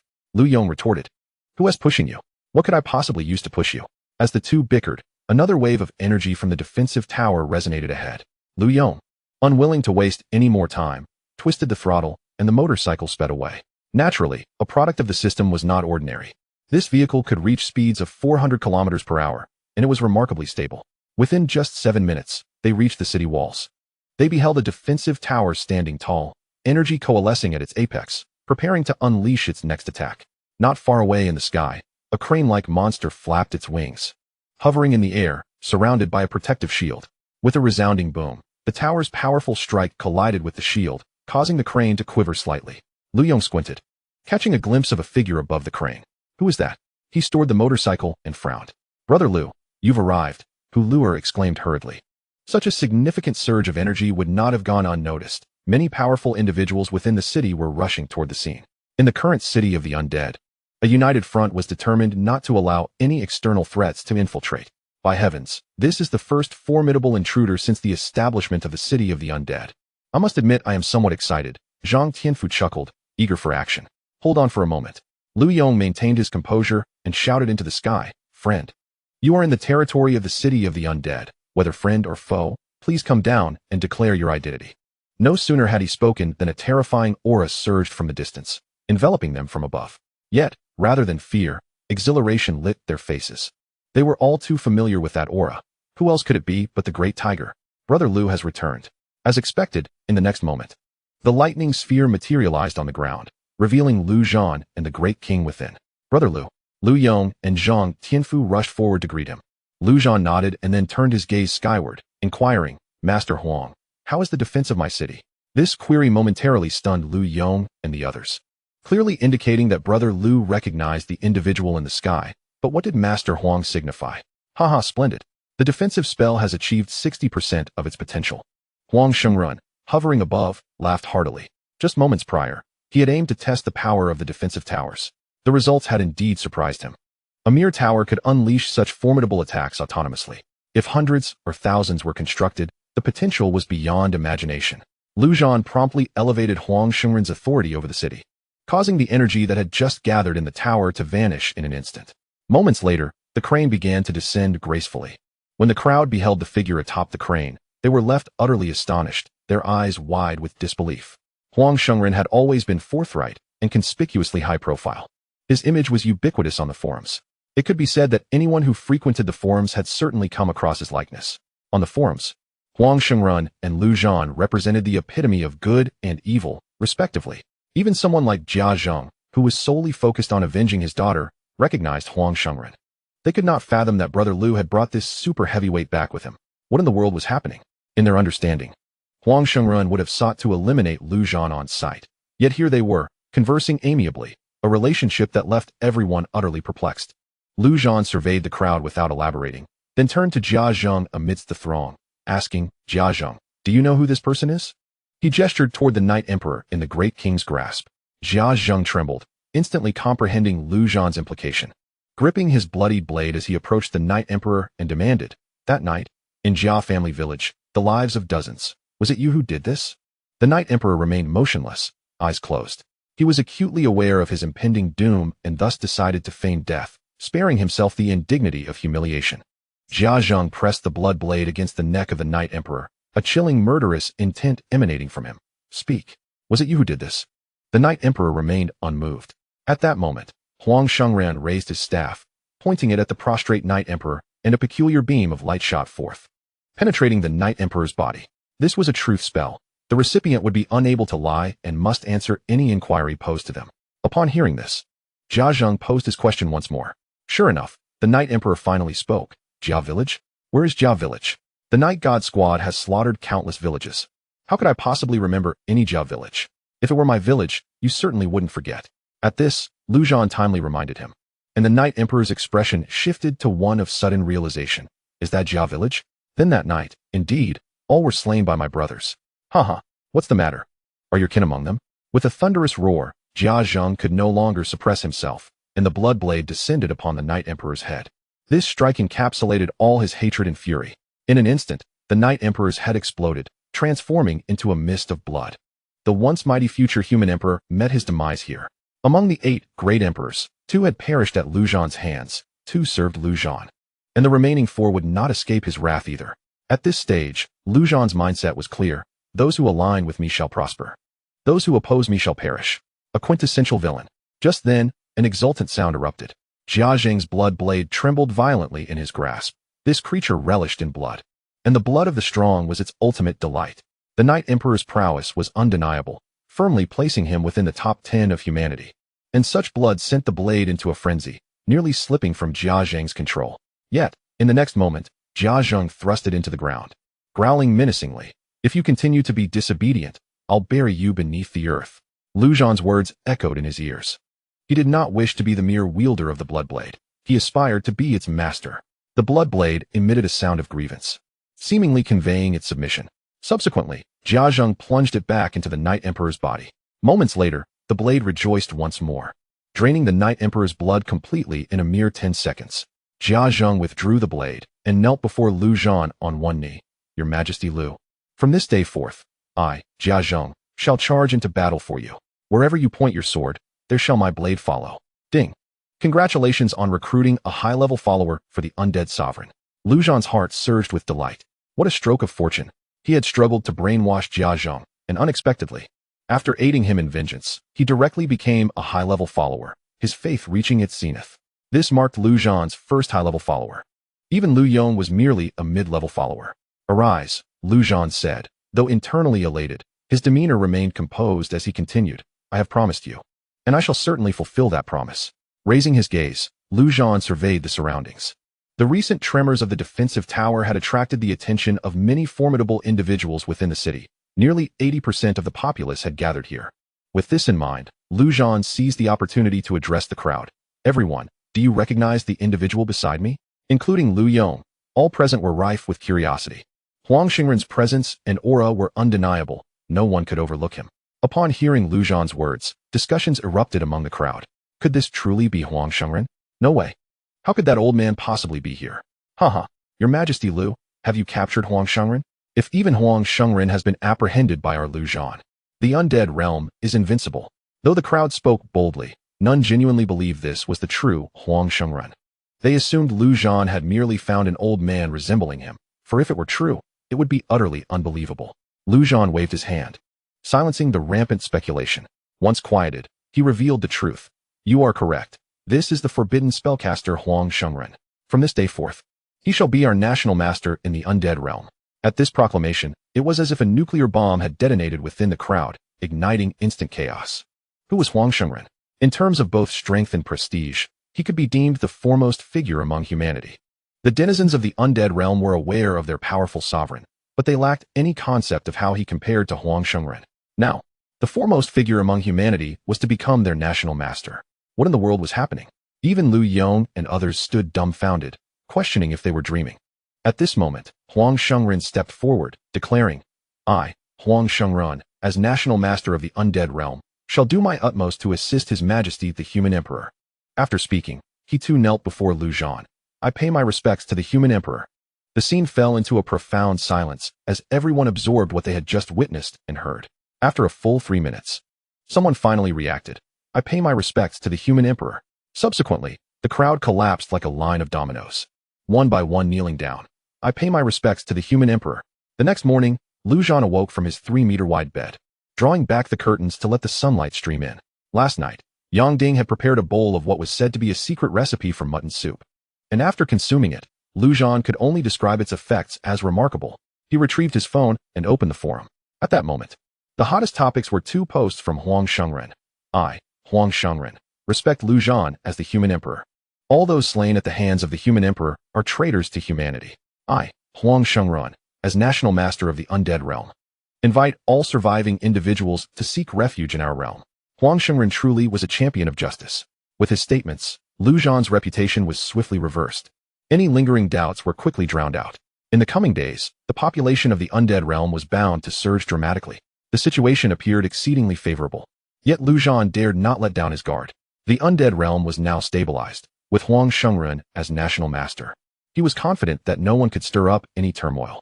Thus, it was time for him to embark on another significant endeavor. After dressing, Lu Zhan surveyed the empty expanse of the undead space. Number 1, Number 2, it's time to find you some subordinates. With that, Lu Zhan leaped out of the window, bellowing, Old Hey Dewang, come join me for an outing. Monsters served as enhanced fuel for mutated beasts. And since Lu Zhan was set to eradicate monsters, he might as well bring along this tiger and dog. After all, he wouldn't need that many corpses for his reincarnation-enhanced undead. It was better to nourish these 2 mutated beasts. His target this time would be high-level monster species, which would likely bolster the strength of these 2 mutated beasts significantly. When the great battle erupted, they would become formidable forces. Roar! Here they come! Here they come! Woof! Woof woof! With me, old black around. What need is there for this little tiger? Roar, roar, roar! Get lost, you mutt! Woof, woof, woof! This little tiger is courting death. Lu Zhan felt a headache coming on. It seemed this journey would not be a lonely one after all. Chapter 143, The Dragon Knight. Mount Jimaraya, the highest peak in the world, once cloaked in perpetual ice and snow before the apocalypse, renowned for its unparalleled climbing difficulty. However, in the present day, Jimaraya has transformed into a forbidden realm for humanity. The mere act of stepping into its vicinity poses a grave threat to life. For this place has been claimed by the monstrous dragonkin. Atop the peak, several colossal dragons could be seen gliding through the sky. Dominating the summit was a fearsome black dragon, the current leader of the dragon clan, a brave class monster, Black Dragon Lashy.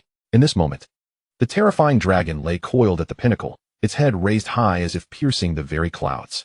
Before Lashy knelt a man, tall and robust, adorned with flowing golden hair and clad in resplendent golden armor, exuding an aura of nobility. His visage marked him as a citizen of the great Eagle Empire. Respected Dragon Lord, I, Dragon Knight Albert, have successfully passed the trials of the Dragon Clan, and I humbly request that you grant me a dragon as my companion.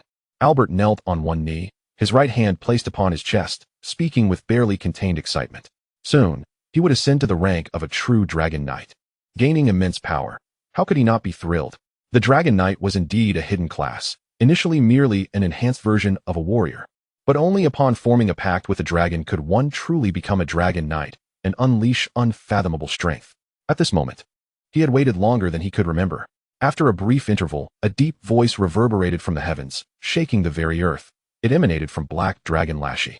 Humans, we of the Dragon Clan are noble beings. How can we be reduced to mere steeds for humanity? Upon hearing this voice, Albert hastily replied, Dragon Lord, although I am a Dragon Knight, the dragon is my partner, not my mount. I shall protect my companion with my life. Where the dragon treads, I shall follow. And should the dragon perish, so shall I. Furthermore, I am willing to dedicate all that I am to the Dragon Clan. I revere the Dragon God. Albert's voice grew louder, radiating conviction and sanctity. These were the very tenets of the trial, and he was well versed in them. Though he did not fully grasp their significance, it mattered not. As long as he could obtain a dragon, everything was worth it. No sooner had he uttered these words than he felt a tremor coursing through his body, as if a strange energy enveloped him. Moments later, a small black dragon descended slowly from the sky. This is my offspring, Laho, now bestowed upon you. You must feed it 50 humans daily. Can you manage that? Dragon Lord, I shall feed it 100 humans each day? Albert's face flushed with excitement. Though this black dragon appeared diminutive, Albert could sense its immense power, surpassing that of any individual or monster he had ever encountered. More importantly, upon the dragon's arrival, his own strength began to surge, his power attributes tripled, and his agility and constitution more than doubled. This was the true essence of a dragon knight. As for feeding a few humans, that was a trivial matter. His territory housed several 100,000 humans. With that, Albert leapt onto the back of the black dragon, Laho. He had finally mounted a dragon. The sensation was intoxicating. Dominion over the world lay within his grasp. However, the very next moment, a thunderous boom echoed as two terrifying spheres of lightning descended from the sky at breakneck speed, accompanied by earth-shattering roars. Roar, roar, roar. Ha ha ha, little pup, your speed cannot match mine. Woof, woof, woof. Nonsense, you little cat. I am clearly half a body length faster. Roar, roar, roar. I am a tiger, not a kitten. Let us see who lands first. Woof, woof, woof. Kitten, kitten. You are just a kitten. As they bickered, the two lightning spheres accelerated, crashing onto the summit almost simultaneously. Their speed was so formidable that even the black dragon Lashy could not react in time. With two resounding booms, the terrifying lightning surged across the entire peak. Just as the little black dragon Laho prepared to take flight and evade, it became ensnared by the lightning, its body trembling violently. As for Albert, his plight was even more dire. He was foaming at the mouth, his face pale, left gasping for breath. Roar, roar, roar. Ha, I've won. I landed first. Woof, woof, woof. Clearly, I won. My tail touched the ground first. Roar, roar, roar. Get lost. My claws made contact first. The two lightning spheres paid no heed to the chaos they had wrought, continuing their quarrel unabated. Die. At that moment, Black Dragon Lashy could no longer contain its fury. Where was this place? The domain of the dragons. Who were they? A brave class dragon. Black Dragon Lashy. These two ignorant creatures dared to act recklessly here. In an instant, a powerful black dragon breath descended from the sky, targeting the two lightning spheres. The terrifying aura causing both the king and Old Black to tense up. Should this strike them, it would surely mar their faces. They immediately ceased their squabbling and scrambled for cover. With a thunderous crash, the dragon breath struck the ground, shaking the entire Mount Jumariah. This tremendous energy naturally caught the attention of all the dragons, who flocked toward the summit. Amidst the chaos, a figure soared skyward, swiftly reaching the top of Lashy's head and swung down an axe. Roar! The black dragon Lashy howled in pain. Its breath faltered as it turned to gaze upon the diminutive figure before it, a warrior clad in black armor wielding a battle axe. How is this possible? How can a member of the dragon clan possess such strength? At the peak, Zhan leapt down from the back of the king, feeling a headache coming on. Indeed, if he was to cleanse the realm of monsters, his first target would be the dragon clan. On one hand, he bore a grudge against the dragons, and vengeance was a necessity. On the other hand, every adolescent with a flair for the fantastical harbors a dream of slaying dragons, although he had accomplished it once. The prospect of exterminating an entire dragon race remained an enticing ambition. Originally, he intended to methodically eliminate the dragons from the mountain's base, one by one. But who could have predicted that this dog and tiger would engage in a rivalry, ultimately racing to the summit heedless of everything else? This time, he was likely to be besieged by a horde of dragons. Nevertheless, at this juncture, there was nothing to fear. Let the battle commence. The brave class black dragon in the sky could be entrusted to number one. In full force, number one should be able to match it evenly. Should it be unable to unleash its full power, a slight advantage of 4 to 6 would still be achievable. With the momentum of battle on their side, they would soon revert to an even footing or even gain the upper hand. Regardless, victory was assured, and there was nothing to fret over. Who are you? At that moment, a feeble voice emanated from the side. Albert, charred and clinging desperately to the dragoness body, gazed at Zhan with a face full of terror.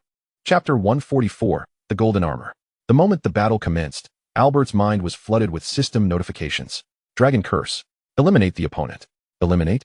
How could he possibly slay such a terrifying fiend? It was unfathomable. How could someone so powerful exist? It was utterly impossible. Just as he had believed himself invincible after officially becoming a dragon knight, a formidable figure descended from the heavens, capable of effortlessly overpowering him just by riding a dragon. Oh, there is someone else here? Land Warfare was taken aback. Upon closer inspection of the rider atop the dragon, he instantly comprehended. A hidden class dragon knight? Although his grasp of the bird language was lacking, he could still understand the basics like who are you? However, The subsequent barrage of incomprehensible chatter from the foreigner left him utterly bewildered. Growing weary of the incessant babble, he decided to unleash a fireball. Without a doubt, any hidden class associated with dragons was his adversary. Moreover, this individual could remain unharmed in the dragon's territory. He was undoubtedly a traitor to humanity and deserved to perish. With a resounding boom, Albert, who had just been scorched, was now thoroughly roasted and plummeted from the dragon. In his final moments, he could not fathom why. Despite his humble pleas for mercy, his assailant chose to end his life. Was there no Jesus, no Virgin Mary in this world? To his astonishment, the corpse erupted with 3 glowing orbs. Land Warfare approached, collecting them, and his eyes widened in delight. At this stage, there were few pieces of equipment that piqued his interest. To his surprise, this was a rare 3-piece set of purple gear. The Golden Sanctum set, comprising a helmet, armor, and boots. Each piece boasted extraordinary attributes, and the set bonuses were utterly outrageous. All attributes increased by 20. Movement speed augmented by 20. Skills, Golden Guardian, a passive skill that reduces damage from all attacks by 30. Invincible Golden Body. Upon activation, the body transforms into an invincible golden form. Immune to all attacks, though movement, attacking, or skill usage is impossible for 2 seconds, with a cooldown of 10 minutes. Incredible, even for someone like Land Warfare, who had encountered countless powerful gear. The attributes of this set left him awestruck, particularly those 2 skills, which, if taken literally, truly conferred invincibility. While 2 seconds may seem brief and restrictive, it was a divine technique for evading critical attacks. The Dragon Knight likely wouldn't have had time to react. Otherwise, using the invincible golden body could have granted him an additional 2 seconds of survival. The value of this set rivaled that of Red Gear, perhaps even surpassing it, making it a delightful surprise for Land Warfare. Choosing the Dragon Race as his first stop had proven to be an astute decision. In high spirits, Land Warfare addressed the tiger and dog. You two can feast on this little black dragon. It's practically charred. Woof woof, the dragon's head is mine. You can have the tail. Roar roar roar, I am the tiger. I deserve the dragon's head, while you, mere pup, can only have the tail. Amidst their squabbling, the tiger and dog lunged at the little black dragon, which let out a mournful wail. At that moment, several dragons began to drift around the mountaintop. Red, green, yellow, and white dragons of various hues.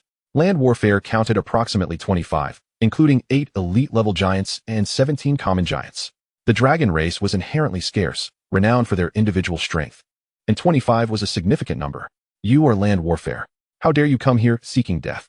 Ha ha. We were initially bound by the rules and unable to hunt you down. You killed my son Angriles. Today, I shall avenge him. Killing you will yield great rewards from the dragon god. As the giants recognized the intruder, they unleashed a torrent of dragon language. Long ago, the Dragon Emperor had decreed that slaying Land Warfare would result in substantial rewards. They had expended immense effort and resources to send Angriles out, only for him to be killed by Land Warfare in return. Originally, the giants had planned to wait until the second phase to hunt Land Warfare, but now he had delivered himself right to their doorstep. Listening to the roars of the giants, Land Warfare calmly drew the blood lament and donned the newly acquired Golden Sanctum set. In an instant, his power surged, and his demeanor transformed. This garish shade of yellow was undeniably ostentatious. With his sword pointed at the giants, Land Warfare felt a swell of confidence. At this stage, there were few opponents who could compel him to unleash his full strength. This 1 against 25 should provide ample opportunity for him to unleash his prowess. Will you come at me one by one, or all at once? Boom. Faced with such an audacious human, the proud giants could scarcely contain themselves. In an instant, nearly a dozen dragons unleashed their breath attacks. Ice, fire, earth, wind, and water. The sky was painted with a kaleidoscope of powerful dragon breaths, creating an awe-inspiring spectacle. Land Warfare leapt gracefully, moving like an agile sprite, deftly weaving through the onslaught, untouched by any attack.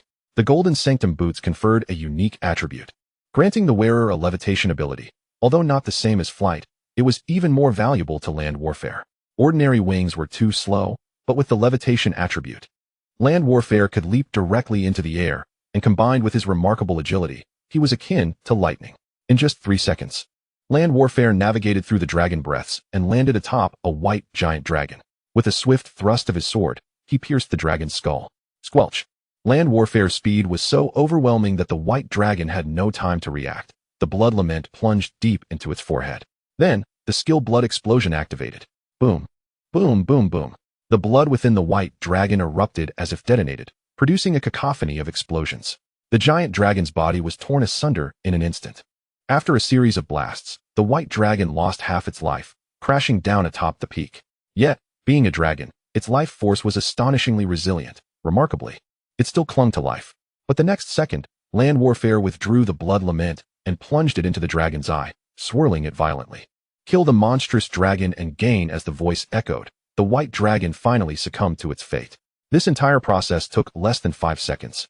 And while the other giants were still unleashing their breaths, they were taken aback to find one of their comrades had already perished. Stand up. Land warfare gazed at the corpse of the white dragon, his eyes glimmering with an emerald glow, a feeling he hadn't experienced in ages. With a resounding crash, the reincarnated white dragon, though unable to fly, still raised its head high and lunged at its former comrades. Chapter 145, Dark Incursion. Although the reincarnated white dragon had lost much of its power, its attributes had significantly enhanced in terms of its spectral form. With a fierce bite, he seized the tail of a green dragon and, with a powerful toss, brought it crashing down from the sky. A thunderous sound echoed as the green dragon, disoriented and bewildered, could hardly fathom that a former kin had dragged it down. Yet, before it could grasp the situation, a blood-red sword loomed above its head. Blood Demon Slash. This was indeed Jiazhang's signature move. Despite its name suggesting a demonic blade, it could be unleashed with a sword. The Blood Lament, being a weapon of the blood element, harmonized exceptionally well with this skill. As the sword descended, a phantom, colossal blood-colored blade erupted from the Blood Lament, cleaving directly into the green dragon's cranium. Boom. The blood sword cleaved the dragon's head in twain, slicing down through its body and vanishing a good half-meter away. The green dragon fell silent, its verdant blood pooling beneath it. Zhan furrowed his brow. It was a gruesome sight. He couldn't help but wonder if it could still be reborn. The rebirth commenced, and astonishingly, it succeeded. The dragon's corpse began to stir, its severed head rising upright, as if transformed into a two-headed dragon. Zhan, you seek death. Zhan, come face me. You shall pay for slaying my three-headed dragonkin. Zhan, you are doomed. Witnessing the demise of two colossal dragons in such a short span, now risen as undead, all the dragons erupted in fury, especially the valiant black dragon, Lashy, whose roar reverberated through the heavens. Zhan, I shall rend you limb from limb. The dragon race was already scarce, their reproduction arduous. Each dragon was invaluable. When it first arrived in this world, it had vowed to ensure no dragon met its end. Yet now, Zhan had slain 3 dragons, and Lashy knew it would face severe repercussions. In its wrath, Lashy fixed its gaze upon Zhan, unleashing a terrifying wave of dark energy. Dark invasion. Anyone who fell under its gaze would be plunged into darkness, stripped of all sight and sound. In the next moment, an axe struck fiercely at its dragon head. Boom. The dragon's head bore a deep gash, black blood raining down like a deluge. Roar. Lashy bellowed in exasperation. This little creature was an enigma, akin to a bothersome mosquito. Attacking? It was far too nimble to be caught. Yet, a single axe strike was no trifling matter. A few blows could very well end its life. Fortunately, the dark invasion had successfully ensnared Zhan, lasting a full minute. With a little assistance from the other dragon minions, they could surely dispatch Zhan. At the peak, Zhan had just been reborn as a white dragon when suddenly, darkness enveloped him, and silence reigned. Zhan frowned, caught off guard. However, panic was out of the question. Since he could neither see nor hear, he resolved not to look or listen. He was not alone in battle. Great King, come quickly to my aid. Zhan shouted, his voice still intact. Hearing the call, the Great King, currently devouring a dragon's head, transformed into a lightning sphere and shot toward Zhan without hesitation. In an instant, Zhan felt as if he were soaring through the air. Clearly, the Great King was carrying him. Place me upon the head of a dragon. Zhan commanded directly. Around them, the dragons roared in fury, launching various attacks. Dragon breath, tails, claws. Yet, while the Great King might not outmatch the dragons in a one-on-one confrontation, its speed, enhanced by electricity, was unparalleled, deftly evading all assaults. Subsequently, it coiled its tail around Zhan and flung him accurately onto the head of a colossal dragon. Roar, my dear brother. I can assist you no further. Zhan could neither see nor hear, but he felt it distinctly. He was thrown into the air, landing on something unknown. Without a moment's hesitation, he plunged his sword downward, a blind strike. Just as the cooldown for his skill, Blood Burst, was complete, he unleashed it. Regardless of whether the dragon beneath him was slain, he withdrew his sword, thrust, withdrew, and thrust again. In an instant, he delivered a flurry of over a dozen strikes, ensuring some fatal blows. Indeed, Lu Zhan soon felt himself plummeting rapidly. It seemed the dragon he had pierced had fallen to its demise. "Bela, your turn." Before he hit the ground, Lu Zhan shouted. The next moment, a fiery dragon breath engulfed him, consuming him entirely. He felt a wave of heat. But with his high defenses, it was a fanciful notion that such breath could roast him alive. Bela, ever valiant, transformed into a lightning sphere and charged directly into the fire breath, propelling Lu Zhan outward. The trajectory of his launch was aimed at another dragon. Woof woof woof. Damn. My fur is about to catch fire. Lu Zhan disregarded the peril, his body hurled away while his sword danced wildly in his grasp, soon feeling it pierce something substantial. Without a moment's thought, Lu Zhan gripped the hilt tightly and swept it across. The unfortunate dragon he struck was nearly severed in half, its blood spilling profusely.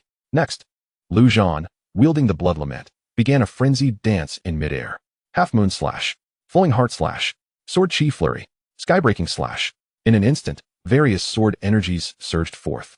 Lu Zhan paid no heed to whether they struck or missed, for he had an abundance of skills at his disposal and an unending reservoir of mana. The great king and Bela, possessing keen intellect, had long distanced themselves. The dragons, however, were far from fortunate. Their massive forms, already engaged in an offensive against Lu Zhan, had no refuge from the onslaught of sword energies. In no time, nearly every dragon bore the marks of several strikes. As Lu Zhan continued his barrage, clarity suddenly returned to his vision and sounds filled his ears. A minute is neither long nor short, but at last, he had regained his senses. Yet, to avoid any unforeseen incidents, Lu Zhan decided against wasting time and prepared to end the battle swiftly. Thus, in the next moment, Lashi, engaged in fierce combat, found itself transported to a strange realm. After confining the valiant black dragon to the realm of the undead, Lu Zhan issued swift kill orders to his dragon minion, his eyes gleaming as he resurrected the two dragons he had just dispatched. Chapter 146, Annihilation of Dragons. Haha, number 1. Shall we see who can slay more dragons? Lu Zhan laughed heartily at the sight of the resurrected dragons. His attributes surpassed those of number 1 significantly. However, number 1's combat prowess was fiercely formidable, and its skills were nothing short of monstrous. In a true battle, Lu Zhan was uncertain he could rival it. Good master. In Lu Zhan's mind, the response from number 1 echoed instantly.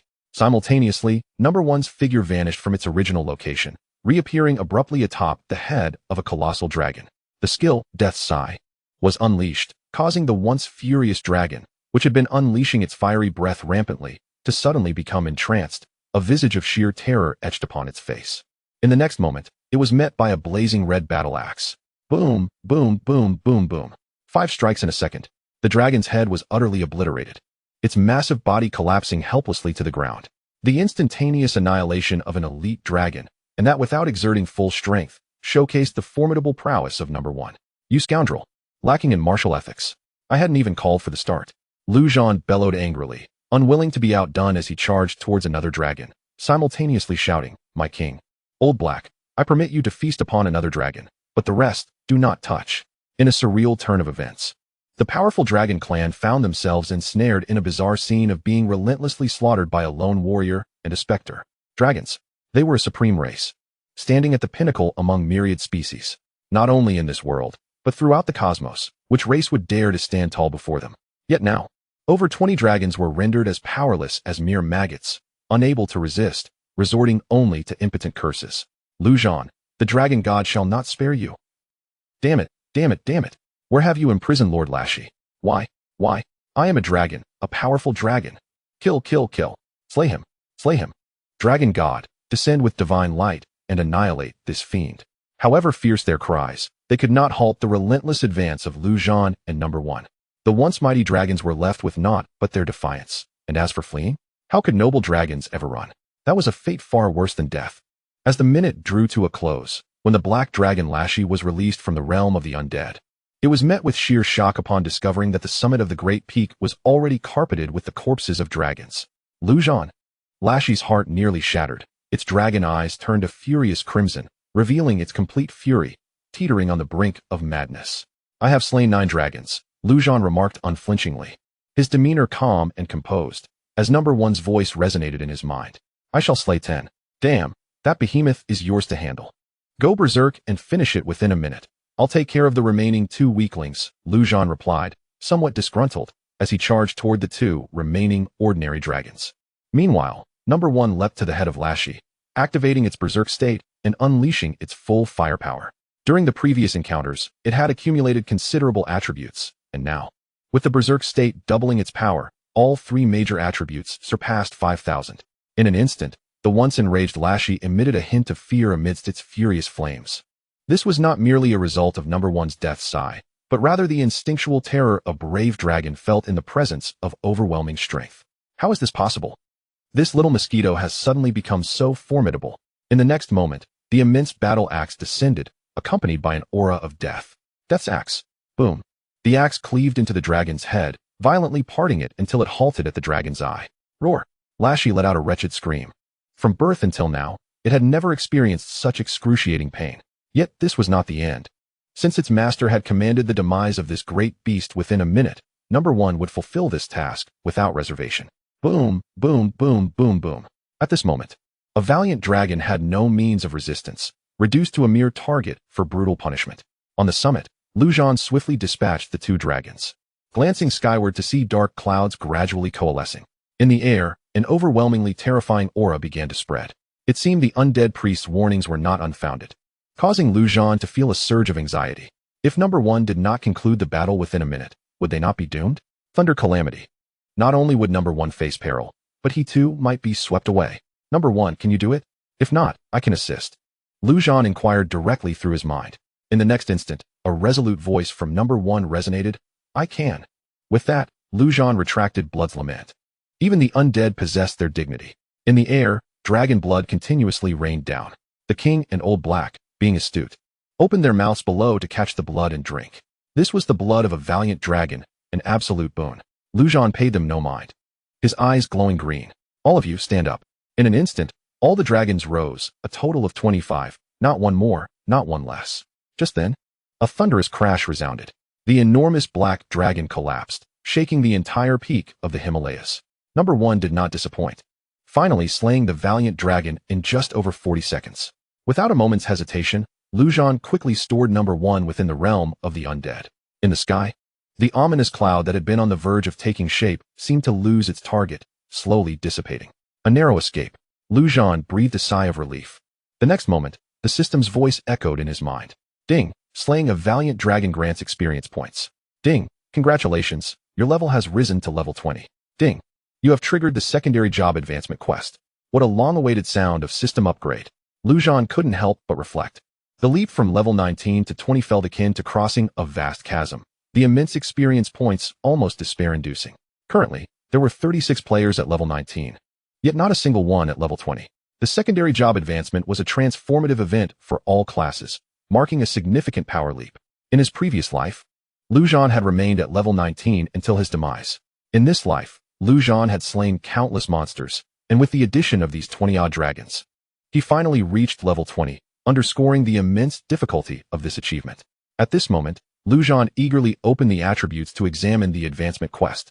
Job advancement quest. Slay 100 valiant level monsters, 0-500. Slay 10 commander level monsters, 0-10. Rebirth of 1,000 undead, 0-1,000. Slay 3 holy attribute practitioners, 0-3. Possess 3 commander level undead, 0-3. Chapter 147, Black Dragon Set. Zhan stared at this quest for a full 5 minutes before finally uttering a single word. Damn, level 20? It might as well be unattainable. This quest was currently impossible to complete. Where could he find commander-level monsters? It was utterly absurd. Perhaps this was a form of balance.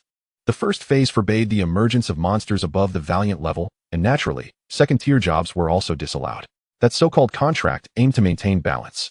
Alas, let it be. He would consider it as if he had not leveled up. Zhan took a deep breath, preparing to reincarnate the valiant black dragon before him, when he suddenly noticed several orbs floating above its lifeless form. Upon closer inspection, it was evident that these were not the trivial enhancement stones one might expect. To his astonishment, they were legendary loot. What could possibly emerge from a valiant dragon that was of inferior quality? In an instant, all of Zhan's previous frustration over his inability to change classes dissipated. With a graceful leap, he was beside the orbs, discovering a total of 4. As he picked up the first orb, a wave of exhilaration washed over him. It was a pair of wings, jet black, exuding an aura of coldness and sharpness. Black dragon wings. Purple wings. Required attributes. Agility 1000, agility 300, strength 200. Flight attribute, extreme speed. Skills: Black Dragon's Wind. Flapping the wings unleashes a tempest, inflicting significant damage while blinding the target for 1 minute, with a cooldown of 5 minutes. The attributes of the purple wings were impressive enough, but the flight speed was worth its weight in gold. Compared to his own golden wings, which merely provided average speed, they were utterly ineffective in battle. Moreover, the additional attributes of these wings were simply outstanding, making them a veritable treasure among treasures. Next, Zhan collected the remaining 3 orbs, his excitement mounting with each find. Black Dragon Armor, Black Dragon Helmet, Black Dragon Boots. Remarkably, he had stumbled upon an entire set. A glance at the attributes revealed that the Black Dragon wings were indeed part of this set. This was nothing short of miraculous, a 4-piece ensemble. As is well known, the more pieces in a set, the more formidable the attributes. Black Dragon Set, 44. All attributes 20. Dragon's Majesty. Nearby enemies experience a reduction of 15 in all attributes. Dark Assault. Instantly deprives the target of sight and hearing for 1 minute, with a 5-minute cooldown. Dragon's Might. Instantly harnesses the tremendous power of dragons, enhancing the damage of the next strike by 500, with a cooldown of 10 minutes. 3 exceptional skills, each more magnificent than the last. The first speaks for itself. The second skill, which Zhan had just experienced, could blind and deafen an opponent for a full minute, had he been even slightly weaker. Or if the valiant dragon had attacked him, the battle would have been far less straightforward. The third skill was purely a damage-dealing ability, with a 5-fold critical strike potential. Already half the power of the infamous Death Axe Slash, and its cooldown was a mere 10 minutes. Yet, as Zhan surveyed his gleaming golden holy armor set, and then glanced at the Black Dragon set in his hands, he found himself at a crossroads. Once donned, the Black Dragon set would render his golden holy armor a waste. Such exquisite gear, if it had been in his previous life, would have been fiercely contested by emperors. How could he let it slip through his fingers? The attributes of the Black Dragon set were undeniably superior to those of the golden holy armor, and most importantly, there were the wings. Oh heavens, why bestow upon me such extraordinary equipment? Just then, a feeble voice echoed in Zhan's mind. Master, I desire. Zhan paused, looking at number 1. The original black armor it wore now appeared tattered and pitiful. Was it possible to give this Black Dragon armor to number 1? It wasn't out of the question. After all, it belonged to him, so bestowing it upon number 1 would still mean it was his. However, there was a twinge of jealousy. How could his own armor be inferior to that of an undead creature? Nevertheless, Zhan reassured himself that his golden holy armor and golden wings matched splendidly, and he intended to eventually switch to the divine death wings. Giving away the Black Dragon wings would be a waste. Furthermore, the 3 skills of the Black Dragon wings were perfectly suited to number 1. The first skill, when combined with number 1's Death Fear, would cumulatively weaken enemies by 45. The second control skill could be utilized while Death's Eye was on cooldown. The third, when paired with Death Axe Slash, would maximize output. If unleashed after a berserk state, that strike might even be beyond Zhan's endurance. Upon realizing this, Zhan decisively threw all 4 pieces of the Black Dragon equipment to number 1. Number 1, quick as lightning, shed the old armor and donned the new attire in a matter of moments. Shortly after, a resounding dragon roar echoed, heralding the emergence of a new black-armored warrior before Zhan. The striking armor and breathtaking black wings left Zhan envious. He equipped his own golden wings and stood beside number 1. The contrast was striking, 1 black, 1 golden, clearly delineating superiority. Come here, you two, and judge who looks more handsome. Zhan called out to the nearby king and Old Black. Bark. Of course, my master is the most handsome. He is the most dashing in the world. My master is unparalleled in charm, while the other one is just plain ugly. Roar. Zhan, my good brother, you know our king never lies. I must say, this time you have somewhat embarrassed yourself. The 2 mutated beasts, without hesitation, opted for honesty. Darn it. You two stop that. Zhan exclaimed in exasperation. You 3. Race to the bottom of the mountain and back to the top, and let us see who reaches first. He was eager to gauge the true speed of these Black Dragon wings. In an instant, King and Old Black were enveloped in crackling lightning. In terms of competitiveness, neither had ever been outdone. I'll count to 3, and you better be ready. 3, 2, 1. As the final syllable echoed, the 2 lightning spheres and a shadow of black vanished from Zhan's sight, racing toward the mountain's base. Such speed, even Zhan couldn't help but marvel. At that moment, he could clearly see that the black figure's flying speed surpassed that of the 2 lightning spheres by a significant margin, making him feel even more envious. If only he had donned the wings himself. A waste was still a waste. Indeed, merely half a minute later, number 1 was the first to return to the mountain's peak, while King and Old Black arrived a full 20 seconds later, almost simultaneously. Bark. My master has won. He is invincible. Old Black barked incessantly, as if he himself had triumphed. Number 1 stood tall, exuding an air of invincibility. This undead creature had learned nothing good but how to show off. The more Zhan looked, the more envious he became, in a fit of annoyance. He recalled Number 1 to the undead space. Out of sight, out of mind. Turning around, he proceeded to convert the valiant black dragon's corpse into an undead being. A total of 26 dragon undead emerged, each boasting formidable attributes, particularly those of the valiant undead. The average attributes hover around 4,000, significantly surpassing those of the first. However, upon observing these formidable statistics, Zhan furrowed his brow. This colossal dragon, once a paragon of might and ferocity, has transformed into a mere shadow of its former self as an undead creature, failing to qualify as an effective combat machine. Its immense size renders movement exceedingly cumbersome, and with the loss of its aerial capabilities and signature breath attacks, its power has been drastically diminished. This entity serves purely as an enhancement tool for Zhan's attributes. Undead beings are the most potent weapons in the arsenal of necromancers, and to reduce them to mere tools is a disgrace. It appears that he must devise a meticulous plan. First, he needs to find an ideal undead model, one with wings capable of flight, formidable in combat, relying on physical prowess, and possessing attributes that at least do not fall significantly below those of the dragon lineage. The Phoenix clan? Unsuitable. The Titan clan? Their size presents the same drawbacks as that of the dragons. After much contemplation, Zhan found himself at a loss, primarily because in his previous life, he was far too weak and only knew of a couple of renowned high-ranking demonic species. What to do? Quite simple. Ask. Zhan retrieved his phone. This modified device, courtesy of the system, posed no concerns regarding signal issues. Even atop the world's highest peak, it remained unfettered. As for whom to inquire, it was, of course, that enigmatic old man. He opened a message to Huang Shengren and promptly sent his query. Moments later, he received a reply consisting of just 3 words. Tianma clan. Tianma clan? What manner of race is that? Does it bear any relation to the demon race? Upholding the principle of humble inquiry, Zhan posed his question directly. The demon race is an immensely vast lineage, further divided into numerous subclans, such as the dwarven demons, ogre demons, and winged demons, with the Tianma clan being the most potent faction among them, often referred to as the royal clan. Much of what I know is merely superficial, as the myriad of races in the universe remains shrouded in mystery. Nonetheless, I can assure you that the Tianma clan undoubtedly meets your criteria. Very well. Where is the Tianma clan located? The Bermuda Triangle.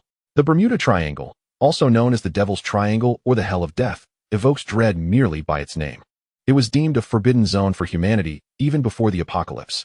At this moment, Zhan sat atop the back of the Great King, gazing at the enigmatic archipelago and ocean ahead. There lay the legendary Bermuda Triangle. Even at their speed, it had taken them the better part of a day to journey from Jumulea to this point. Roar, roar, roar. It appears quite perilous up ahead. Though the Bermuda Triangle appeared unremarkable from a distance, the Great King could sense an oppressive and terrifying aura. The demon race is on par with the dragon lineage as a top-tier species. Thus, the dangers here, as the royal clan of demons, are likely far greater than those of Jumulea. Bark, bark, bark. Are you afraid? If you are, you can return. I shall handle it. The old dog, Bei Laohe, barked disdainfully, yet its slightly trembling tail betrayed its trepidation. This fearless canine was not immune to fear. Let us proceed, Zhan said nonchalantly. Despite the unknown ahead, with his current strength, there was no room for fear. Just then, Zhan noticed a commotion ahead, with several powerful energies colliding. Let us move closer for a better look, he suggested as the Great King approached slowly. After a moment, Zhan focused his gaze and finally discerned the scene before him. At the forefront, a massive beast was leaping and fleeing, its jumps reaching several meters high, weaving through the islands before plunging into the sea, swimming with a speed comparable to that of a torpedo. In pursuit were several terrifying creatures brandishing black wings, relentlessly chasing the beast. Tianma. Zhan narrowed his eyes. The entities in pursuit were unmistakably members of the Tianma clan, the demon race's royal faction. These creatures, while not towering, likely no more than 3 meters in height, exuded a palpable aura of terror. Their strength, agility, and physical constitution were undoubtedly formidable, and even from a distance, Zhan could feel their power. It was important to note that these 3 appeared to be merely ordinary Tianma. One could only imagine the might of a high-ranking Tianma. These Tianma wielded stout polearms, unleashing waves of black energy with each swing, striking the fleeing beast's back. Yet, the creature paid them no mind, intent only on its escape. Towering nearly 5 meters and covered in black fur, it continued to howl defiantly, clearly not an ordinary adversary to provoke the Tianma clan. Upon closer inspection, Zhan was taken aback.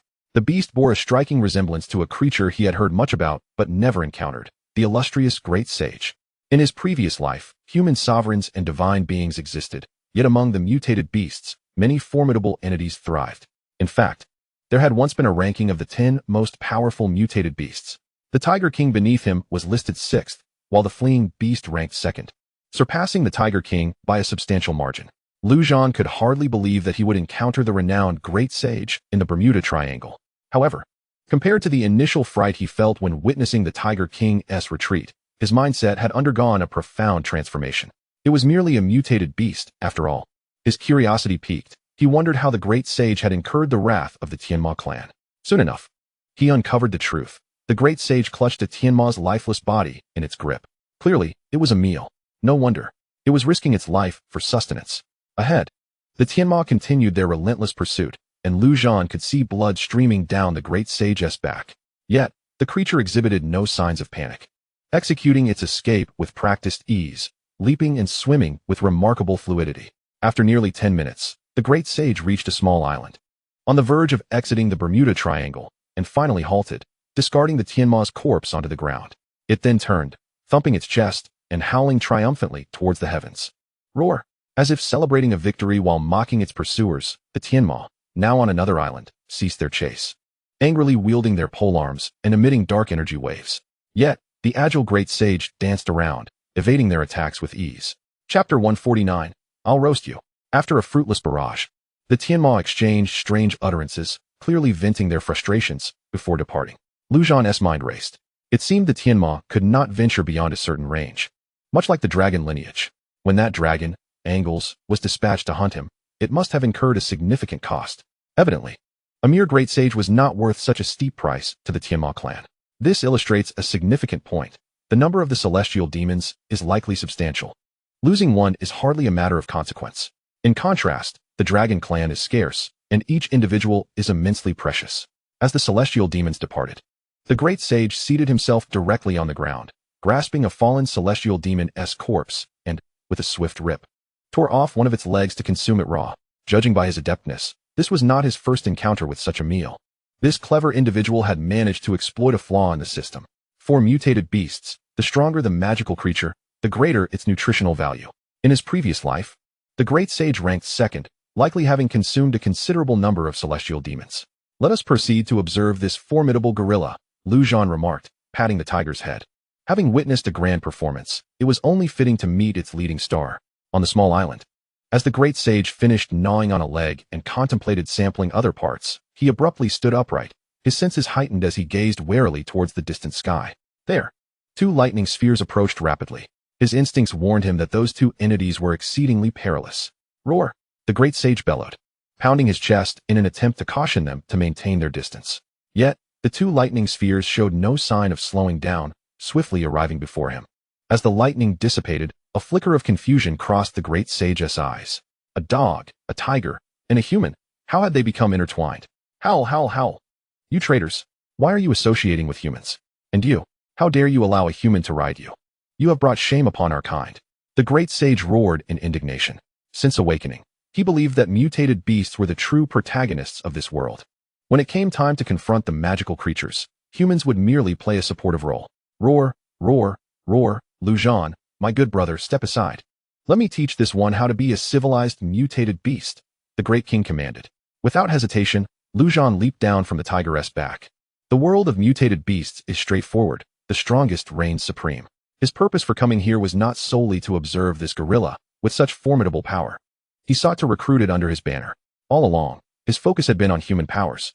But now he recognized that these potent mutated beasts were far more worthy of subjugation, exhibiting fiercer prowess in battle. Humans, when faced with magical creatures, slaughter, and death, may exhibit fear, flee, or cower. Yet mutated beasts do not. These wild creatures engage in combat without a hint of trepidation. Even an ordinary mutated beast dares to confront a dragon head-on. Regrettably, the population of mutated beasts is scarce, and those that are powerful are even fewer, rendering them incomparable to the vast numbers of humans. In the midst of contemplation, The Great King and the Great Sage had already engaged in combat. Both were fierce beasts, and in a bid to subdue his opponent, the Great King even relinquished his prideful lightning, relying solely on his brute strength to withstand the assault. Had it been in his previous life, the Great Sage might have easily overpowered the Great King. However, in this life, fortune had shifted. The Great King had allied himself with Zhan, a formidable ally, and had developed at an unprecedented rate, especially within the realm of Mount Everest, where he had consumed 2 massive dragons and imbibed the blood of several hero-level dragons. His strength had surged dramatically. Now, he found himself able to stand toe-to-toe with the Great Sage, even gaining a slight upper hand. Of course, the Great Sage had already suffered injuries from earlier skirmishes with the celestial demons. Woof, woof, woof, little cat, are you up to the task? If not, step aside and let me handle it. I can take it down in no time. Beside them, Bei Lao He seized any opportunity to taunt. Indeed, the Great King was incited, his body crackling with sparks of lightning. In an instant, his speed and destructive power surged, and the tide of battle shifted dramatically. With a powerful swipe, the Great King knocked the Great Sage to the ground, roaring triumphantly, "Roar! Are you ready to submit?" The Great Sage clapped his massive palm against the ground, executing a flip while kicking towards the Great King. "Howl! You dare? Roar! If you refuse, I shall make you submit." The Great King responded with a fierce tiger roar, sinking his teeth into the attacking giant paw while unleashing a torrent of lightning from within.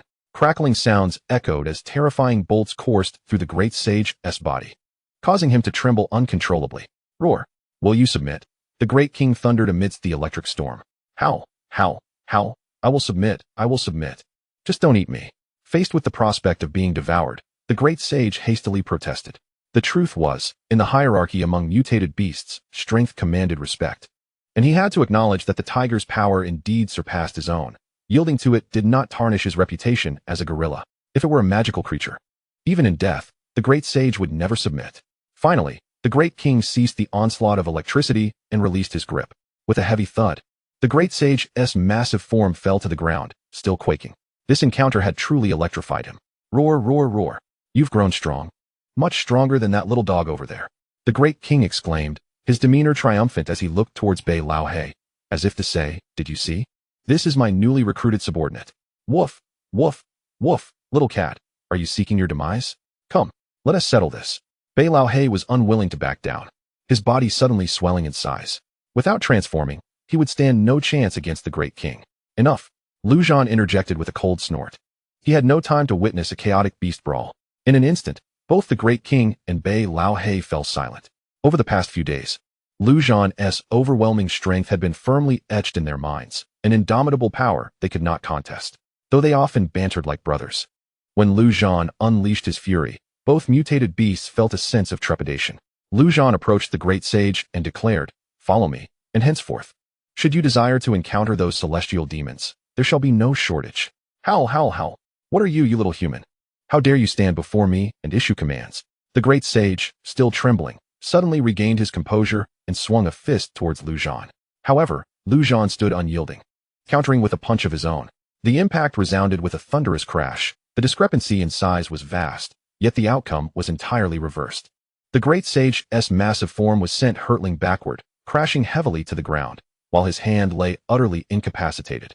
Chapter 150, The Perfect Model. The Great King hurriedly rushed forward, bellowing at the fallen Great Sage. "Roar, roar, roar, great gorilla, Zhan is my good brother. You must show him some respect. Roar, roar, roar, my good brother Zhan treats us to the finest delicacies. Just recently, he took me to feast on dragons. Roar, roar, roar, do you know what dragons are? Enormous and delectable magical creatures. Follow me." The Great King chattered on, genuinely concerned that his recently recruited subordinate might be foolish enough to provoke Zhan and meet his end. "Howl, howl, howl, tiger brother. Is it true that there are dragons to eat? I have only heard tales of dragons, but have yet to behold one myself." Fortunately, the Great Sage, displaying remarkable insight, rose nonchalantly and declared, "Roar, roar, roar. Haha, indeed there are. Dragon meat is exquisite. Just look at what you're consuming, both unsightly and foul-smelling." The king, now fully upright, patted the Great Sage on the shoulder.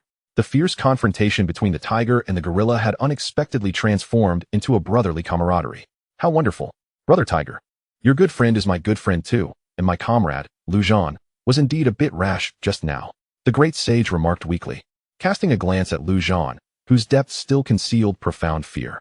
This human was terrifying beyond measure. Indeed, we are all good brothers. Follow me. And not only will you feast on dragons, but you shall also indulge in countless delectable delights. Zhan responded with a smile, affording the gorilla due respect. Now, you should devour this celestial demon to recuperate. Very well, the great sage replied without hesitation, swiftly seizing the nearby giant demon's corpse and began to gnaw at it. In the midst of his meal, he turned to the king and asked, "Roar, roar, roar. Brother Tiger, would you care for a taste?" The king swallowed hard. Though the celestial demon was indeed grotesque, its flavor was undeniably enticing. However, as the elder brother, how could he snatch food from his younger sibling? He could only raise his chin and declare, "Roar, roar, roar. No need. This is nowhere near as delectable as dragon meat. I've had my fill already." By the time the great sage had consumed the entire celestial demon, his injuries had nearly healed. "Great sage, pray tell, what transpired within?" Zhan inquired directly. Although unafraid, he deemed it prudent to gather information. "Roar, roar, roar. Great sage? Are you calling me? What a splendid name. From now on, I shall be known as Great Sage." The great sage exclaimed with excitement, leaving Zhan momentarily bewildered. It seemed this gorilla had not been called Great Sage until now. Who had given him that title in the previous life? "Roar, roar, roar. I am uncertain of the specifics. I only dared to linger on the periphery, capturing one that strayed. It is far too perilous within," the great sage stated plainly. Zhan nodded in understanding. It was only natural that a few ordinary celestial demons could chase the gorilla around. Had it dared venture deeper, it would have surely met its demise. "Very well, great sage brother, let me take you inside to see what culinary delights the elite celestial demons have to offer," Zhan proposed, patting the gorilla's thigh. "By the way, as a good brother, would you mind if I took a seat upon your shoulder? After all, one cannot ride dogs, tigers, or beautiful women daily. Occasionally, a gorilla ride is quite refreshing." "Roar, roar, roar. Brother Zhan. You dare to climb aboard," the great sage exclaimed, squatting down and patting his shoulder. Zhan leaped up, comfortably settling on the gorilla's shoulder. He had to admit, the fur was somewhat prickly. In ancient times, there were beauties with giants. Now, there were handsome men with the great sage. "Roar, roar, roar. Hold on tight. Brother Zhan," the great sage bellowed, then leaped with astonishing agility, soaring nearly 100 meters. Zhan remained steady atop the gorilla's shoulder, while the king and Black Bay, two thunderous orbs, followed closely behind. Seeing this spectacle, the great sage felt at ease and began to sprint with fervor. In a mere moment, they had leapt back into the domain of the celestial demons, shouting without hesitation, "Roar, roar, roar. Ugly creatures, I have returned." In previous encounters, he had stealthily infiltrated their lair to ambush a solitary celestial demon. After all, facing 2 or 3 at once had proven overwhelming. But this time was different. Not only did he have Brother Tiger by his side, but also a formidable ally like Zhan. What was there to fear? Zhan did not intervene. Instead, he decided to lure a few celestial demons out to test their mettle. Moments later, 6 celestial demons wielding long halberds hurtled toward them. Evidently the same ones that had previously pursued the great sage. Chatter filled the air, the celestial demons uttering incomprehensible phrases, while Zhan, uninterested in dialogue, stood upon the great sage's shoulder, drawing forth the blood requiem. He then assumed a battle stance, waiting until the 6 celestial demons approached within striking distance before unleashing a fierce cry. The blood demon's blade surged forth, and in an instant, a colossal crimson sword shadow cleaved through the air, staining the very heavens a blood-red hue. The great sage's legs buckled, nearly causing him to kneel. The terrifying energy erupted upon his shoulder, as if it were poised at his throat. How could his legs not weaken? With a resounding crash, the 6 celestial demons, caught in their charge, had no time to react before the blood sword struck them directly. A tremendous explosion of energy ensued, and when the crimson mist dissipated, only the scattered corpses of the 6 celestial demons remained. Zhan cast a sidelong glance at the great sage, accurately capturing the awe reflected in its eyes. This display of prowess has indeed succeeded. Having just taken the great sage as a younger brother, he felt compelled to exude an aura of dominance, akin to that of the dog and the tiger. The great sage was genuinely astonished. Hadn't these once menacing creatures just chased him in sheer desperation? Now they lay vanquished by a single stroke. The disparity was staggering. Zhan leapt down from the gorilla's back and approached the fallen celestial demons. Just moments ago, he had heard the system's voice resonate within his mind. As anticipated, these 6 were indeed ordinary celestial demons, celestial demon lieutenants. Truly, as celestial demons. While other ordinary ranks were mere foot soldiers, these had emerged as lieutenants. "Arise," Zhan commanded, his gaze fixed on the corpses, his eyes gleaming with green light. Moments later, 5 celestial demon lieutenants rose once more, while he casually tossed the last one to the 3 mutated beasts behind him for sustenance. Indeed, as the rulers of the demon race, the attributes of the celestial demon lieutenants astonished Zhan. With 800 in strength, 850 in constitution, and 830 in agility, his mind raced with possibilities. The 5 celestial demon wraiths took to the skies, soaring higher and higher, heading towards the depths of the Bermuda Triangle.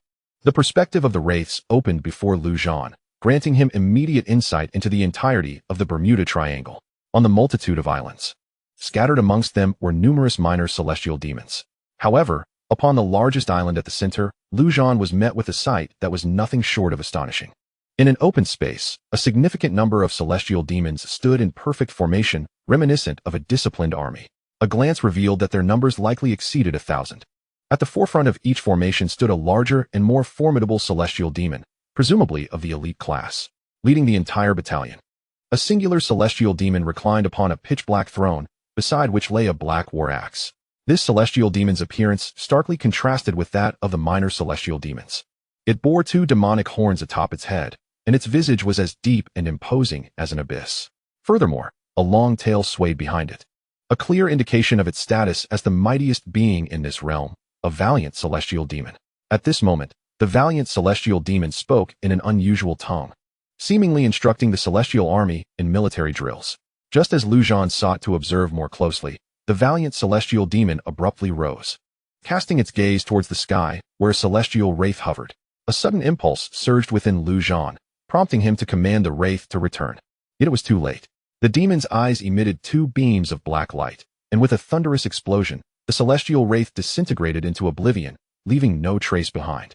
Hellion, witnessing the explosion, twitched his nose, a grave expression flickering in his eyes. The air was thick with the scent of death. He seized the war axe and bellowed at the celestial army, "Oya she die!" In an instant, the entire celestial army responded in unison, "Oya she die! Oya she die! Oya she die!" In the demonic tongue, this phrase signified the call to battle. Intrigued, Zhan observed the 4 returning celestial wraiths with a slight smile. A mere wraith had perished. Such an event was hardly concerning. However, the valiant celestial demon appeared significantly stronger than the valiant dragon, presenting a modicum of challenge. Even from his considerable distance, the thunderous roar reached his ears. Although the words were incomprehensible, the palpable fervor for battle was unmistakable.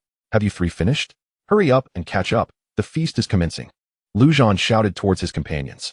"A woo, roar, woof." The trio responded, casting aside the remnants of their unfinished meal. Zhan leapt once more onto the shoulders of the great sage, addressing the tiger and the dog. "You too, come up as well." He then drew his staff, activating the skill haste of breath, enhancing the great sage's speed by 50%.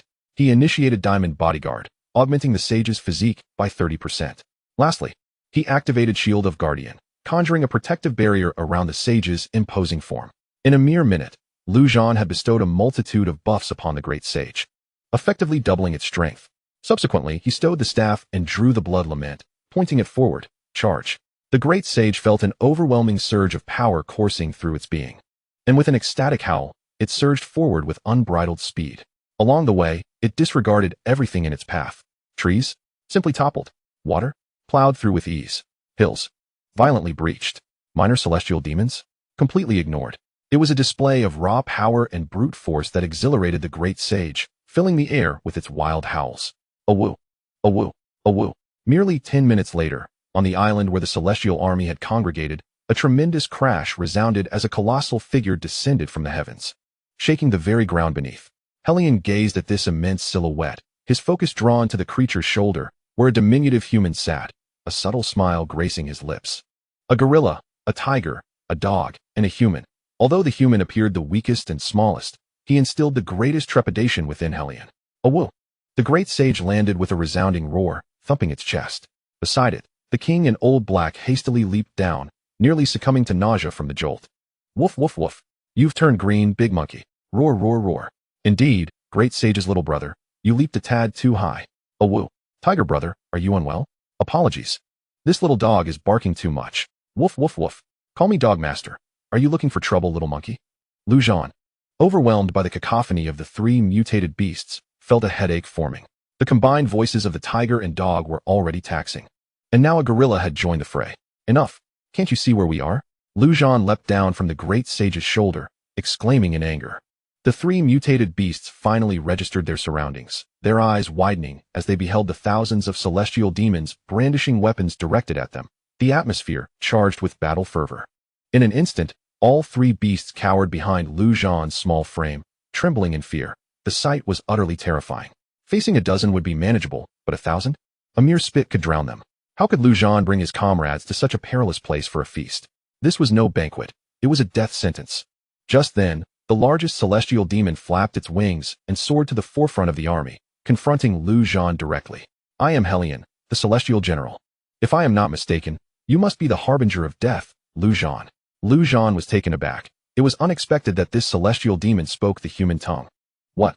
Care to converse? Zhan remained silent, merely observing the demon with an unwavering gaze. Hellion, feeling slighted by the apparent disregard, felt a surge of anger rising within but managed to suppress it, continuing. The demon lord once mentioned a certain rapport with the lord of the undead. The demon race differs from others, possessing no bias towards death. We can undoubtedly collaborate. I believe this scenario is also favorable for the lord of the undead. Hellion paused, noticing Zhan's continued silence, which only intensified his frustration. Are you truly so oblivious? Among the myriad races, the divine, the fated, the celestial, the elves, the dragons, and the spirits, those above the 9th tier hold a deep-seated aversion to death. Do you wish to stand alone against all these races? Where is the lord of the undead? Let him descend with a divine decree. Zhan raised an eyebrow, finally showing some reaction. The mention of the fated, celestial, and spirit races intrigued him, revealing a world he had yet to encounter. Chapter 152, The Undead Celestial Demon General. Hellion, sensing Zhan's flicker of interest, anticipated a response and waited. But after a full minute, silence prevailed. In that moment, Hellion comprehended the reality. This human had no intention of conversing. He was merely watching the spectacle unfold. He is nothing but a jester. Garia. Hellion's fury ignited, and two beams of obsidian light erupted from his eyes, hurtling towards Zhan. In an instant, a staff materialized in Zhan's grasp, and with a swift motion, he drew it forward. The next moment, a transparent shield manifested before him. Skill, mirror reversal shield. The two beams of darkness struck the shield, and a bizarre occurrence transpired. The beams ricocheted back, striking the legion of celestial demons. With a resounding boom, two celestial demons were obliterated, meeting their demise on the spot. Oyashi die. Hellion's eyes glinted with murderous intent as he raised his battle axe high above his head, bellowing with ferocity. In an instant, the celestial demon army roared, raising their long spears, and simultaneously unleashed a volley of black beams, resembling a torrential rain of shadows. The sight rendered the three mutated beasts pale and trembling. If struck by such an onslaught, they would likely be left riddled with wounds. Yet, amidst the rain of darkness, Zhan remained unperturbed, calmly remarking, "So you have minions, do you?" With a casual flick of his wrist, 26 colossal dragons materialized before him, forming an impenetrable dragon shield with not a single gap. Though these undead dragons were ill-suited for combat, they served perfectly as a bulwark. Thud, thud, thud, thud, thud. All the beams struck the dragon shield, while none managed to breach Zhan's defenses. The three mutated beasts regained their composure, their pallor fading, their trembling ceasing, and their gazes sharpening. Woof, woof. Woof, is that all? Roar, roar, roar. With Zhan's good brothers, there are no surprises. Oh whoa, Zhan's good brothers are truly formidable. Those ugly creatures are unworthy. 5 seconds later, the first wave of dark beams was entirely thwarted, though the sheer volume had severely damaged the dragon undead. 5 had their heads utterly obliterated, while the others bore various injuries. Another 3 or 4 waves, and they could very well extinguish all the dragons. Of course, the celestial demons could not unleash their abilities endlessly, and Zhan would not grant them the opportunity. A shadowy figure emerged beside him. Go, number 1, in 1 minute. Let's see how many you can slay. In the blink of an eye, the black-armored figure surged forward, moving with such swiftness that it left only a dark afterimage in the air. Hellion's expression grew grave. Such speed was astonishing. However, he did not falter, swinging his axe towards the shadowy figure. With a thunderous crash, the axe struck nothing but air, crashing into the ground. Hellion's heart tightened. What was happening? Where was that black-armored figure?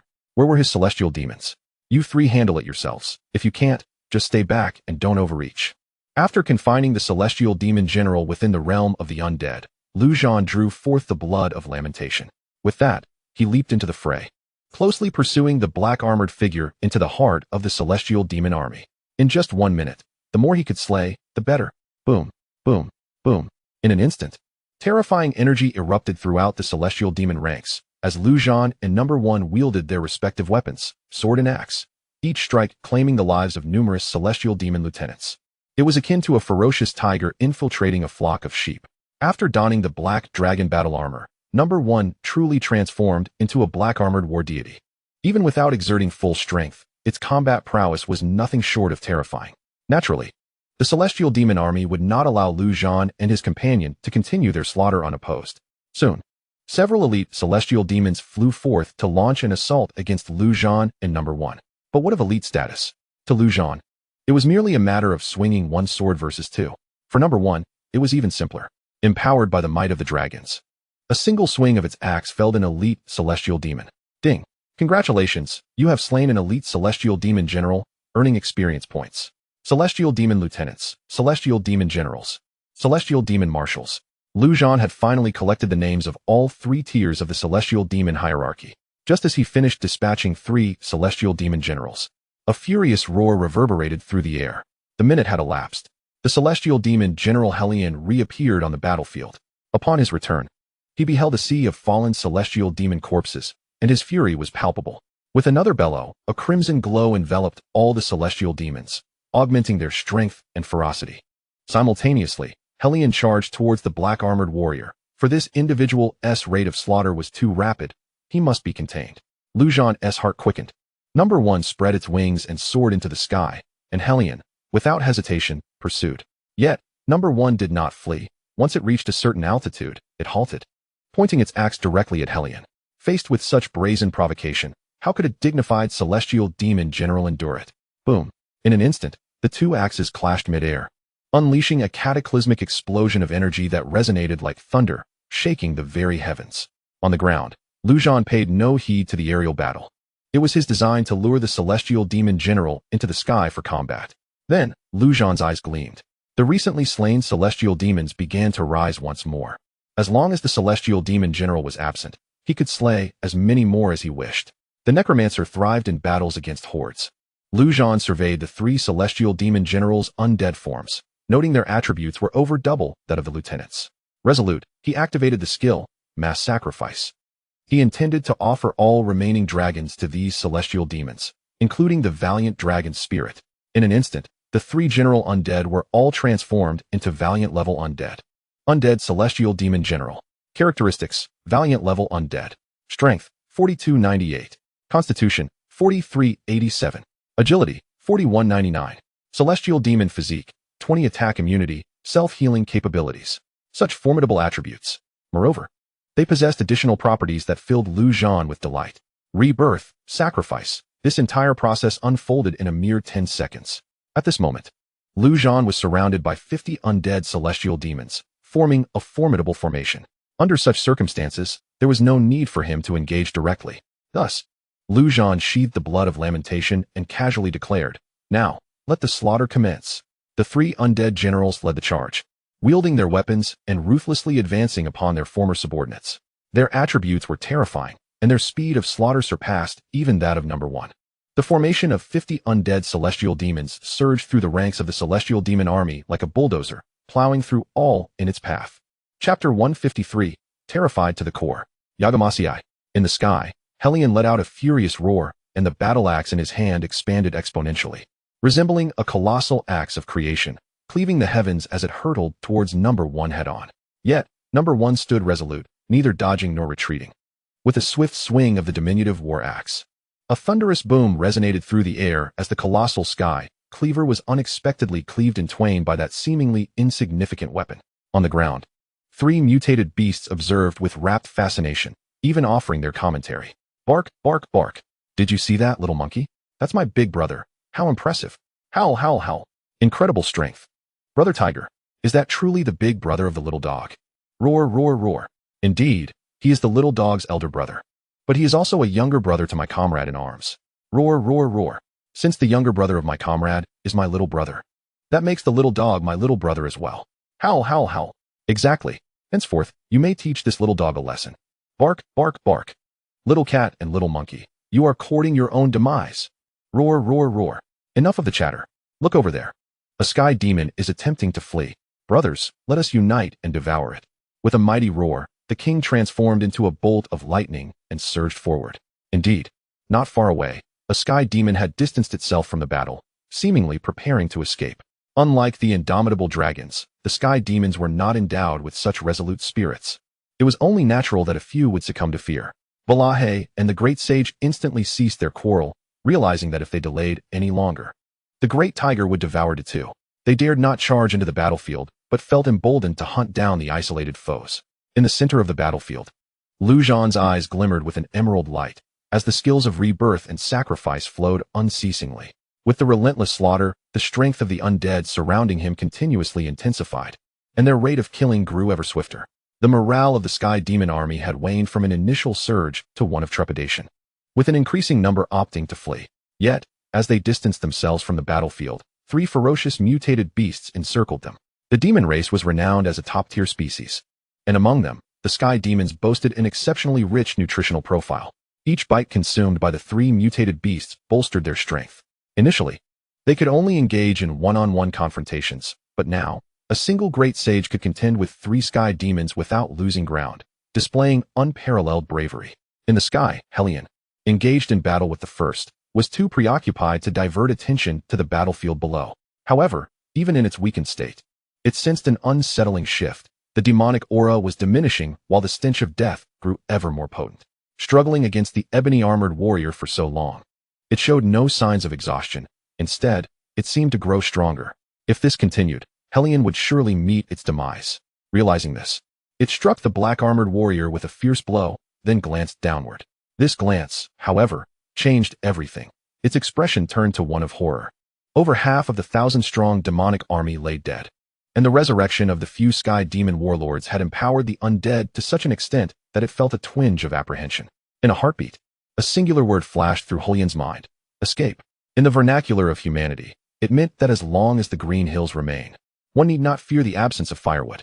Once the true demon army descended, it could certainly make a resurgence. With this thought taking root, Hellion immediately shifted to a defensive stance, accumulating its strength for a hasty retreat. The ebony-armored warrior was far too formidable. It must not be pursued. On the ground, as Zhan was engaged in his process of rebirth and sacrifice, a voice echoed in his mind: "Master, it seeks to flee." Although the first was somewhat oblivious to other matters, its combat instincts were unparalleled. How could Hellion's intention to escape remain hidden from it? "Go berserk. Do not let it escape," Zhan urged. The strength of the undead resurrected from the sky demon warlords was formidable. How could he allow such a powerful foe to slip through his fingers? In the sky, sensing the opportune moment had arrived, Hellion suddenly bellowed, unleashing a surge of black, demonic energy that erupted from its body. In an instant, its power surged dramatically. It was time to flee with all its might. Yet, in the next moment, the strength of the ebony-armored warrior surged as well, even more so than Hellion's. As Hellion felt a tightening in its chest, it thought, "What in the world is happening?" But before it could react, the black-armored warrior had vanished from its sight, only to reappear beside its ear. "Die." A voice, chillingly eerie, reverberated in Hellion's mind. Overwhelmed by fear, it froze in place, paralyzed by terror. A noxious odor wafted through the air, even reaching Zhan on the ground. Soon after, a foul yellow liquid rained down from above, permeating the atmosphere with an unbearable stench. "By the heavens, I've soiled myself," Zhan exclaimed, hastily covering his nose. The black liquid was indeed flowing from Hellion. The once mighty warrior-level sky demon had been so frightened that it had lost control of its bowels, leaving Zhan utterly astonished. In the air, the effect of the death sigh lasted but a second. Once Hellion regained its composure, it quickly realized what had occurred. However, before it could succumb to rage and embarrassment, an immense force descended from above. With a resounding crash, Hellion's body plummeted to the ground like a cannonball, creating a deep crater. The first followed closely, diving into the abyss. Boom, boom, boom. Though Zhan could not see the scene within the crater, the sounds alone painted a picture of Hellion's grim fate. Surely, it could not be reduced to mere minced flesh. That would preclude any possibility of rebirth. In the sky, dark clouds began to coalesce once more. Having witnessed this for the 3rd time, Zhan remained unperturbed. After all, it was unlikely to strike again. However, as he waited, his expression shifted with concern. Why had the system's kill notification not yet sounded? Gazing up at the sky, he noted that the storm clouds were nearing completion. If this continued, it would lead to mutual destruction. First, retract your power and return, Lu Zhan commanded, unwilling to gamble any longer, and promptly summoned the first back into the realm of the undead. After enduring such a relentless pounding, even if Hellion survived, it would likely be left with but a sliver of life. If Lu Zhan could not subdue it now, then such formidable attributes were indeed a waste.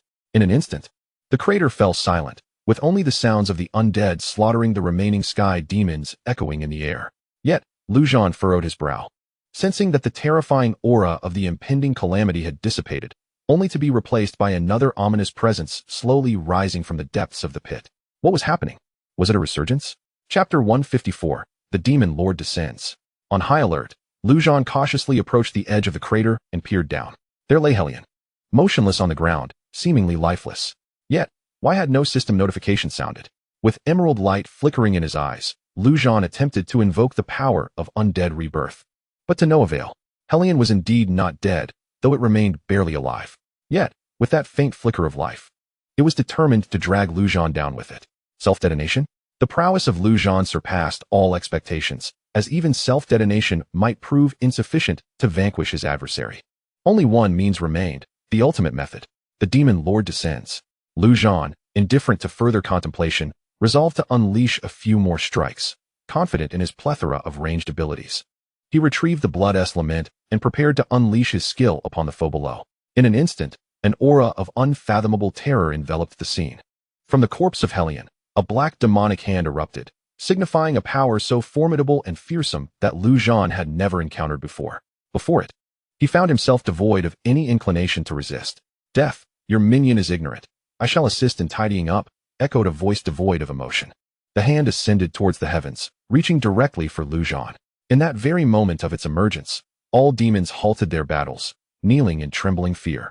The presence of the Demon Lord was an unparalleled supremacy among the demonic race. Boom. The entire island began to quake, fissures forming from the deep pit. Yet, the transformation did not cease there. A terrifying aura coalesced in the skies, dark clouds gathering at a velocity several-fold quicker than when the first strike was unleashed. Lu Zhan's expression contorted in dread, an instinct to flee surging within him, only to discover he was utterly immobilized, as if that dreadful demonic energy had ensnared him completely. In the skies, the dark clouds finally coalesced. With a thunderous crack, a terrifying lightning bolt descended, aimed squarely at the black hand. In the distance, Bei Laohe and the king quaked in terror at the sight of the lightning, paralyzed with fear. The disparity between their lightning and this was akin to that of 12 volts to a million. At that moment, Lu Zhan found himself caught between the demonic hand and the lightning, either of which could obliterate him in an instant. In this critical juncture, Lu Zhan's mind became remarkably calm. He discerned a slender thread of hope and resolved to seize it at all costs. With a demonic hand below and a lightning strike above, the heavens and earth shifted in hue, as if all focus converged upon Lu Zhan.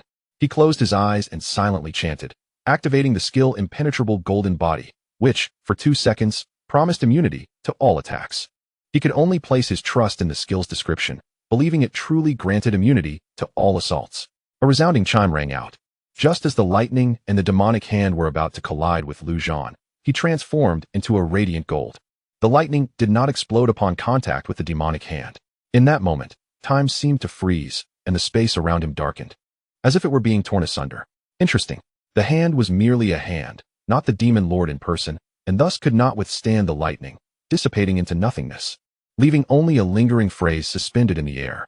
The lightning cloud, sensing the hand's disappearance, began to fade as well. It was as if it were a program dictated by the system. Once it had completed its designated task, it cared not for anything else. 2 formidable energies arrived swiftly, only to depart just as quickly. The scene was left with the unharmed Lu Zhan. Ding! Congratulations on slaying the demon general and gaining experience points. With a thud, Lu Zhan collapsed to the ground, gasping for breath. His body was nearly drenched in cold sweat. Although it seemed he had done nothing, at that moment, he felt as though he had expended every ounce of his strength. Death loomed ominously before him. He had experienced this sensation before. In his previous life, he had failed to escape. Yet in this life, he had survived. Was this what constituted a divine existence? How immensely powerful it must be. Just a single ethereal hand crossing dimensions was so terrifying. If the true entity were to appear, a mere glance might shatter his soul. Damn it. After nearly a minute of recovery, Lu Zhan finally cursed aloud and stood up. This encounter had nearly led him astray. Fortunately, He had bestowed the black dragon armor upon number 1 while at the summit of Mount Moriah. Had he been clad in that armor at this moment? No matter how formidable its attributes, he could not have evaded such a terrifying attack. Everything seemed a test of fate. Zhan turned to face the remaining demons, a surge of vengeful energy rising within him. He summoned number 1 once more, the frenzy of its weakened state having passed. Eliminate them all, leave not a single one. In an instant, number 1 vanished from sight, charging into the throngs of demons to commence the slaughter. Zhan cast another glance at the deep pit, still shaken. Below, the body of the demon general bore a gaping wound, the potential for utility uncertain. Regardless, he decided to test it. His eyes gleamed with determination. And in the next moment, the body of the demon general sprang to life, leaping from the pit to stand before Zhan. The gash in its abdomen began to close at a visibly rapid pace. This must be the inherent ability of the demon body. All war generals possessed it.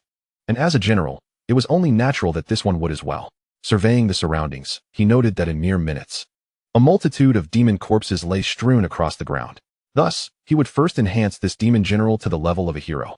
5 minutes later, damn it, Zhan could not help but utter another expletive. After sacrificing over 100 lesser demons, this general had yet to reach the elite level. He had anticipated the enhancement would be challenging, yet not to this extent. Nevertheless, this was inconsequential. With such an abundance of demons, he would forcibly elevate this creature to the hero level. Not enough demons? He would utilize other monstrous beings. After all, he still intended to sweep through the other monstrosities. 10 minutes later, the once fractured island had regained its tranquility, all demons having been slaughtered cleanly. Perhaps 1 or 2 had evaded capture. But Zhan could not be bothered to search for them. The king, the great sage, and Bei Laohe feasted contentedly on 3 demon heads each, relishing the bounty bestowed upon them by Zhan. With the addition of their prior meals, this day had granted the 3 aberrant beasts a veritable feast, nearly to the point of excess. Roar. What is Zhan's good brother up to? The king roared, munching on a demon head. How? I'm familiar with this. Zhan's good brother must be giving a lecture. Look at that big fellow before him. He's growing stronger as he gets lectured. Roar. That makes sense. When I was just a little tiger, humans loved to lecture me. Woof. You 2 idiots. Roar. Little dog, say that again. Howl. Little dog. Say that again. Chapter 155, Fragments of the World. Ding. Congratulations, your undead has been promoted to hero level. Finally, it has succeeded. Hearing the voice resounding in his mind, Zhan exhaled in relief. Glancing around, only 10 fallen demon war generals and over 30 lesser demon soldiers remained as undead. These were the foundational remnants, unsuitable for sacrifice. Meanwhile, over 1,000 demons had been completely consumed, all fed to the demon general before him. However, the outcome was favorable. He had managed to forcibly elevate this being to the hero level. Zhan eagerly turned his gaze to its attributes. Undead, Demon General. Characteristics, Heroic level Undead. Strength, 78-29. Constitution, 76-89. Agility, 75-89.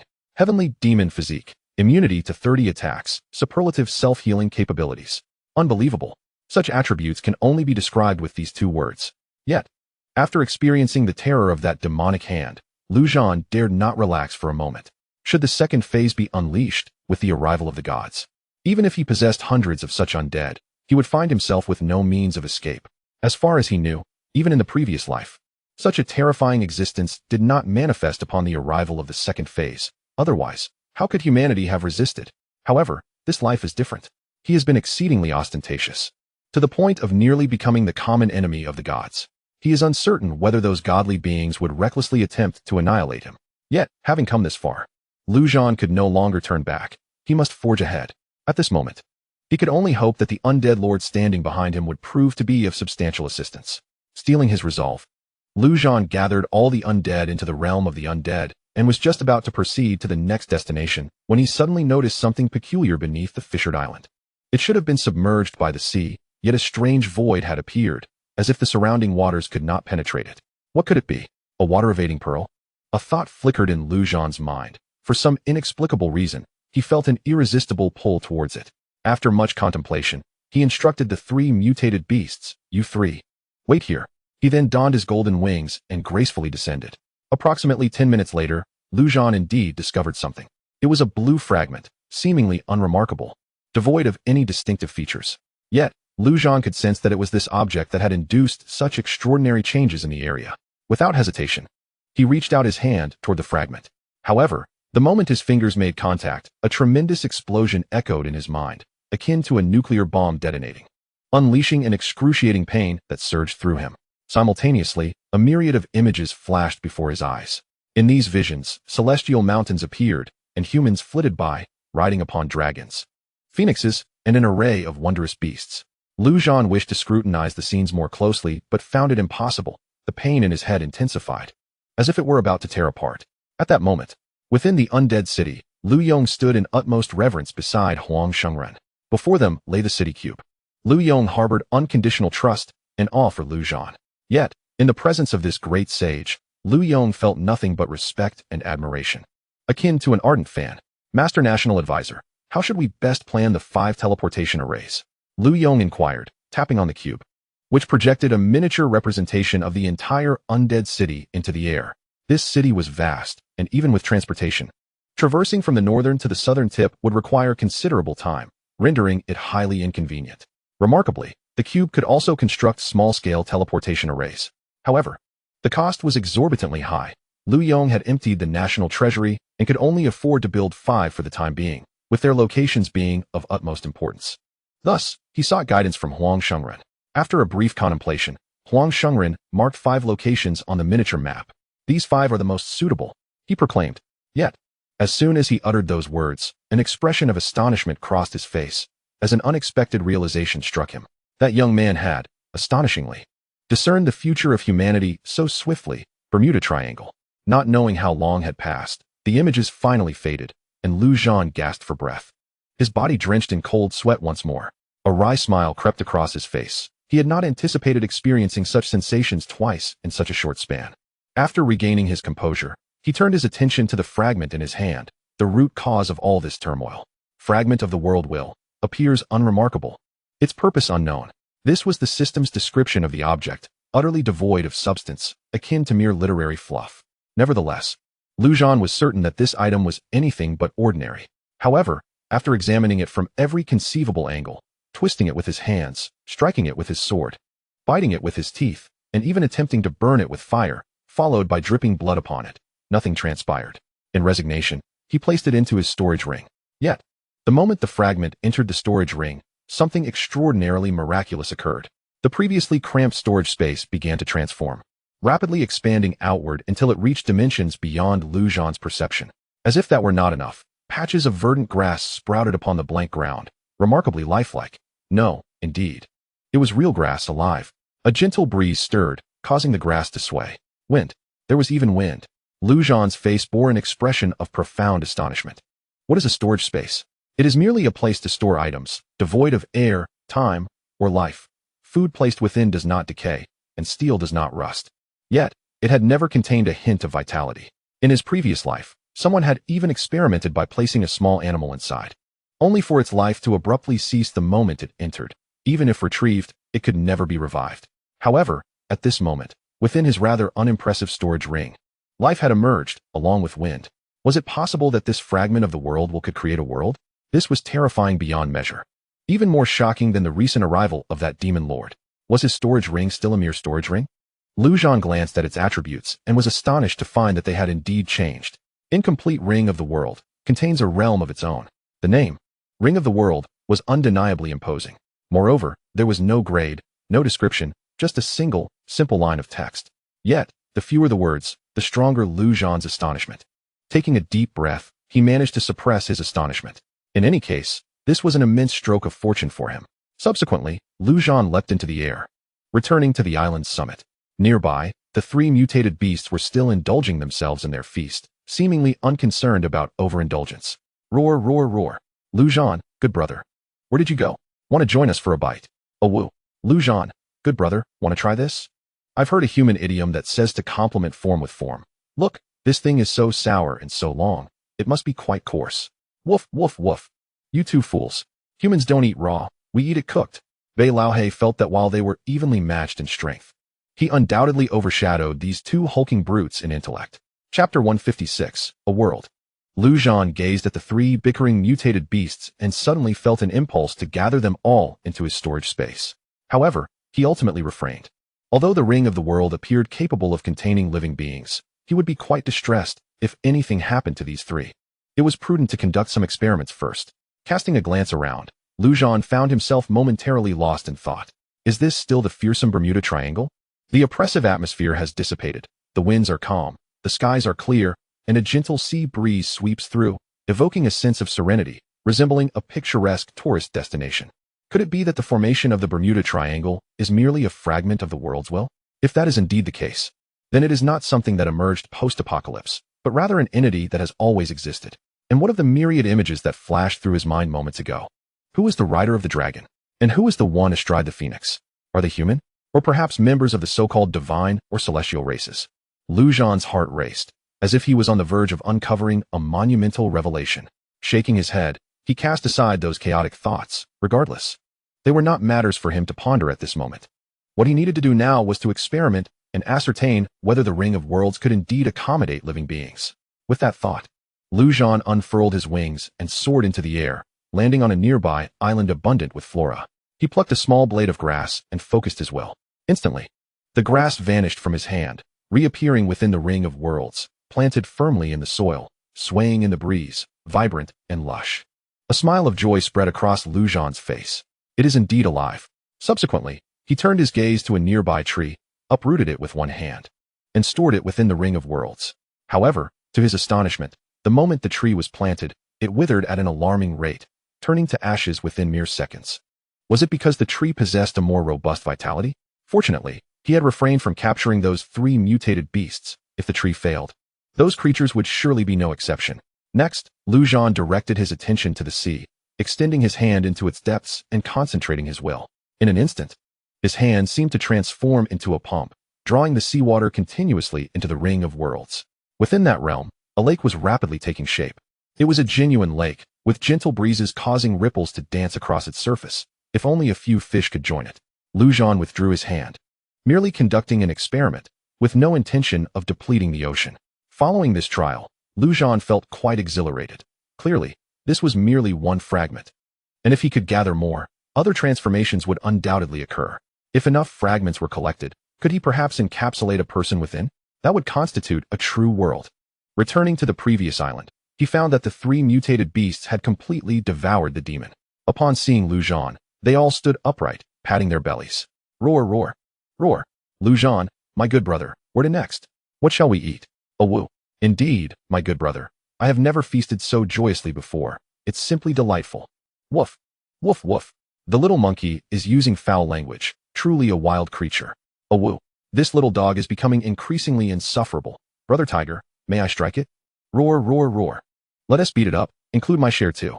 The 3 mutated beasts were in a lively uproar when suddenly, Zhan's voice boomed with fury. Shut the hell up. Zhan was lost in thought, and the incessant chatter of these creatures was aggravating. He pondered a possibility. Why did the demon race choose to camp here? Was it merely due to the constraints of rules, temporarily confining them? Could there be other reasons? Might it be related to the fragments of the world's will? If that were the case, then if such fragments exist here, could the dragon's domain in the Himalayas also harbor them? With this realization, Zhan's eyes brightened, and with a wave of his hand, he declared, let us revisit the past. To the Himalayas. The majestic peaks no longer bore the presence of dragons. Only a multitude of bloodstains splattered across the mountainside. At the foot of the mountain, a few audacious mutated beasts cautiously approached, lapping up the flowing blood. For this was dragon blood, a single drop capable of significantly enhancing their power. Suddenly, 2 thunderous spheres zoomed into view. It was the king and Old Black. Woof, woof, woof. The little monkey is too slow, still can't fly. How embarrassing. Old Black glanced back, seeing that the large beast had vanished without a trace. Seizing the opportunity to taunt. This time, the king could not defend his monkey companion. Alas, the great sage truly could not fly, and given his size, there was no way to carry him. He had to run on the ground. Along their journey, countless humans and magical creatures were left trembling in fear. Fortunately, the great sage, considering Zhan as his good brother, would automatically avoid humans. As for the magical creatures, apologies, they were crushed without hesitation. Delicious ones were even snatched up and devoured. Naturally, their pace was not swift. Zhan paid little heed to this, confident that the large creature would catch up soon enough. He scrutinized the towering peak before him. If there were indeed fragments of the world, where might they be located? The Bermuda Triangle revealed its secrets due to the terrifying power of the demonic hand tearing apart the island. With this in mind, Zhan extracted the blood of lamentation. Soaring to a mid-mountain level, You too, step back a bit. Once the kin Lu Zhan trembled with excitement, unable to contain himself. So who is he? The creator. How incredibly impressive. While you all toil away, slaying monsters to level up, I have already begun the process of creation. Are you afraid yet? In his exhilaration, Lu Zhan glanced around and noticed, not far off, a little rabbit fleeing in a panic due to the earthquake. The apocalypse had arrived. Among animals, only a select few had the potential to mutate, while the vast majority remained ordinary creatures, which was truly pitiful. Those monsters, unable to feast upon humans, resorted to preying on animals. Humans, lacking sustenance, also turned to animals for food. Consequently, common animals had nearly become rare species. That little rabbit was nothing short of a precious rarity. At that moment, a monstrous creature appeared to have also spotted it, lunging forward with a clawed grasp, leaving the little rabbit paralyzed with fear. However, in the next instant, a fireball soared through the air, reducing the monster to ashes. Lu Zhan rushed over and gently cradled the little rabbit in his hands. Soon, the rabbit calmed down, extending its tiny tongue to lick Lu Zhan's palm. His mental prowess was now exceptionally high. While it did not affect humans, influencing such small creatures was quite effortless. With a mere thought, the little rabbit vanished from his grasp, and he gazed into the world ring with a mix of anxiety and anticipation. Upon its arrival, the rabbit appeared slightly apprehensive, but quickly adapted to its surroundings, joyfully hopping across the grass. Here, there were no monsters, no cruel humans. It was as if they had returned to a time before the apocalypse. Witnessing this scene, Lu Zhan's heart found an unusual tranquility, as if some pent-up aggression had been gently dispersed, evoking a sense of healing. Suddenly, a loud howl shattered the tranquility. The ground began to tremble as a massive gorilla charged forward, kicking up clouds of dust. It was none other than the great sage, following closely behind. Lu Zhan took a deep breath, suppressing the urge to summon the gorilla into the world ring.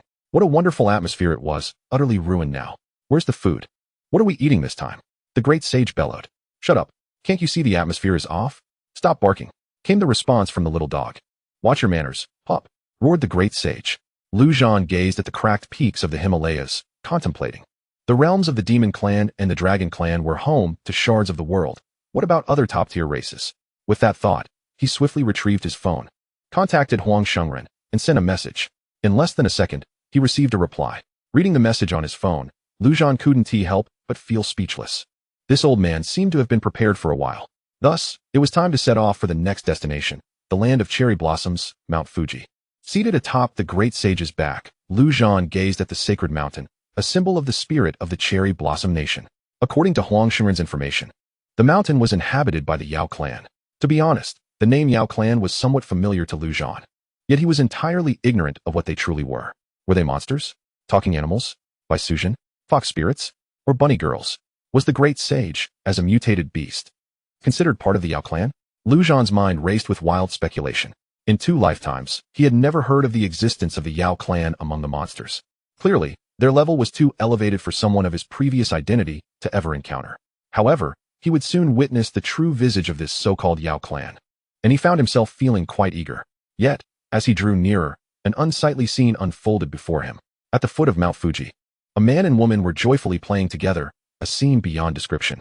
Most shockingly, the woman had a serpentine tail for her lower half, while the man was unmistakably human.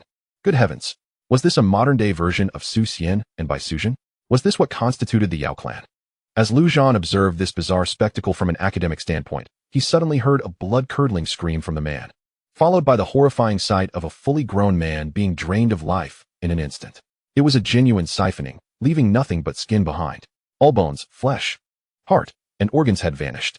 Even Lu Zhan was left feeling shaken. Love. This action scene had taken on a horror element. Who could withstand such a spectacle? That scared the little pup to death. The dog exclaimed. Indeed, this king's body quakes at the sight. The great sage admitted. Even the 2 mutated beasts were unable to bear it. After draining the man, the snake-tailed Yao clan member wore an expression of ecstasy, swaying her tail as she ascended the mountain. With her strength, she was oblivious to the distant presence of Lu Zhan and his companions. Let us go down and slowly climb up. Perhaps there will be more thrilling events to witness, Lu Zhan suggested eagerly. Clearly, this was the Yao clan's unique method of consuming humans. It was utterly exhilarating. Lu Zhan, my good brother, you're not seriously considering participating in this, are you? The great sage bellowed, filled with skepticism. It had heard tales of humanity's various peculiar fetishes. Just as it finished speaking, a fierce blow struck its head. If you keep babbling, I'll make you the leading man, Lu Zhan retorted angrily. In this regard, he remained quite traditional, only attracted to the beauty of human women. Are we not waiting for the little monkey? Lao He piped up. Though they frequently squabbled, their bickering had fostered a bond. We're not waiting anymore. Just leave it some food later, Zhan replied, leaping down from the great sage's back. The trio of man, tiger, and dog quickly made their way to the foot of Mount Fuji. Instantly, Zhan was enveloped by a delightful aroma that relaxed his entire being. Clearly, this fragrance possessed unique properties. Looking up, he noticed the remnants of human forms scattered about. Evidently, they had all been drained. A rough count revealed that there were likely thousands. And this was merely at the base of the mountain. In the distance, he spotted a large dog-headed figure, but the lower half was that of a man. And this dog-headed man was holding a human woman. What the hell? I can't bear to watch anymore. Great sage, go and swallow that thing, Lao He exclaimed, identifying with the creature that resembled him. This was truly horrifying. A dog head atop a genuine human body. At that moment, the great sage, ever gallant, was eager to act. Though the creature appeared rather bizarre, it certainly seemed appetizing, perhaps even more delectable than dragon meat. With a thunderous roar, the great sage surged forward, lunging at the dog-headed being. However, the Yao clan, being a top-tier race comparable to the dragon clan, possessed considerable abilities. Suddenly, a dog tail lashed out from behind the dog-headed creature, striking the great sage's body with a powerful thud. Caught off guard, the great sage was sent flying. The dog-headed being, mercilessly tossing the woman aside, turned and shouted, "What audacity! How dare you trespass into the forbidden territory of the demon clan? You seek death." Zhan stood in stunned silence, taken aback by the unexpected utterance from the canine creature before him. Remarkably, this dog was speaking human language. Beside him, Lao He widened his canine eyes, feeling that his status in the canine realm had been severely challenged. What manner of being is this? However, before the dog-headed demon could finish its roar, a fearsome bolt of lightning struck down with terrifying speed. The king, a proud tiger, could not allow such humiliation to occur in front of Lao He, especially after being flung away by a mere dog-headed creature. To him, this was a profound disgrace. The lightning, unleashed with all its might, would surely obliterate the dog-headed demon, which, despite its strength, was merely an ordinary magical beast. The king, having devoured numerous elite magical creatures, had become far more formidable. The bolt of lightning struck so swiftly that the dog-headed demon had no time to react. Letting out a brief, frantic scream before it trembled uncontrollably, the scent of charred flesh wafting through the air. Seizing the moment, the king clamped down on the creature's head, crunching it down before swallowing it whole. "Roar! This pup tastes delightful," the king remarked with relish. However, the commotion from the lightning strike could not go unnoticed, and Zhan glanced around to see several demon creatures rushing down the mountainside, eagle-headed, pig-headed, fish-tailed, and even a serpent-tailed demon. The diversity of the demon clan left Zhan in awe, marveling at the richness of life. Yet, this also meant there would be less opportunity to observe further entertainment. Resolving to take action, he felt a surge of adrenaline after witnessing the spectacle and decided against summoning the undead, opting instead to draw forth the blood's lament and unleash his fury. In the blink of an eye, Zhan vanished from his previous location, with his newfound agility. Even without employing skills, he moved with lightning speed. In an instant, he appeared before the pig-headed demon, thrusting his sword directly into its forehead before swiftly turning to target the next foe. There was no need for a second strike or confirmation. Zhan harbored absolute confidence in his abilities. One sword would guarantee a kill. From Lao He's perspective, he watched in astonishment as Zhan flickered before the various demon creatures, seemingly not even needing to strike visibly. In a mere 10 seconds, all the rushing demons lay defeated, none surviving. Without hesitation, Zhan proceeded to reincarnate each demon, offering them as sacrifices to the celestial magic of the undead realm. Lao He and the others felt no urgency. There were surely plenty of demons on Mount Fuji to satisfy their hunger. "Hero, save me. There are monsters." Just then, a frail young maiden came sprinting down from above, calling out for help. Zhan's gaze was instantly captivated, unable to look away.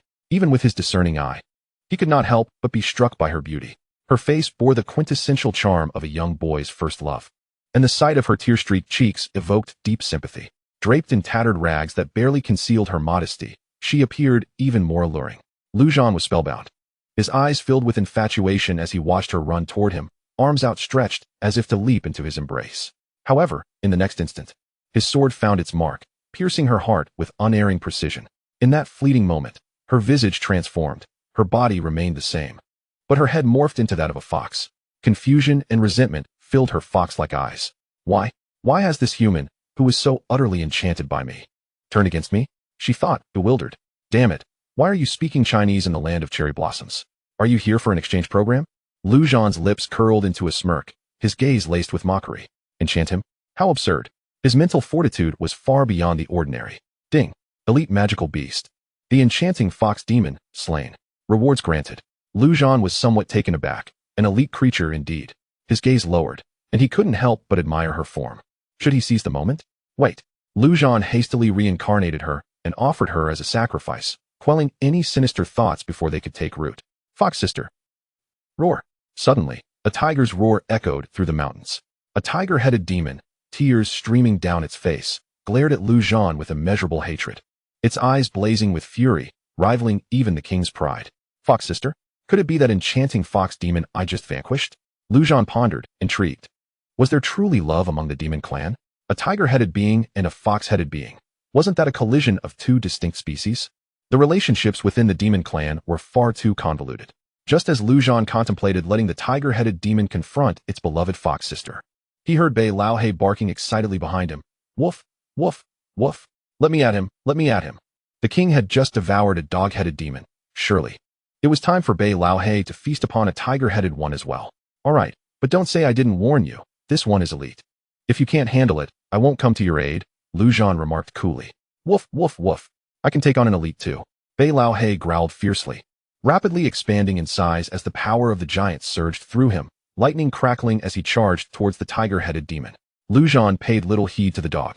Even if it faltered, it could surely escape. He drew his sword and rushed swiftly toward the mountain's peak. It was time for decisive action. First, eliminate the leader of the local demon clan, the valiant beast of heroic level. With a full-force sprint, in less than 10 seconds, Lu Zhan reached the summit of Mount Fuji. However, upon his arrival, he was met with a scene of utter carnage. In the center of the mountaintop stood a towering man, completely naked, whose physique was indistinguishable from that of a human. Yet, behind him trailed 9 fiery red tails, each connected to a woman. With a grunt, the man absorbed the 9 women into a single skin, leaving Lu Zhan too late to intervene. He gasped in horror. This could only be the legendary 9-tailed fox. Yet, wasn't the 9-tailed fox supposed to be a stunningly beautiful female? Why then did it take the form of such a brutal-looking man? Chapter 159, Prodigies of All Races. The 9-tailed fox elegantly retracted its 9 tails, long hair flowing in the wind, an image that should have been breathtakingly beautiful.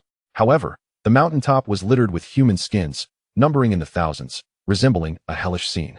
Adding to the grotesque tableau was the fact that the being was male, leaving Lu Zhan feeling nauseated. The demon clan truly was a wretched race. In the next moment, the 9-tailed fox spoke, its voice deep and gruff, further altering the atmosphere. The demon god has decreed that if the opportunity arises, you, Lu Zhan, must be slain for great rewards. I thought the chance was lost, yet here you are, delivering yourself to me. Ha! By killing you, I can aspire to become a commander. To think I have become so renowned. Lu Zhan replied with a chuckle. The mighty dragons, the celestial demons, and the demon tribes are all well aware of their illustrious names. It is only natural that other formidable clans would not be absent. It appears that Lu Zhan has already gained renown among the myriad of races, undoubtedly a cosmic-level celebrity. However, these individuals seem to be operating on outdated intelligence, still perceiving him as a mere soft target. By the way, do you know of Hellion? Lu Zhan suddenly inquired. The 9-tailed fox responded without hesitation. The celestial demon General Hellion? Of course, I am familiar with him. He ranks 3,689 on the list of prodigies among the myriad races. A formidable force. I have heard that he is the leader of the celestial demon clan this time. A list of prodigies? Such a thing exists? Lu Zhan was momentarily taken aback. The 9-tailed fox, sensing its impending triumph upon vanquishing Lu Zhan and receiving rewards from the demon god, was in high spirits and had no qualms about enlightening him. The prodigy list is a ranking of young talents below the commander level among the myriad races.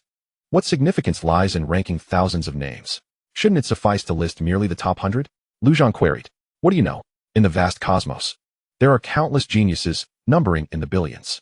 The prodigy list ranks the top 10,000, the 9-tailed fox declared with pride, evidently reveling in its own inclusion. Lu Zhan, discerning the underlying thoughts of this creature, smiled and asked, so, what is your rank? 7,982. The 9-tailed fox replied nonchalantly. Moreover, having devoured so many humans, my power has greatly increased, and I am bound to have made significant advancements. Yet, the expression and tone betrayed a familiar air to Lu Zhan. This was nothing but posturing. A smile crept upon Lu Zhan's lips. He relished the opportunity to humble others. It seems, then, that your standing among the demon clan is rather unimpressive. Allow me to guess. The demon clan is among the stronger races, thus there must be many prodigies, possibly even super geniuses within the top 100 or 10. Your rank of over 7,000 suggests you are among the lowest there. Ah, so you are but a petty wretch.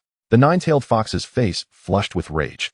Clearly struck at a sensitive spot, and it bellowed. The sharpness of its voice heightened. Lu Zhan, you are courting death. No sooner had the words left its mouth than 9 tails shot forth like daggers, aimed directly at Lu Zhan. However, in the very next moment, a colossal figure appeared before Lu Zhan, blocking the onslaught of tails. The powerful attack of the 9 tails could not even pierce the skin of this formidable entity. Since you are acquainted with him, I shall let him entertain you. Let us see the disparity between those ranked 3,000 and those over 6,000. Lu Zhan remarked coolly. What he summoned was none other than the warrior-level celestial demon general, Hellion. The 9-tailed fox's countenance shifted dramatically upon seeing the towering figure. Each individual on the prodigy list bore a likeness, and it was inconceivable that the 9-tailed fox would not recognize Hellion. What in the world is happening? How could Hellion appear here, standing on Lu Zhan's side? Its first thought was that the Death Clan and the Demon Clan had formed an alliance. Yet, upon observing Hellion's state, it became evident that he exuded no vitality, having clearly transformed into a wraith. Hellion had been slain and subsequently reincarnated as a being of the undead. This revelation struck the 9-tailed fox like lightning, extinguishing all arrogance, leaving only a singular thought: escape. Yet, it was already too late. The wraith Hellion swiftly extended his hand, seizing one of the fiery tails. With a forceful tug, he pulled the 9-tailed fox closer. As if engaged in a game of tug-of-war, the 9-tailed fox's composure shattered. It expended all its strength in a futile attempt to flee, only to find itself drawn inexorably toward Hellion. Desperation took hold as it unleashed frenzied attacks with its remaining tails, yet they proved utterly ineffective. Its once proud tails now felt as insubstantial as cotton candy against Hellion's defenses. It opened its mouth to unleash a torrent of demonic fire, but Hellion merely fluttered his wings, extinguishing the flames effortlessly. The 9-tailed fox utilized every possible means of offense, but none could avert its approach toward the terrifying demon. In the end, with a piercing scream, the 9-tailed fox severed one of its own tails in a desperate bid for freedom. At last, it regained some semblance of liberty. Yet, in the next breath, Hellion moved his form once more, grasping another tail. The 8-tailed fox gritted its teeth and severed another. Hellion seized yet another.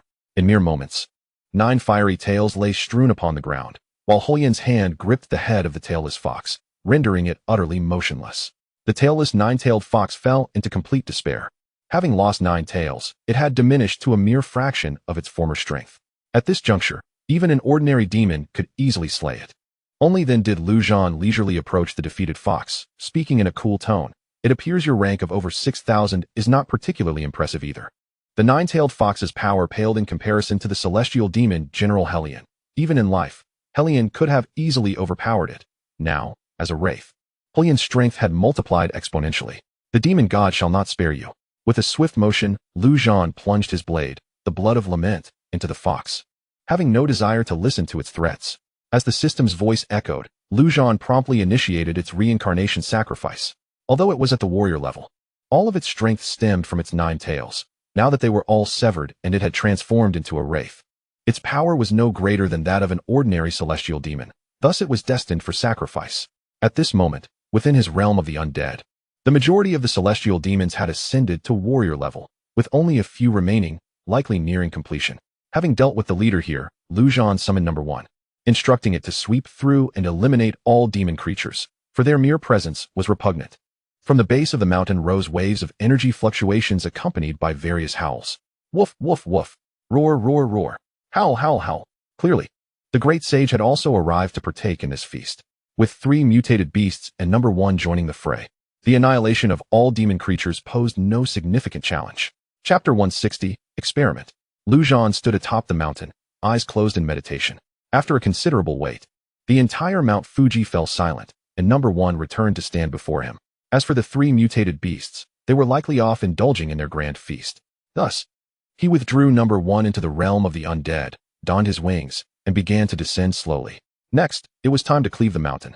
Upon reaching the mountainside, Lu Zhan retrieved the blood of lament, preparing to strike, when, suddenly, he noticed a throng of individuals approaching from the distance. This group was pushing a contraption resembling a prison cart, within which were confined a dozen or so small children.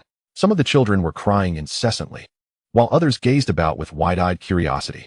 Moments later, the group reached the foot of the mountain, positioning the prison cart at the forefront. Subsequently, they knelt behind the cart, prostrating themselves repeatedly, murmuring fervently. Yet, after a prolonged period of kowtowing, there was no sign of movement from the divine mountain. A few individuals began to express doubt, stepping forward to push the cart forward once more. At that moment, an individual descended from the sky, landing directly before them. A group of individuals hastily knelt once more, prostrating themselves while uttering incantations in the language of cherry blossoms, a dialect utterly incomprehensible to Zhan. It was evident that they had mistaken him for a demon lord of the mountain. This misconception was not unfounded, although ordinary demons bore distinct animalistic traits. One such as the nine-tailed fox could, when its tails were concealed, appear almost indistinguishable from a human. Furthermore, Zhan's descent from the sacred mountain could only signify that he was no mere mortal. After listening for a considerable time, Zhan, growing impatient, interjected, "Speak in human tongue." Upon hearing this, the group momentarily froze, but soon one among them realized that this individual had learned Chinese and hastily responded in broken Mandarin. "My lord, last time you mentioned that the flavor of children was superior. Behold, we have captured many children for your enjoyment. We beseech you for a reward." While Zhan had harbored suspicions, the utterance of such vile words from their lips filled him with revulsion. These people, no, these creatures, no longer merited the title of human. Dismissing further dialogue, he unsheathed his sword, and with a swift stroke, the entire group perished before they could react. However, he spared one. The individual who had spoken in Chinese. "Remain still, any movement, and I shall end you," Zhan stated coolly. He then bellowed towards the mountain, "You three, descend immediately. I am about to cleave the mountain." From above, the anxious roar of the demon king echoed, followed by 3 mutated beasts that began to transport the corpses of the demons down the mountain. To allow Zhan to reduce them to dust would be a lamentable waste. After a full 10 minutes, a significant pile of demon corpses had accumulated on the ground near Mount Fuji. The sole survivor remained frozen, either paralyzed by fear or rendered senseless. Meanwhile, the children in the prison cart, witnessing the horrifying scene, cried out loudly. The eldest among them was merely 7 or 8 years old, the youngest resembling an infant. Their origins remained a mystery, likely snatched from the chaos of the apocalypse. Even should these children awaken hidden abilities, they were far from capable of combat. Zhan retrieved his staff and waved it towards the prison cart, casting the sleep spell. Instantly, the children ceased their wails and fell into a deep slumber. He then approached the front of the cart, cast a glance at Mount Fuji, and, drawing forth the blood lament, took a deep breath. Flash! With a resounding boom. Unlike the previous encounter with Mount Shumula, this strike caused Mount Fuji to erupt in a cataclysmic explosion.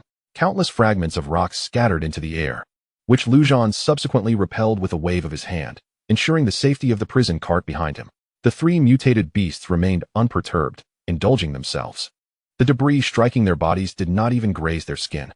"Do not let this creature be crushed. I still have use for it," Zhan commanded, prompting the great sage to adjust its position, shielding the scoundrel from the falling debris.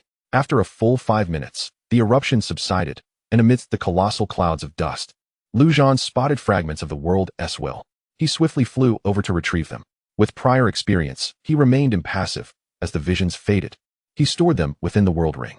With a resounding thud, the world ring transformed once more, the celestial object resembling the sun expanding further. In the lake below, tiny fish fry emerged, and saplings on the ground began to flourish. The little rabbit continued to frolic, brimming with curiosity about its surroundings. Having absorbed the scene, Zhan approached the scoundrel. "Do you trust me?" The wretch trembled and nodded, too fearful to offer any other response. "I will take you to a place. Do you consent?" Zhan inquired again. Unlike storage equipment or the realm of the undead, one could not forcibly impose items. Contact with the object was necessary. And if the counterpart possessed awareness, consent was imperative. There had been experiments where coerced agreement sufficed.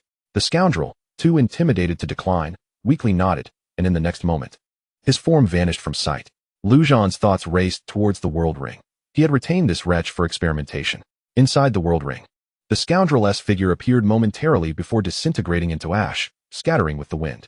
It seemed humans were not viable subjects. Zhan felt a twinge of disappointment. Perhaps he would try capturing a weaker mutated beast next time.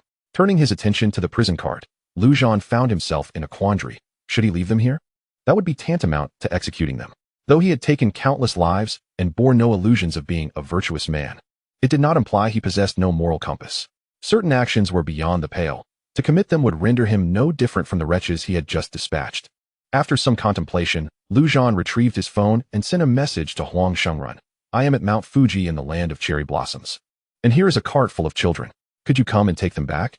With so many demon corpses to manage, it would likely take considerable time. Huang Shengrun's celestial crane was only slightly slower than the Demon King and its kin, estimating a little over an hour for the journey from the city of the undead. On my way, Huang Shengrun's prompt reply arrived.